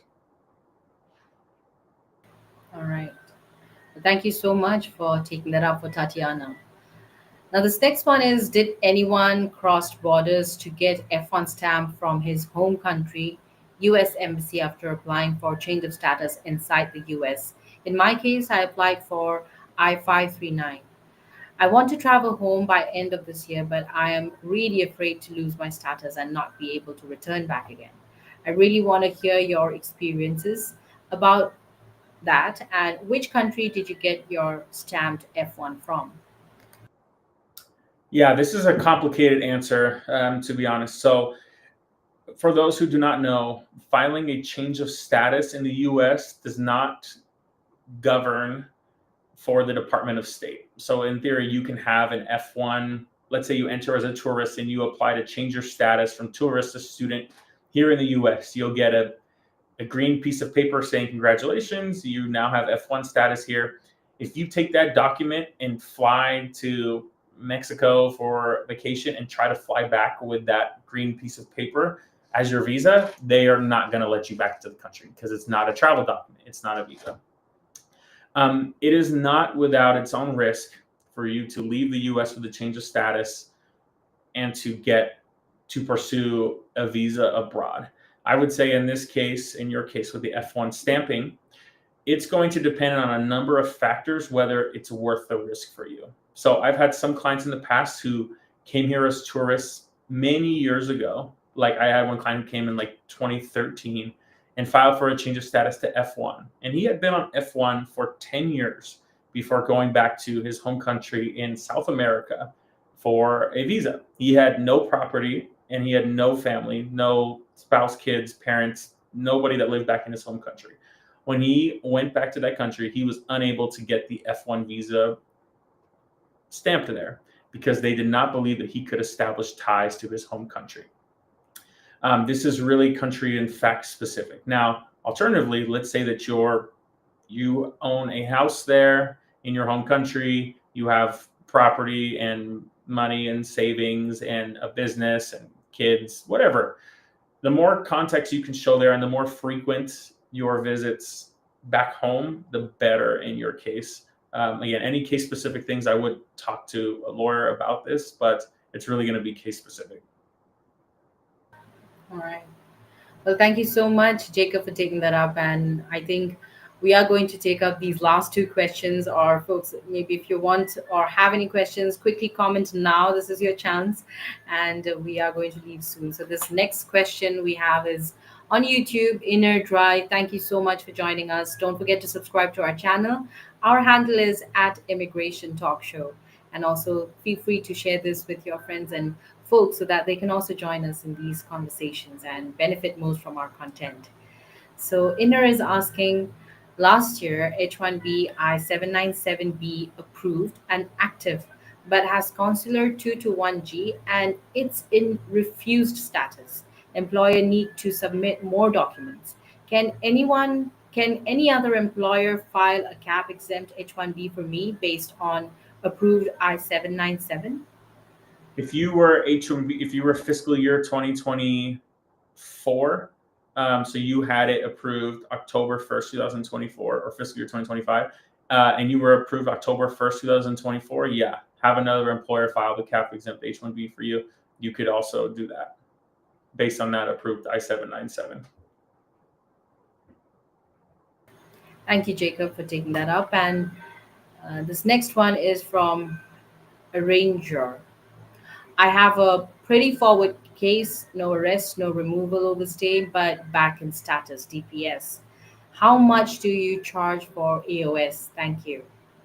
Nice. Yeah, I mean, transparently, I would say here in Utah where we practice, I would say most firms, including ours, it would be somewhere between $3,000 and $4,000, counting the AOS appearance with USCIS as well.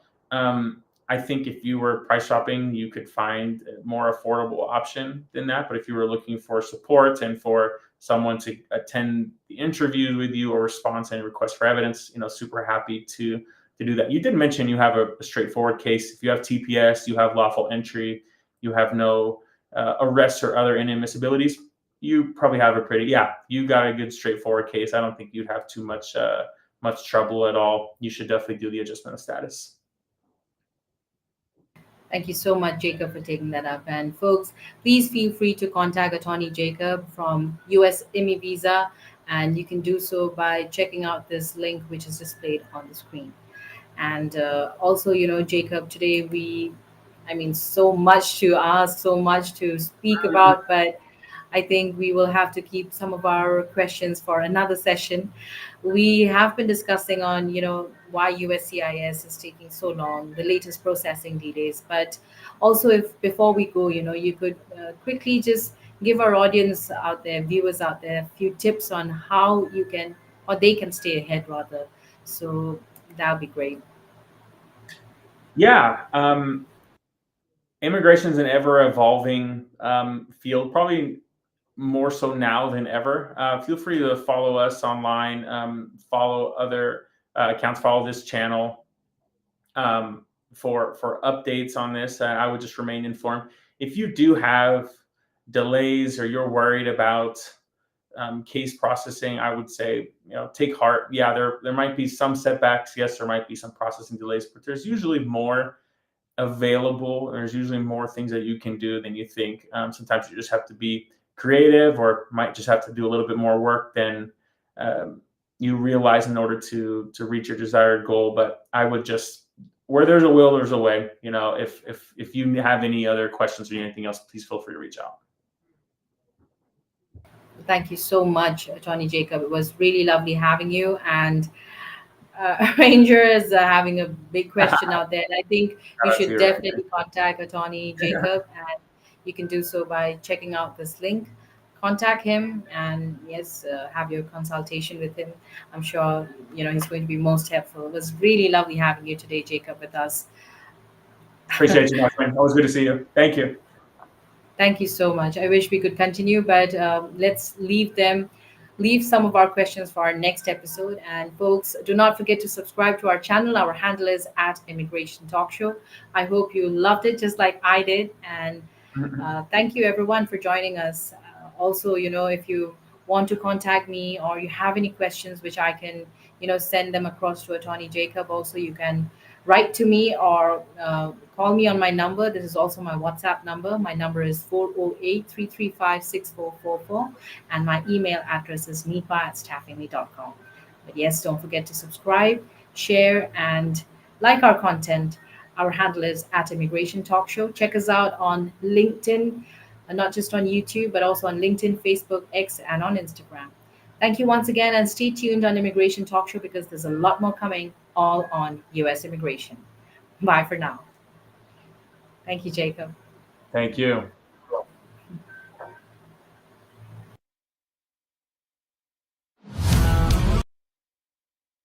You know why I'm vacationing in Dubai right now? Because I stopped drowning in RFEs, intake calls, and late night filings. I used to hire freelancers who barely knew what a G28 was. Total chaos. Then I found IMI support, virtual immigration paralegals trained in real case prep, docket-wise, and USCIS workflows. Now my calendar's clean, my clients are happy, and my firm runs while I relax. You can hustle or you can outsource smart. I chose freedom. I chose IMI support.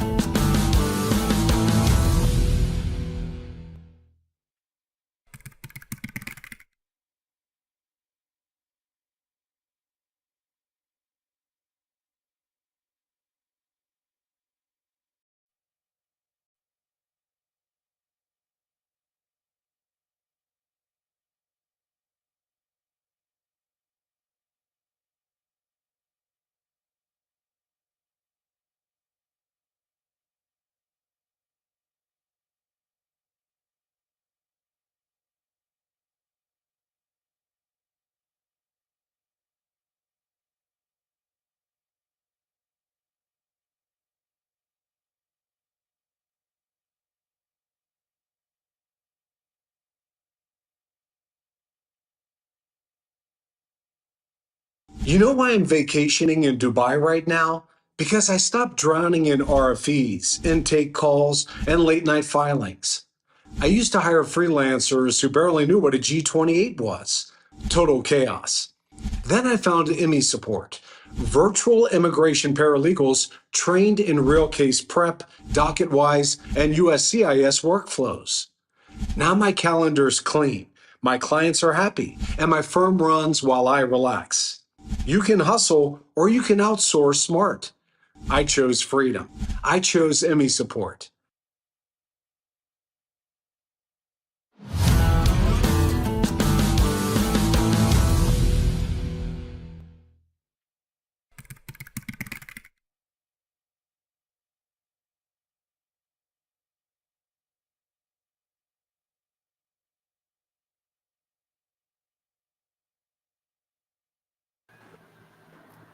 Hello and welcome everyone to Immigration Talk Show. I'm Napasa and I'm going to be your host for this session that is lined up. And I'm super excited today.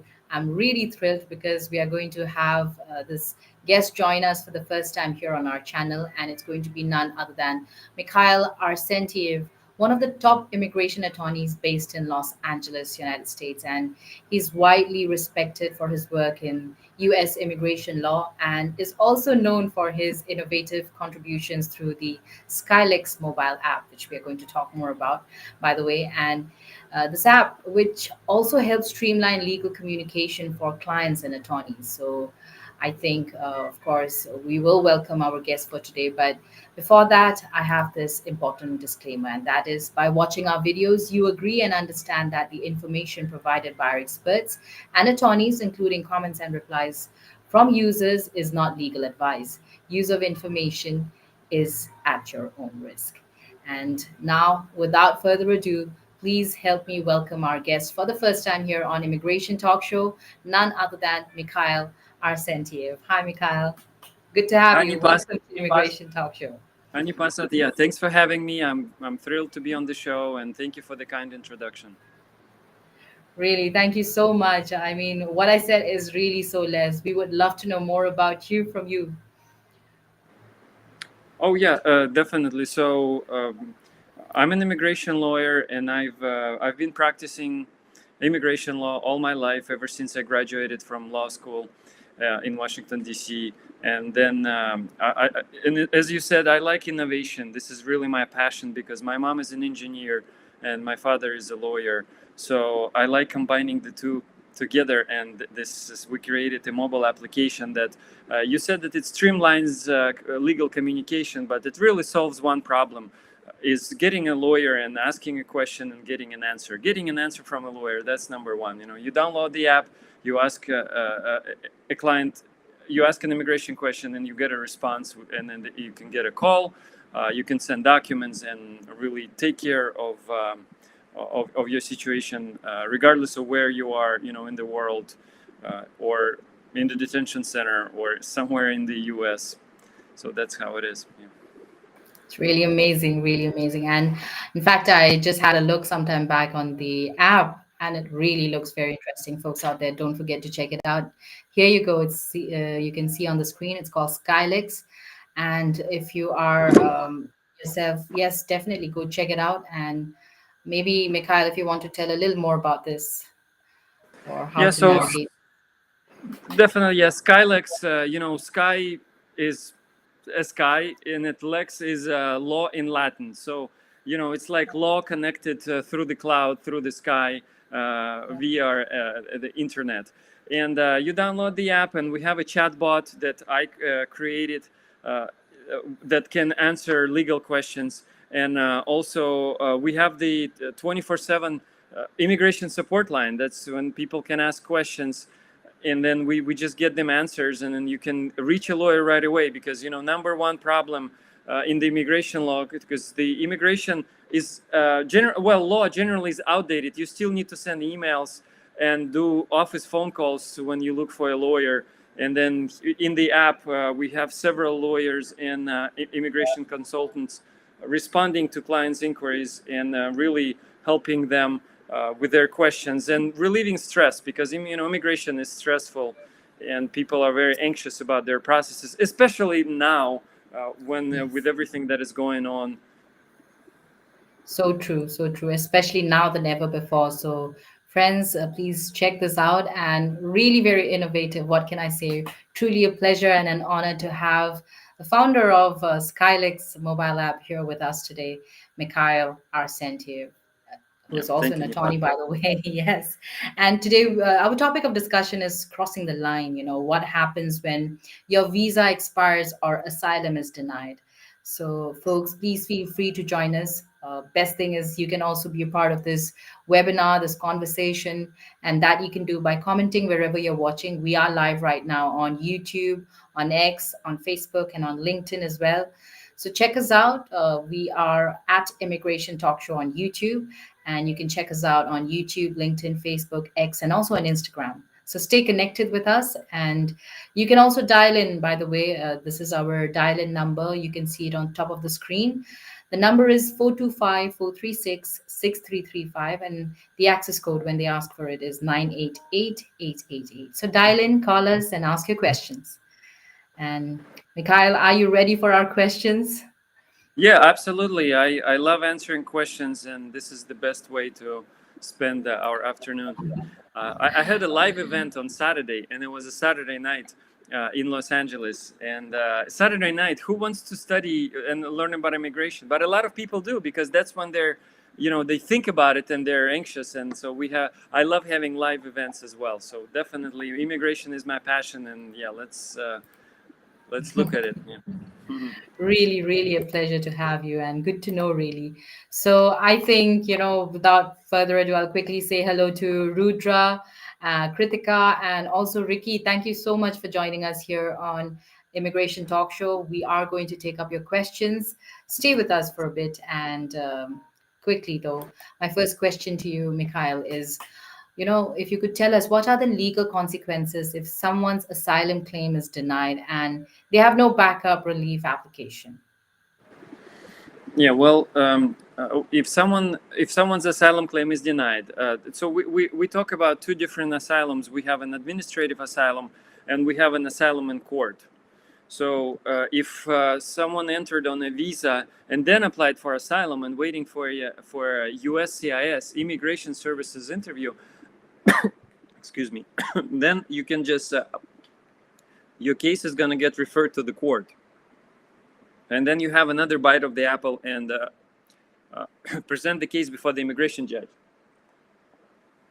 But basically, if then the asylum claim is denied by the immigration judge, then there is only one form of relief, which is you need to file an appeal. All right. Thank you so much for taking that up. And how can one, file for an appeal? If you could just briefly tell us that as well. Yeah, well, so an appeal is pretty interesting because it's very different from like a civil or criminal appeal. Because once you file an appeal, you have to, lawyers mostly do that. It's very complicated to do it on your own. You can apply for a tourist visa by yourself, maybe even file a 589 form, right, the asylum application, but filing an appeal is very complex. Basically, we need to look for ways to find something in the judge's decision that we can question, right, that we can cast some doubt at. And it could be anything based on the legal concept. So it's very legal.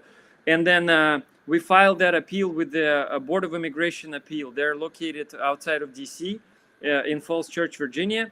But then something interesting is really happening, because you wait forever. You wait for a very long time for that appeal. It takes about 3 to 4 years. However, recently it's gotten a little faster. Then the appellate judge is not scheduling a new hearing. You don't need to go anywhere else. It's all on paper. And then the judge is basically reviewing the decision, and he's reviewing our claims.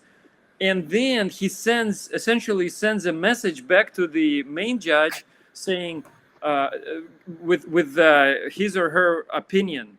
So in other words, he's not overturning the case, or he sends his like recommendations on a certain part of that decision and saying, okay, judge, reconsider your opinion based with my recommendation, if that makes sense. So it's a little different from other appellate appeals that are being considered by other in other areas of law.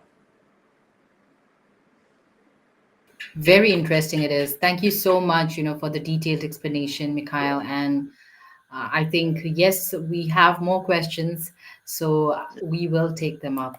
Now, my next question is, if someone facing deportation still requests protection under humanitarian programs like asylum or the TPS, the temporary protected status, can they do that?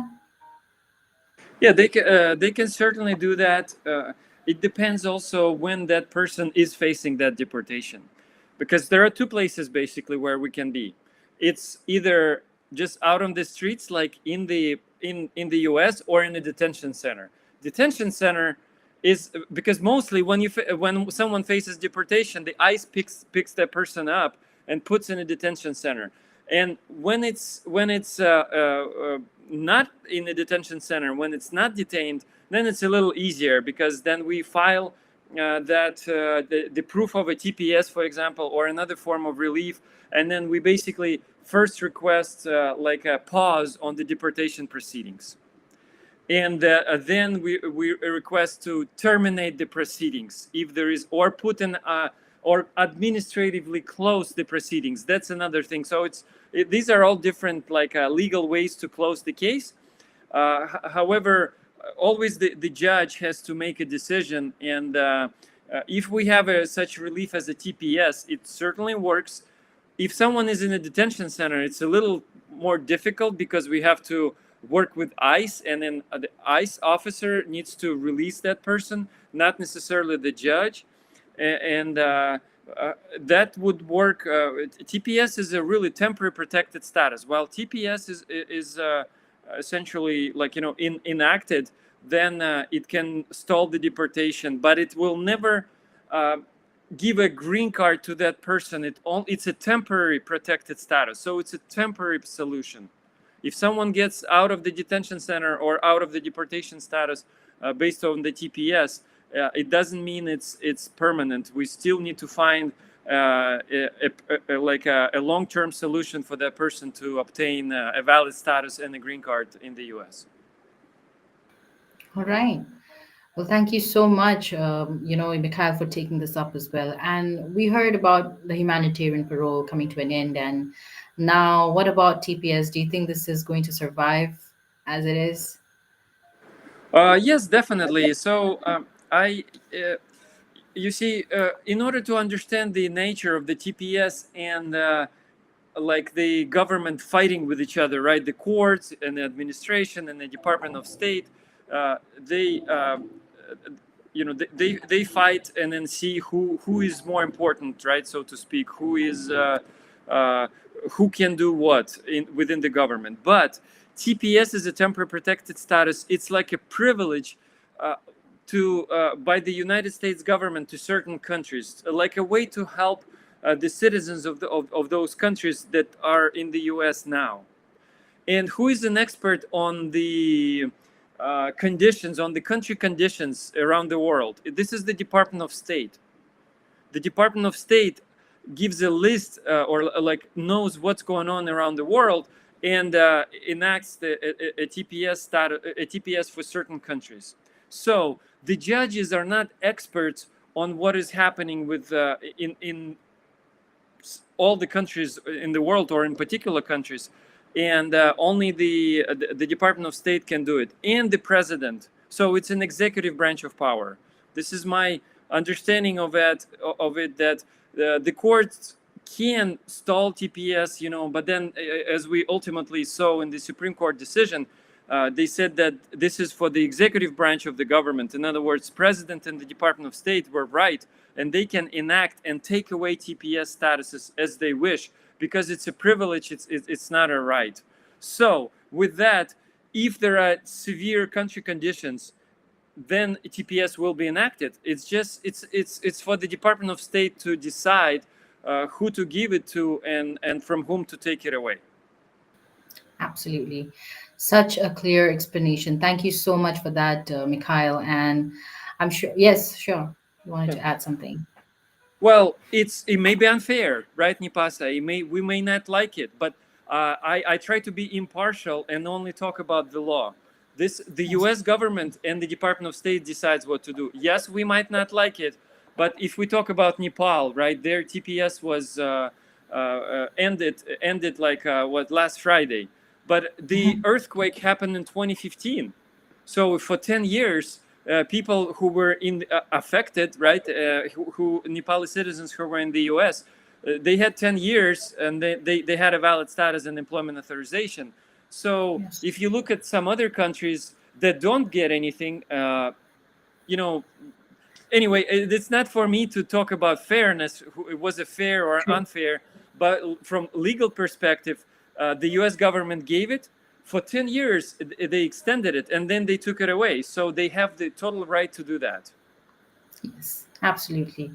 And it's only clearer. Thank you so much for that great example as well. And folks out there, I'm sure you're loving this conversation today we're having with attorney Mikhail Arsentiev from Los Angeles, USA. And friends, if you want to have a one-on-one consultation and maybe get help with your status as well, visit this link and get to check out attorney Mikhail Arsentiev. For now, though, we'll go for a quick break and we'll be back. Don't go anywhere here on Immigration Talk Show. It's me, Napasa. You know why I'm vacationing in Dubai right now? Because I stopped drowning in RFEs, intake calls, and late night filings. I used to hire freelancers who barely knew what a G28 was. Total chaos. Then I found ME Support, virtual immigration paralegals trained in real case prep, docket-wise, and USCIS workflows. Now my calendar's clean, my clients are happy, and my firm runs while I relax. You can hustle or you can outsource smart. I chose freedom. I chose ME Support.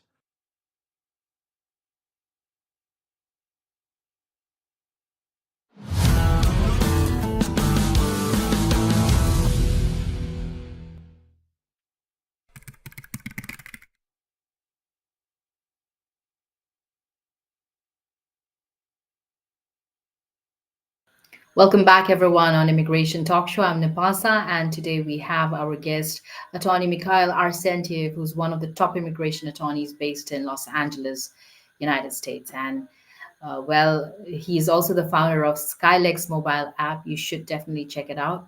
And the conversation is amazing. So thank you so much, Mikhail. I hope you're enjoying yourself. Yeah, thank you, Nipasa, and thank you that you keep mentioning the app, because this is the only way to quickly ask for immigration help. People can download the app, keep it in their phone. It's totally free. And if something happens, if they get stopped at the airport, or if they have, get picked up by the ICE agent, God forbid, or anything else, they can quickly ask a question right inside the app. We also have an immigration chatbot that we developed based on everything that I've written and have said ever, and then we put it inside the chatbot and it answers questions based on that. So yeah. Thank you, really. And folks, don't also forget to subscribe to our channel. Our handle is at Immigration Talk Show. And yes, what you should do is also share this content with your friends and folks because they're going to benefit from all this information that we've got to share today. So share now and subscribe now. My next question to you, Mikhail, is, how does expedited removal affect people who have recently arrived in the US but are now seeking asylum? Well, Nipasa, this is a very difficult question, and has been many very important changes to that process just last week. Okay, and I posted several videos about it, and then the the top one question in comments I got, like, why other lawyers don't talk about it, and then just because they don't know yet. But basically, it's like really interesting. So in short, we have this CBP1 application that the Biden administration used to let people in to apply for asylum. When I first heard about that app, I was quite shocked, because essentially it's an app that the government created to help people, again, legally speaking, to break the US law, to cross the border illegally, and to get to the court system, right? So, and then at that time, people were saying, well, I have an app, and then it's like an invitation for me. And I was like, well, then you get a notice to appear before an immigration judge, and you have to see ICE, and then they can like, it doesn't sound like a good invitation, right? Like it's not that welcoming. And then many clients and people who just heard about that and used that, they didn't understand the nature of it, because CBP1, you just get an invitation, you get a date to appear at a border, and then all of a sudden you're in the US. So it's great, right? So the Trump administration is questioning the legality of that, right? Because, and then again, it may be fair, may be unfair. Let's not get into that. We just talk about the pure law. So he has a valid claim that how can one help make the, crossing the border, which is like essentially a federal, it may not be a crime, it's a misdemeanor, but in any way, it's a problem, right? It's crossing the border illegally without proper documentation. So that CBP1 application was used, and at that time, there was no, it's really quite complex, but when they used it, the people were just allowed into the country with that, like without proper vetting. And again, we heard about a lot about, from Trump during his, especially before the elections, that he kept saying, "Oh, we don't know who actually used it. We don't know. People were not properly vetted," and that's exactly, what happened, because people used the CBP1. Then they were allowed to enter, and then they were in the U.S. So now the administration is questioning it, and the new DHS, Department of Homeland Security leadership, saying we need to vet the people that entered, and many of them were giving an I-860 notice of expedited removal, and now they claim that they received it. So I just had a conversation with the client yesterday. She got a notice of dismissal. So I mean, honestly, it will take us an hour or 2 hours to cover that topic, but the gist of it is that the current administration is questioning the legality of the previous actions, and it uses legal tools to put people into the expedited removal process. And how can we understand the expedited removal process in simple terms? It's a way to vet people to get the fear interview. What is a fear interview? Is when you get called for an interview, and a professional USCIS asylum officer is validating the legality or the credibility of the asylum claims that someone has. So that's, in short, that's what it is. But it's very dangerous. Many people can get affected of it, and it's very, very scary. Definitely is now, especially now than ever before. If you talk about US immigration, it has definitely been sounding scary lately, and has been making people anxious at the same time due to so many other reasons. So, Yeah. So essentially, you applied for someone applied for asylum, right? And then you get an expedited removal notice saying, we withdraw we close your asylum case, and we want you to appear for an interview with an ICE officer or with an asylum officer, where we're gonna do where we're going to do whatever. Like, in other words, we don't know what's gonna happen to that person, and so when we have this ICE appointment, they can get sent to a detention center right away. Like, many of our clients are asking, should I sell my car? Should I pick up my stuff? And then we don't know, right? Because but legally speaking, again, ICE has an authority over the asylum seekers. At any point, they can do anything with their presence in the US. In other words, at any moment, they can put people in the detention center, absolutely legally. And there is nothing we can do about it. Many clients asked me, okay, can you go to the interview with me? Of course, I'm a lawyer, I can go with you.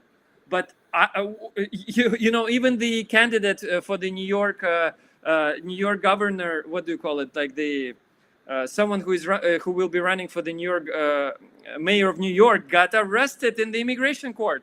So he tried to prevent ICE people from arresting an illegal alien or like an immigrant, right? And he got arrested. So what am I gonna do if I go with you to an ICE appointment? Am I gonna fight the ICE officers? Of course not.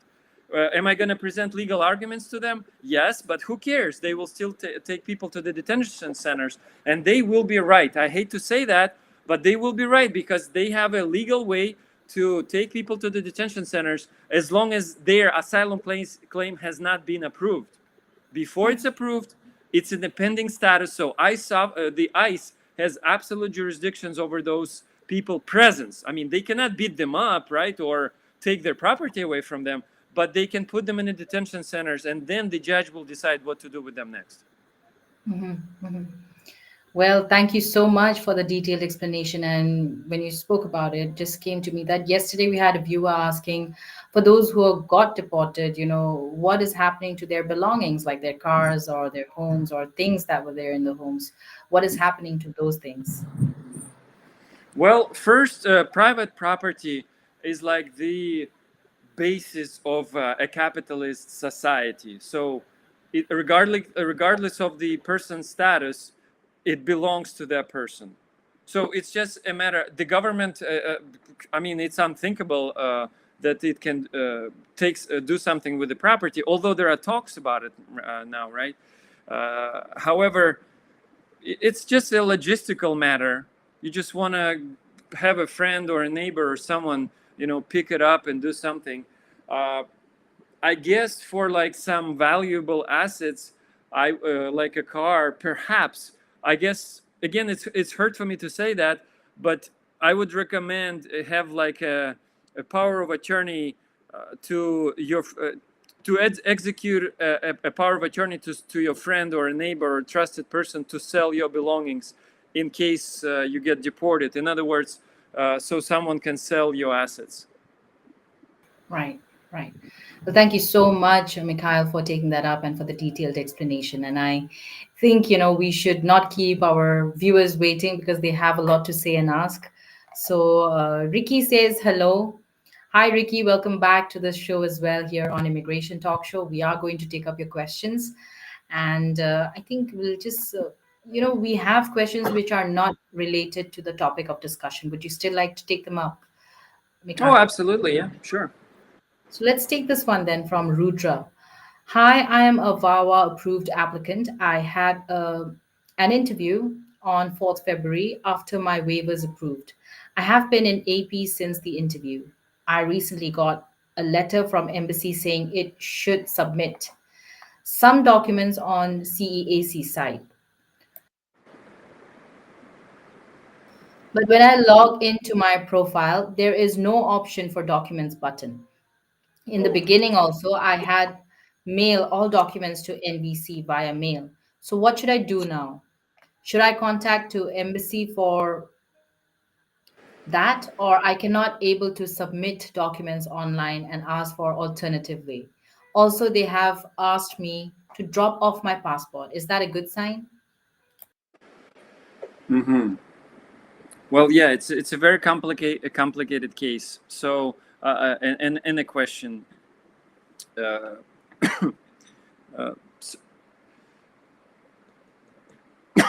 If there is no button to submit, then she probably needs to send it by mail. But overall, it's hard. The case has been going on for a long time. By the way, for those who don't know what WAVA is, it's a Violence Against Women Act. It's one of the unusual ways to stay in the U.S. and it's a very difficult one because it means some violence. You have to prove that some violence have been committed against you. So Rudra, if you want to, you can send me a message and send me some screenshots. I'll take a look, but it's not a simple yes or no answer on what to do. And filing an adjustment of status application may be one option as well. Thank you so much. Yes, Rudra. And folks out there, if you want to contact attorney Mikhail Arsentiev from Skylex Law, do not forget to check out this link, which you can see on the screen. And let's take up Girish's comment now. But I think we will go for a short break. And Girish and Ricky, do not go anywhere. We are going to pick your comments right after being back from the short break here on Immigration Talk Show. We have attorney Mikhail Arsentiev, and today's discussion is a very interesting one. We are discussing on crossing the line, what happens when your visa expires or asylum is denied. So don't go anywhere. It's Nepasa on Yep. Immigration Talk Show. You know why I'm vacationing in Dubai right now? Because I stopped drowning in RFEs, intake calls, and late night filings. I used to hire freelancers who barely knew what a G28 was. Total chaos. Then I found IMI support, virtual immigration paralegals trained in real case prep, docket-wise, and USCIS workflows. Now my calendar's clean, my clients are happy, and my firm runs while I relax. You can hustle or you can outsource smart. I chose freedom. I chose IMI support. Welcome back, everyone, on Immigration Talk Show. I'm Nepasa, and today we are having a wonderful conversation with none other than attorney Mikhail Arsentiev, one of the top immigration attorneys based on Los Angeles, United States. And he is from Skylex Law and a creator of Skylex app. So it's been great. And before the break, I have been telling you that we are going to pick up comments from Ricky and Girish as well. So, Mikhail, it's lovely having you. Really good conversation today and so much to speak about. So, I hope you're enjoying as well. For having me, and let's get to some questions. We need to get more. Keep them coming, guys. Yes, Ricky is asking, for those on H1B, is there a way to print I-94 separately, apart from it being mentioned on the H1B notice? Also, in what cases should one seek G28 representation required? Also, what should G20? Oh, okay. So, you know, when you file for a reparole, then your I-94 gets updated online. Last time I checked, there was no way to get I-94 separately from the approval notice. So I have never seen a different way to print it out. So just scan it. Some employers, by the way, don't give it away, so that happens. But yeah, there is. I don't know any other way to have the I-94 other than having it in the approval notice, and it's never really been an issue for us or any of our clients. The I-94 that you access online is probably the old one. The old one that is, that the initial one that you used to enter. So yeah, and then in what cases should one seek G28 representation? Well, as an attorney, I file G28 and I sign it, and this is for me to represent my clients. So I get to see all the documentation that the government is sending. So you don't have to do that, and nor your employer. So G28 is required so I can communicate, speak on your behalf, submit documents on your behalf, so you can do your work. This is why I'm here. You do your work, I do my work. And then, so the government doesn't bother you and doesn't send you documentation. You don't miss any deadlines because they're sending it to me to my address, they're sending it to my email, and then I can respond. Even if you don't respond, you went on vacation to Dubai, as we just heard, and I still can work and submit paperwork on your behalf. That's what. So the G28 is not required.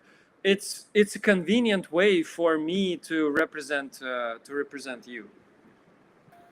Interesting. Thank you so much for that very clear explanation, Mikhail. Lovely.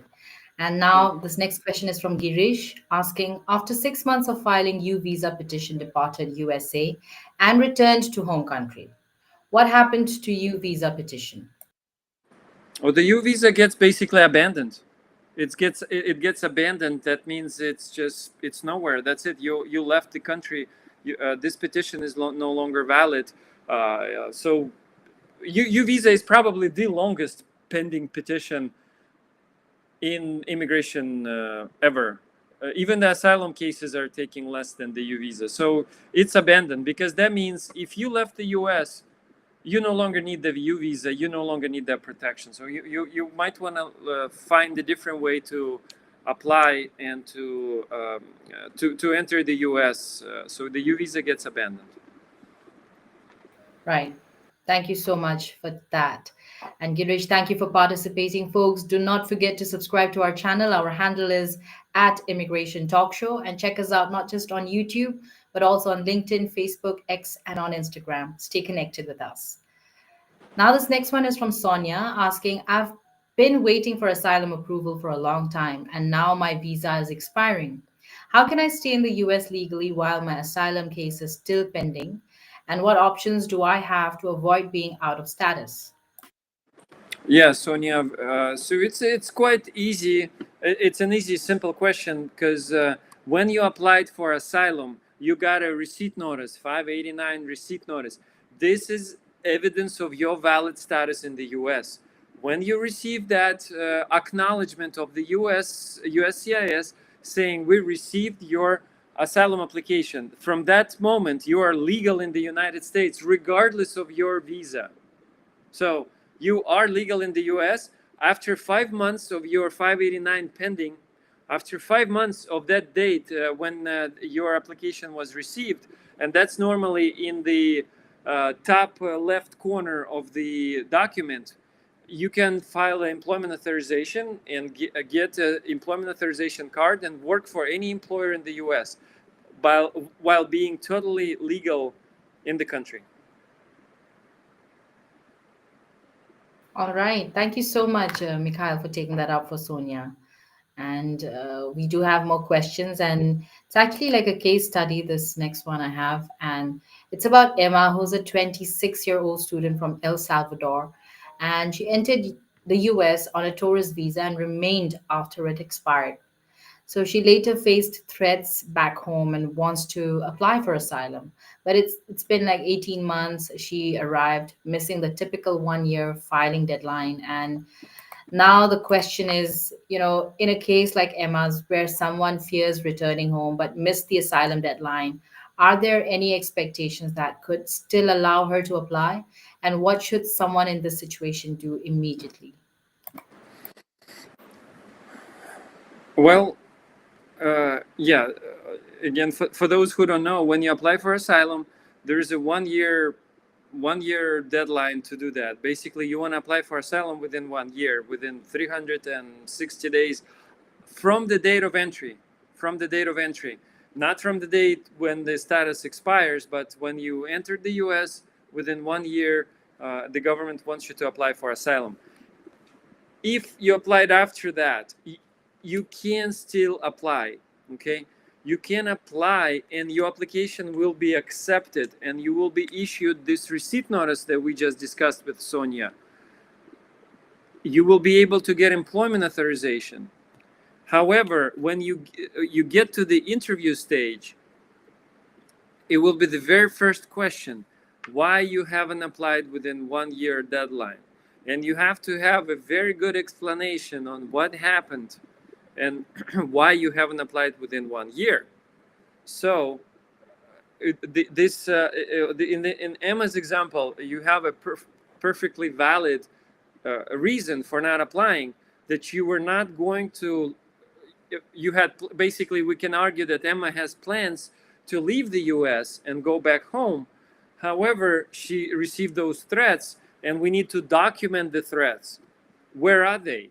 How did she receive them? Because she's in the United States. The threats are from a different country. She somehow got them in some kind of a palpable, verbal, or written way of communication. Maybe it's a WhatsApp text, or an email or a phone call. So document that and explain it. So it doesn't mean that the application will be denied solely based on the delay in filing. But the immigration officer will determine whether this reason is legitimate or not. Right. Well, thank you so much, Mikhail. That was really very interesting and a detailed explanation. Really great. I do have another question. This is also another case study, and this one is about David, who's a 34-year-old man from Guatemala, and has been living in the U.S. for 3 years overstaying his visa. So one morning, ICE agents conducted a workplace raid at the construction site where he works and detained several undocumented workers, including him. So he has no criminal record and has was never previously contacted by immigration authorities either. So the question is for individuals like David who are caught in ICE raids and have overstayed their visas but have no criminal history, what are the possible legal avenues to stop deportation or seek relief? Yeah, so um, a very good question, and this is now on the news, right? This is something that is happening to people that with the ICE raids, and going back in history a little bit. Imagine the laws have always been there, the laws that allow ICE agents and the government to detain people and deport people who are not legal in the United States have always been there, but they have not been enforced. In other words, ICE were for many reasons perhaps, but then they were not enforced. That the ICE agents were not really looking for people who overstayed their visas and who entered the country illegally to deport them.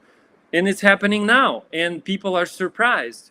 But every country does that, actually, right? We talked about Dubai just now. Try staying in Dubai for overstay the visa in Dubai. Forget about it. You that person will get kicked out right away and probably will never be allowed to enter. It's very strict. Try do it in China or India. Oh, that's it's gonna be people are gonna get in big trouble. But in the United States, it hasn't been enforced much before, right? And then people just come in, they work, and then they just remained in the U.S. without any problem. So now, when someone gets picked up by ICE without criminal history, there is nothing in the law that says that if you don't have a criminal history, you can stay as long as you want, or any of that. So he was legally detained, right? In other words, there was no abuse of power of any sort. The person does not have a valid status. ICE can get this person into a detention center and put that person in the deportation proceedings. Now, going back to the actual question, now what to do? We seek relief, a regular relief that this person could have gotten if he wasn't picked up by ICE, which is family reunification mostly would work if he got married to a U.S. Citizen or a green card holder. Then it is possible to obtain, to get out of the detention, and asylum. Really, these are the only two major reliefs that are available to most people. And the TPS as an exception would work as well if that person is from Ukraine or from some of the other countries, such as like what is still. Some TPSs are still working. So yeah, basically those two types of reliefs. Well, thank you so much, for taking this up, Mikhail, and very rightly put. I think very clearly explained. That's all I can say. And folks, I hope you're enjoying this conversation and you're able to take a lot from this webinar that we're having today with Attorney Mikhail Arsentiev from Skylex Law, and also the creator of Skylex app. And don't go anywhere, because we're going to speak more about the topic of discussion for today. And it's a very interesting one: crossing the line. What happens when your visa expires or asylum is denied? And we are going to take up more of your questions, so feel free to keep commenting Or yes, you can also dial in, by the way. The number is 425-436-6335, and the access code is 988-888. Don't go anywhere. We'll be right back here on Immigration Talk Show. It's me, Napasa. You know why I'm vacationing in Dubai right now? Because I stopped drowning in RFEs, intake calls, and late night filings. I used to hire freelancers who barely knew what a G28 was. Total chaos. Then I found IMI Support, virtual immigration paralegals trained in real case prep, docket-wise, and USCIS workflows. Now my calendar's clean, my clients are happy, and my firm runs while I relax. You can hustle or you can outsource smart. I chose freedom. I chose IMI Support.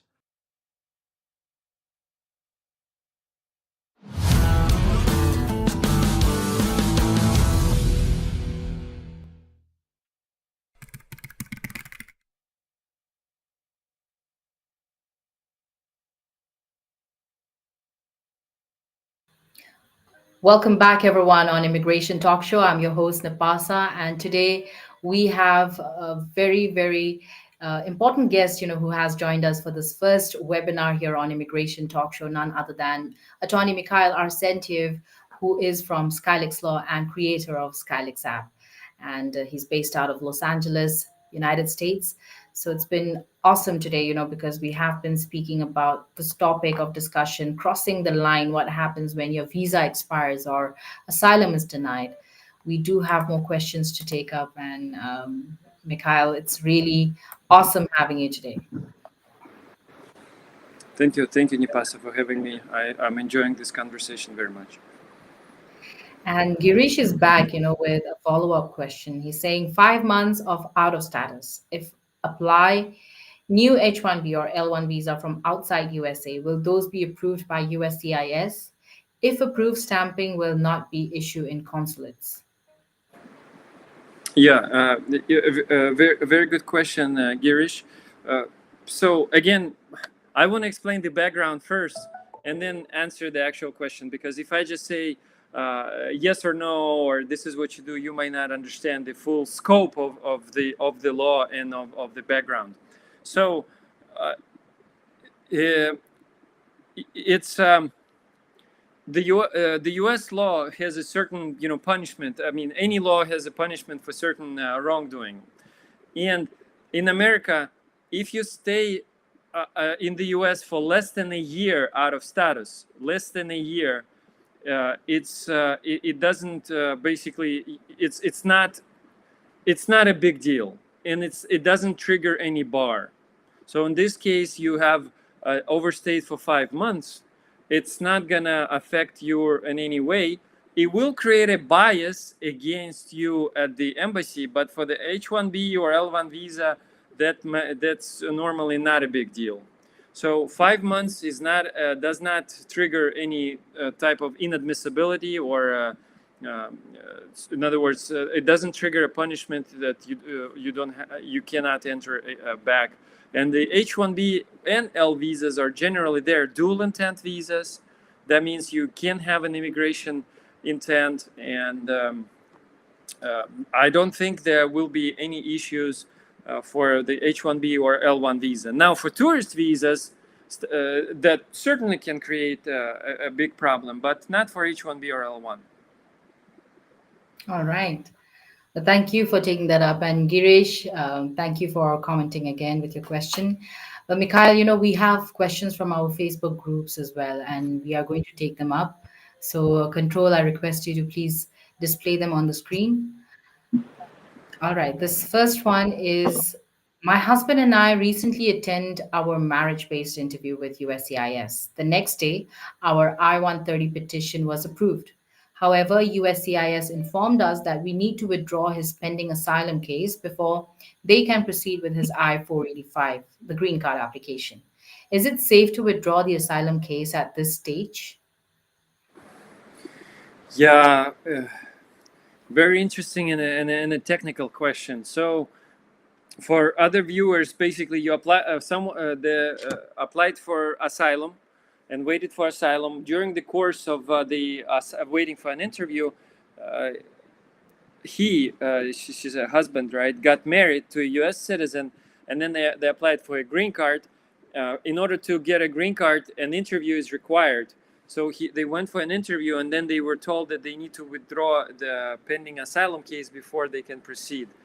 So if USCIS requires that, there is no other way, because they're not gonna issue, a decision on your case. So I would recommend here going with the USCIS guidance and go ahead and withdraw.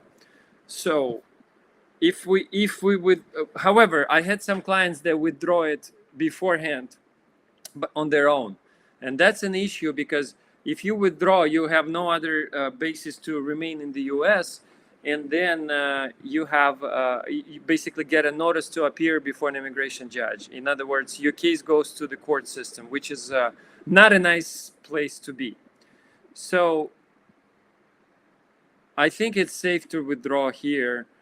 And in any event, if something bad happens, marriage to a U.S. citizen can solve any problem. It's just a matter of time. Thank you so much, Mikhail, for taking that up. And let's go on to our next question now. This is also from an anonymous participant and is asking, has anyone filed Form I-485, the adjustment of status through marriage, and Form I-130 while having a pending asylum case? Does this make the process slower? I would like to know the experience of those who have these three cases active simultaneously. Thanks. Well, yeah, sure. I mean, what else to do? I-130 is definitely a must-have here, because if you get married, you want to file I-130. It does not affect the other applications at all. 485 and asylum, that's these are actual requests for a green card, essentially, right? Both of them. I mean, it's a very common situation. What else can you do? While asylum is pending, you file 485 and then go with the USCIS guidance. Most of the time, they approve the case, actually, and then you get to withdraw the asylum claim after the 485 is approved. All right. Thank you so much for taking that up as well, Mikhail. This next one is also from an anonymous participant asking, has anyone been stopped by ICE? What do you show them if stopped? My lawyer said the pending case letter where they approved it and shows we have to be here, but will they respect that?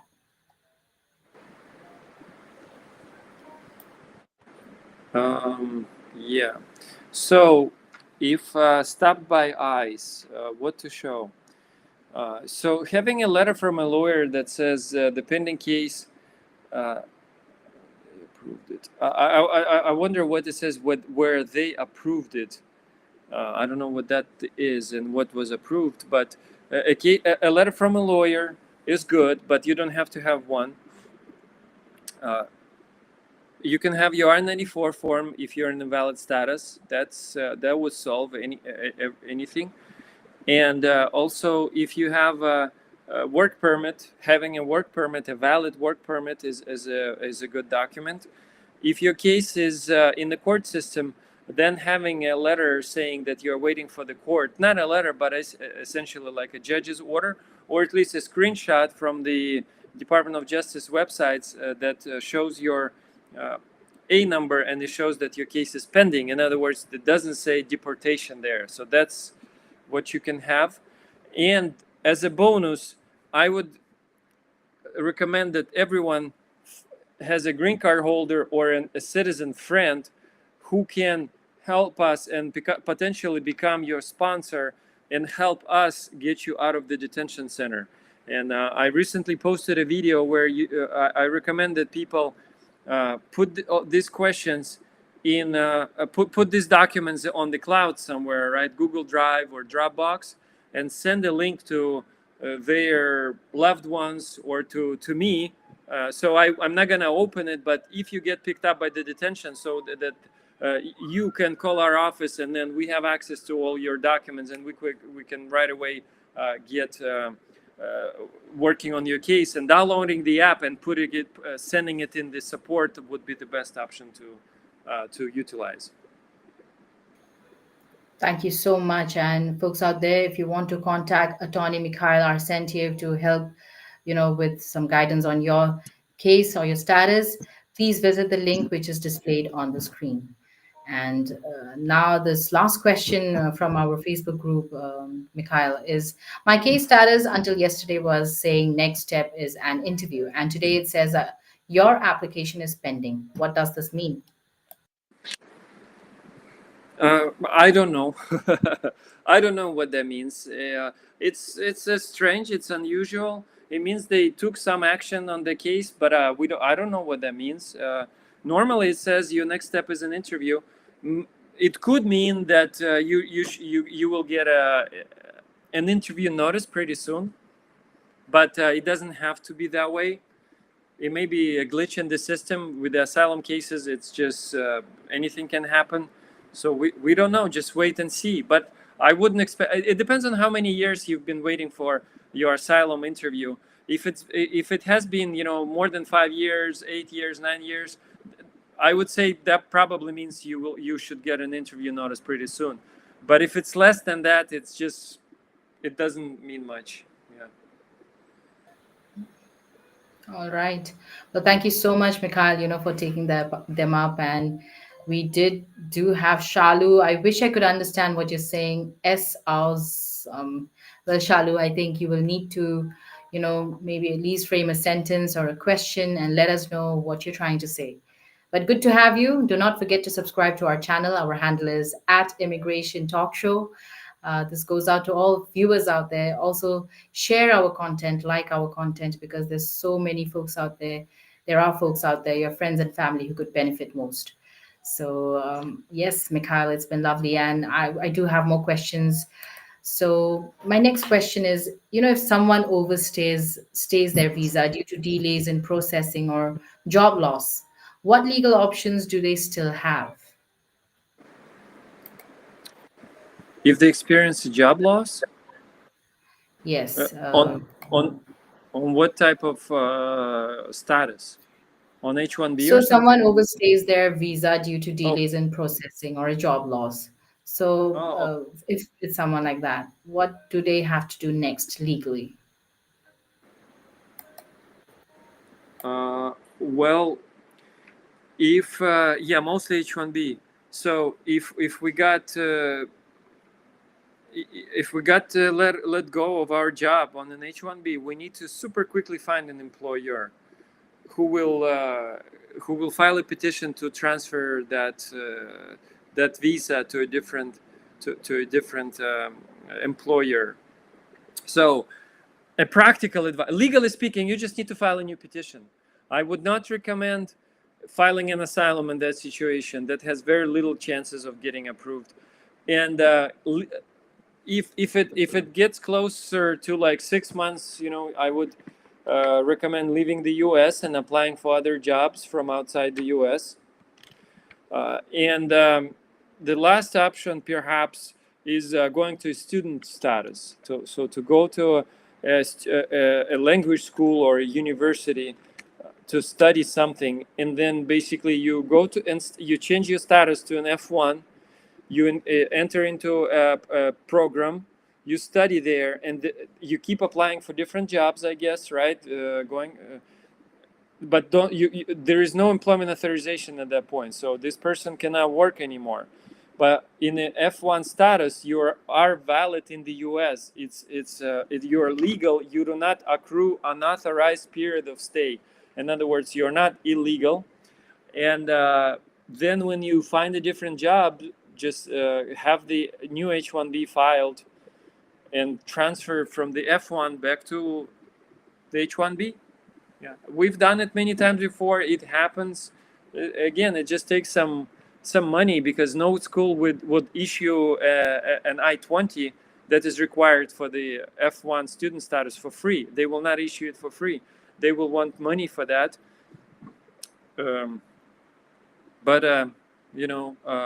It is a workable solution. We've done it many times before.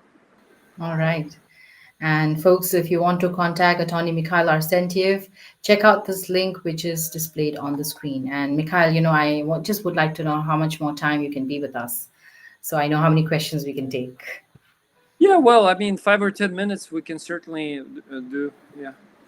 That's perfect. All right. So my next question is, what should immigrants do if they receive, an NTA, a notice to appear after their visa extension or green card is denied? Well, a notice to appear. What is a notice to appear? That's a hello from an immigration judge.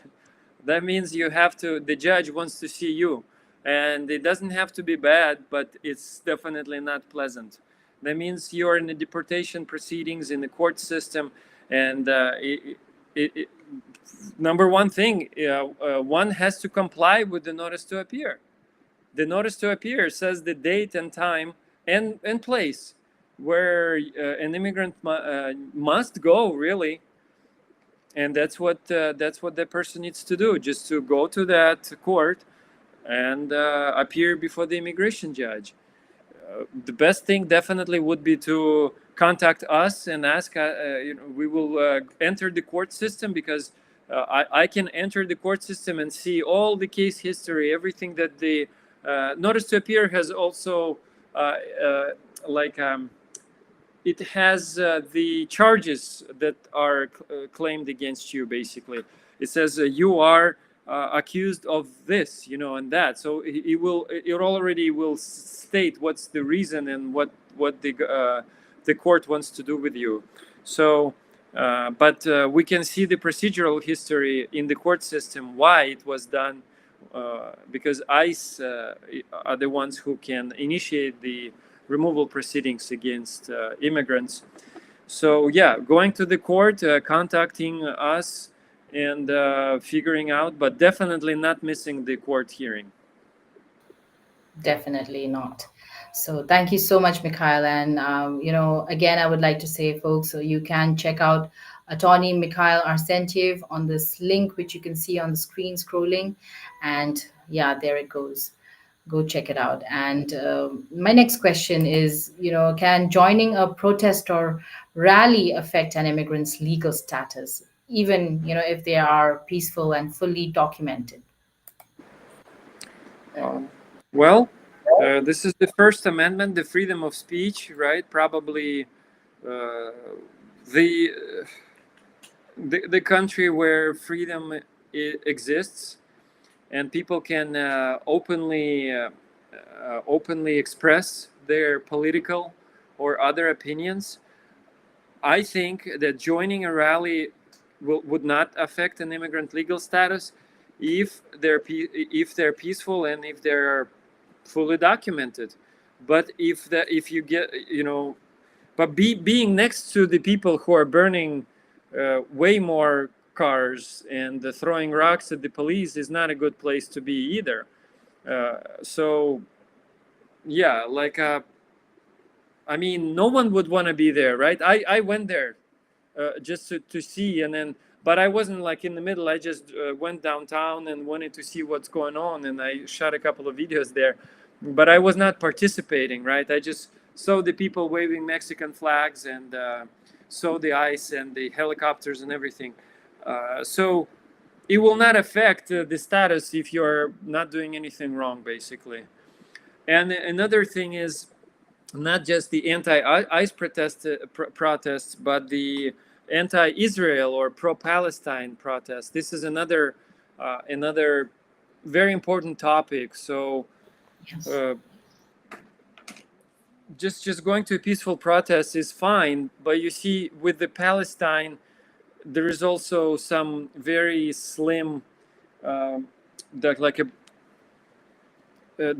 have to be a balance between anyway. It may be with the case of Palestine, it gets a little complicated, right? Because of all the violence that also happening recently. So it shouldn't affect. Just a peaceful rally shouldn't affect, but in some cases it can get complicated. Right. Thank you so much for bringing that up as well. And folks, thank you. I hope you're enjoying this discussion. I do have maybe another couple more questions before we leave. Mhm. So, this next one is what should someone do if they receive a call or a message from ICE asking them to report in person without clear instructions? To report a person. Uh, Yes. well,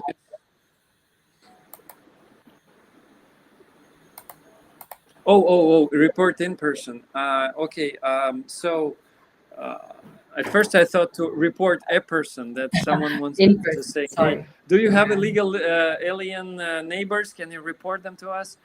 No, a call or message from ICE. So I would say if someone receives a call like that, that person knows where to go and what to do, because every asylum seeker who is like in this like ICE supervision type of program, they know their officer, and then that officers make calls them once in a while. I think randomly, it's unlikely that someone would receive a call just out of the blue. They would probably receive some clear instructions, and they would know where their ICE office is. But generally, it's done with a written confirmation. So generally, it's in writing, and you want to wait for a written request, a written ICE appointment notice. But it can be in call as a call as well. So I would just ask when to go and where. Yeah. Yeah. Again, I would not recommend messing with ICE. Yes, for sure. Well, thank you so much. Now, I have another question, and if you could tell us, are there any lesser known forms of legal relief available for those facing Oh, deportation but who don't qualify for oh, asylum? yeah. So those who, I like one way that people don't know, and this is actually a religious worker.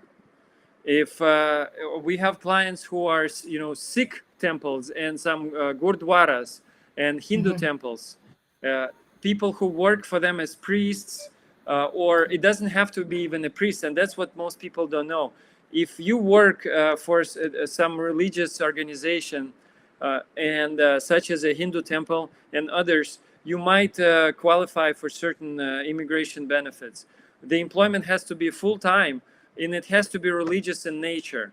You don't have to be an actual like priest, but you need to be someone who works with the priest, like an assistant, or like the choir director, or a teacher of like kids, or like a religious teacher, right? Maybe for the children. And then this a category that most people don't know about it. I posted one video about it, and I got like, almost 1 million views, because people just have no idea. And I got so many requests on that, like, hey, I actually work for a church or for a temple all my life, but I never knew that I could do something. Like, yes, if you have if you are a formal member, if you have some teaching, it doesn't have to be a 5-year theology program, but it can be some teaching that is acceptable in your denomination, in your religion. Then and then you actually work in a certain established like a temple. Then this can be utilized as well. It's a very rare way to obtain a green card, but a lot of people do that, and we have many clients who are for whom we successfully filed visas and green cards. All right, very interesting. Thank you for sharing that as well, Mikhail. And I think this brings me to my last question before we leave. And if you could tell us, what documents or legal steps should someone prepare ahead of time, just in case they face sudden immigration enforcement because of the situation, especially right now here in the United States? Well, so putting all the documentation in one drive or one folder online, and sharing that link with us, and with your family members, so they know what to send an attorney is best. Because when we quickly need to assemble an asylum claim or something else, it's really difficult when you are in a detention center and it's hard for us to gather evidence. But if you do it in advance, put it all in one folder, all your employment authorization documents, just the pictures, right? I-94 forms, the I-20 forms, the H-1B approval notices, all I-797 approval notices and receipt notices, maybe some criminal history documents. Put it all in one file. It will be much easier to deal with, and we can faster help you. And downloading our Skylex app is very important because it's on your phone. You can at any moment, you don't have to use it right away, but if something happens, you can quickly send a message. Even if we can't respond right away, if it's 5 in the morning or something, we will respond faster. And if we have a link to all your documents, then we will have your A number, we'll have your location, and the rest we can quickly do because we can find you where you are, which detention center you're at, or where you placed. And then from there, we can contact the ICE to work on your release. This is very, very helpful. Thank you so much, Mikhail. Lovely conversation, and thank you so much for patiently and for, taking up each of our questions, explaining them so clearly to all of us. It was really lovely having you today on our show, on Immigration Talk Show. Okay, of course. Yeah, thank you very much. Are we ending now? Yes, I think I'm done with most of my questions. I wish we could go on and on, but we should meet soon. Good. That's all I can say. Yeah, definitely. So in conclusion, I would just say that people get very anxious when they hear the immigration news, and I would say, don't pay attention to the immigration news. Most of them are very complex and they're just speculative in nature. These are speculation. The CBS News reported that the Trump administration plans to deport 300 aliens. They plan to give ICE vacation to the farmer workers. Then 4 days later, it's no longer the truth. Then someone else sued, and stole the deportation of this and that. Then we hear that, I still put people on the airplane and they still deported them to Sudan or whatever. So it's just noise. It's so irrelevant. I recommend that we just comply with the laws, don't do stupid stuff, and just pay attention to our jobs and don't pay attention to the immigration news. Download Skylex, and we have also a educational channel there where we put the most important information. And then definitely subscribe to the Immigration Talk Show. But then all these just random articles and videos, the media is just exaggerates that, and then they just take advantage of us and make money on the ads. So we don't want to pay attention to them as much. Absolutely. Well, thank you so much. I think very, very rightly put, and was very relieving, listening from you as well. So I think very much those tips are to be followed, viewers out there. And thank you so much, each one of you, for joining us. Mikhail, I really hope to see you very, very soon here again on another episode. Maybe we will discuss soon, on another topic on Immigration Talk Show. Yeah. Definitely. Yeah. Thank you very much, Nipasa. I'll see you next time. Thank you. See you soon. Yes. Have a wonderful day. And folks out there, do not forget to, also check us out. We are Immigration Talk Show. Our handle is @Immigration Talk Show. Check us out on YouTube. Subscribe to us. Ring that bell so that whenever we have discussions like this, you are notified. And feel free to also contact me if you have questions or anything you want to ask or suggest. This is my number, 408-335-6444. This is also my WhatsApp number, and you can also email me. My email address is nipa@staffingly.com. And I hope you had a wonderful session today with us. Do not forget to share this with your friends and folks out there who would benefit most from our content. And check us out, not just on YouTube, but also on LinkedIn, Facebook, X, and on Instagram to stay connected with us. And don't go anywhere. Stay tuned on Immigration Talk Show because there's a lot more coming that you don't want to miss. It's Nipasa saying bye for now. You know why I'm vacationing in Dubai right now? because I stopped drowning in RFEs, intake calls, and late night filings. I used to hire freelancers who barely knew what a G28 was. Total chaos. Then I found IMI support, virtual immigration paralegals trained in real case prep, DocketWise, and USCIS workflows. Now my calendar's clean, my clients are happy, and my firm runs while I relax. You can hustle or you can outsource smart. I chose freedom. I chose IMI support.